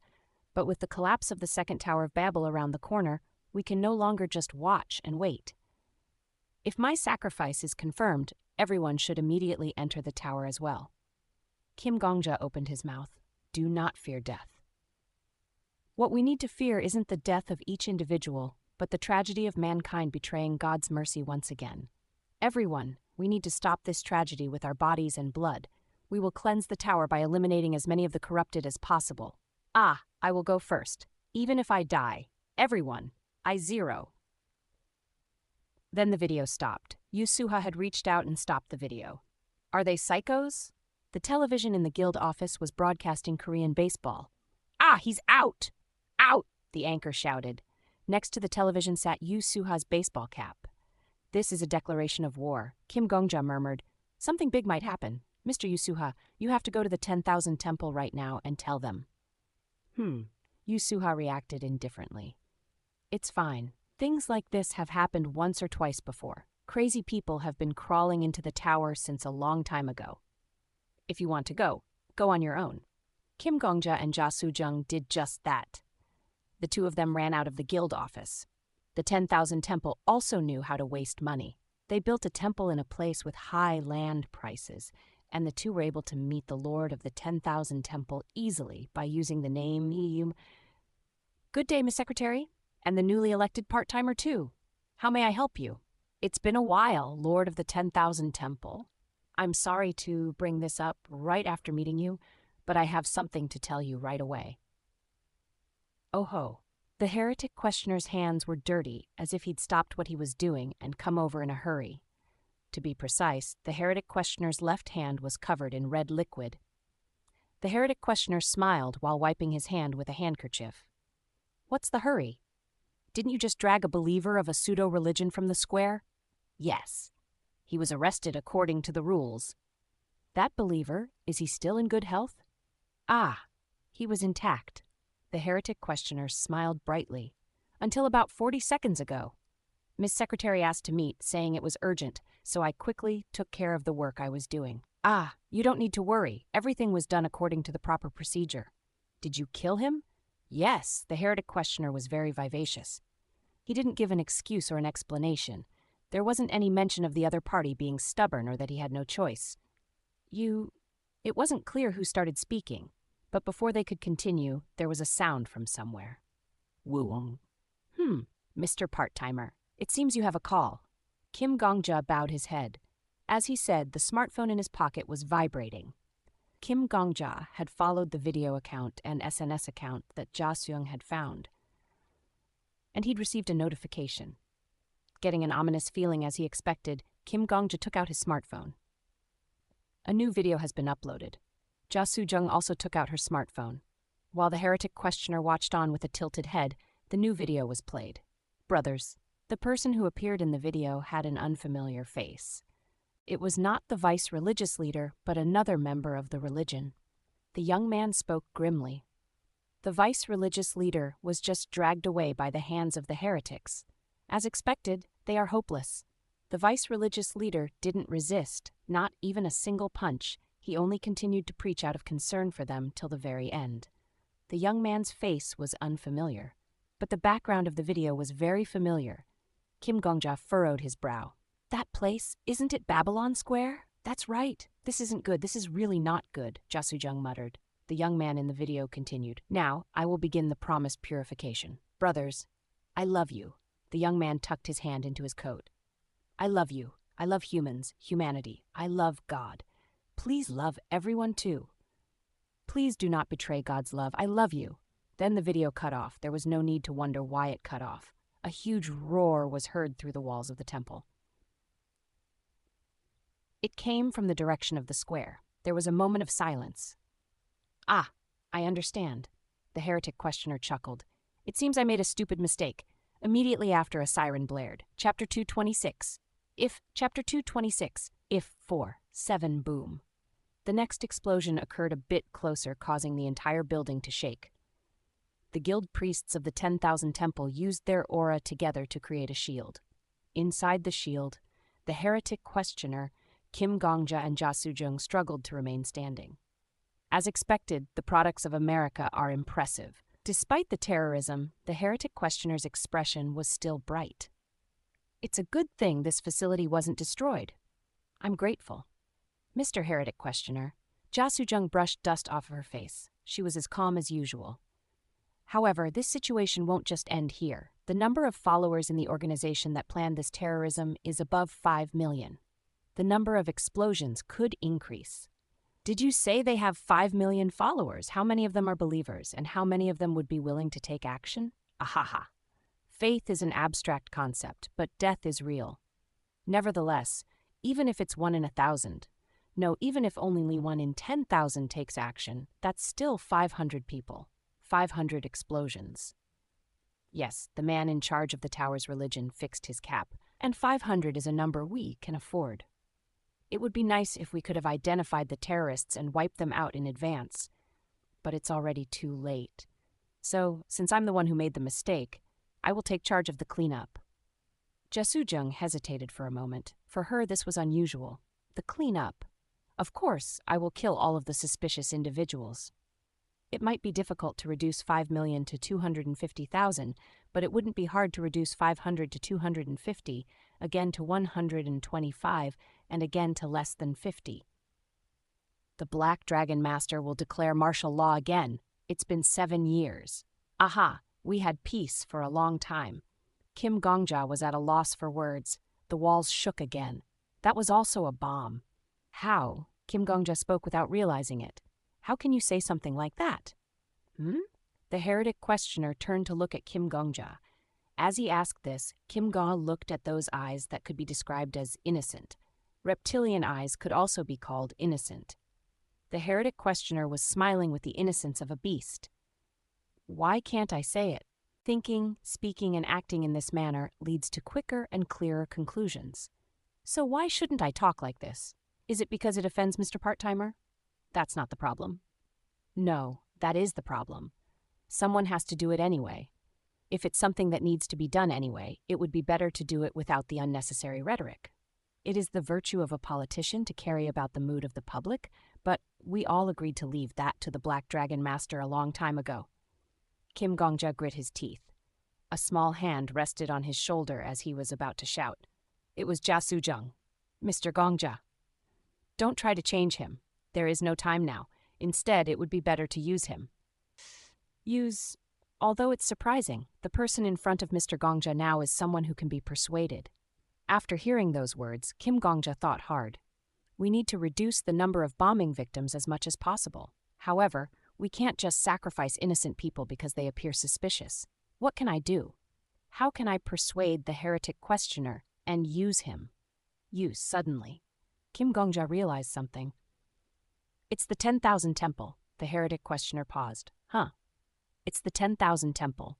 Kim Gongja spoke urgently. You're the ones that captured the vice-religious leader. He died. But he didn't just die in the 10,000 temple. You killed him personally. Until a short while ago, the heretic questioner's left hand had been covered in blood. The heretic tilted his head to the side. Yes, that's right. But how did the young man who streamed the video from the square find out that the vice-religious leader was dead so quickly? He couldn't have used clairvoyance, nor could he have looked into the 10,000 temple's torture chamber. Kim Gongja saw the heretic questioner's eyes shake. That means a traitor within the 10,000 temple relayed the information about the vice-religious leader's death. To his comrades, the heretic questioner tried to make a cross sign. It was unclear if he intended to increase the power of the shield, or if he was trying to kill the aides present or the 10,000 temple's officers. It remained unknown. Because with the roar of an explosion, the world seemed to flip upside down. It became upright again before flipping over once again. Before he knew what was happening, Kim Gongja found himself lying on the ground, except for the feeling of something covering his back, something very warm. Kim Gongja couldn't feel anything. It also felt like he could hear the cries of cicadas inside his ears. Then, through his broken hearing, he heard someone mutter. There was an unnecessarily quick-witted bastard here. Kim Gongja didn't know who it was, but he knew it was not the voice of the heretic questioner, and definitely not the voice of Jasujung. In that case, it could only be one of the 10,000 temple priests that had been there. The footsteps of the owner of the voice could be heard as they walked somewhere. It's a pity. We could have used you for a long time. Who were they talking to? All you had to do was act like a doll and move like a doll. 10,000 Temple Master. However, we can't do anything with a broken doll, except throw it away. Fortunately, today's a big day, so this loss shouldn't be too bad. And Kim Gongja forever lost the chance to see the traitor's face. There was a flash, then a scream. Then, the man who had been reveling the success of his betrayal could no longer make a sound. Although he'd been able to betray his boss hadn't fully trusted him. No, the traitor had failed to realize the fact that his boss had never fully trusted anyone in the first place. Aha! A small hand patted Kim Gongja's cheek. Are you all right? Are you alive? Fuck. Well, seeing as the first thing you did was swear, I guess you really are the Flame Emperor's subordinate. What is your name? Kim Gongja. If you can swear and say your name, then you are at least half alive. Can you open your eyes, Mr. Kim Gongja? Kim Gongja opened his eyes. Through his red-tinted vision, he saw the heretic questioner was smiling at him. Kim Gongja realized that his red vision wasn't just because he himself was bleeding. Good, that's a relief. At least there is one person who knows what's going on left. The heretic questioner was also covered in blood. There was also the stench of blood on his breath. 10,000 Temple, Master. Yes. What about Manager Jasung? Kim Gongja opened his mouth with difficulty. What about Jasujung? The heretic questioner just said at least there is one person left. Kim Gongja hoped that was just an error in his arithmetic. Now is not the time to care about others. The heretic questioner coughed up a mouthful of blood. It was excessively bright blood. It wasn't just blood, there were also bits of flesh mixed in with it. Treatment? Kim Gongja finally spoke. The heretic questioner raised one hand to stop him. 0. There's no need. It wouldn't be in time. I can't survive. If you don't try, I don't need to try to know. Rather, it's more efficient to just do what I can now. The heretic questioner coughed up some more blood. Blood splashed on Kim Gongja's cheek. Almost subconsciously, Kim Gongja got to his feet. He was reminded of when he went to the amusement park with the director when he was much younger, and the way the world spun when he came off of the roller coaster. When he got up, the thing clinging to his back slipped down and fell to the ground, but he refused to pay any attention to it. Kim Gongja was finally able to get a proper look at the heretic questioner. He had been sitting in front of Kim Gongja. However, Kim Gongja wasn't sure whether he could call this posture sitting. The heretic questioner, who had been torn in half at the waist, opened his mouth. As Mr. Kim Gongja implied, I believe this terrorist attack was more prepared than I expected. It was my mistake. Don't talk about that. Now your body. It's the opposite. I have to talk about this now that I'm in this state. The blood and cough. So this is what it looks like when America's proud products explode inside. It must look like this in the other places too. 10,000 Temple Master, don't talk. Those people, instead of bringing the others, here. The heretic questioner pulled something out of his pocket. 2 things. A small doll and a hand mirror with a black dragon around the border. The heretic questioner smiled at Kim Gongja, who accepted it subconsciously. The first one is called an idol. It represents my proxy. For the time being, the 10,000 Temple is now yours. Kim Gongja froze. Why me? As I said before, Mr. Kim Gongja is the only one here who can move. Kim Gongja grit his teeth. He didn't turn around or look back. The heretic questioner continued. However, to be honest, I don't know if this symbol has any meaning. I don't know if the system I created will continue to work after my death. Nevertheless, it's better than nothing. For now, it's the second item that's the most important. This mirror. A mirror. It's called the Black Dragon Mirror. It is used to communicate with the other guild leaders. They are emergency tools given to us by the Black Dragon Master. Tell them you're my proxy. The heretic questioner stopped speaking. Kim Gongja waited for him to continue. It took him a while to realize it wouldn't come. Kim Gongja opened his mouth. 10,000 Temple Master? There was no answer. There would no longer be any answer. 10,000 Temple Master. Life carried on mercilessly and disappeared without warning. Kim Gongja stood quietly in the ruined room, looking down at the 2 relics in his hands. It wasn't too long after, determination spread across his face. I have to move? But how? And where? He was an unknown E-rank hunter, but fortunately the heretic questioner wasn't the only one who died, And Kim Gongja wasn't the only survivor. People were moving around desperately, and as a result of that, he could hear their voices. Damn it, a sound came from the mirror in his hand. Children, are you alive, children? Answer me if you are. Kim Gongja knew the owner of the voice. There was probably no one in the tower who didn't know. Black Dragon Guild Master? Huh, what the? Who are you? Kim Gongja took a deep breath. Then he briefly explained the situation. For a moment there was silence on the other side of the mirror. Then the voice spoke. Right. Well, I guess that child is no longer living. You believe me? I received a skill from the Crusader in the past. It roughly... shit. The Black Dragon Master murmured for a while. Her voice wasn't just thick with saliva, it was thick with blood. Are you injured? A bit. It's been a while since I was stabbed by an assassin. The second-ranked hunter. A being who held the greatest authority in the tower, both in name and in reality. Kim Gongja was still able to reason his composure, despite hearing that such a figure had almost been assassinated. Perhaps his reason had just been paralyzed by the series of major incidents. No other voices sounded apart from the voices of Kim Gongja and the Black Dragon Master. Even after Kim Gongja had taken a while to explain the entire situation, no one joined the communication. The Black Dragon Master quietly said what this implied. This is a major hit, perhaps the second largest since the tower was built. Well, there were a lot of grudges. Cough. The guys who tried to kill me were the chief and deputy chief of the American Foreign Affairs Office. I thought it was just another power play, but fuck, those CIA bastards. They are even using fake bastards to fuck with us now. Where are you, Black Dragon Master? I'll come see you. A laugh joined the coughing. What could you do after coming here? You're not Miss Secretary or your master. This was something that Kim Gongja knew better than anyone else. But I can't stay still either.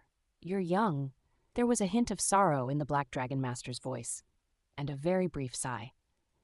But the sorrow soon gave way to cold calculation. However, you have no power. I don't need that.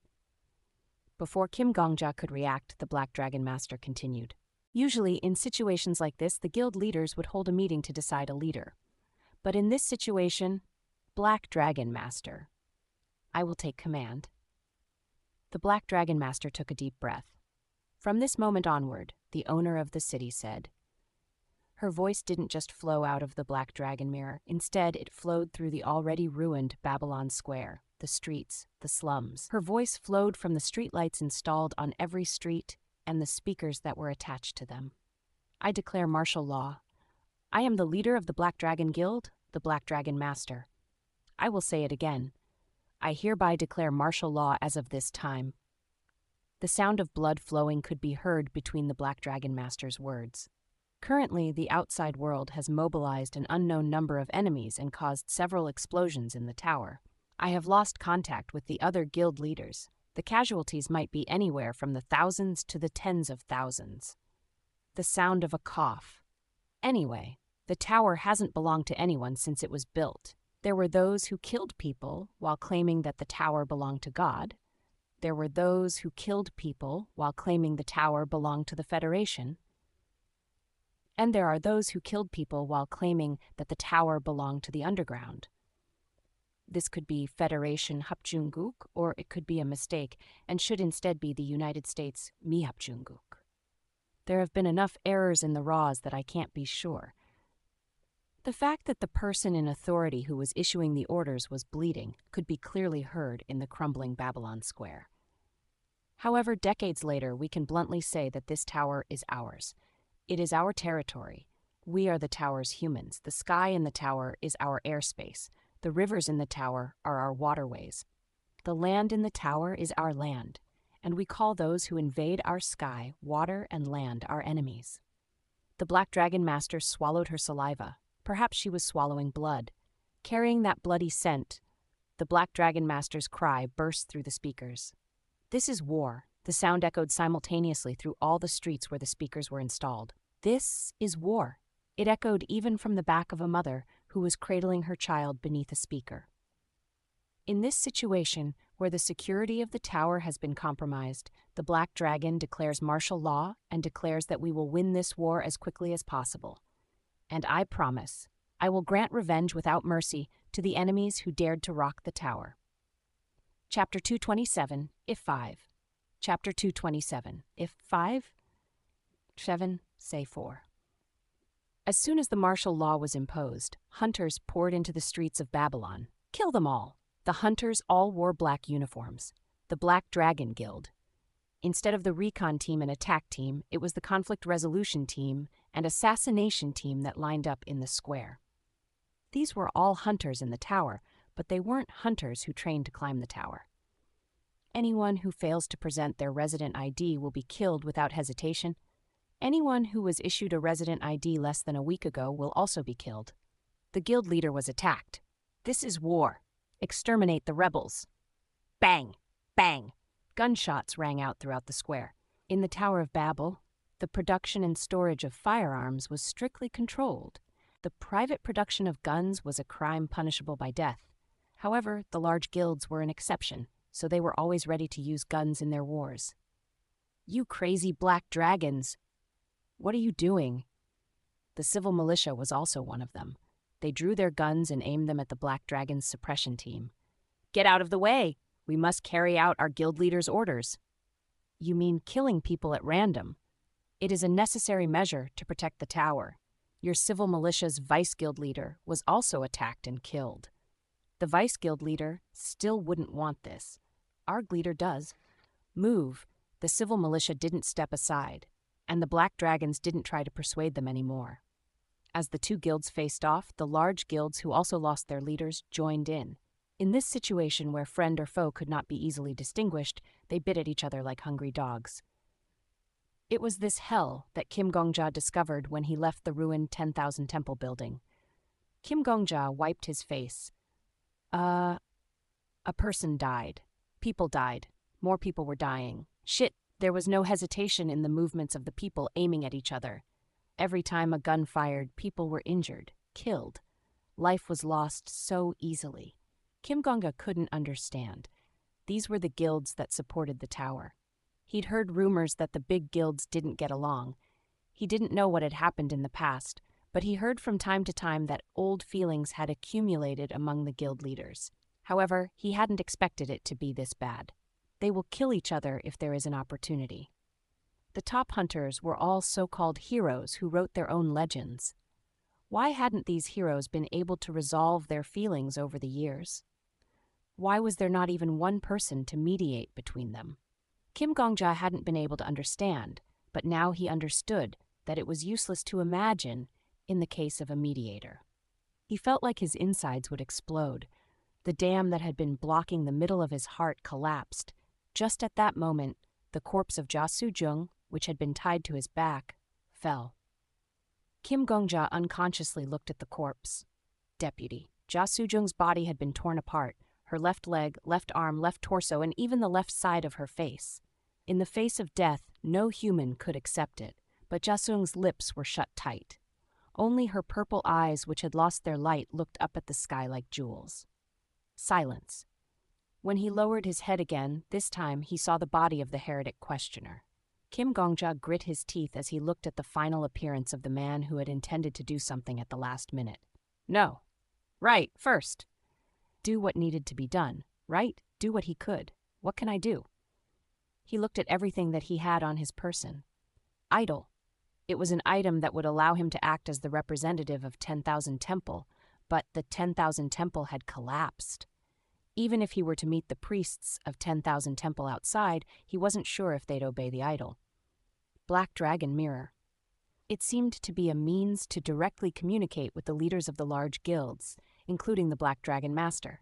However, it had been silent since the Black Dragon Master's declaration of war. Himself, he was just an E-rank hunter at best. He didn't have any power. Power, he knew someone who had such power. Kim Gongja turned his head. Babylon, the first floor of the Tower of Babel. There was a 3-story office building built in the central square of this large city, which boasted the highest land prices. Regardless of how much mana had been used, it was relatively unharmed despite the explosion in the square. The face of a man who was probably also fine came to his mind. Yusuha Guild. Kim Gongja ran there. Cinco. Fuck no. Who do you think I am? Some kind of dog? Yusuha said. He was filled with irritation because his nap had been interrupted. Kim Gongja's heart stirred again. The death of Ja Soo-jung, the death of the heretic questioner, the deaths of many others. He said he'd help, he wanted to help, but the Black Dragon Master had flatly refused. You're young. However, you have no power. I don't need that. If he was like Yusuha, if he was as powerful as the Flame Emperor. Kim Gongja grit his teeth. It was a waste of time to dwell in self-pity. He managed to squeeze out. It's an emergency. President Yusuha. Martial law was declared, I know that. However, I also have the ability to not give a shit. Gongja, why are you running around like a beggar instead of doing work for the guild? What about Soo-jung? Vice President Ja Soo-jung? Here, Kim Gongja laid Ja Soo-jung's corpse down, the heretic questioner's corpse as well.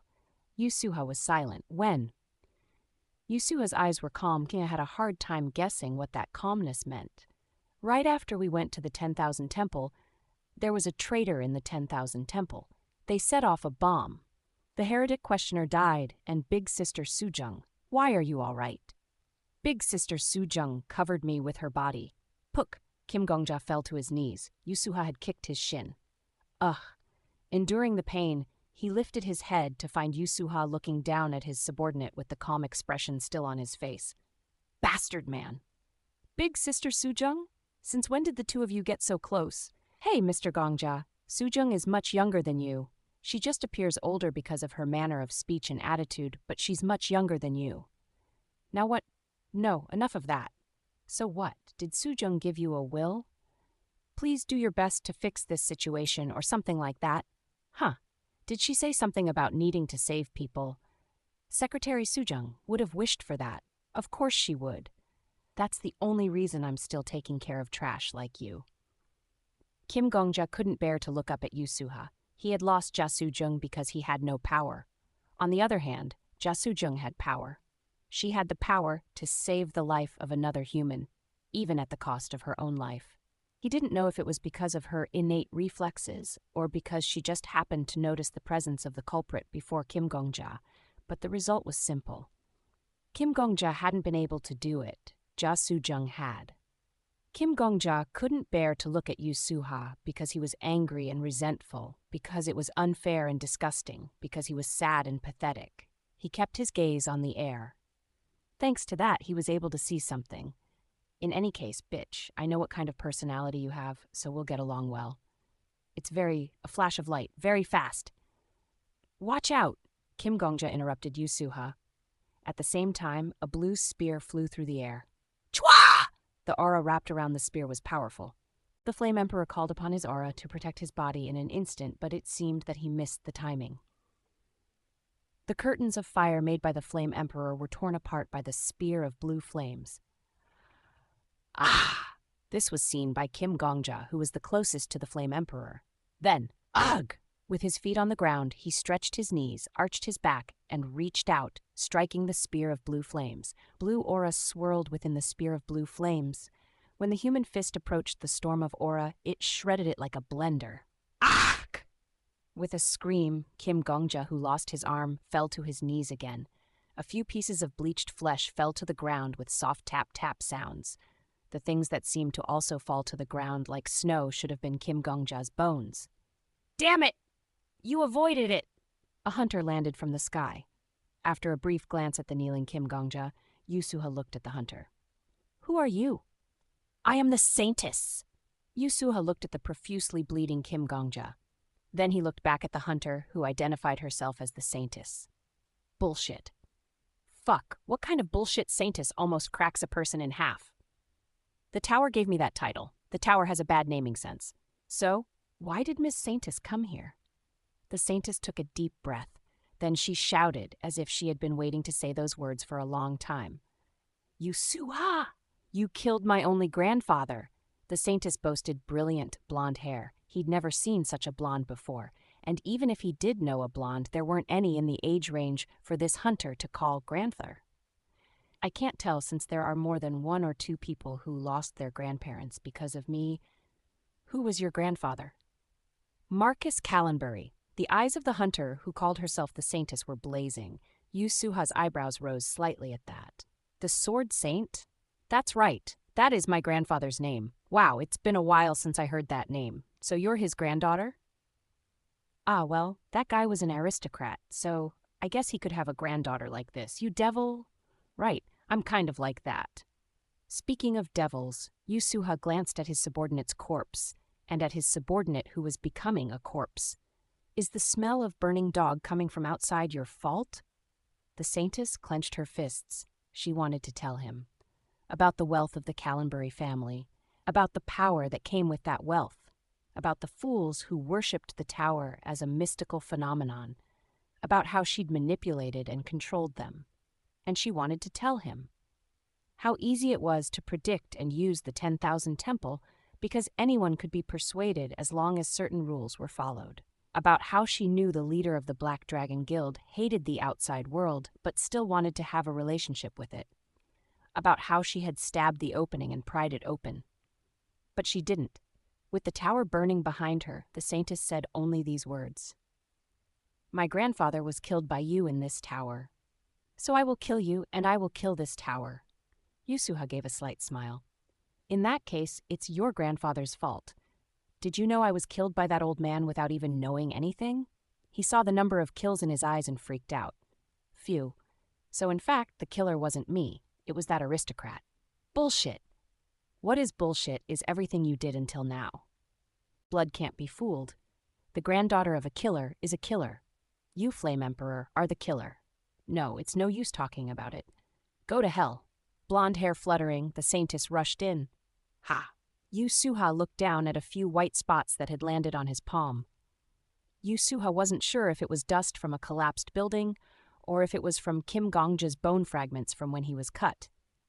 However, I feel dirty. He felt dirty. When something happened that Yusuha didn't know about, it made him feel dirty. I don't need to waste time here, so I'm just gonna kill you. The blue aura exploded and the red aura swept. Moments later, a scream could be heard through the smoke of red and blue. Cat! Right! Now I remember. Your eyes look alike. Yusuha closed his eyes, then opened them. As soon as he looks at a person, he has the eyes of a trash killer. Is that sucky look hereditary? Huh? Did your grandfather teach you to unconditionally kill people you decide are killers in a family class or something like that? Ugh. This world teaches you how to hate people, teaches you how to look down on people, teaches you how to kill people. It's a great school. What is strange is that after teaching you that, it expects you to love each other, cherish each other, and just grow up well. Within the smoke, Yusuha's words mixed with the ear-piercing screams. I never quite understood, and I can't understand even more while looking in your eyes. Yusuha. He was currently looking at the hunter who had become charcoal. He bent over and looked her in the eyes. How can a person like that, right? The last remaining part was burned as well. The hunter, who had proclaimed her grandfather's revenge and spent years desperately preparing for it, died just like that. Yusuha slowly straightened his back. Gosh, I'm tired. After stretching his back a few times, he looked around at the scene.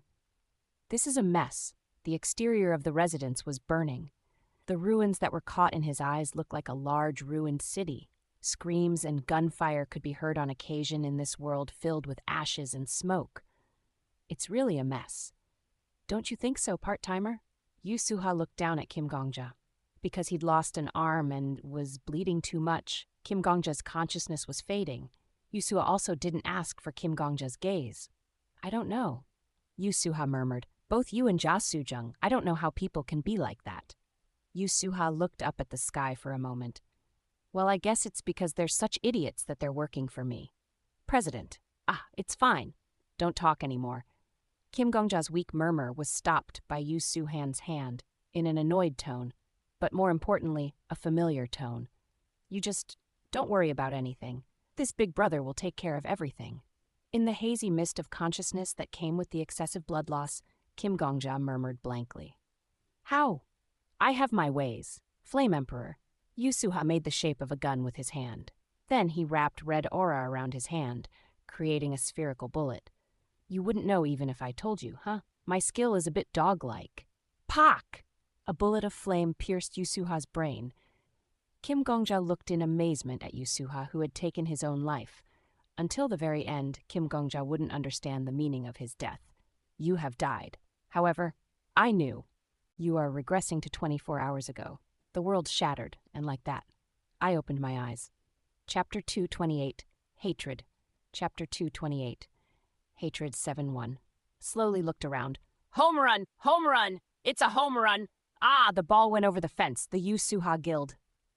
On the second-floor terrace of a building in the heart of Babylon, the sound of a Korean baseball broadcast quietly flowed. Like the cries of crickets in the summer, the voices of the commentators were more like a distant sound in the background than a conversation between people. Ah. Yusuha was sitting on a sofa. He was scratching his head back and forth. The part Yusuha was scratching was where his head had been pierced a moment ago. Baseball is boring as hell. Guys, I'm going out to grab a drink. Yawning, Yusuha got up from the sofa. I don't feel like drinking with anyone, so don't follow me. I might stay out overnight, so don't call me. I'll fuck you up if you call, just remember that. Don't drink too much, Mr. Yusuha. Tap, tap, tap, tap. Beside me, Ja Soo-jung tapped away at her laptop keyboard. The early summer winds blowing across Babylon Square swept through Ja Soo-jung's hair. Unless Mr. Yusuha wants this one to make a pilgrimage to Babylon in order to find you again. Okay, Yusuha didn't even give us a glance. Instead, he just turned his back and waved his hand. Soon, Yusuha disappeared down the stairs. I couldn't help but inquire. Manager Ja Soo-jung. Yes, Mr. Kim Gongja. Viscount Soo-jung. Yes, advisor. Tower Master. Yes, Death King. 3 names and 3 understandings were exchanged. Is this a possibility that you're showing me? That's right. Passers-by crowded the square below the terrace. It was the future, 11 years before my world's present, or my present was 11 years ago, the past. It was a world built under the assumption, if Ja Soo-jung existed, then this world. I looked at Ja Soo-jung. The world I created is far more peaceful than this world. What the heck is this? It's a complete mess. The Black Dragon Master, Anastasia, is still alone and lonely. The heretic questioner, Bambolina, hasn't changed either. He's still in a broken state without even realizing he's broken. However, I fixed the guild leader's relationship. In my world, the Sword Saint had cast aside his arrogance and prejudice. The Black Dragon Master considered the Crusader her friend again. The Crusader had put off the distrust from the past purge. The heretic questioner had acknowledged his shortcomings and lowered his head to me. They could now talk to each other. They acknowledged each other. Nothing has changed in this world. The guild leaders are still locked into their seats of power, and the tower is still a mess. They're just being swayed by the outside world. However, Ja Soo-jung shook her head. Her purple eyes met mine directly. You killed Mr. Yusuha. The wind blew. You didn't change, Mr. Yusuha. Ring. The wind chimes tied by the terrace window rang out. That, was it because Mr. Yusuha was such a wicked man that he couldn't be converted? The sound of the baseball game broadcast was carried by the wind. Mr. Yusuha is a villain among villains and a psychopath among psychopaths, so I had no choice but to kill him. It wasn't my fault or my incompetence that forced me to kill him. But look, Mr. Kim Gongja. The early summer wind blew against the wind chimes and set the background. In this world, Mr. Yusuha works with other people. The Flame Emperor. When Ja Soo-jung died and I died, he carried out a regression. In exchange for killing himself, he returned 24 hours. And just now, with the excuse of going for a drink, he disappeared. The person responsible for the bombing, the traitor who infiltrated the 10,000 temple, the assassins who stabbed the Black Dragon Master in the back, and above all the saintess that attacked him. Mr. Yusuha is currently moving to eliminate them. Ja Soo-jung turned to look at the square with an expressionless face. More evil than you, less positive than you, less responsible than you, less willing to change the world than you, and with less of an impact on the world than you. He's a much worse person than Mr. Kim Gongja. The square. In the middle of the space, crowded with passers-by, a certain hunter's black hair fluttered. And yet he still became a person who would move for someone else. Mr. Yusuha could have become such a person. Ah! When you killed Yusuha, or to use Mr. Kim Gongja's terminology, when you hunted Yusuha, that Yusuha wasn't the same as the Flame Emperor who killed Mr. Kim Gongja. He was nothing more than a young F-rank hunter who might have become the Flame Emperor. In a way, he might have even become the Flame Emperor in this world. I shut my eyes tightly. The sound of my teeth grinding could be heard. I gave him a chance too. I didn't want to kill that guy. I put on an act. I didn't just kill him suddenly. I gave him a chance. I wondered if he'd feel pity for an injured person, and if he would offer to help instead of trying to hurt the injured person. Such a hard test, like a god playing with a human. The Tower Master spoke calmly. It was hard for me too. If he'd just quietly healed me, if he hadn't tried to kill me. Is it really that special? The Tower Master looked at me. In a situation where there are no witnesses, a person who is in a tight spot kills an injured person and takes their property, really something that could only be done by an unforgivable and unredeemable? Anyone? Is it a test that anyone could pass? Silence. Mr. Yusuha disappeared without any news. The disappearance of a low-ranked hunter is a common occurrence. Mr. Kim Gongja knows what that means, don't you? Since you were a low-ranked hunter too?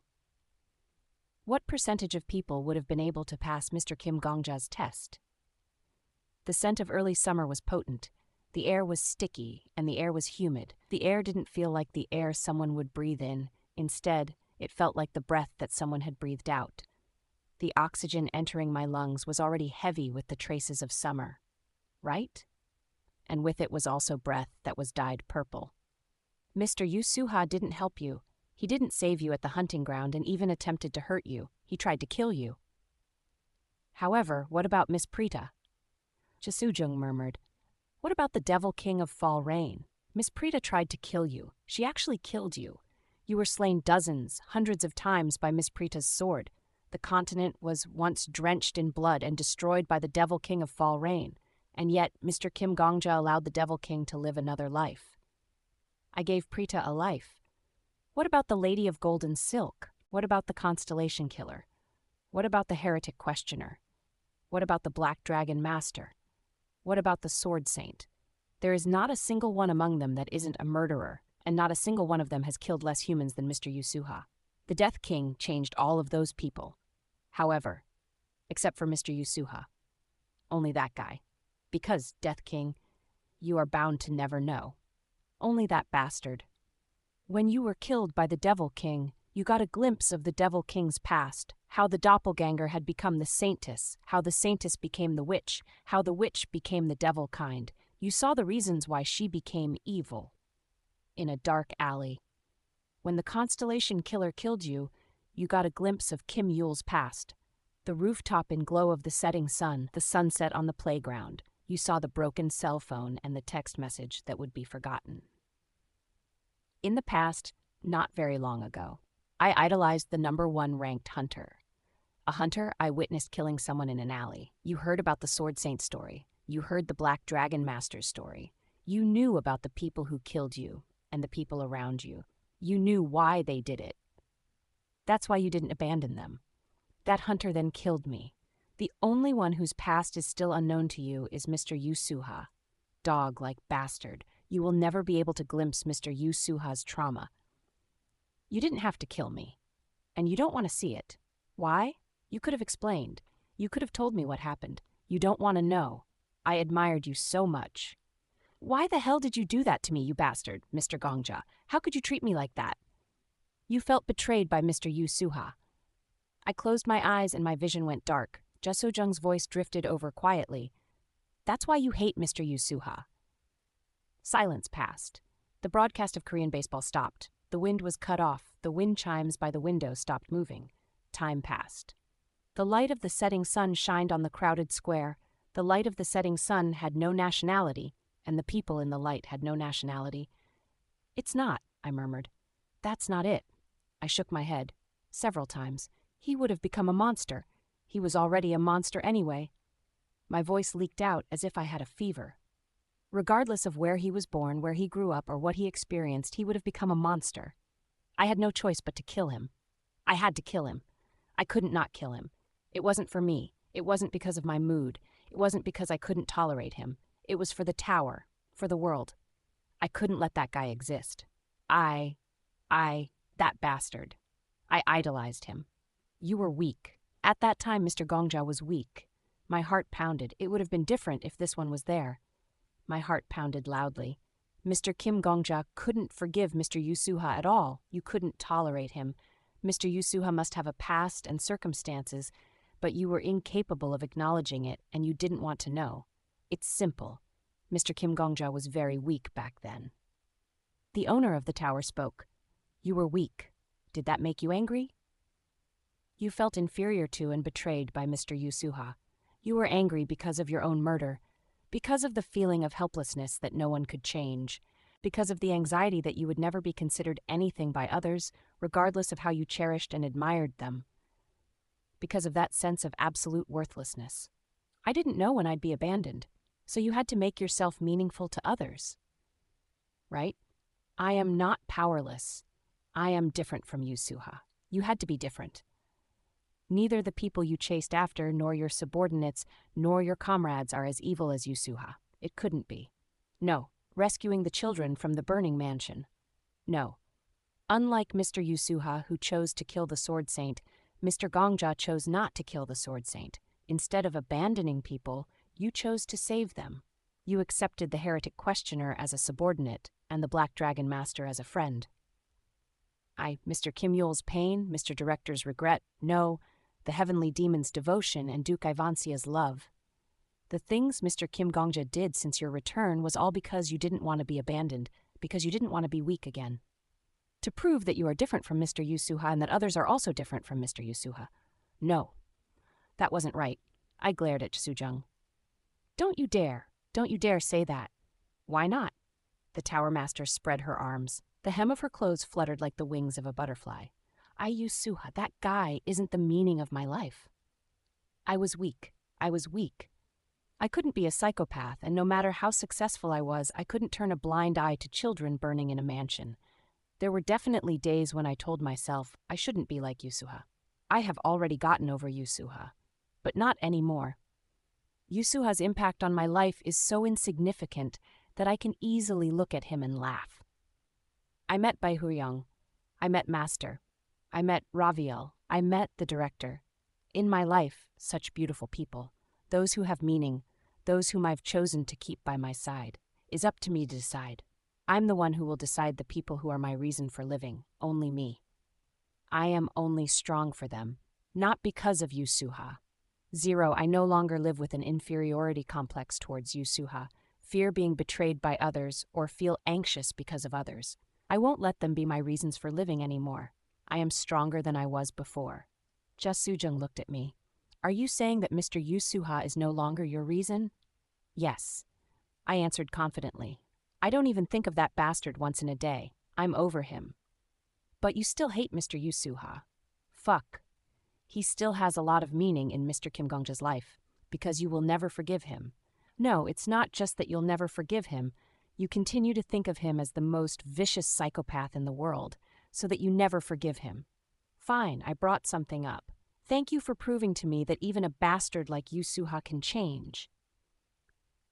Now I'm going to prove that bastard doesn't mean anything to me. Dog-like bastard. Viscount Ja Sujung. I stared at her. Are you trying to show off in front of me that you changed Yusuha and you are the only one who can change him? Yes. I will hate Yusuha forever, and that will never change, so that makes me weak. So you want me to admit that I am weaker than you and that you are the only one who can change all the misery in the world, right? Yes, you can stop. I got up. I won't give contempt and hatred to that guy named Yusuha anymore. With my back to the sunset, I looked down at Jasujung. That guy in my life no longer has any meaning. No, I wouldn't let him have it. I had gotten sick of hating that bastard. I have become stronger. I took out a skill card. The first skill I'd gotten. My starting point. Plus, I want to become just like you. Rank S effect activates automatically upon death. After being killed by an enemy, copy one of their skills and make it your own. Skills cannot be copied from targets who have killed you before. The copied skill is randomly selected. However, you die. I will change Yusuha. I stared at the Lord of Manseng. I changed Prita, who destroyed a continent. I changed the old man Sword Saint, Black Dragon Master, and Heretic Questioner, too. Yusuha, do you think I can't change that disgraceful son of a dog? Yes, I don't need your IF world. My voice was hot as if I'd swallowed fire. Prita, Old Man Callenbury, Anastasia, Bambolina, Raviel. I changed them all. I made them the happiest. There's no need for an IF scenario that assumes you existed. The reality with me in it is their best scenario. You can't make my master as happy as I did. Your redemption was unneeded. You can't make Raviel as happy as I do. There was no reason for you to tinker with our weaknesses. Because I wasn't weak anymore, we don't need your wealth. And you, I declared. You won't be able to change that motherfucker, Yusuha. Like me. Yusuha, who drinks soju in this world, won't even share it with you. I'm not going to just change that bastard. I'm going to make him happier, better, because I'm more capable than you. Because I'm strong. Aha! After hearing my declaration of war, Ja Sujung laughed. She laughed for a while. She laughed a lot. Can you prove that? Anyone can build a heaven with words? I can, because I'm a bastard who has never been much of a talker. Right, I see. Then, can I take this as you challenging me, Mr. Gongja? It's a duel. This one always welcomes a duel. The god with the face of an 18-year-old hummed happily. He who duels is a warrior. Warriors are the only humans capable of bearing their own lives. This one loves all humans, admires the beauty of blood, and takes pleasure in defeating all challengers. This one is strong. I'm strong too. This one is the strongest in existence. The expressionless girl was having fun. This one melted the heart of the Sun King, who had imprisoned himself for 60 years. This one devoted myself to the apathetic Duke, who had been rotting for 1,000 years. This one thawed the time of the Dragon Emperor, which had been frozen for 7,000 years. Not to mention, all of that was just the beginning. The Tower Master tilted her head to the side. This one built the tower, so that the unhappy, the unfortunate, the weak, the evil, the murderers, the slaughterers, the cannibals, all of the weak and evil would be able to live again. This one's heart is infinite, and this one's life is infinite, so this one can soothe the wounds of all the children in the world who have been torn. How dare Mr. Kim Gongja ask this one for a duel when even you could only finally breathe after entering the tower this one built? Then, I said, try to make Raviel happier than me. Since your life proves your strength, my life also proved my strength. Try to make my master smile brighter than I can. The people who stood with me proved me. Try. Ahaha. Ja Sujung laughed. Good. Her laughter grew in the glow of the setting sun. Very good. Those purple eyes twinkled. The early summer air mixed with the purple scent. So? How? It had the scent of a poisonous flower. How what? The scent drifted to me. How the hell do you plan to change Mr. Yusuha more than this one? Huh? Do you have the means? Do you have a method?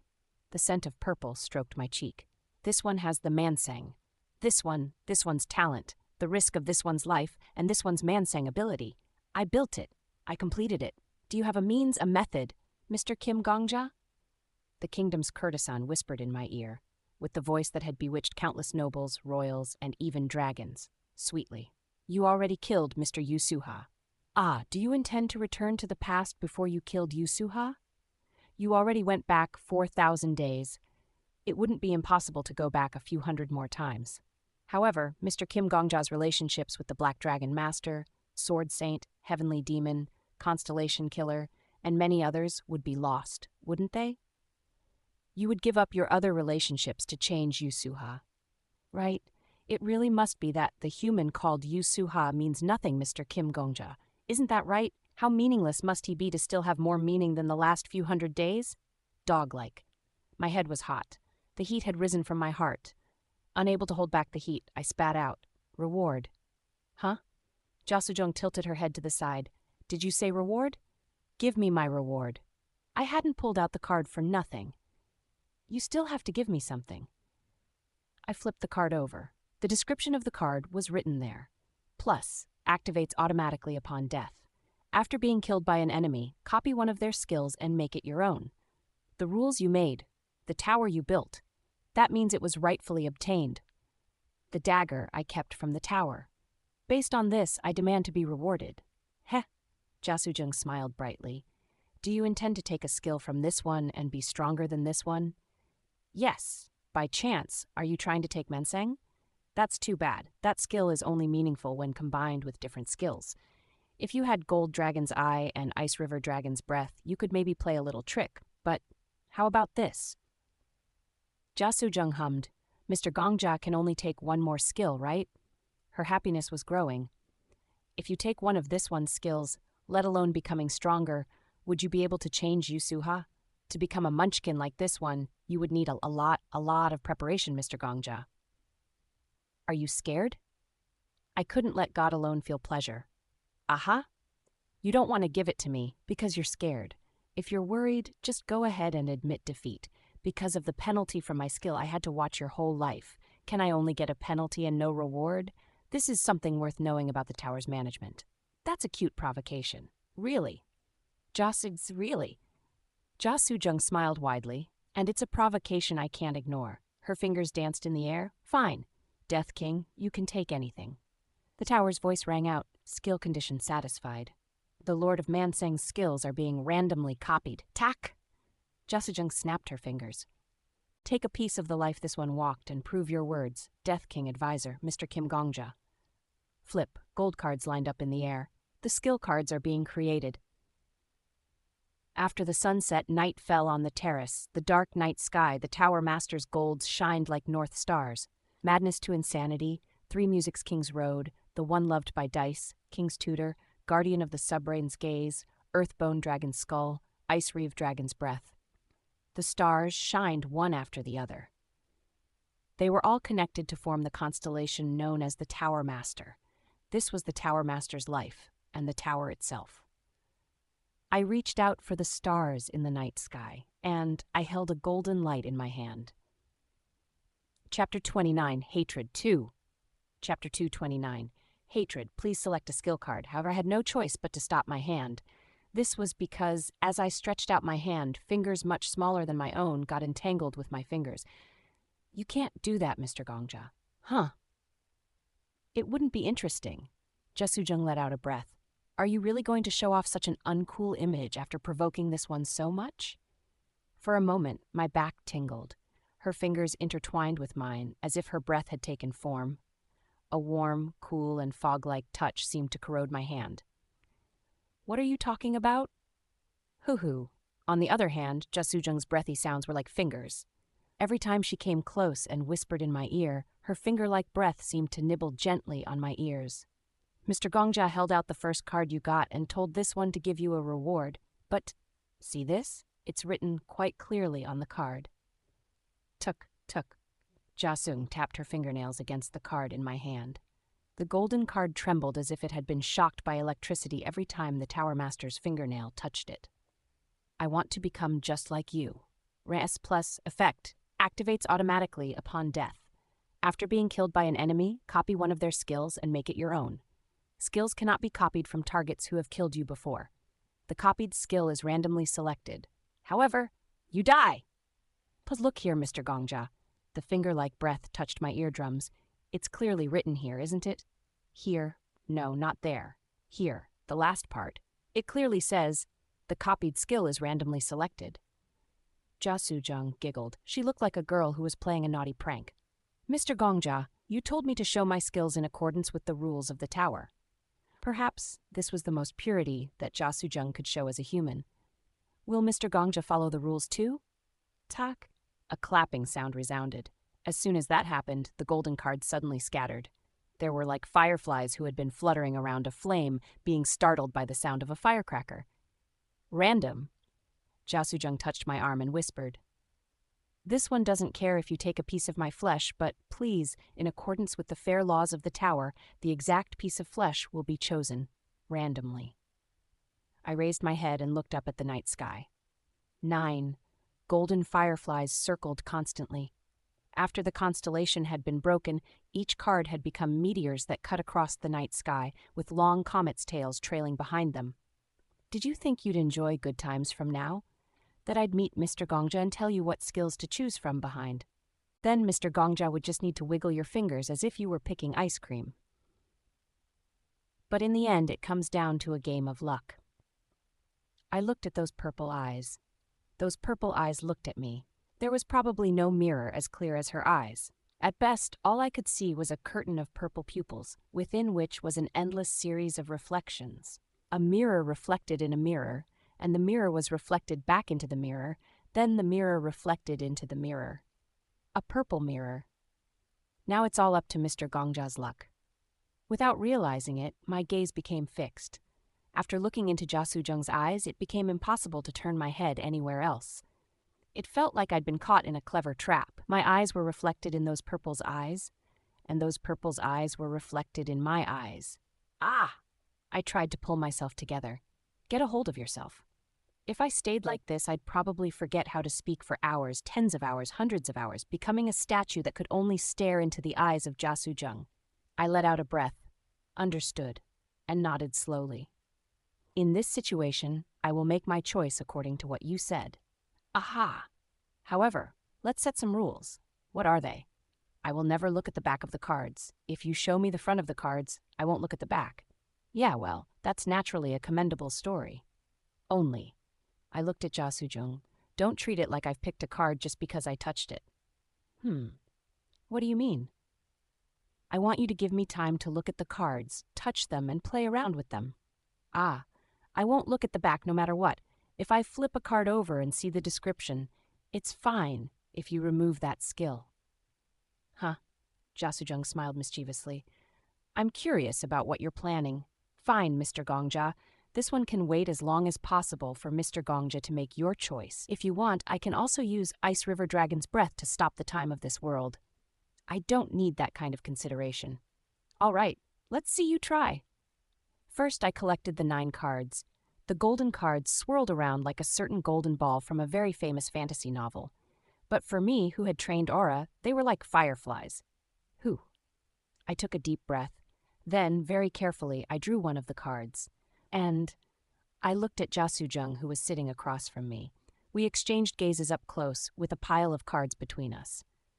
No, this card wasn't the skill I wanted. Making my decision right away, I put down the first card. Huh? Jia Suzheng chuckled. Are you trying to guess the card by looking at this one's expression? It was a mixture of amusement and ridicule.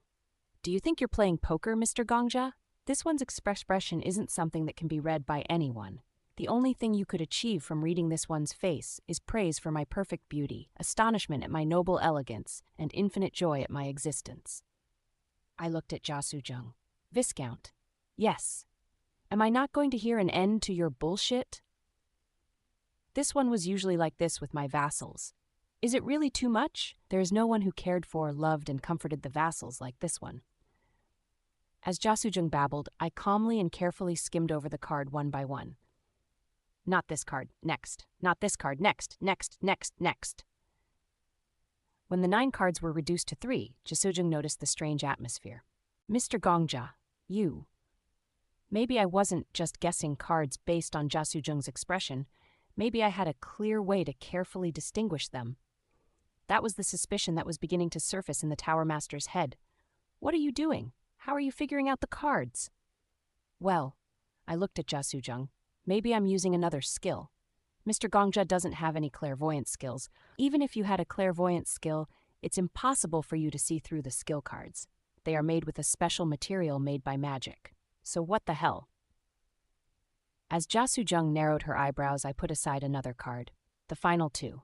I looked at Jia Suzheng. There are some interesting cards left.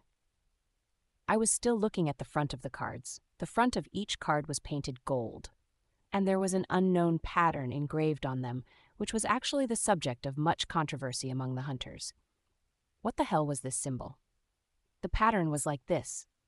In the center was a polyhedron that kind of looked like a die, and 2 snakes were wrapped around the polyhedron. Finally, there were leaves and flowers of an unknown plant embroidered around the edges. The hunters had argued countless times. Why is this pattern engraved on the skill cards? The polyhedron represents the Holy Grail. The 2 snakes represent Satan. In other words, the tower is telling us that demons are surrounding the Holy Grail. Then what about this leaves and flowers? Does that mean demons are interested in environmental movements? When the bullshit starts coming in, it's a good deal. However, no hunter could give a clear answer to this. There was speculation that there might be some hint if they managed to go up to the 100th floor, even 11 years later. A chuckle suddenly escaped my mouth. Viscount Jasujung tilted her head. What's so funny? Nothing. I was just thinking about our Tower Kids argument, about the pattern engraved on the card. The hunters used to talk about this thing as if it were real. But it's just this one's family crest. Jasujung blinked. Yes, is that so? Pohahaha. Here was the situation.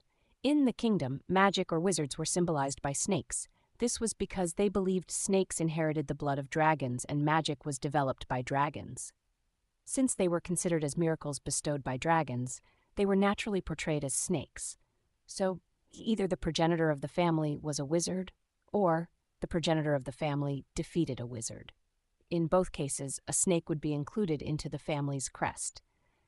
It was said that one of Viscount Jasujung's distant ancestors had taken down a fairly famous wizard.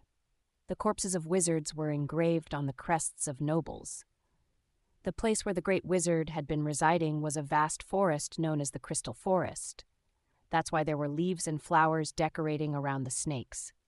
The wizard was killed in that forest, Sujung Forest. Viscount Jasujung's ancestors devoured the territory originally ruled by the great wizard. That's why the family name became Sujung, after the name of the forest. The unknown polyhedron in the middle of the crest was a crystal. In other words, the ancestors of this family tore the wizard who lived in the forest apart and were given the title Sujung to commend their admirable deed. That was the meaning of pattern engraved on the front of the card. That was it. The end. Viscount really is a crazy person. Why did you slap your own family crest on the front of the card? I don't know why you're suddenly calling me crazy. The tower was naturally built by this one. This one is one of the kingdom's nobles. I simply put my signature on my own work. Do you have a complaint? Thinking it was God's will or God's forewarning, hundreds of priests in the outside world did everything they could. Since this one is God, isn't this one's will the will of God? Every person I met was crazy. Anyway, I looked at Jasujung. Not this card either. Eliminated. I discarded one of the two remaining cards. Jasujung furrowed her eyebrow. Do you know what card that is? Yes, it's an extremely good skill. Tell me what it is. Jasujung asked me for proof. I willingly met her request. The one loved by dice. No less than rank SSS. The effect is simple. The skill description was only one sentence. No, it was just one phrase. The one loved by the dice. Rank SSS effect. Heavenly luck. Luck. To put it simply, it was a skill that makes you lucky. Compared Gold Dragon's Eyes or whatever, this skill is the best. You're lucky? That's game over. No matter how difficult a quest is, no matter how convoluted a stage is, you are lucky. That's why I'd kept two cards in my hands for so long. I contemplated it for a long time. How? I wondered whether I should use this card or that card. Maybe Manager Jasujung. It's fine. Even if you hadn't provoked me, I would have unconditionally gone all in with the one loved by the dice. In fact, there was a proverb that was passed down in the tower for a long time. It is a game of skill and a game of luck. This was because a hunter's rank depended on their skills. And from a certain perspective, the one loved by the dice is the strongest skill. However, I'm not going to choose this skill. I looked at Jasujung. I'm going to choose something else, from start to finish. Throughout the entire process of sorting and selecting cards, I only looked at Jasujung, to be precise. I looked into her purple eyes. Aha. Belated. Indeed. Indeed. Jasujung let out a laugh as she realized my trick. Mr. Gongja? Yes. You were looking into this one's eyes. That's right. You're right. It was simple. I looked at Jasujung. I could see the reflection in your purple eyes. Jasujung closed her lips. She was smiling happily. She just silently looked at me with a smile, without moving an inch. Did you see well? I nodded. 0. Yes. Your eyes are very clear, even though purple is one of the hardest colors to reflect. Sujung's eyes were like mirrors that reflected endlessly. Is it enough to read? I'd need to take a closer look. The distance between us was already close enough. I picked up the last card and looked into her eyes. Enhanced with aura, my vision was locked onto her eyes, trapped in a mirror maze. Read it, Viscount Jasujung whispered. A gap between sight and hearing. Breathing out into each other's senses, I read what was on the gold. Earthbone Dragon Skull. Yes, rank, SSS+, right. This one measured it. Effect, the ability to archive the memories of the living. archived memories are placed in a box that can only be destroyed by the user. Keep going. Viscount Jasujung's voice was closer. Perhaps it was just an illusion, because, with my abnormally enhanced vision, all I could see now was a circle of purple letters reflected in the mirror. Unless the box is destroyed, the user can recreate the body of a person who will inherit the same memories over and over. In short, if you put the original memory in the box, you can create a body which can contain the captured memories any number of times, hundreds of times, thousands of times, tens of thousands of times, but not simultaneously. There can only be one body per memory, and only when that body is destroyed can another one be created. What are you doing, Mr. King Gongja? Keep going. The body can travel around the world, create new memories, and update those experiences back to the box. Of course, if the user allows it. Think of that famous game with the Italian plumber uncles. Lots of references in this chap. Viscount Jasujung giggled. The sound of her laughter was closer than before. Even if they die in the game, they come back, right? Even if they die, they won't die. Lives are coins. The Earthbone Dragon's box that holds the memories is a save point, so to speak. If they lose their life and die, they'll just return to the save point. Although, of course, the dead life wasn't saved. In order to save the save point, you need to return alive. Because of this, Viscount Jasujung said, countless people died. The story behind that skill. How many people wish they could have a save point in their lives? It's as many as those who wish to regress. The Earthbone Dragon. People who somehow learned of her existence risked their lives to cross the desert, swam across the river, traverse monster-infested jungles just to meet the Earthbone Dragon. A story that couldn't be described with the word skill. Many people died in the process. 178 people managed to successfully reach the Earthbone Dragon's nest. And those 178 humans received save points. They successfully turned their lives into coins without the fear of death or eternal end. The worst military group was created. The 178-member army traveled across the world. They wore flags to show where they were from all their lives. So, they were given the name flag-bearing soldiers. Soldiers flying flags that had already fallen. Banseok Wisa, praised as the greatest archer 1,000 years ago. The 17th Na Sun Mun Lord, leader of the most powerful assassination unit, the Na Sun Mun, Dado, who turned the entire capital city into a sea of fire and fled leisurely. Dai Hajeok, who had dozens of warships and occupied half of the kingdom's waterways. Yu Mangju, a wizard from 1,300 years ago, who was expected to become the #1 wizard in the kingdom. In the kingdom's long history, each of them were giants of their generation, just like my teacher had conquered the last Miram era. The formed, the Undying Army, 178 warriors like that. When they saw that troop approaching from across the desert with dozens of flags waving behind them, all humans collapsed in fear, all children cried, and all soldiers lost morale and defected. Like that, the flag-bearing soldiers were basically a man-made, natural disaster. Still staring into that mirror maze, I opened my lips. What happened in the end? To those people? Viscount Jasujung chuckled. They became this one's soldiers. It was abundantly understandable why the kingdom's nobles, who saw this one as a bastard, didn't dare to declare family war on this one. They didn't want to be hit. And the skill card in my hand melted. Skill is being copied. At the same time, the mirror maze unraveled. The purple mirror no longer shined with the light of the cards. The mirror became an eye again, and I was looking at the eyes of Jasujung again. That's when I realized I was face to face with Jasujung. Death King, in front of me. What you have is just as powerful. You have suffered many deaths and acquired many scars. What does Mr. Gongja intend to do with that card? Within breathing distance. It was the best distance for a venomous snake to bite a person's neck. This one is curious. Really. No matter how amazing it is still the skill of a dragon emperor and its army that was defeated by this one and made into trophies. The noble whose ancestor killed a snake smiled. How are you going to defeat this one with that? I smiled too. Get ready to rack your brain, Tower Master. I had no doubt. I'd pick the strongest card. Chapter 230, Hatred. 3. Hatred. 2. The sun had set in this world. I went out to the Sunset Street with Jia Sujung.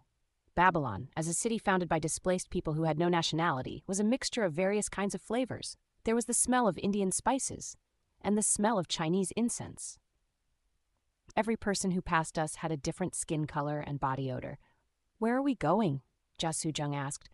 "This one can send Mr. Gongja back to your original world at any time. You already received your reward. Are there still things you want to do in this world?" "Just follow me." "Humph." Jia Sujung snorted softly as she walked beside me. "Guide me wherever you wish." The smells of the street were beginning to fade. Do you know what Harlem smells like? The smell of poverty, which seemed to linger wherever you went. The smell of water. The smell of moisture. There was stagnant water accumulated in the shade on the side of the road because there was nowhere for it to drain away. A plastic bottle was stuck head first in the muddy water. It was as if it was measuring the water level of this poor pond. We walked. The more muddy water we stepped in, the more the smells of the street lost their nationalities, and the more prominent the smell of water became as the world's sunset grew darker. Ah! I entered a familiar alley. Jia Sujung noticed too, and her lips twitched. "Mr. Gongja, this place." "Shh," I murmured. "Listen." Jia Sujung closed her mouth. Then a small noise drifted from afar. "See, Sir Flame Emperor!" A familiar voice. "Why so suddenly?" "It would be pointless to call for help," a familiar sarcasm. "There's no one around here anyway." The tower's #1 hunter, the Flame Emperor. As if he had swallowed the sunset, Yusuha's voice was practically glowing. I never would have thought the hiding witch was so pretty. "Aya, if I didn't know already, I'd have been in trouble." "With? What are you talking about?" "Ka. Looking at you now, you're really good at acting." In the dark alley. Yusuha stood with his head tilted, pressing the Saintess. For those who haven't realized it yet, the Saintess is the one Kim Gongja saw the Flame Emperor kill in the beginning. Unlike your oldie granddaddy. The moment those words came out, the Saintess' face hardened. "Huh?" "Your grandpa, the sword saint of whatever. You were going to get revenge for that old man." "Did you think I didn't know?" To be precise, he didn't know. However, Yusuha had the Returner's Clockwork Watch, a skill that sent him back a day when he died. Thanks to that, Yusuha knew the future where he was attacked by the Saintess. How did you?" Of course, the Saintess didn't know about Yusuha's skill, just like she hadn't known in my world. It was the same. I'm just that smart. I know everything. The Saintess moved her hand. There was a brief flash of white in her palm that was probably her aura. "Aigo, the granddaughter is so aggressive." However, the white aura disappeared before it could fully appear. The Flame Emperor grabbed the Saintess by the neck. "Cup! You got a knack for killing people. I wonder how your granddaddy would react if he saw his granddaughter's face right now." "Huh?" "He probably wouldn't be able to forgive the murderer even if he is the same. Our idioms probably don't translate well, right?" Groaning, the Saintess struggled. Her shoes, which were floating in the air, swung back and forth in a vain search for purchase. "I mean, I like bastards like you." In the past, no matter how much you kill, it won't even leave a scratch on your heart. In the same place with the same characters. And it's annoying because you act like nice people. Wow, fuck, is there anyone in the world who isn't trash? At that time, I couldn't do anything. It's not true. If you peel back your shell, it's all trash. However, it takes a lot of work to peel it back, doesn't it? It's really tiring. It's like peeling a mandarin orange and getting the thread stuck in your fingernails. "Ugh, coop! Hook up! But it's comfortable to make a brat like you. I'm not tired at all. It's as if the inside of my brain was washed with detergent. I feel alive because of you. Really. It's thanks to you." I had no choice but to watch. I was shocked and did everything I could just to hold my breath without letting anything out. Thanks. However, not this time. Bye now, Saintess Isabel. Just as flames were about to erupt from the Flame Emperor's palm, my aura rushed to the back of the Flame Emperor's hand. Tot! The Flame Emperor reflexively let go of the Saintess' neck and stepped back. Whoosh! My aura cut through the air where the Flame Emperor's arm had once been. Huck! The Saintess sucked in a breath of air as she collapsed. The Flame Emperor looked towards me with a shocked expression. Until now, one breath. Salvation sword. Without letting out my breath, I ran forward. At my call, a skill that had already become one with me answered. The salvation of a torn goddess answers. It was a skill that had once belonged to a man known as the Constellation Killer. Just like 9 golden cards made the Tower Master, 2 skills made the Constellation Killer. One was the Puppeteer's Parade. With the help of that, the Constellation Killer was able to return to a new body even if his old body was destroyed. The other was Salvation of a Torn Goddess. With the help of that, the Constellation Killer could forget yesterday's memories to obtain today's victory. When I was killed by the Constellation Killer, I was given the choice to choose between those 2 skills. I chose part-timer. What did you? The coffee you order for our office doesn't taste good at all, guild leader. Please change the delivery. I rushed into the Flame Emperor's chest. The sound of my words was made by compressing my aura and sending it out as sound waves. At that moment, the astonished Flame Emperor's eyes widened even more. I don't want to remember the taste of the coffee I had today, I stated, so I'll throw it away. Then clenched my fist, invoked the salvation of a torn goddess. A single blow. Strengthen. My aura, as red as the Flame Emperor's aura, struck his abdomen. Cook, a sound leaked out of the Flame Emperor's mouth. Unable to withstand the force of my blow, the Flame Emperor flew toward the alley wall like a stick. Boom! The wall broke in half. Hook! Until now, 2 breaths. You Yusuha Guild? The Saintess seemed to regain some energy and looked up at me. She probably hadn't been hurt at all, and there was only a slight burn mark on her neck where she'd been grabbed by the Flame Emperor. She looked confused. I used to think the Saintess was purely a victim. I'm sorry, but please go to sleep. Now I just considered her as a person. I pointed at the Saintess' forehead and sent my aura out. Ah! The Saintess collapsed with a groan. She'd fainted. This used to be an unimaginable exercise of force in the past, but now it was really simple. Until now. 3 breaths. Motherfucker! The Flame Emperor rose up from the collapsed wall. Small pebbles fell from his long ponytail. This crazy bastard! Hey, what the hell are you doing? No, are you really the part-timer? That's right. Fuck, you must belong to that witch. No, that's impossible. When that stupid terrorism happened, the Flame Emperor had trouble keeping up with the current situation. That was natural. After all, from his perspective, I was just a frail F-rank Hunter Guild member. Are you curious, Guild leader? The Saintess had no idea that the Flame Emperor had returned a day. Likewise, the Flame Emperor had no idea of what kind of being I was. If you want to know, you'll have to beat me. Ha! I need to know if I am stronger than you. I don't know what you're on about. The Flame Emperor's eyes were burning. I'm gonna beat you up a little bit. Blood-colored aura overflowed from my hands. I'm only gonna beat you till you can't move, and I jumped at him. By using everything I had. Bullshit, I am the #1 hunter in the tower. My infernal heavens will make you wail your dying wishes. Infernal heavens, demonic art. First form, sword of starvation. I threw my fist at the Flame Emperor. The Flame Emperor tried to block my aura with a face that seemed to say, I wouldn't let you hit me again. Right, I was basically a swordsman, not a fighter. Unlike the Flame Emperor, I wasn't in the best position right now. However, my master had cut through an entire snowy mountain without a sword. Therefore, even if I didn't have a sword, I would pierce through this stream of fire. Plus, infernal heavens, rank A+ effect. The demonic cult. They hate the logic of the heavens. They curse it.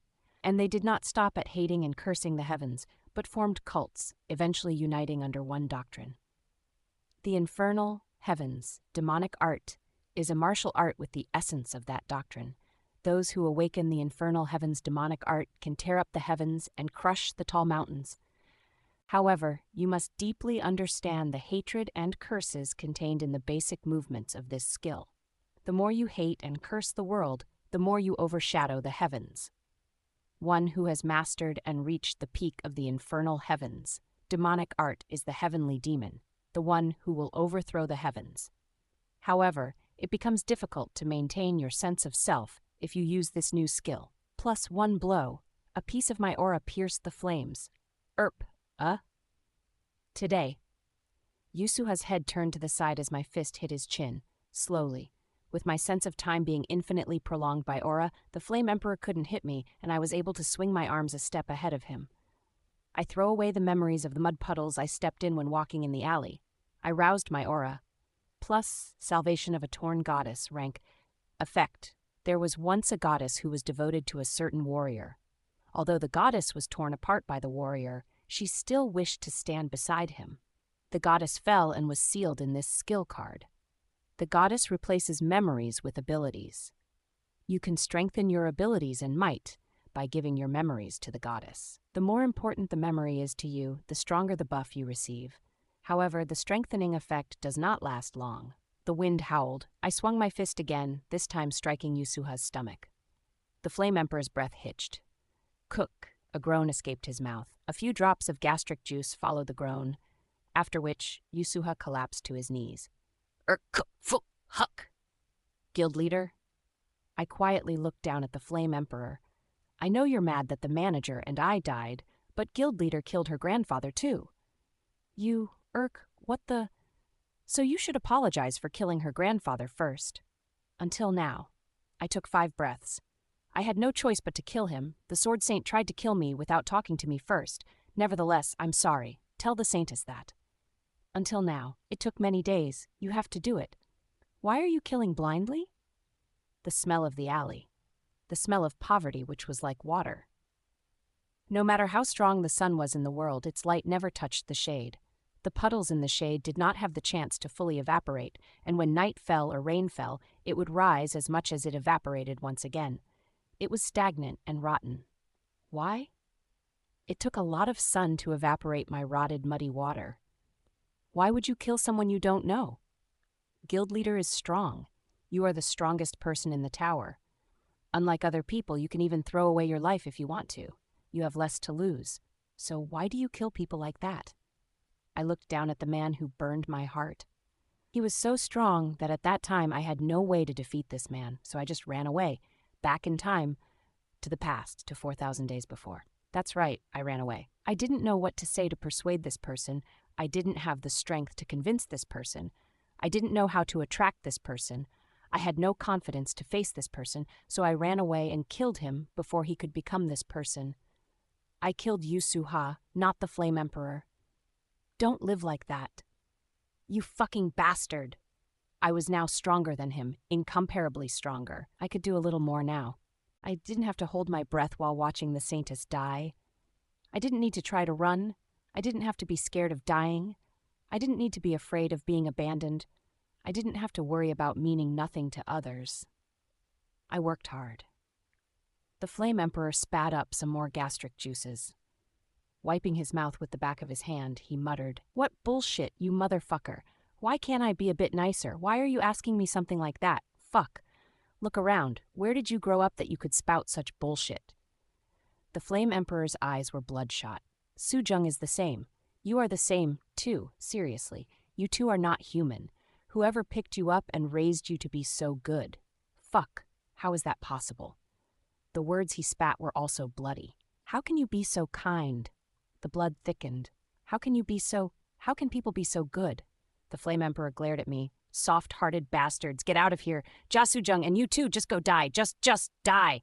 Die, get lost. Fuck, really? Right, if that was his scream. Then I, the demonic cult's young master, the moon of the Iavanchi, the ruler of the 100 ghosts, nodded. Zero, the world isn't just made of bastards like you. And I won't let you become a bastard like you.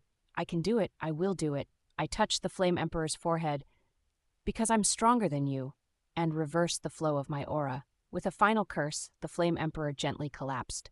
Bull! Shit! Thud! The Flame Emperor fell to the ground. Silence descended upon the alley. The sound of small footsteps came from behind me. Turning around, I saw Jasujung looking at me. Her purple eyes seemed to be asking, "What are you going to do now?" I nodded. 100 Ghosts reincarnation. Under the night sky, my shadow spread across the dark alley. The shadow crawled like a slime, and a figure formed from it. Rank SSS effects. Summon those that you yourself killed. The dead cannot use their abilities from when they were living. But, if you want, the dead will be able to keep their memories and their looks from when they were alive. If you don't want it, they'll just be summoned as monsters. However, you can only summon them once a week. Wow, what the fuck is that? The figure rising from the shadows was exactly the same as the man collapsed on the ground. Where is this place? Why did you call me to such a dog-like place? Yusuha, who was dressed as a part-timer of the Planetarium Cafe, frowned. In this world, I was a part-timer, but in my world, he had become a part-timer. Feeling a strange cause and effect, I spoke to him. Yusuha. Huh? What the fuck? Who's that guy collapsed there? Don't worry about that. Yusuha. What? Do you think I'm like a dog because I killed you? Yusuha looked at me as if he was wondering if I'd lost my mind. Did you eat some kind of medicine? Answer me honestly. Okay. Like a dog. If you were me, wouldn't you think I'm like a dog? If you found a dog-like bastard wandering around a hunting ground by himself and tried to smash the back of his head, then, after he kills you, he would summon you whenever he's feeling bored and make you dance. Fuck. Just talking about it pisses me off. You should just die. Fucker, crazy bastard. Right, I sighed. I'm also a bastard to some people. What was that? Just, my wife was really not wrong. It was done. It was time to admit it. Sorry. Yusuha froze. Huh? I'm sorry I killed you, fucker. Best apology. Yusuha closed his mouth. It would be great if he was silent because he was moved by my apology and maybe a bit praiseworthy. But naturally, this guy would never do anything good or praiseworthy because he was a motherfucker. However, Yusuha just looked at me like an idiot. You're sorry for killing me? Right. Fuck, I thought my ears broke, but it turns out that it's this bastard's head. Did you get shot? Ah, you wouldn't die even if you get shot, would you? Then you really mean that. Wow. I've never heard sorry for killing you before. Fuck! I'm probably the first person in history who heard such an apology. When did you come up with that, fucker? Ah, this dog-like man. If he didn't swear when he opened his mouth, you would believe he'd get pimples on his lips, even when people apologized to him. I looked back at Ja Soo-jung. Ja Soo-jung was looking at me with a bright smile. Are you pleased? It's really interesting, Mr. Gongja. It's so much fun when everyone agrees, and it's not just this one's opinion. Mr. Gongja, what kind of person would steal honey from all kinds of bees? The bees would buzz as they flocked over. Mr. Gongja, don't worry about this one. Continue talking to Mr. Yusuha. By the way, do they sell popcorn in Harlem? Mr. Gongja, this one's mouth is fervently demanding popcorn. Ah, this dog-like woman. Why is everyone around me crazy? In this world where God, devil, and man held hands, I held my head in my hands. Hey, what? I can't make up for making you like this, but... No, I can. I'm sorry for what I did to you, and I'll pay you back for it. I'll keep paying you back in the future. Is that okay? I'm scared because this fucker isn't taking like a bastard. What are you talking about? Say it so that a human can understand. You're lucky that I'm such a strong person. I pull out the most recent piece of my life. Really, you should be glad I'm strong. A piece I stole from the Tower Master. Plus, the Earthbone Dragon's skull. Rank, SSS-Class effect. The ability to archive the memories of the living. Archived memories are placed in a box that can only be destroyed by the user. Unless the box is destroyed, the user can recreate the body of a person who will inherit the same memories over and over. The body can travel around the world, create new memories, and update those experiences back to the box. Of course, if the user allows it, even if the body is completely destroyed, the box will not suffer any damage. Grant the privilege of immortality to those around you. However, the memories of a destroyed body cannot be updated to the box. Miss Ja Soo-jung. Yes, Mr. Gongja. That, I said. I'll bring this child back to life. The Earthbone Dragon's skull. With the strongest card I'd ever picked, a skill that preserves the other person's memory and gave them a body, I declared. I'm gonna give this fucker back. I saved one human being. Chapter 2, 31, My Army, 1. Chapter 2, 31, 1. Silence fell upon the dark alley. You want to bring him back to life? Viscount Ja Soo-jung slowly looked around. How interesting. The entire alley was contained within the incredibly clear purple mirror, but this place doesn't match the theme of revival at all. Don't you think so, Mr. Gongja? After saying my name, Viscount Ja Soo-jung stepped on the muddy water. Rattle. Viscount Ja Soo-jung's foot hit a plastic bottle. Ja Soo-jung picked up the dirty garbage with her long white fingers. Like this drink bottle, it was imported from the outside world. It's just a trivial drink, but someone wanted to drink it so much that they imported it even if they had to pay premium. They savored it and drank it. Oh my. The last drop was gone. The Tower Master hummed happily. They drank their favorite drink, and it would have been a shame to just throw the bottle away after that. Perhaps they used it as a water bottle for a while? However, there are limits to that kind of affection. Tuck. Viscount Jia Sujung threw the bottle back into the muddy water. That was how the garbage was thrown in the place it was supposed to be. The plastic bottle, which was already dirty, slowly slid in the pool of muddy water before coming to a stop. Here. Without me realizing, Viscount Jia Sujung was standing right beside us. It wasn't just me. The Flame Emperor was also looking at Jia Sujung while remaining as quiet as possible, as if his instincts were telling him that he would be crushed if he attacked recklessly. A place where everything that was thrown away would be thrown away once again. Silence fell once again in the dark alley. Those who were thrown away by the outside world flocked to the tower and built Babylon. Those who were thrown away by Babylon crawled into a corner and created Harlem. And even in Harlem, there was a place where the bad people and bad things were thrown away. This place, where an ominous silence covered the three of us. And in this place, Mr. Gongja said you would bring someone back to life. I nodded. That's right. Fine. Viscount Jia Sujung grinned. Would it be okay for you to explain to me how exactly you're going to bring him back to life? Right. I looked at Jia Sujung. I had to prove my capability not just to Jia Sujung, but to all of the things that had been abandoned in this place. As you know, I have a skill that summons the dead. Pot. A golden card shined above my hand. Rank, SSS. Effects. Summon those that you yourself killed. The dead cannot use their abilities from when they were living. But if you want, the dead will be able to keep their memories and their looks from when they were alive. If you don't want it, they'll just be summoned as monsters. However, you can only summon them once a week. And I pulled out another card in my hand. I also have a skill that can recreate the entire body of anyone that I have the memory of. The Earthbone Dragon's Skull. Rank SSS-Class. Effect. The ability to archive the memories of the living. Archived memories are placed in a box that can only be destroyed by the user.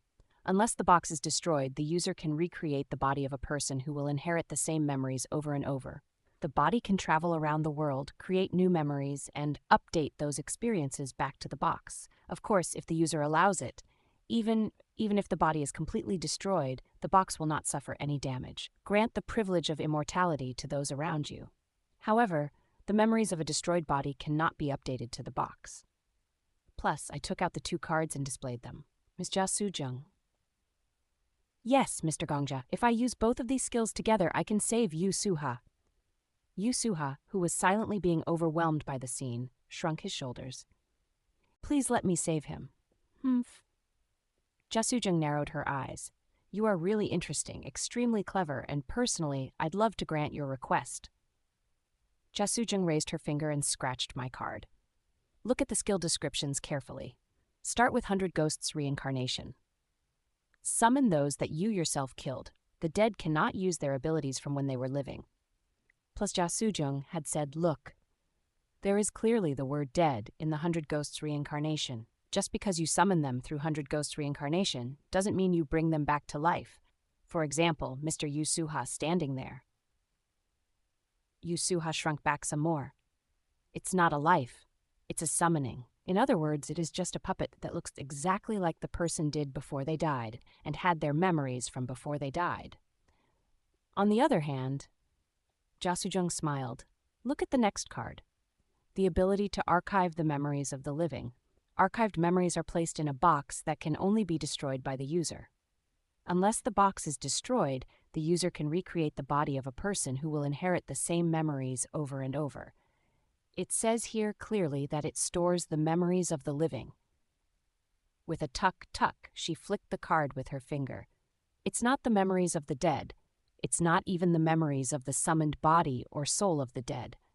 Only the memories of the living can be placed in the box. Viscount Jia Sujung smiled and tilted her head. It's too bad. If Yu Suha was still alive, You could have stored his memories in the box without any problems. Skills are very strict and they don't allow any exceptions, no matter how unfortunate it is. Sorry. No. I shook my head. You don't need to be sorry, Tower Master. Jasoo-jung tilted her head. What do you mean? I don't need to collect the memories, whether it's from the living or the dead. From the moment I'd seen Earthbone Dragon's skull, I'd already drawn all of the pictures, because 100 Ghosts reincarnation is already storing the memories of the dead. Jasoo-jung closed her mouth. The silence in the alley became heavier. I continued to look into those purple eyes as I spoke. 100 Ghosts reincarnation is already a box in itself. I already have Yusuha's memories, I have the Constellation Killer's memories, I have the Lady of Golden Silk's memories, I have Prita's memories, I have the memories of the demonic cult members who have the infernal heavens in their hearts. Beneath my feet. From the very shadow that had already formed Yusuha, the 100 ghosts were summoned one after the other. The shadow grew larger and larger until it covered the plastic bottle at Viscount Jasoo-jung's feet. It covered the puddle of muddy water. It covered the ruined alley. It covered Harlem, which had long since become the place for abandoned things. And finally, it covered everything that had been thrown away twice by the world. Prita, the demonic cult members, the Lady of Golden Silk, the Constellation Killer. Those who appeared from my shadow raised their heads one by one. With my back to them, I looked at Jasoo-jung. My 100 Ghost reincarnation is already a box that contains a lot of memories. I said this to the god of the tower, because I already have these kids' memories in the box. I don't need to look for a living kid and bring back their memories. Tower Master, for me, that process is unnecessary. Therefore, all I need are these kids' bodies. Bound by my summoning skill, answering immediately when I call, without any of the skills from when they were alive. Not just puppets that have the body and memories, not just puppets that were chained to me. Kids with their own bodies. They could go wherever they wanted. They could do whatever they wanted. With bodies that were no different from a normal human's. I just want to give these kids bodies. Jasoo-jung closed her lips. The eyes of the 100 ghosts that rose up from my shadow looked at Jasoo-jung. The shadow was indistinguishable from the muddy pools, so it looked as if countless stars were looking up at her. In other words, Death King, not just Yusuha. Yes, I nodded. I hope that I can bring everyone to life in this place. 2. For a while, there was only silence. Aha! Then Viscount Jasoo-jung laughed. Ahem, that's right. I didn't know what was right. It just looked like she was having fun. I could tell from her expression that she was greatly satisfied by the way I wanted to use the skills she'd created. Everyone should be allowed to have a second life. Viscount Jasoo-jung tapped the muddy water with her toes. This caused the dirty water to splash up. Just before the muddy water could touch Viscount Jasoo-jung's socks and calves, the black droplets froze in the air. That is why this one built the tower. Time froze. Viscount Jasoo-jung playfully tapped the muddy water once again. The hem of her skirt fluttered. It was as if a circus tent was flapping in slow motion. Viscount Jasoo-jung smiled brightly and clapped her hands. Mr. Gongja is trying to build your own tower in the tower this one built. Clap, Viscount Jasoo-jung just clapped her hands. However, in the frozen world, her clap rang out like a bell in the night sky. 0. Without a doubt, regardless of whether time had stopped or not, all living beings would have heard Viscount Jasoo-jung's clap. Fine, everyone. Viscount Jasoo-jung smiled brightly. To this junior who dares to challenge this one. I had never seen her smile as brightly as she was now. Like a singer on stage, like a conductor before an orchestra, Jasoo-jung stood in the middle of Harlem, which was like a ruin, with both of her arms spread wide. This one will show the dignity of a senior. Exclaimed excitedly. Everyone, please come here. At that moment, the night was torn apart. There was no other way to express it. A long cut appeared in the sky as if a huge god had slashed it with a blade. It was split in two. It was as if there was a giant zipper in the sky and someone had pulled it down. The full moon was split. The galaxy spread apart. The moonlight ripped, the starlight split, and the entire sky opened up. There was nothing but suffocating pitch blackness. The apostle of the Lord of Mansang appears. Then, snow-white butterflies poured out from the pitch-black opening. The apostle of the Lord of Menseng appears. It was one at first. The apostle of the Lord of Menseng, then 5, the apostle of appears. But soon it was dozens. The apostle of the Lord of Menseng appears. The apostle of the Lord of Menseng appears. Hundreds, thousands, tens of thousands, countless small white butterflies poured down from the night sky. We stared blankly at the stars made of small white butterflies. Each of the countless butterflies was an apostle comparable to the Lady of Golden Silk. No, it was probably rude to compare them to the Lady of Golden Silk. Lord, who the hell is that person? Perhaps they were surprised by the number of apostles filling the night sky. Prita, whom I'd summoned, came to stand by my side to protect me, her shoulders trembling. It wasn't just Prita. Young master, what kind of psycho did you turn into your enemy this time? I'm not saying this because I'm worried, but there is a big difference in the number of heads on each side. Well, you were never the type to be worried about the head count anyway. That's just it. What in the world? The members of the demonic cult formed layers around me. They looked like they would throw themselves forward to protect me if they had to. Ah! When she saw the actions of the 100 ghosts, Jasujung laughed happily. Death King. If Death King had been born in the same world as this one, and if you had been born a few years before this one, perhaps this one and Death King's positions would have been reversed. Jasujung smiled as she raised her index finger. Then she gently pressed it against her lips. However, this one was a bit faster. Butterflies formed the galaxy in the night sky. Countless stars had appeared. Every star in the sky was one of Viscount Jasujung's apostles. Whether they were from ancient or modern times, any era and any location, the lives saved by Viscount Jasujung shined in the sky as brightly as stars. As a latecomer, if you want to catch up to this one, you'll have to work really hard. That's good to hear. Even if I'm not sure about anything else, I at least have the confidence to try. I look forward to it. Jasujung smiled brightly. As a sign of my anticipation, I'll give you another small gift. Viscount Jasujung raised her hand. Dozens of butterflies flapped their wings and flew towards Jasujung. And the moment each butterfly touched the back of Jasujung's hand, a small light burst out. In an instant, the light grew and eventually became the size of a small child. God! A small child wrapped their arms around Jasujung's waist. It's real! It's God! God, please call me more often! It feels like it's been over 30 years since you last called me. The children made a fuss as they clung to Jasujung. Wasn't this like fans meeting an Unny that they respected?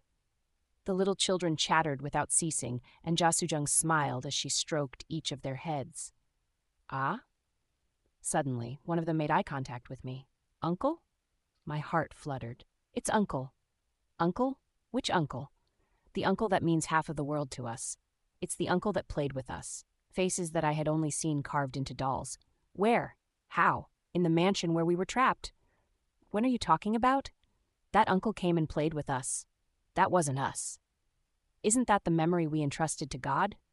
That's right. God said she would decorate the tower with our memories. I remember, was it 600 years ago? It was so much fun back then. I opened my mouth slowly. You all. The children from the burning mansion. I spoke to the children who were chattering with real faces, not dolls. You all are not dead? No. It was Jasujung that answered. She gently stroked a child's head. They are dead. These kids are like the Yusuha in this world. If only this one existed, in one of those hypothetical worlds. The children managed to escape the mansion with this one's help, survived, and became this one's apostles.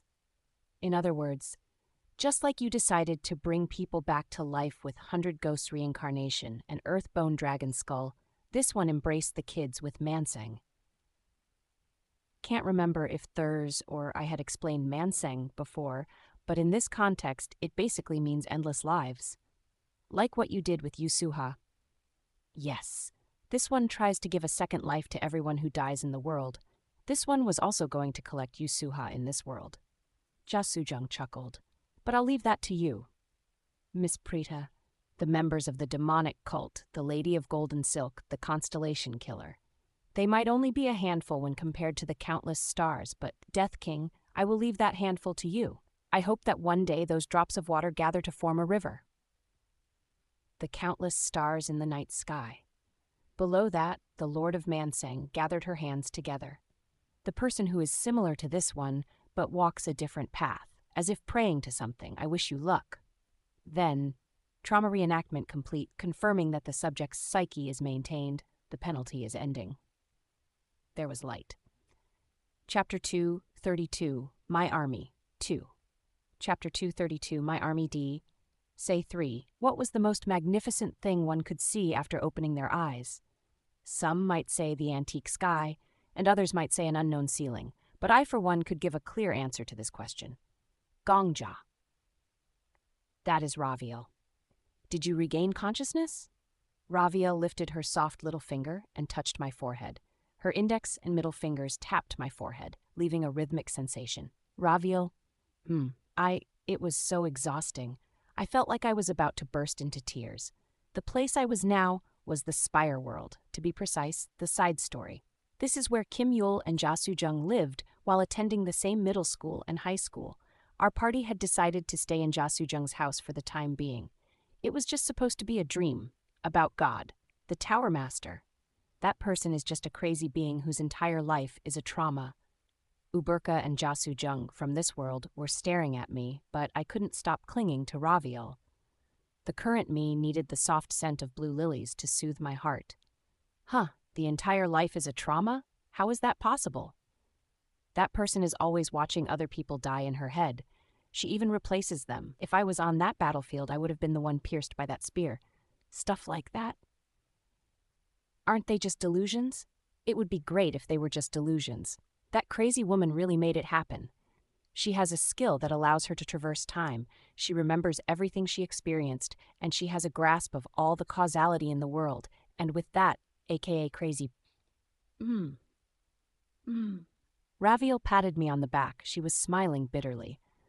My wife must have seen some terrible things.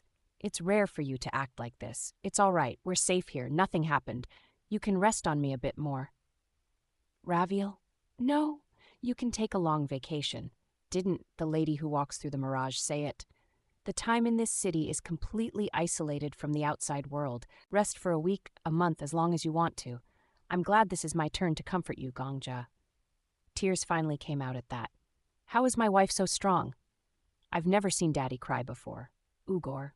Is that so? Ugo. I was wondering why I'd never seen it before, but if I see it twice, I don't think I'd be able to call him Daddy. In that sense, I think I've endured it pretty well until now, so I'll go to sleep first. I'll spread the bedding for you, Mr. Uberka. Thanks, house owner. With a bang, bang, boom, Uberka left the living room with Ja Soo-jung from this world, their footsteps revealing their difference in mass. Now, only Raviel and I were left in the living room. Raviel, say it, Gongja. As there were less people around and it was quieter, Raviel hugged me more comfortably. Gently, after kissing my forehead, Raviel patted her knees. If it pushed my Gongja to the point of weeping, then it must have been terrible, but I can't get a clear impression with just those words. Tell me a little more about it. Yes. Poke. I laid my head on Raviel's lap. Just in case my head might be heavy, I reduced the weight on Raviel by applying aura to my neck. This was natural.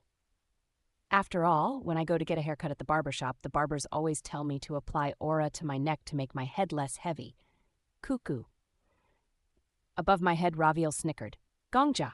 Yeah, your concern is cute, but I don't appreciate it. How heavy could your skinny head be? I want to take all of your weight. Honey, relax your neck. Good job. Good job. It's only when you relax your neck that you will truly relax. Summer. A shadow covered the sky and the living room became shaded. The feeling of the wind cooled twice by the clouds and the roof wasn't bad. It was refreshing. I pressed my head into Raviel's lap as if I was trying to hide from the world. This feels so good. Raviel laughed silently.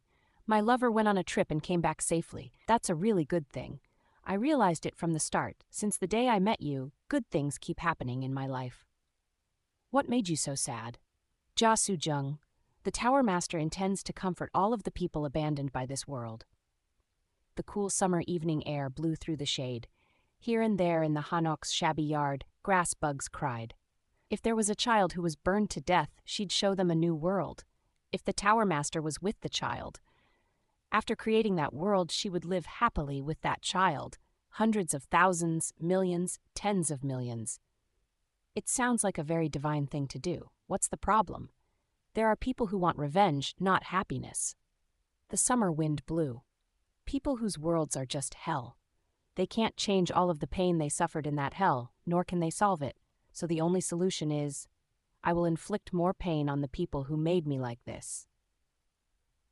Yeah. I leaned more into Raviel's body. The Tower Master watches that person suffer in hell from start to finish, with her skills. And she doesn't help when she can, she doesn't stop them when she can, she just keeps watching. Raviel's hand paused. However, it was only for a moment. Indeed. Raviel gently stroked the back of my head as if she understood everything. So the cause of your distress is none other than the Tower Master. That's what you're saying? Yes. The resentment of the victims is naturally directed towards the Tower Master. Even if the Tower Master is God, no, because the Tower Master is God, they drag her down, lash out at her, tear her apart, trample her, just to relieve their own resentment. Is that it? Yes. I didn't nod. I just left the weight of my head on Raviel blankly, without expression, and moved my lips. That's what they do. That's what she hopes for all the people who were made victims by the kingdom to come to the Tower Master and return the exact same wounds and pain that they suffered in their life. What's worse is that the Tower Master can see the lives of everyone who injures her, so she knows what is a lie and what isn't. That isn't normal compassion. She really knows and embraces the pain of others. Cicadas cried in the grass. Her head is filled with scenes of people being stabbed to death, burned alive, or trampled to death, always, constantly. Those memories replay in her mind all day. She puts herself in that situation and actually gets stabbed, burned, and trampled, screams, Raviel. In the Tower Master's mind, all she can hear are screams. Right. That is our God. Raviel let out a long sigh. Happiness desiring happiness, pain desiring pain. The proposition is simple. The more the weight of humanity is erased, the more the Tower Master intends to shoulder the burden of mortals. Yes. It's a terrible thing. Raviel ruffled the hair at the side of my head. Her red eyes stared directly at me. In the end, the solution is also simple, Gongja. Right. One must find happiness within, not without. The Tower Master doesn't need to be that person. One should overcome their suffering on their own, not with outside help. They also don't need the Tower Master. That's right. Everyone has the right to bear their own misfortune. It's a natural fact. There are only a few people who can do it. How many people live a natural life in this world? Doing what's natural, saying what's natural, achieving what's natural, and naturally having their dreams come through? It was a difficult task. Looking up at the evening sky, Raviel muttered. Perhaps she was thinking of her own difficult points in life. Did the Tower Master say anything like, no one did anything wrong? Gongja? Yes, the Tower Master said, no one is wrong for being born. It's a sad story. Raviel skillfully opened a can of soda and placed it to her lips. After quenching her thirst with it, she said, in other words, that. It's this one's fault. I apologize. Sorry. She was saying that in this world, only her birth is wrong. Gongja. Yes. Is the Tower Master strong? I recalled the galaxy I'd seen from the ruins of Harlem. The countless butterflies flapping their wings. The stars made of butterflies. Yes, really strong. Can you win? I can win. Raviel looked directly into my eyes. I'll have to ask my man for a more definitive answer than that. I didn't love the person I might fall in love with.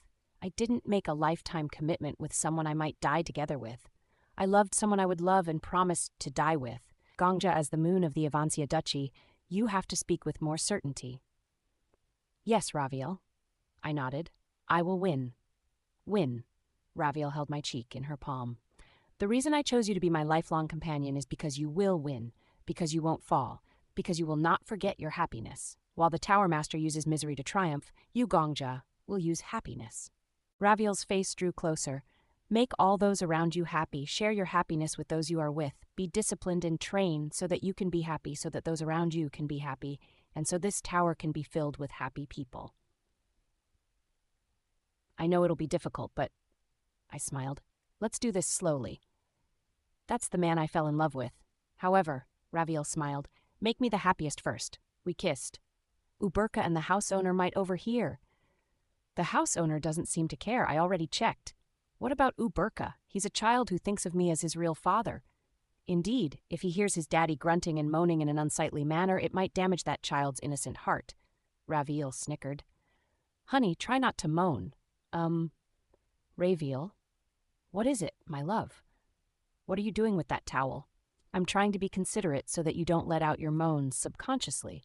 Is this really out of consideration for Uberka? Huh? Doesn't Raviel just want to have fun? Shh. Raviel covered my mouth playfully, her red eyes twinkling like rubies. The child is sleeping. Be quiet. What could I do in this situation? I had no choice but to follow my wife's lead. I love you, Raviel. I love you forever. 4. The next morning, Wah! Am!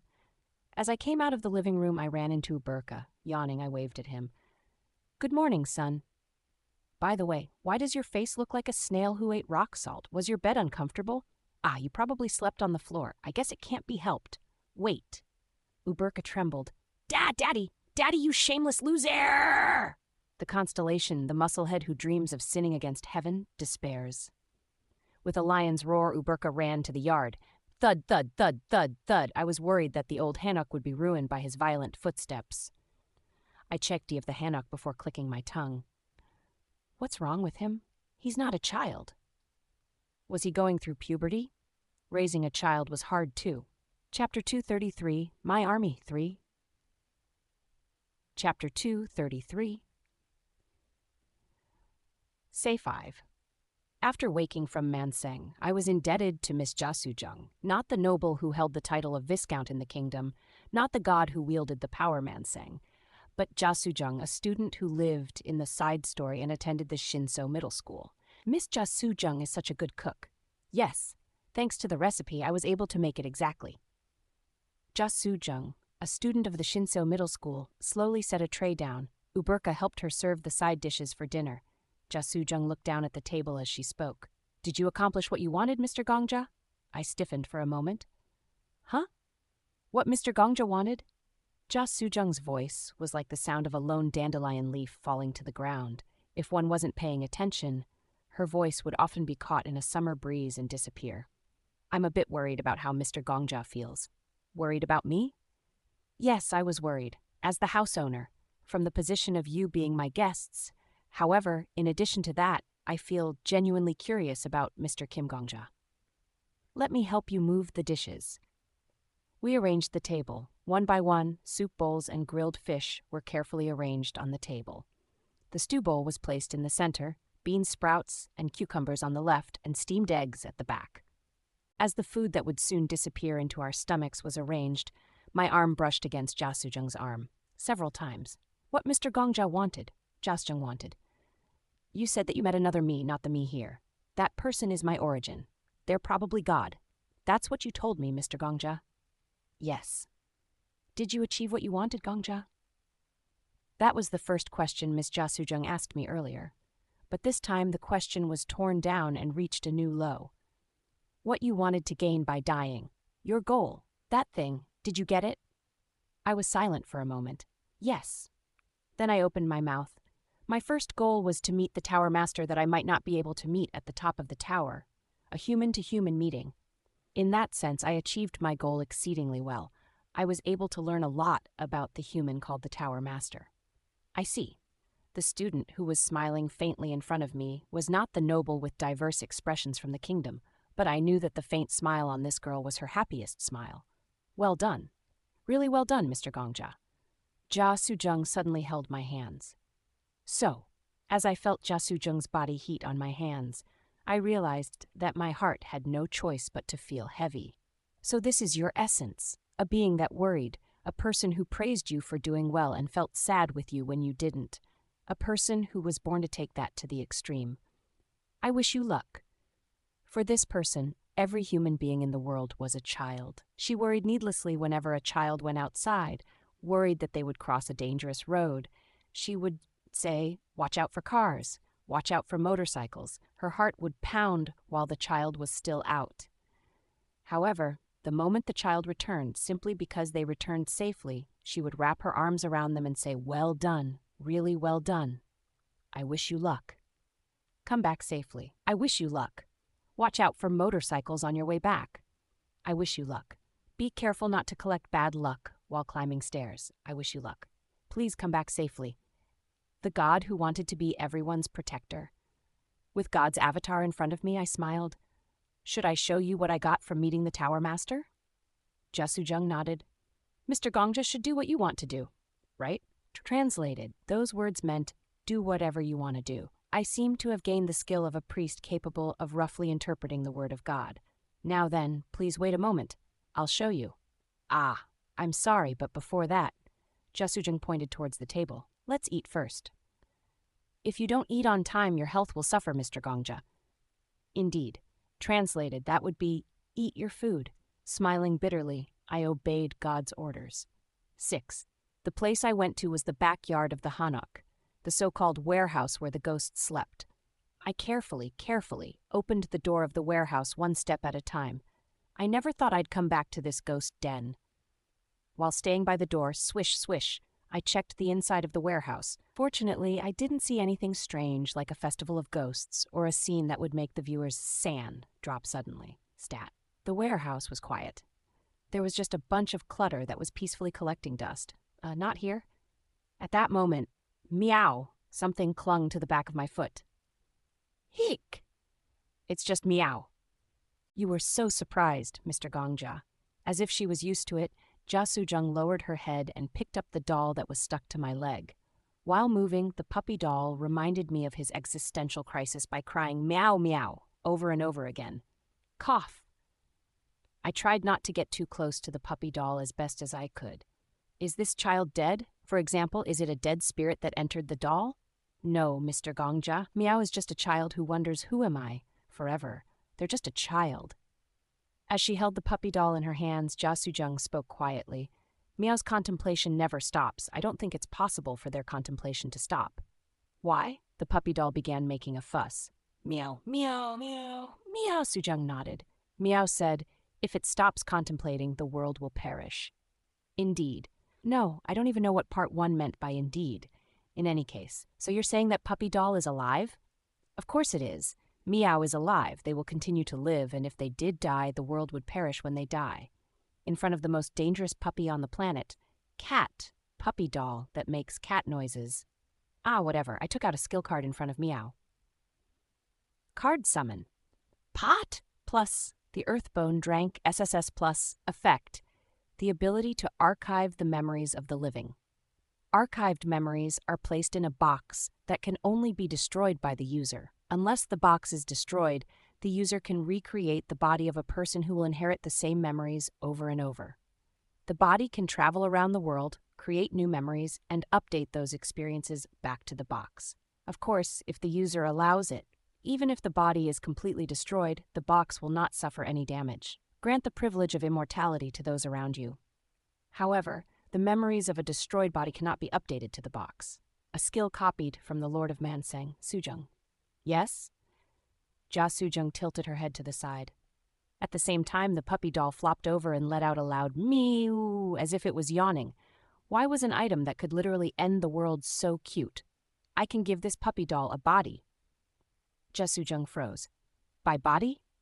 I can give these children living bodies. How about it, Miss Soo-jung? Will you trust me once and allow me to use my skill on these children? Ja Soo-jung pondered for a while. Ja Soo-jung, not the kingdom's noble, not the Sun King's concubine, not the Tower Master, but a third-year student from Shinso Middle School who was born solely because of God's mercy, slowly opened her mouth. Thank you very, very much for your offer. She bowed her head.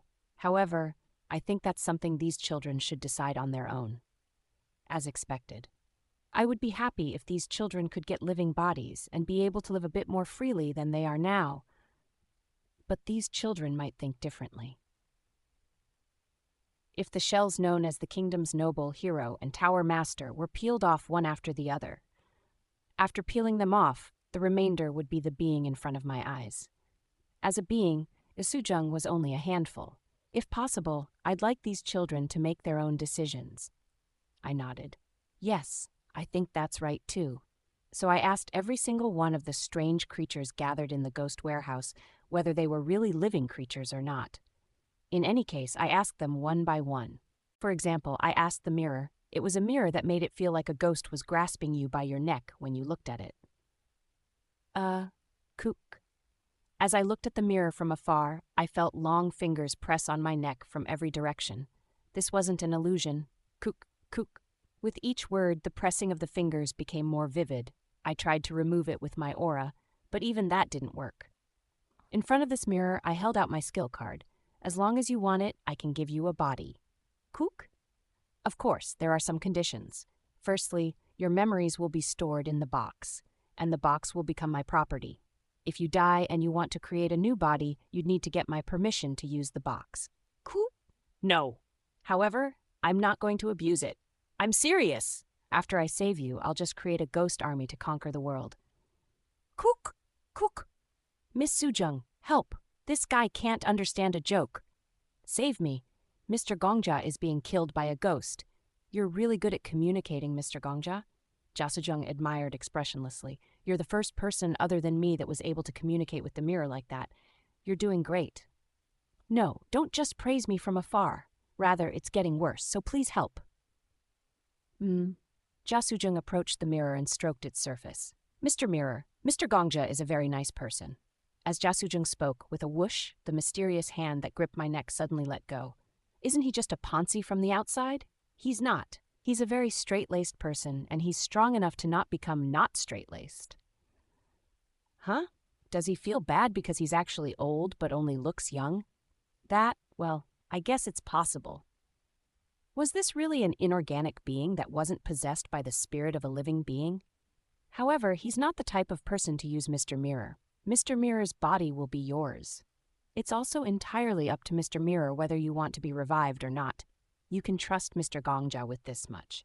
The mirror trembled. Huh? If I'm particularly fond of Mr. Gongja? No, I care about everyone. There is no feeling of favoritism. The mirror shimmered. Yes.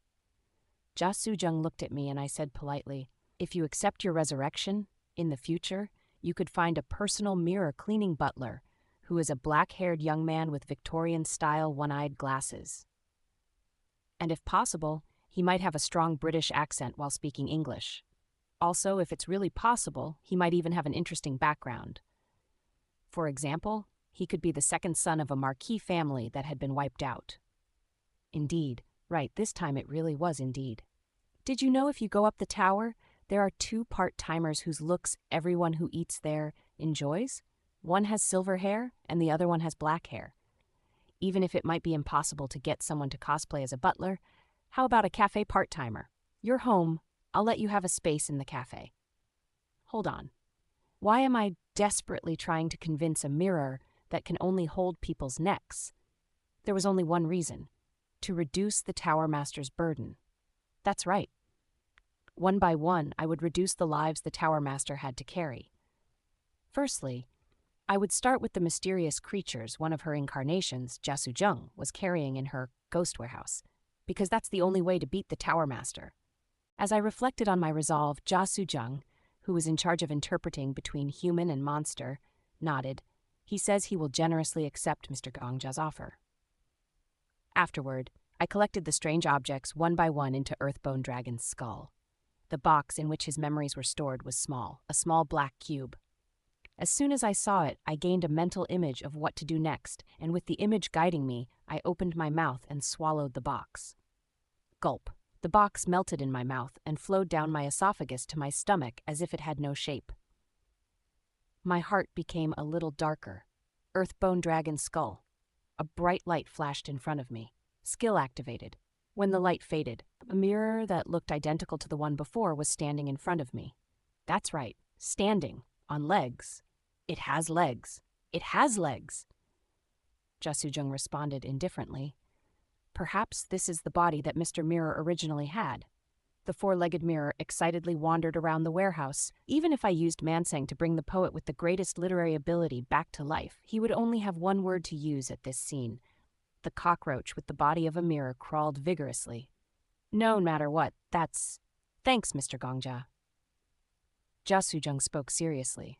You really are a good person, Mr. Gongja. I gave bodies to the others one by one.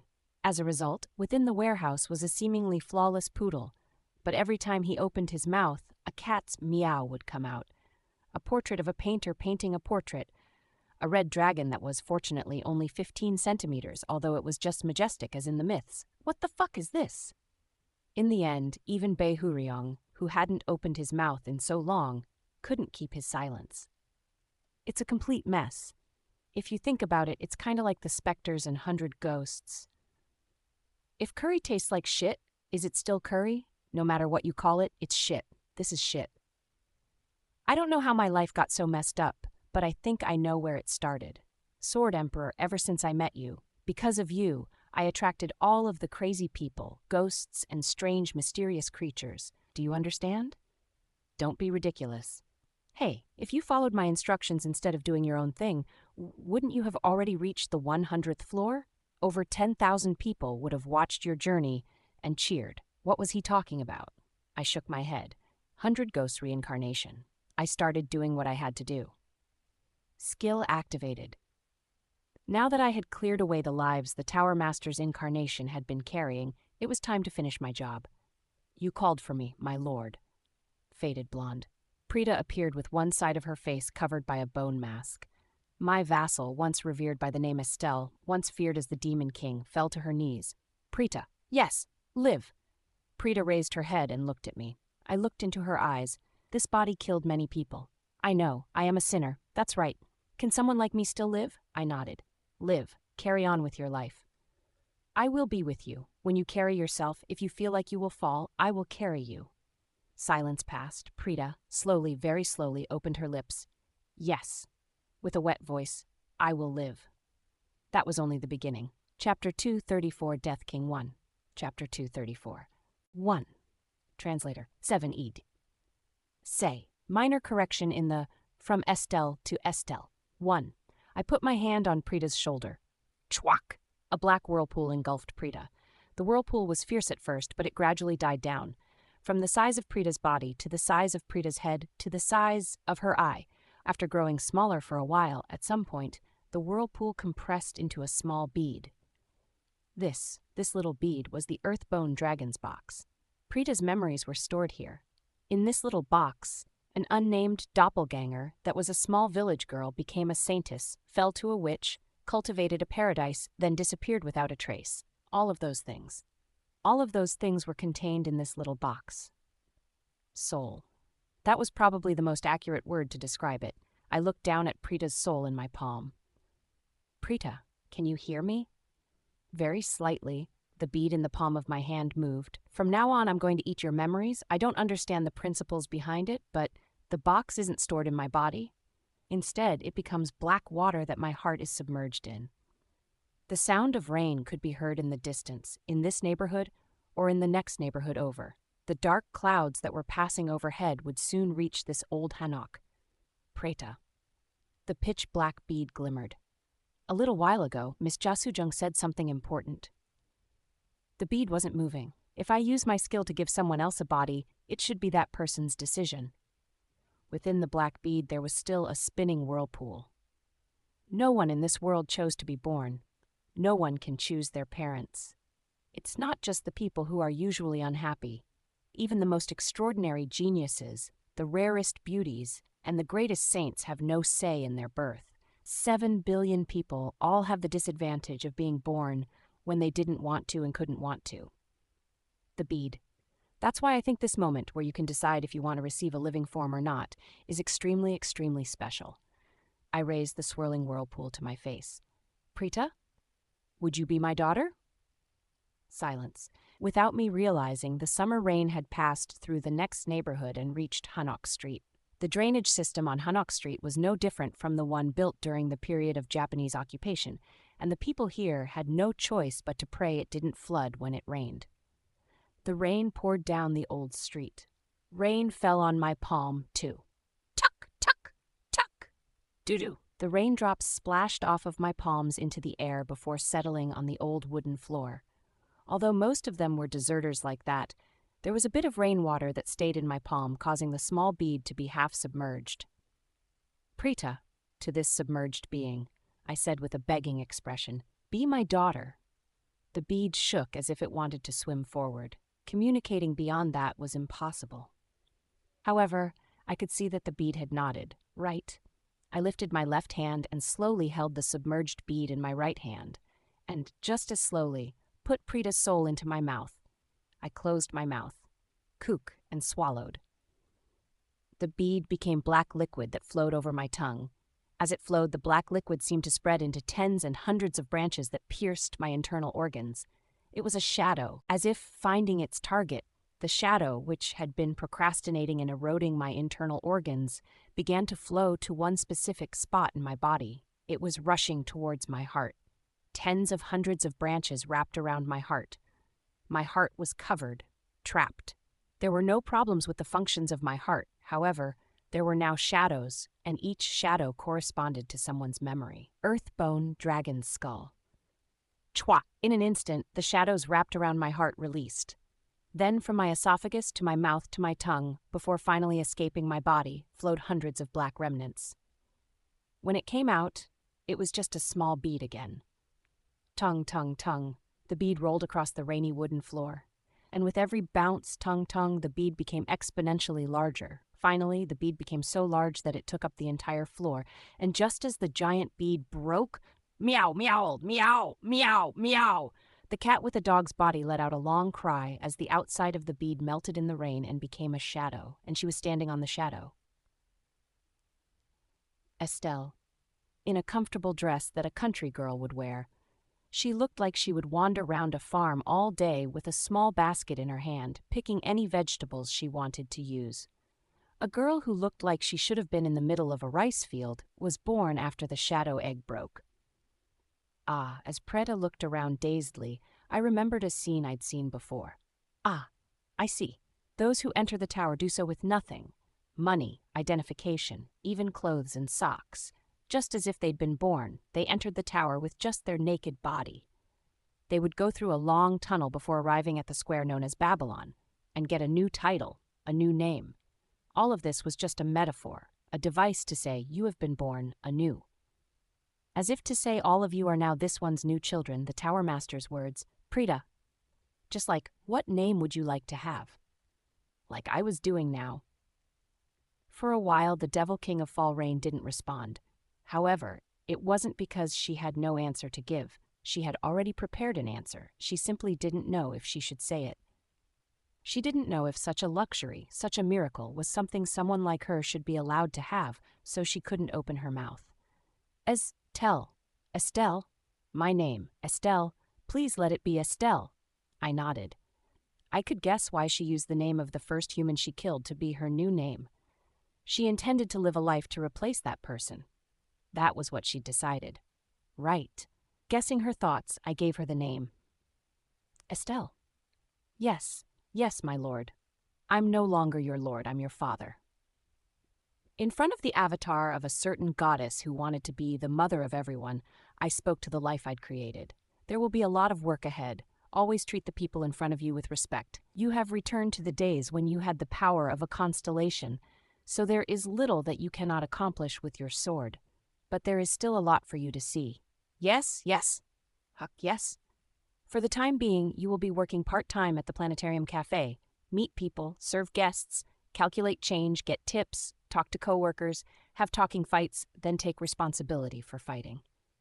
Learn what it means to be a person there. Yes, as she cried, I called out her name. Estelle, I said. Learn a lot. 2. It was a rainy day when it opened its eyes. It didn't have a name. It didn't have a form. It could only be called a shadow. On a rainy day, the shadow opened its eyes, and as soon as it opened its eyes, it saw the first creature that appeared in front of it. Frog. It didn't know what the creature was. There were a lot of things it didn't know, except a sound, the sound of rain. A roaring sound that came from every direction. The rain also had a sweet scent, like now. When it went from an unnamed monster to Estelle, it was allowed to live a normal human life.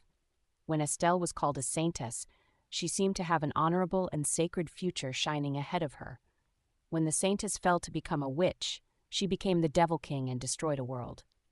However, there was never a time when she felt I was born. It was just a life she'd been given, and she lived as it was given. She became a saintess not because she was holy, but because she had replaced a dead child. When they saw that, people around her called her an angel or saintess. She wasn't. She was just living. She just wanted to live. Estelle. It wasn't until this moment, learn a lot, that Estelle was born. Estelle was holding a gigantic pitch-black sword. The sword had appeared from the same bead she was born from. It was the red sword that had made her the strongest and undefeated when she had been called the Devil King. Estelle held that red sword. Compared to her small body, the sword was far too big. But for Estelle, this sword was nothing short of her soul. Not sure if it's black or red anymore. It was incredibly easy to attract the soul, and Estelle simply held the sword high. Pitiful life. Estelle's face darkened. It was as if she was reciting a prayer for herself. This is all I can do to prove myself in this place. The red sword moved slowly. Today, I look up to the sky and let out my vagitus, the first cry of a newborn baby. Then, the swung sword let out a wail. A red beam of light from the sword split the world. All at once, the raindrops split, the dark clouds scattered, and the sunset that was hidden behind them was torn apart. Hoo-doo-doo-doo. The split raindrops fell, reflecting the brilliant colors of sunset. As if every drop was filled with gold, the old Hanok was suddenly covered in gold. The Devil King of Fall Rain has manifested. Ja Sojung looked at the golden shower in the middle of the backyard. Raviel and Uberka, who were sitting on the floor, quietly watched this mysterious rain. Beautiful. Smiling, Ja Sojung turned Torstai Kim third-person switch. Mr. Gongja, you have so many beautiful things. Kim Gongja nodded. Yes, Kim Gongja said. This is the day Estelle was born. 3. And it wasn't just Estelle that was born that day. In the yard of the old Hanok, countless members of the demonic cult prostrated themselves. There were so many people that some of them had to prostrate themselves from the shoulders of their fellow members. 499 people. With the exception of one, the demonic cult did not lose their mind after losing their old master. Blood Demon. I called the name of the strongest among them.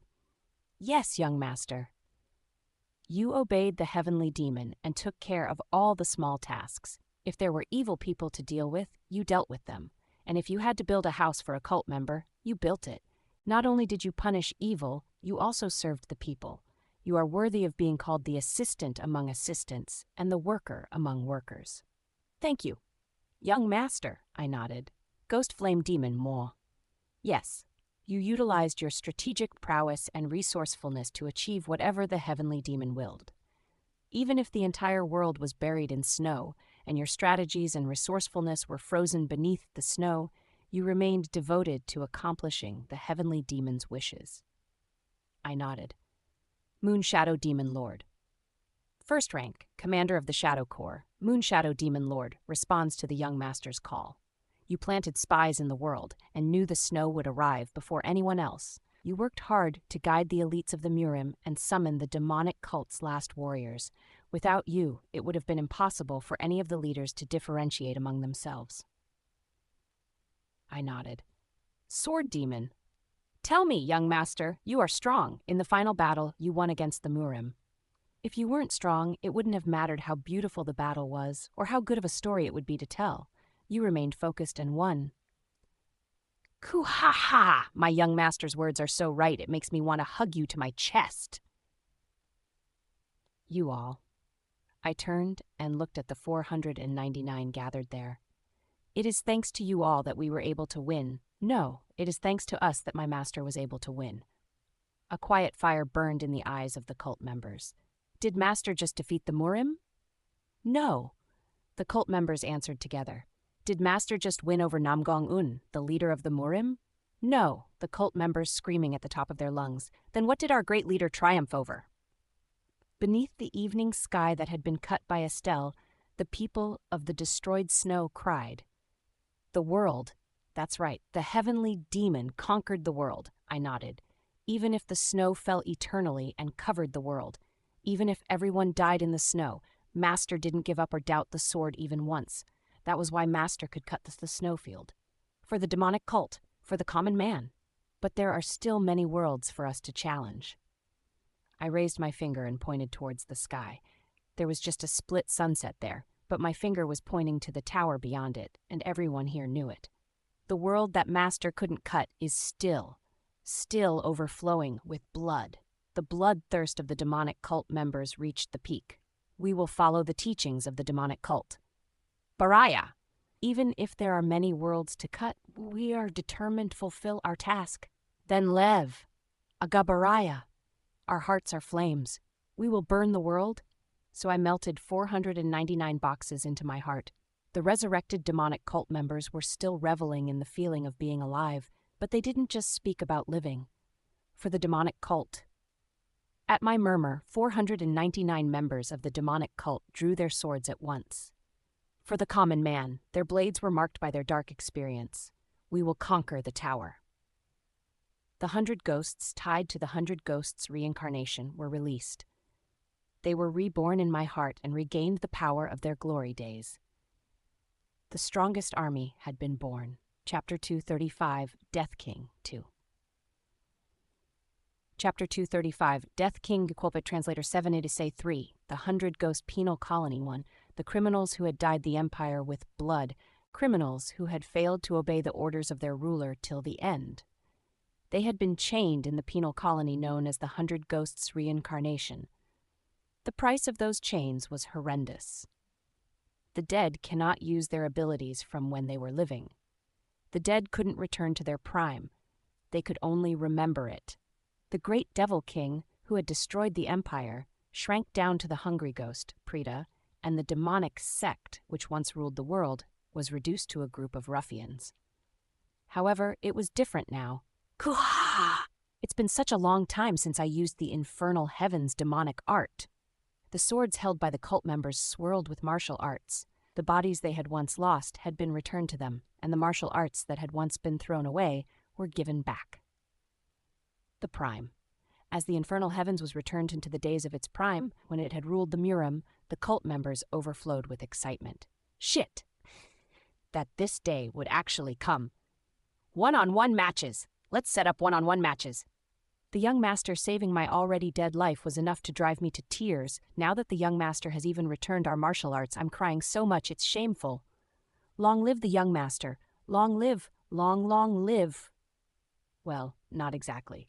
Should we make today the demonic cult's official holiday? I want to start the one-on-one matches right away, but this yard is a bit small.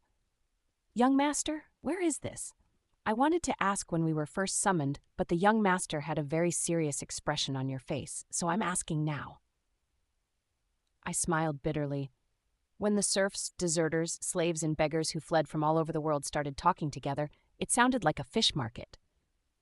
The others are still waiting, so make room first. While you received your Earthbone Dragon's box, the 500 other troops were quietly waiting in the shadows. Whether you climb the wall or go into the house, make room. Yes, young master.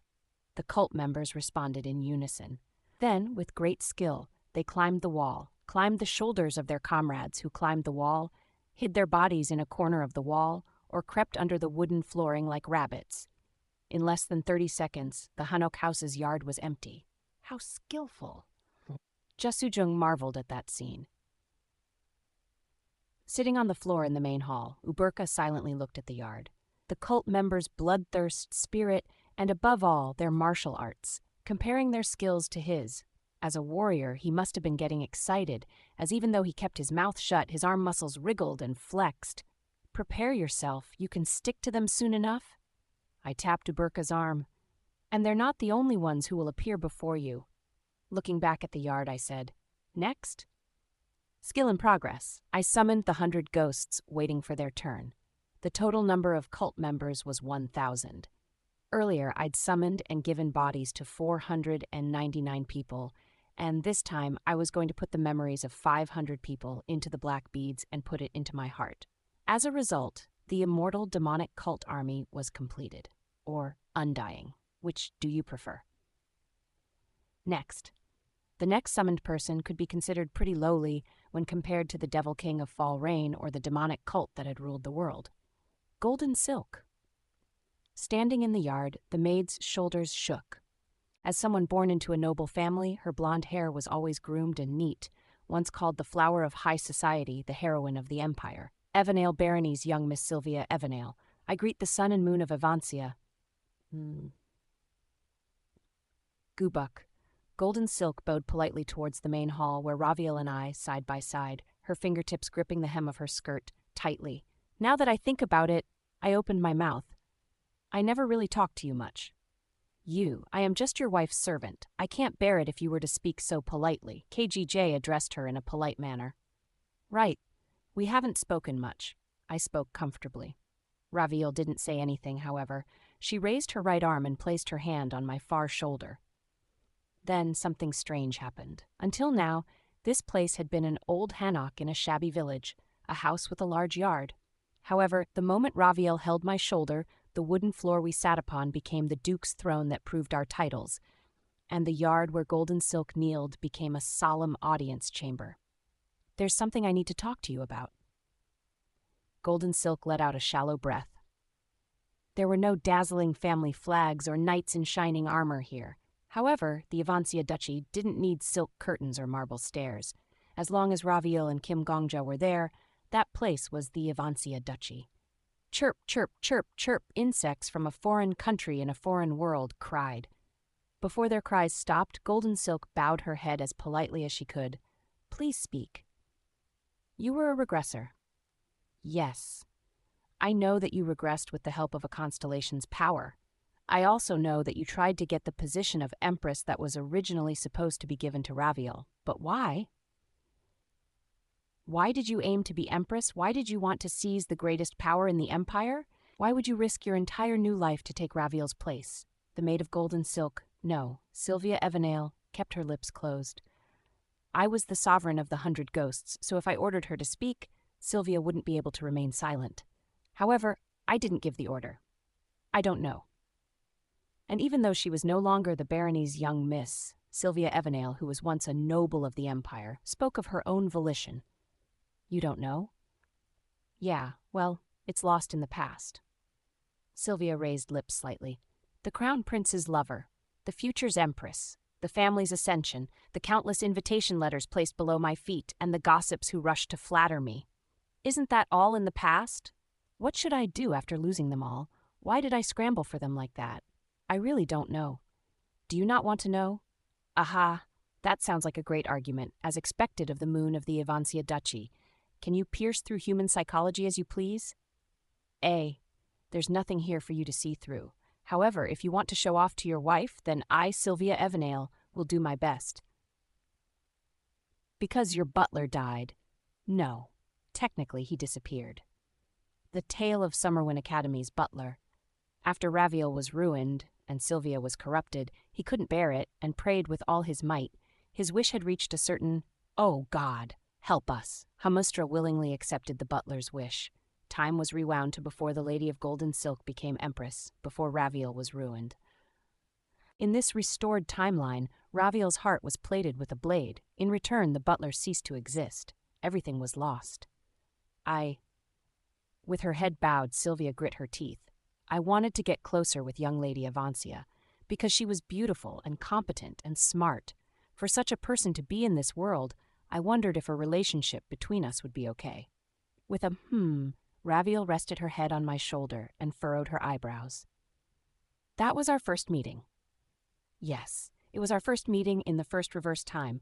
I was nervous because my childhood friends and I were debutantes. At that time, I saw the Lady of Silver Lily from a distance. Sylvia spoke. Like someone who had already rewatched the videotape countless times, Sylvia accurately recited the scene of the past. In my eyes, the Lady of Silver Lily was, well, a real angel. Silver hair. Not to mention her red eyes. Even if the most beautiful rubies were to be unearthed, those who had seen the young Miss' eyes would scoff and call them garbage. So I understood. You admired her, just like I admired a certain hunter. After a brief silence, Sylvia clenched her fists. Yes! That's right! Sylvia grabbed the maid headdress and threw it to the ground. I fell in love with you. Are you satisfied? Sylvia glared at the silent Raviel. The manners and politeness that she'd shown before were all thrown to the dogs, and she stood there like a ruffian. Jia Sojung, our expressionless landlady, chose this moment to bring a tray. It's cool barley tea. Would you like some? Yes. I don't know who you are, but thank you. Hup, gulp. What is this? It's so good. Damn. Sylvia stared at the barley tea for a moment before her shoulders slumped. She looked as if her life was in vain. Well, I wasn't the only one who admired her. We even created our own social club called Silver Bells. It had a membership system, and only the young misses recommended by members could join. The screening process was really strict, so it wasn't a social club that just anyone could enter. Silver Bells? Bells for the Lady of Silver Lily. It means we rang. Can you not understand that either? Are you stupid? Silence fell for a moment. It was Bei Huryong and Sheeny that broke the silence. Zombie. You didn't make fire bells or anything like that when you were on your own before, did you? Or fireballs. I believe my lord at that time didn't have the social skills required to put such a thing together. Sorry, Zombie. I touched a sore spot without intending to. I quietly listened to Golden Silk's story. I did it. I was a founding member as well, so I was very passionate about it. Lifting her head, Raviel held her chin. Then why is this the first time I'm hearing about this? The iron rule of our social club was absolute secrecy. Just looking, don't touch. Just looking at the Lady of Silver Lily from afar before returning to our secret hideout to chat, write poems, or publish novels was the great purpose of our Silver Bells. I feel like I had the position of a platypus. Raviel pouted her lips. She certainly looked like a newborn platypus. Well, usually it was just gossip. Then I, just to kill time, would write the Lady of Silver Lily's real name on paper. I wrote Raviel Ivancia, then I wrote my name underneath. I'd have to show you to explain. Sylvia shook her head. Then I spotted a broomstick used to sweep the yard that was nearby and trudged over to get it. Hey, look at this. Holding the broom upside down, Sylvia scribbled on the ground. Raviel Ivancia Sylvia Evanale. I roughly wrote the letters out on paper like this. As a child, Zombie. When you were on your own before, even Shiny believes that the Lord did not go through such a stormy period. That's true. Right? I looked at Sylvia without paying any attention to them. As she turned the broom back over, Sylvia said, At first, I just doodled because I had nothing to do. But then a thought popped into my mind. If the Lady of Silver Lily and I had a baby, the theater-loving goblins would freak out. Raviel threw away the teacup she was holding. Sylvia pointed the broom at Raviel like an angry hedgehog. You have to understand. I was going through puberty. Anyways, we couldn't get married, so if the two of us had a child, it would be illegitimate. We couldn't give them our family names, but we also couldn't give them a name that was completely unrelated. So I secretly combined an L, and it was almost inevitable, after having that thought, that I realized. Do you understand this outstand idea? Miss Sylvia? Jasujung politely raised her hand. The correct way would be to write it as outstanding idea, not outstand idea. Thank you for teaching me. Damn it. Brushing her bangs back, Sylvia Evanale sighed. So, anyways, that's what happened. By the way, would this work with this world's language? It's the same in the kingdom language. I don't know. Let's try anyway. I still looked at Sylvia, too. Sylvia diligently wrote the letters on the ground. RAVIELIVNSIASYLVIAEVANAIL. Look closely, everyone. Is this the tricky part? When I was young, I just thought about combining my name with the Lady of Silver Lily, combining the names of two people to make a new name, but then I suddenly realized something amazing. Sylvia, who was dressed as a maid, began to move the broom again. We have now separated words into letters, right? But what if we separate them further into consonants and vowels? RVLVSAAIAISLVNLYIAEEAAII plus. At this point, Sylvia jumped up and raised her head. Her face was red with excitement. Do you see it? You see it. This is fate, isn't it? Miss Sylvia. Ja So-jung politely raised her hand. In this case, destiny would be a better choice than fate. Thanks, but please shut the hell up! Damn it! Look closely, everyone. As Jasujung lowered her head sullenly, Sylvia's broomstick practically darted across the ground. Plus RLVVNSAAIIELLVVAAIIE. It's at this point that we learn that Sylvia's name should be Sylvia Evanare or Raviel should be Raviel Ivancia, but I'll leave them as is for continuity and comedy's sake. When it was written like that, it was easy to understand. I looked at the letters written on the ground. The letters that make up your names are the same? Yes! Clatter! Sylvia threw the broom to the ground and spread her arms. With the Lady of Silver Lily. I share the same name." As she said that, the girlish innocence, which had long rusted and crumbled to nothing, shined brightly on her face. Chapter 236, Death King 3. Chapter 236, Death King 3. Correction, 7, 8. Say 4. The next moment. "Hoo hoo hoo." Sylvia chuckled softly. The moisture in her smile didn't interfere with the girlish innocence. Instead, they blended rather well. As soon as I realized this, I was so startled I hid the note. The fact that the Lady of Silver Lily and I were bound to the same destiny from birth, or maybe even before birth, I hid the note where that scary fact was confessed. As if she didn't want anyone to find out. That's natural, isn't it? This was a really alluring secret. At our social club, the young misses always laughed as they said things like, "I heard this secret from my friend.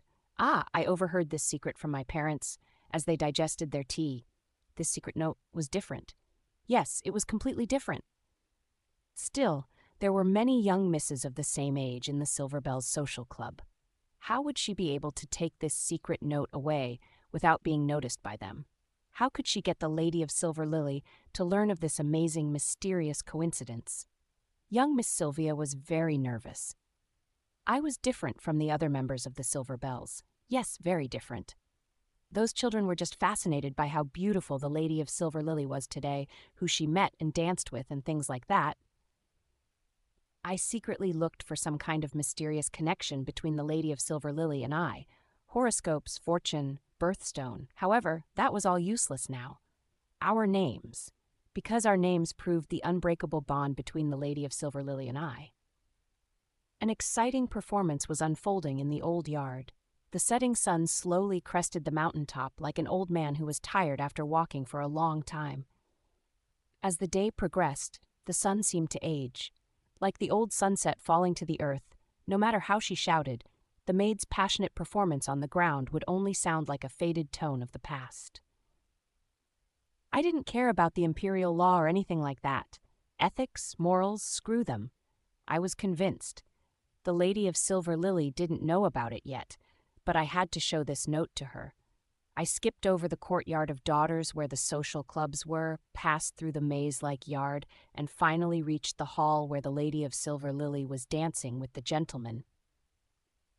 I walked into the hall and waited until the stupid men, who were waiting in line to hold the hand with the Lady of Silver Lily even once, had decreased.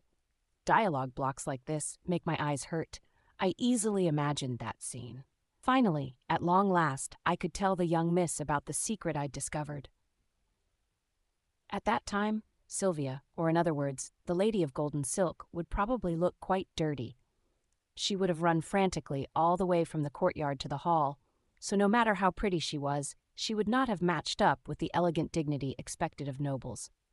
Even if they tried to secretly drive her out, she would have brushed them all aside, saying, "There is something I need to show to the Lady of Silver Lily." Then, finally, it was my turn. The two faced each other. One of them was the crown princess, appointed the title the Flower of High Society. The other was a girl who yearned for the flower and was excited. "What's going on?" I am the daughter of the Evanale barony. May the moon of Avancia have endless glory." "Right. What did you want to see me for, young miss?" The Lady of Silver Lily was exhausted. She'd been dealing with high society since dawn. Her mother had long since disappeared, so it was the young miss herself who was tasked with playing the role of host for the Avancia Duke family. Because of this, not only did she have no choice but to plan, design, manage, and supervise every ball, she also had to grant the honor of reaching out to the influential children who asked to dance because of the title Flower of High Society, which was given to her by His Majesty the Emperor. While dancing in the hall, she had to be careful not to step on the other party's feet, and at the same time, she had to ensure, in real time, that the ball was going well, whether there were any issues with the orchestra's song selections, and whether there was enough food and alcohol for the guests. In other words, despite her young age, Raviel Evancia was already dealing with an axis of the empire. Pretty well, too. The servants of the Duke family spread throughout the hall reported the rumors and secrets circulating to the host lady. Classifying and interpreting this information, was also the duty of the Lady of Silver Lily. I was so nervous, I reached out to the Lady of Silver Lily. On the other hand, here was a young miss who didn't know the Empire and didn't need to know the Empire yet. She had just discovered a sparkling treasure, a treasure called coincidence. The secret note was in a shabby state because it had been squeezed and crumpled in her hand so that others wouldn't notice it. It was embarrassing to place such garbage into the hands of the Lady of Silver Lily. However, you'll realize what young Sylvia probably believed. Because it's really amazing, I'm sure we're going to be friends. And the Lady of Silver Lily opened the secret note and looked at it for a while. Well, now that I think about it, she probably thought it was a secret order from an enemy country or something like that. But I couldn't tell at all. The Lady of Silver Lily looked up at me expressionlessly. "What is this?" That was when I made eye contact with the Lady of Silver Lily for the first time. Do you understand? Our eyes met for the first time. Well, her face was expressionless, so it was a bit cold, but I was certain that her expression would melt like ice when she heard my explanation. So while calming my pounding heart, I told her, my name? Your name? Yes, my name is Sylvia E. Evanale, and the young Miss's name is Raviel Evancia. If you split up our two names and write the letters separately, they're the same. Isn't it interesting? Amazing. It's really amazing. Such a coincidence. The more I talked, the more I could feel the atmosphere become heavy. I smiled awkwardly as I looked at the young Miss's face. "Ah!" With an "ah," Sylvia Evanale, who was dressed like a maid, lamented. I realized as soon as I saw those eyes. Well, it wasn't even disappointment. It wasn't an expression of disinterest. How should I say it? The Lady of Silver Lily's eyes looked down at me, and in those 2 seconds I felt like everything grew cold.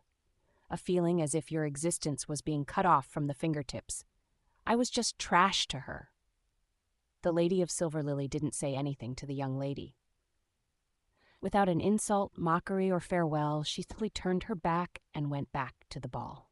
All that was left in the place where she was standing was the crumpled note. Sylvia Evanale smiled. It was something I did a lot when I was younger. Yes, she bent down and picked up the broom. Then she began to brush away the letters written on the ground. I'm not particularly greedy. I chimed in when the young misses around me said that the Crown Prince was handsome, but I wasn't really interested in dating or marriage. Then I happened to catch a glimpse of the Lady of Silver Lily, and she was really beautiful. Shuck.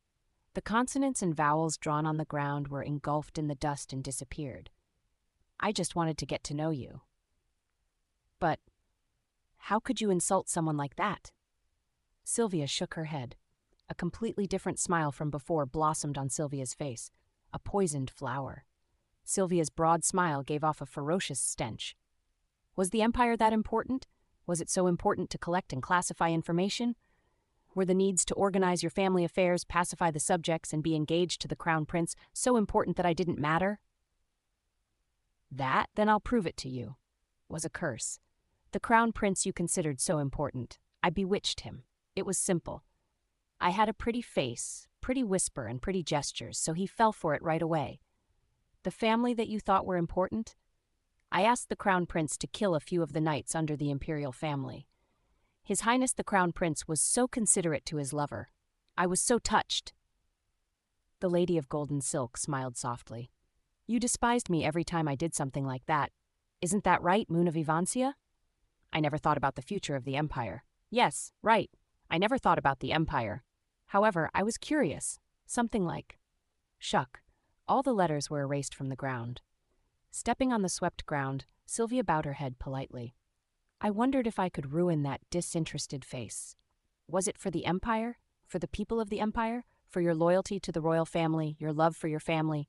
Just that. After I broke the Empire apart, plunged the people into misery, tore the royal family apart, and then dropped your family into the abyss, would you still love the Empire and your family? Or would you hate me even more? I was curious about that, Sylvia chuckled. I waited for the day when your hatred would grow deeper and stronger than your love for the Empire and your family. It was regrettable that an unseemly servant came in and ruined everything.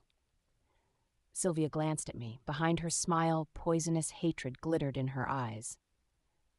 Raviel was silent. The incident Sylvia was talking about was what happened in her first life. Raviel didn't remember and couldn't remember. My wife, the wisest person in the world, cupped her chin, deep in thought. I know, so I answered instead. What are you talking about? I know how you feel and how painful it must have been. Sylvia froze. The poisonous hatred in her eyes poured out at me. You dare, the Lady of Golden Silk said. You dare say that. The Lady of Golden Silk gripped her sleeve. The crumpled sleeve created wave-like wrinkles on her clothes. She shouted out, fiercely and hotly, How could you know? Do you know my wounds? Do you know how much it hurt? How much that day hurt? How painful it was? How painful it is for someone you look up to ignore you? What bullshit are you saying? How the hell could you know? I know, I continued. I know it very well. I didn't say that I didn't devote my entire life to revenge after that. I didn't say that I at least didn't drive my entire world to destruction because of that. Being ignored, being treated as if you were nothing, being treated like you weren't human, was a poison strong enough to kill a person more than 4,000 times. The Lady of Golden Silk clenched her teeth. Her teeth clenched in her closed mouth. Then she opened her lips again. If you know, then why did you interfere? Your butler. Silence fell. I don't know much about your butler. He may have loved you secretly, or perhaps even my wife. However, what I do know is that the life you used to sharpen your knife of revenge would never have been happy. The butler wished that someone would help, and Hamustra snatched up that wish. I was just dispatched as his agent. In the end, you were the one that caused that situation. Why was it because of me? Because you didn't make your butler happy. There was someone who cared for you and loved you, but you ignored them. You were too focused on your own revenge. Then, at the very least, you should have been the happy one, but you couldn't even achieve that. As a result of that, in reality, your butler became not human. I spoke. If Raviel was a bastard to you, then you were a bastard to your butler, who was helping you from your side. Sylvia Evanale lowered her head. What are you, the story of the butler? In the silence, sparse words flowed. It's cowardly to talk about him. The silence deepened. The sunset over Siosan was now dim. The streetlights in the alley came on with a whirring sound.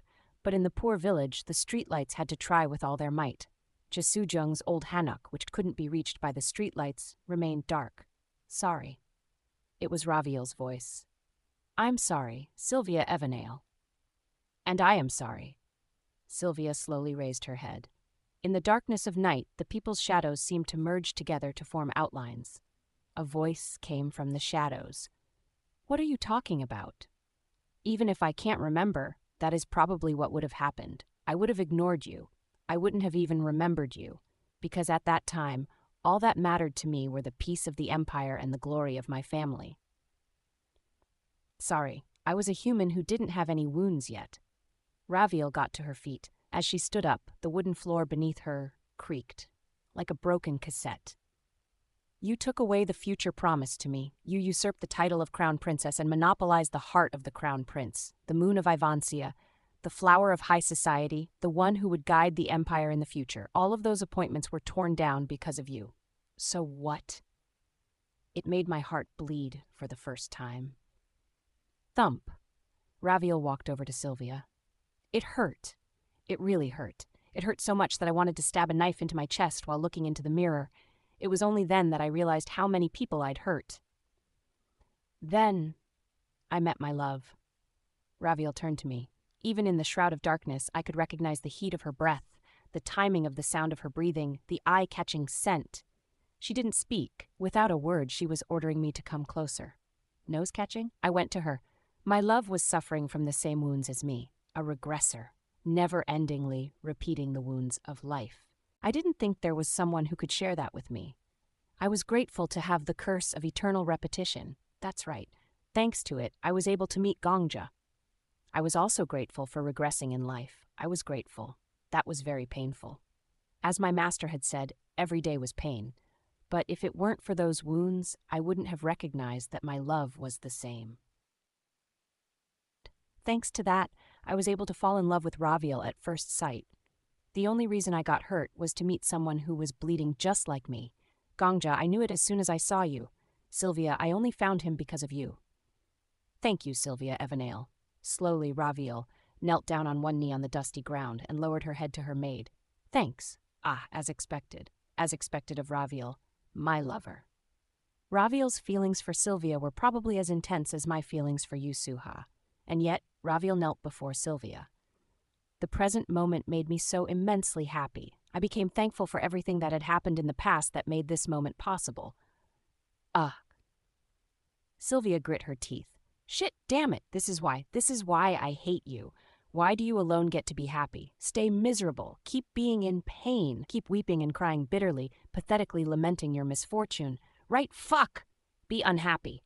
This is why, that was what Sylvia said. This is why I feel like an idiot for wasting my life because of my emotions. Sylvia covered her face with both hands. That's not right. That can't be right. My wounds are deeper, more special, more difficult to understand. So I can't forgive you. So. Like a tap that was turned off, Sylvia's voice cut away. Silence fell. After a moment of silence, Raviel got to her feet again as Sylvia shivered and held her breath. Right. Raviel went back to the chair and sat down. She rested her elbows on the table and placed her lovely chin back in her hands. Then let's figure out how we'll deal with this, she said. Chapter 237, Death King's Family, 1. Correction. Chapter 237, Death King's Family, 1. Translator, say 1. Sylvia clenched her fists. What do you mean, how we'll deal with this? I will summarize the details that are currently in question. My lover continued calmly. I hurt you. Although I apologized in order to heal those wounds, it will be difficult to heal it with just words. In fact, I doubt that those wounds have fully healed yet. Well, if you put it like that, it makes me look petty, but if that's the case, then there are 3 options. Raviel spread 3 of her fingers before folding one of them. The first is for me to experience my downfall until you are satisfied. Or ruin or destruction. When I heard this, I clenched my fists. Raviel glanced at me out of the corner of her eye before looking towards the young miss once more. However, I cannot do that. For the past me and the current me, there are too many things that rely on me that will be affected by my downfall. In the past, it was the safety of the Empire, and now it is the happiness of my lover, which is why I am unable to fulfill that request. Moreover, that wouldn't make you happy. Your butler has already sacrificed himself to prove that.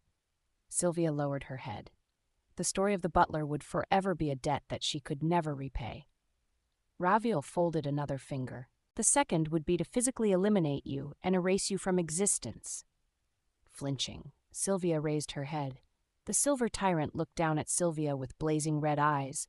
Normally, this is the method I would choose without hesitation. My lover told me that God once said, "Murder is the ultimate incompetence." I completely agree with that. Murder is by no means proof of competence. It's simply the option that is chosen because there is no other way.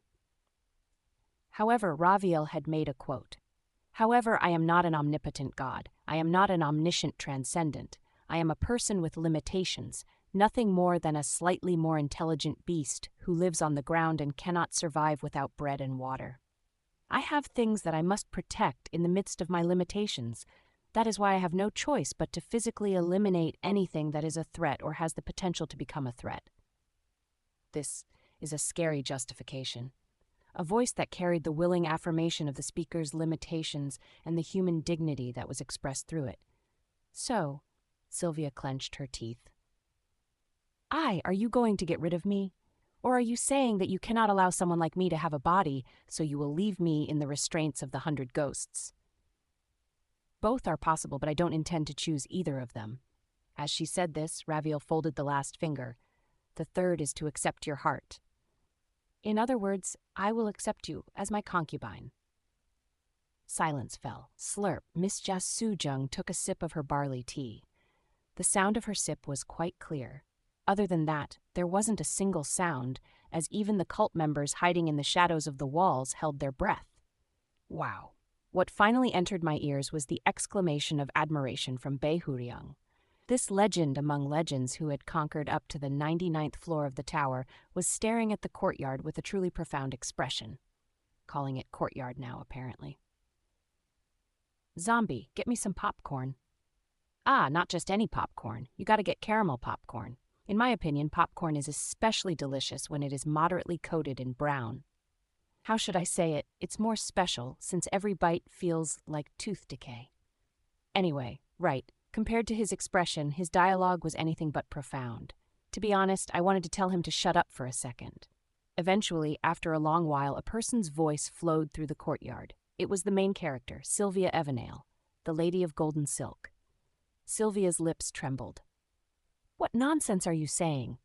I couldn't see it clearly in the dark, but I was certain that her eyes were trembling as much as her lips. Concubine? Did you just say concubine? You? How dare you say that to me, Sylvia Evanale? Me, who His Highness the Crown Prince promised to make his crown princess, be a concubine. Did you just tell me to become your concubine? That's right. Bullshit. Bullshit, bullshit, bullshit. What kind of bullshit is that? That doesn't make sense. What in the world? What are you thinking? It certainly is bullshit, Raviel affirmed. My heart, which had fallen for her, clambered up my spine with a whimper. There are 2 reasons why this is bullshit, Raviel said as she spread her fingers once more. 1, this is not something I can decide on my own. Face, status, gaze. All of those conditions can be sorted after, but first, Gongja and I must come to an agreement. The fact that the agreement didn't come before the proposal is one of the reasons why I think this is bullshit. The face that can be gained lost rather than the physical face. I let out a breath of relief.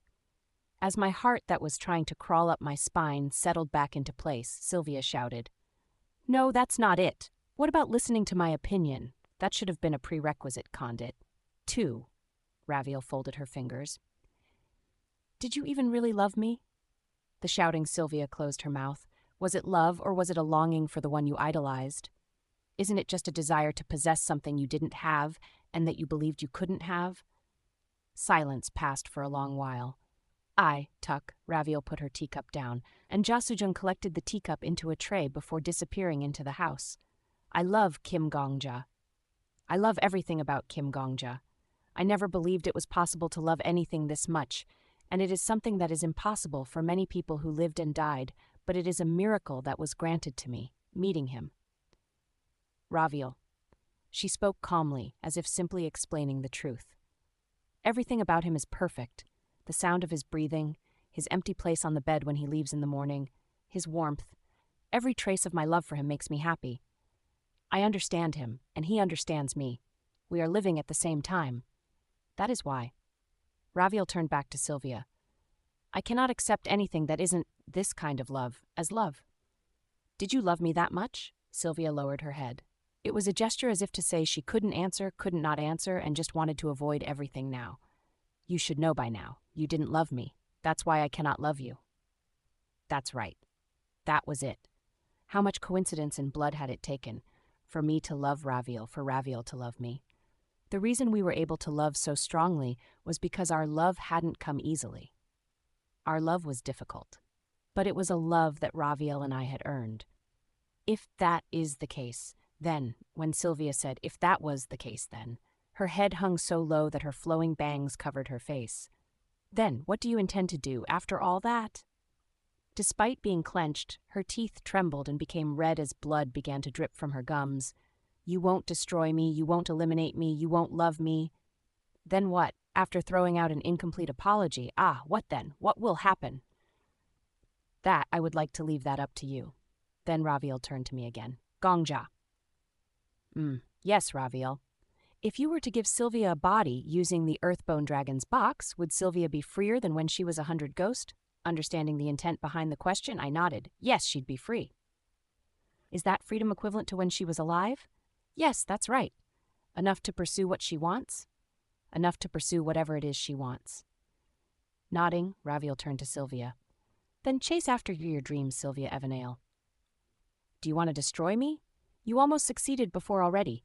You can try again. However, in order to do so, you would need to become stronger than my lover and I, and you would also have to ignore the heart of the butler who sacrificed himself for you. The Lady of Golden Silk's breath stopped for a moment. Raviel's words continued. Do you want me to die and disappear? Or do you want to personally kill me? Go ahead and try, but I have no intention of going easy on you. I will resist every threat made towards me with everything I have, and I will win. You will have to be better, just like you should have when you wanted to destroy me before. Or do you want to be loved by me, or receive my worship and adoration like I did from you in the past? That, too, will depend on your own efforts, as long as you work hard enough. Perhaps you will achieve it, Raviel murmured. Throughout this stretch of dialogue, her gaze had been locked onto Golden Silk. Either way, Sylvia Evanale. One person's eyes met the other person's eyes. I will accept you as my rival, as someone who can stand opposite to me, as a human being I can recognize as my equal. From the very beginning, that was all the world needed. So I'd like to ask Sylvia Evanale, Raviel Avancia asked quietly, do you recognize me as an equal human being? Then silence fell. Sylvia stared blankly at Raviel. Beyond the dark sky, the white moon floated. Raviel's face, which was backlit by the moonlight, was very firm, after an unknown period of time. Golden Silk opened her mouth. There was so much steam accumulated in her chest that even after she opened her mouth, no words came out. All that came out was a hot breath filled with malice, anger, shame, remorse, resentment, and enmity. I, she said. Sylvia was truly spewing herself. It's hard, you all. She clenched her teeth so hard they bled, and she was staring so hard it hurt. You don't respect or belittle, you accept people for who they are. You do unto others even if they wouldn't do the same unto you. Look up to or look down on. More than anything else, her voice was hoarse. Even now, you apologize to me, but in the end I can't apologize to you. I can't forgive you, Sylvia covered her face with her hands. I know how shameless those words are. I know I've done so much worse to you. I know that. Regardless of strength, authority, or status, the one who forgives is stronger than the one who is forgiven simply by that fact alone. As she couldn't forgive Raviel, Sylvia wasn't as strong. That's why, first. Trembling, Sylvia took a deep, shaky breath as if she was chewing it before letting it out. First, I want to try to do that, Sylvia vowed. You all, I will forgive you. I don't know how long it will take for me to accept you as human beings, or if it is possible to get it into my narrow mind, but I will try to do it from now on. Because that, Sylvia swallowed her words. She could have swallowed them, then digested them, but after lowering her head, she let them come out. I don't want to be that kind of person. That guy, that's what my butler must have wanted. Tears filled her eyes as she muttered the end. Then, after sniffling a bit, she sobbed. For once, I want to be a person that guy wouldn't be ashamed of.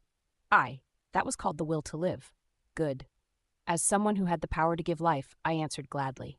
If that is the way you want to live, Lady of Golden Silk, Sylvia Evanale, to achieve your wish, to prove what you want to prove, live. A golden card shined in my hand. I will accompany you. I put her will into the Earth-Bone Dragon's box. Chapter 238, Death King's Family, 2. Chapter 238, Death King's Family, 3. Swoosh. Black water raged around the Lady of Golden Silk. Perhaps it wasn't water, but shadows. Whether it was the water that first touched her at birth, or the shadows that accompanied her until death, they were the best suited to announcing her new birth. The Earthbone Dragon's box has been activated. The water shadows completely enveloped the Lady of Golden Silk. The sound of the water shadows whirling continued to be heard from the cocoon. Then it started to shrink. The cocoon surrounding the Lady of Golden Silk became smaller and smaller until it finally became the size of a child's toy bell. In my palm sat a dark bead that was mushy like water and pitch black like a shadow. This small thing was the existence of Sylvia Evanale. Holding the bead in one hand, I slowly, politely opened my mouth, tuck, and dropped it in, like putting the cherry from atop a cake into my mouth. Everyone in the yard looked at me nervously. In their eyes, I was no longer just the companion of Ivancia, or the young master of the demonic cult. I was someone with the power of a demigod. As they watched the demigod's miracle unfold, I just chewed. Softly, I chewed the bead. Naturally, the taste of the bead was different from cherries. Cherries were sweet, sometimes with a sour aftertaste. However, this bead, the existence of Sylvia Evanale, the more I chewed it, the more I bit, the more it tasted like sad rainwater. Young Miss Sylvia, keep in mind you are also a bastard to someone. Butler, what are you doing? Where are you going? Fragmented memories. Every time I chewed, bursts of memories popped out like popcorn. With a gulp, I swallowed the memories of the Lady of Golden Silk that I had broken into small pieces. Then, with a gulp, I swallowed again. The lifetime of a human was too big or too muddy to swallow in one go. The Earthbone Dragon's box has been completed. Then, whoo, I slowly exhaled. The breath I exhaled had mass, it had weight, it even had color, being black as if it was poisonous smoke. The apostle of the ox that harvests ruins has manifested. The tower called her Two Eyes by their old name. However, it echoed too loosely to cover her now. Sylvia Evanale. The one who had regained a form that could breathe. It was too exaggerated to call it reincarnation, and too grand to be called a transformation, so to speak. It was a metamorphosis. The one who once died had changed and was now kneeling before me. Is there a new name you'd like to have? There isn't. I want to live as I lived and be called as I was called. More than that, how should I address you? The Lady of Golden Silk's face was filled with reverence. That was natural. From her perspective, I'd brought her back from the dead. Taking the memories of the 100 ghosts stored in the 100 Ghosts reincarnation, I compressed those memories into the box like Earthbone Dragon's box before transferring them into my body. I could now revive the Lady of Golden Silk whenever I want. Think this should be Skull. Regardless of if it was someone who frolicked among magic or gods, this was clearly the realm of miracles. Resurrection is true proof of divinity. I don't think it is right to just call you the wife of Evancia like before. Family head. Huh?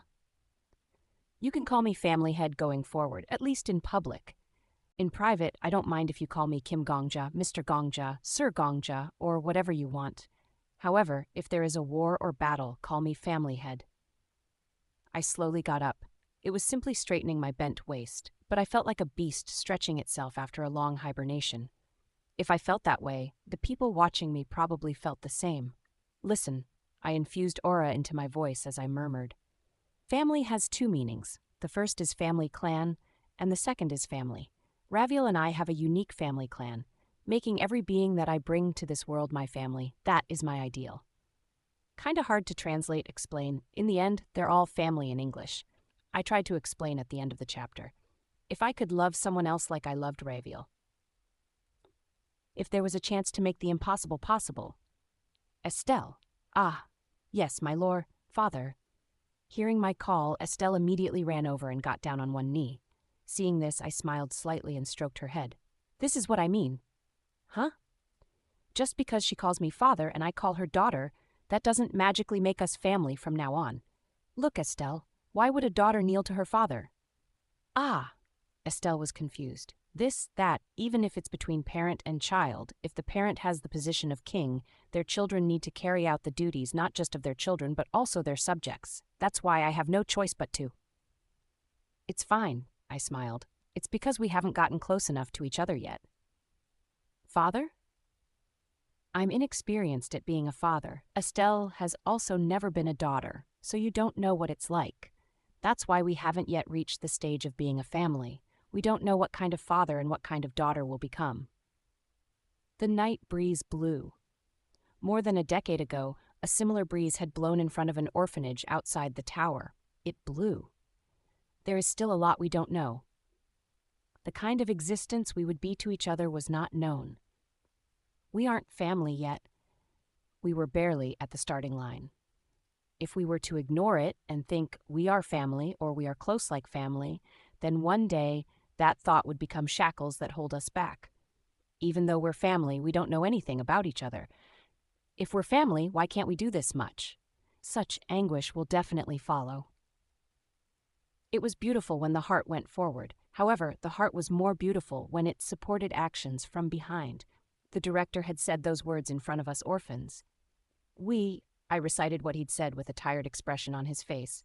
Let's understand each other, understand as much as we want to understand, and understand the reason why we don't understand what we don't understand, what we desire, what our habits are, what the one thing we would want to say to the world as we breathed our last is, why we love the sunset.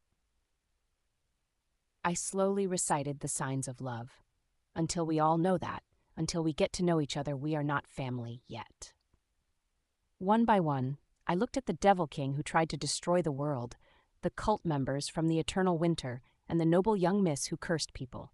We are people who will try to be each other's family. The director. Family is not completed or ends just at being family. Family is a relationship. It is the limit of relationships. It's an oath to work hard for each other. It's hard to care for another and even harder to work hard for them, but how could a family be so easy to make? Right. It'll take a lot of hard work. A lot of fighting. We can do it. Until then, when we can cover for each other's flaws as family, let's be a family clan. At my declaration, Estelle, whose head I was stroking, reacted. Her ears twitched. Foth, what do you mean by family clan? Everyone will have their own position in the family clan. The Grand Chamberlain will be responsible for the family clan's hygiene and welfare, and they will cook for the family clan members when they are hungry. Just like the director gave us our roles. In the end, people could only do what they learned, and they could try to improve. Looking at Estelle, I spoke seriously. Usually, the eldest daughter is the heir. They receive training to become the heir, and when the family head is unable to serve guests, it is the duty of the eldest daughter to take charge of balls and other social gatherings. Estelle, you are the eldest daughter of our family clan, and you will be in charge of many things in the future. On the other hand, it is the duty of the warriors to protect the safety of the family clan members. They will protect the family clan members from being kidnapped by wicked people, and if any force dares try to destroy our family clan, they will go out and fight. The night sky. The cult members, who were dear to me, blended into the darkness of night. Warriors sitting on the wall, below the wall, in the courtyard, and in the main hall were all looking at me. I will try to become your family. Not one of them was related by blood. Until that day comes, let's be a family clan. We would be able to take care of each other better than anyone else. Those who had been hurt more than anyone else, who hated humans more than anyone else, who had been betrayed by the world and who had witnessed its destruction, and yet had somehow arrived here, had met me. I opened my mouth. 4 demon lords. Yes! In the dark corners of the residence, one of them in each direction, the most elite members of the demonic cult rose to their feet. The most senior among them, the blood demon, opened his mouth. Please speak, young Ma. The blood demon's handsome forehead became wrinkled. To put it simply, he was a man of principles. To put it bluntly, he was inflexible, a bodyguard who protected my master from the nearest place and ensured the discipline of the cult members. Although he was a tall, handsome man, he was old-fashioned. Family head. You can just use us as tools. The young master, no, the family head is kind-hearted. Even if you were to use us as tools, we wouldn't feel ashamed or regretful even for a single day. We will be your sharp blade. It would be enough even if you were to give us your admiration. Master was like a mother to me. To you, Master must have been even more than a mother. Blood demon. Leaning over, I covered the blood demon's cupped fists with my hands. We lost the person who was like a mother to all of us. Isn't that so? Yes, that's right. So we are brothers, I said. People aren't molded by what they have, but what they lost. That is the doctrine of our cult of the infernal heaven, so we are clearly a sad few who lost their master. We should talk more, understand each other more, learn each other's boundaries, and get on each other's nerves, so that, more than now, much more than now, we will be much more beautiful and happy. Until that day comes, I will be the head of the family clan. The blood demon opened his dry lips. Yes, family head. I will leave the family clan's military matters to the blood demon. Your post will be deputy warrior commander. Soon I will appoint someone else as the warrior commander, so please assist the warrior commander as their deputy. Yes, family head. I turned my head. Uberka. Thud. When Uberka got up and stepped out of the main hall, the courtyard shook. All this while, Uberka had been using his aura to control his sheer weight. Now that I'd called him, Uberka released the momentum he'd been hiding until now. You called, Daddy? Gasps of fear came from all over. The demonic cult members, those who had become the warriors of my family clan, had measured the level Uberka had reached. Uberka was a monster. A martial artist who had been able to reach the stage of body and mind as one at a young age, and the rejuvenating body stage in his old age. the greatest martial art talent in the history of the goblin race. If he was given the chance, after a while he might even get a glimpse of the level Master had been on. Noticing this, the warriors of my family clan became nervous. While all the warriors were on their toes, I smiled. "You are my son." "Ugor, that's right. It seems like these days your brain has turned to mush, since you seem to fall in love with everyone you see and try to confess." "You seem to have forgotten my constellation name, Daddy. Do you want to get beat up?" "The constellation the musclehead who dreams of sinning against heaven threatens you." Ahaha, I let out a chuckle. "It's fine. Even in puberty, my son is cool. Dad has only been in love once, but didn't I marry the best thing in existence in one go? In terms of effectiveness, I can be called the king of dating. You can always come talk to Daddy. Daddy's case is special, dirtily special, so I don't think it can be used as a reference at all. You go. If I have anything to talk about, I'll tell you." "Right, you are my eldest son." I nodded. "The strongest warrior I know." Uberka looked at me. "How many times have I challenged Daddy and lost? I lost to Estelle hundreds of times before winning once. The number of defeats are nothing more than a decoration that enhances the victory. Will I also defeat Daddy someday? I believe in your talent, your effort, and your indomitable spirit. You are the most perfect warrior in this world. Become my family clan's warrior commander." I placed my palm on the back of Uberka's large hand. "When we have to fight, lead us from the very front. You have learned the infernal heaven's demonic art. Not only did you learn it, you comprehended it. The level of your demonic art is second only to me, and the warriors of the family clan will willingly obey your command." The sound of the warriors' breathing became a bit quieter. This was probably less because of fear and more because of anticipation.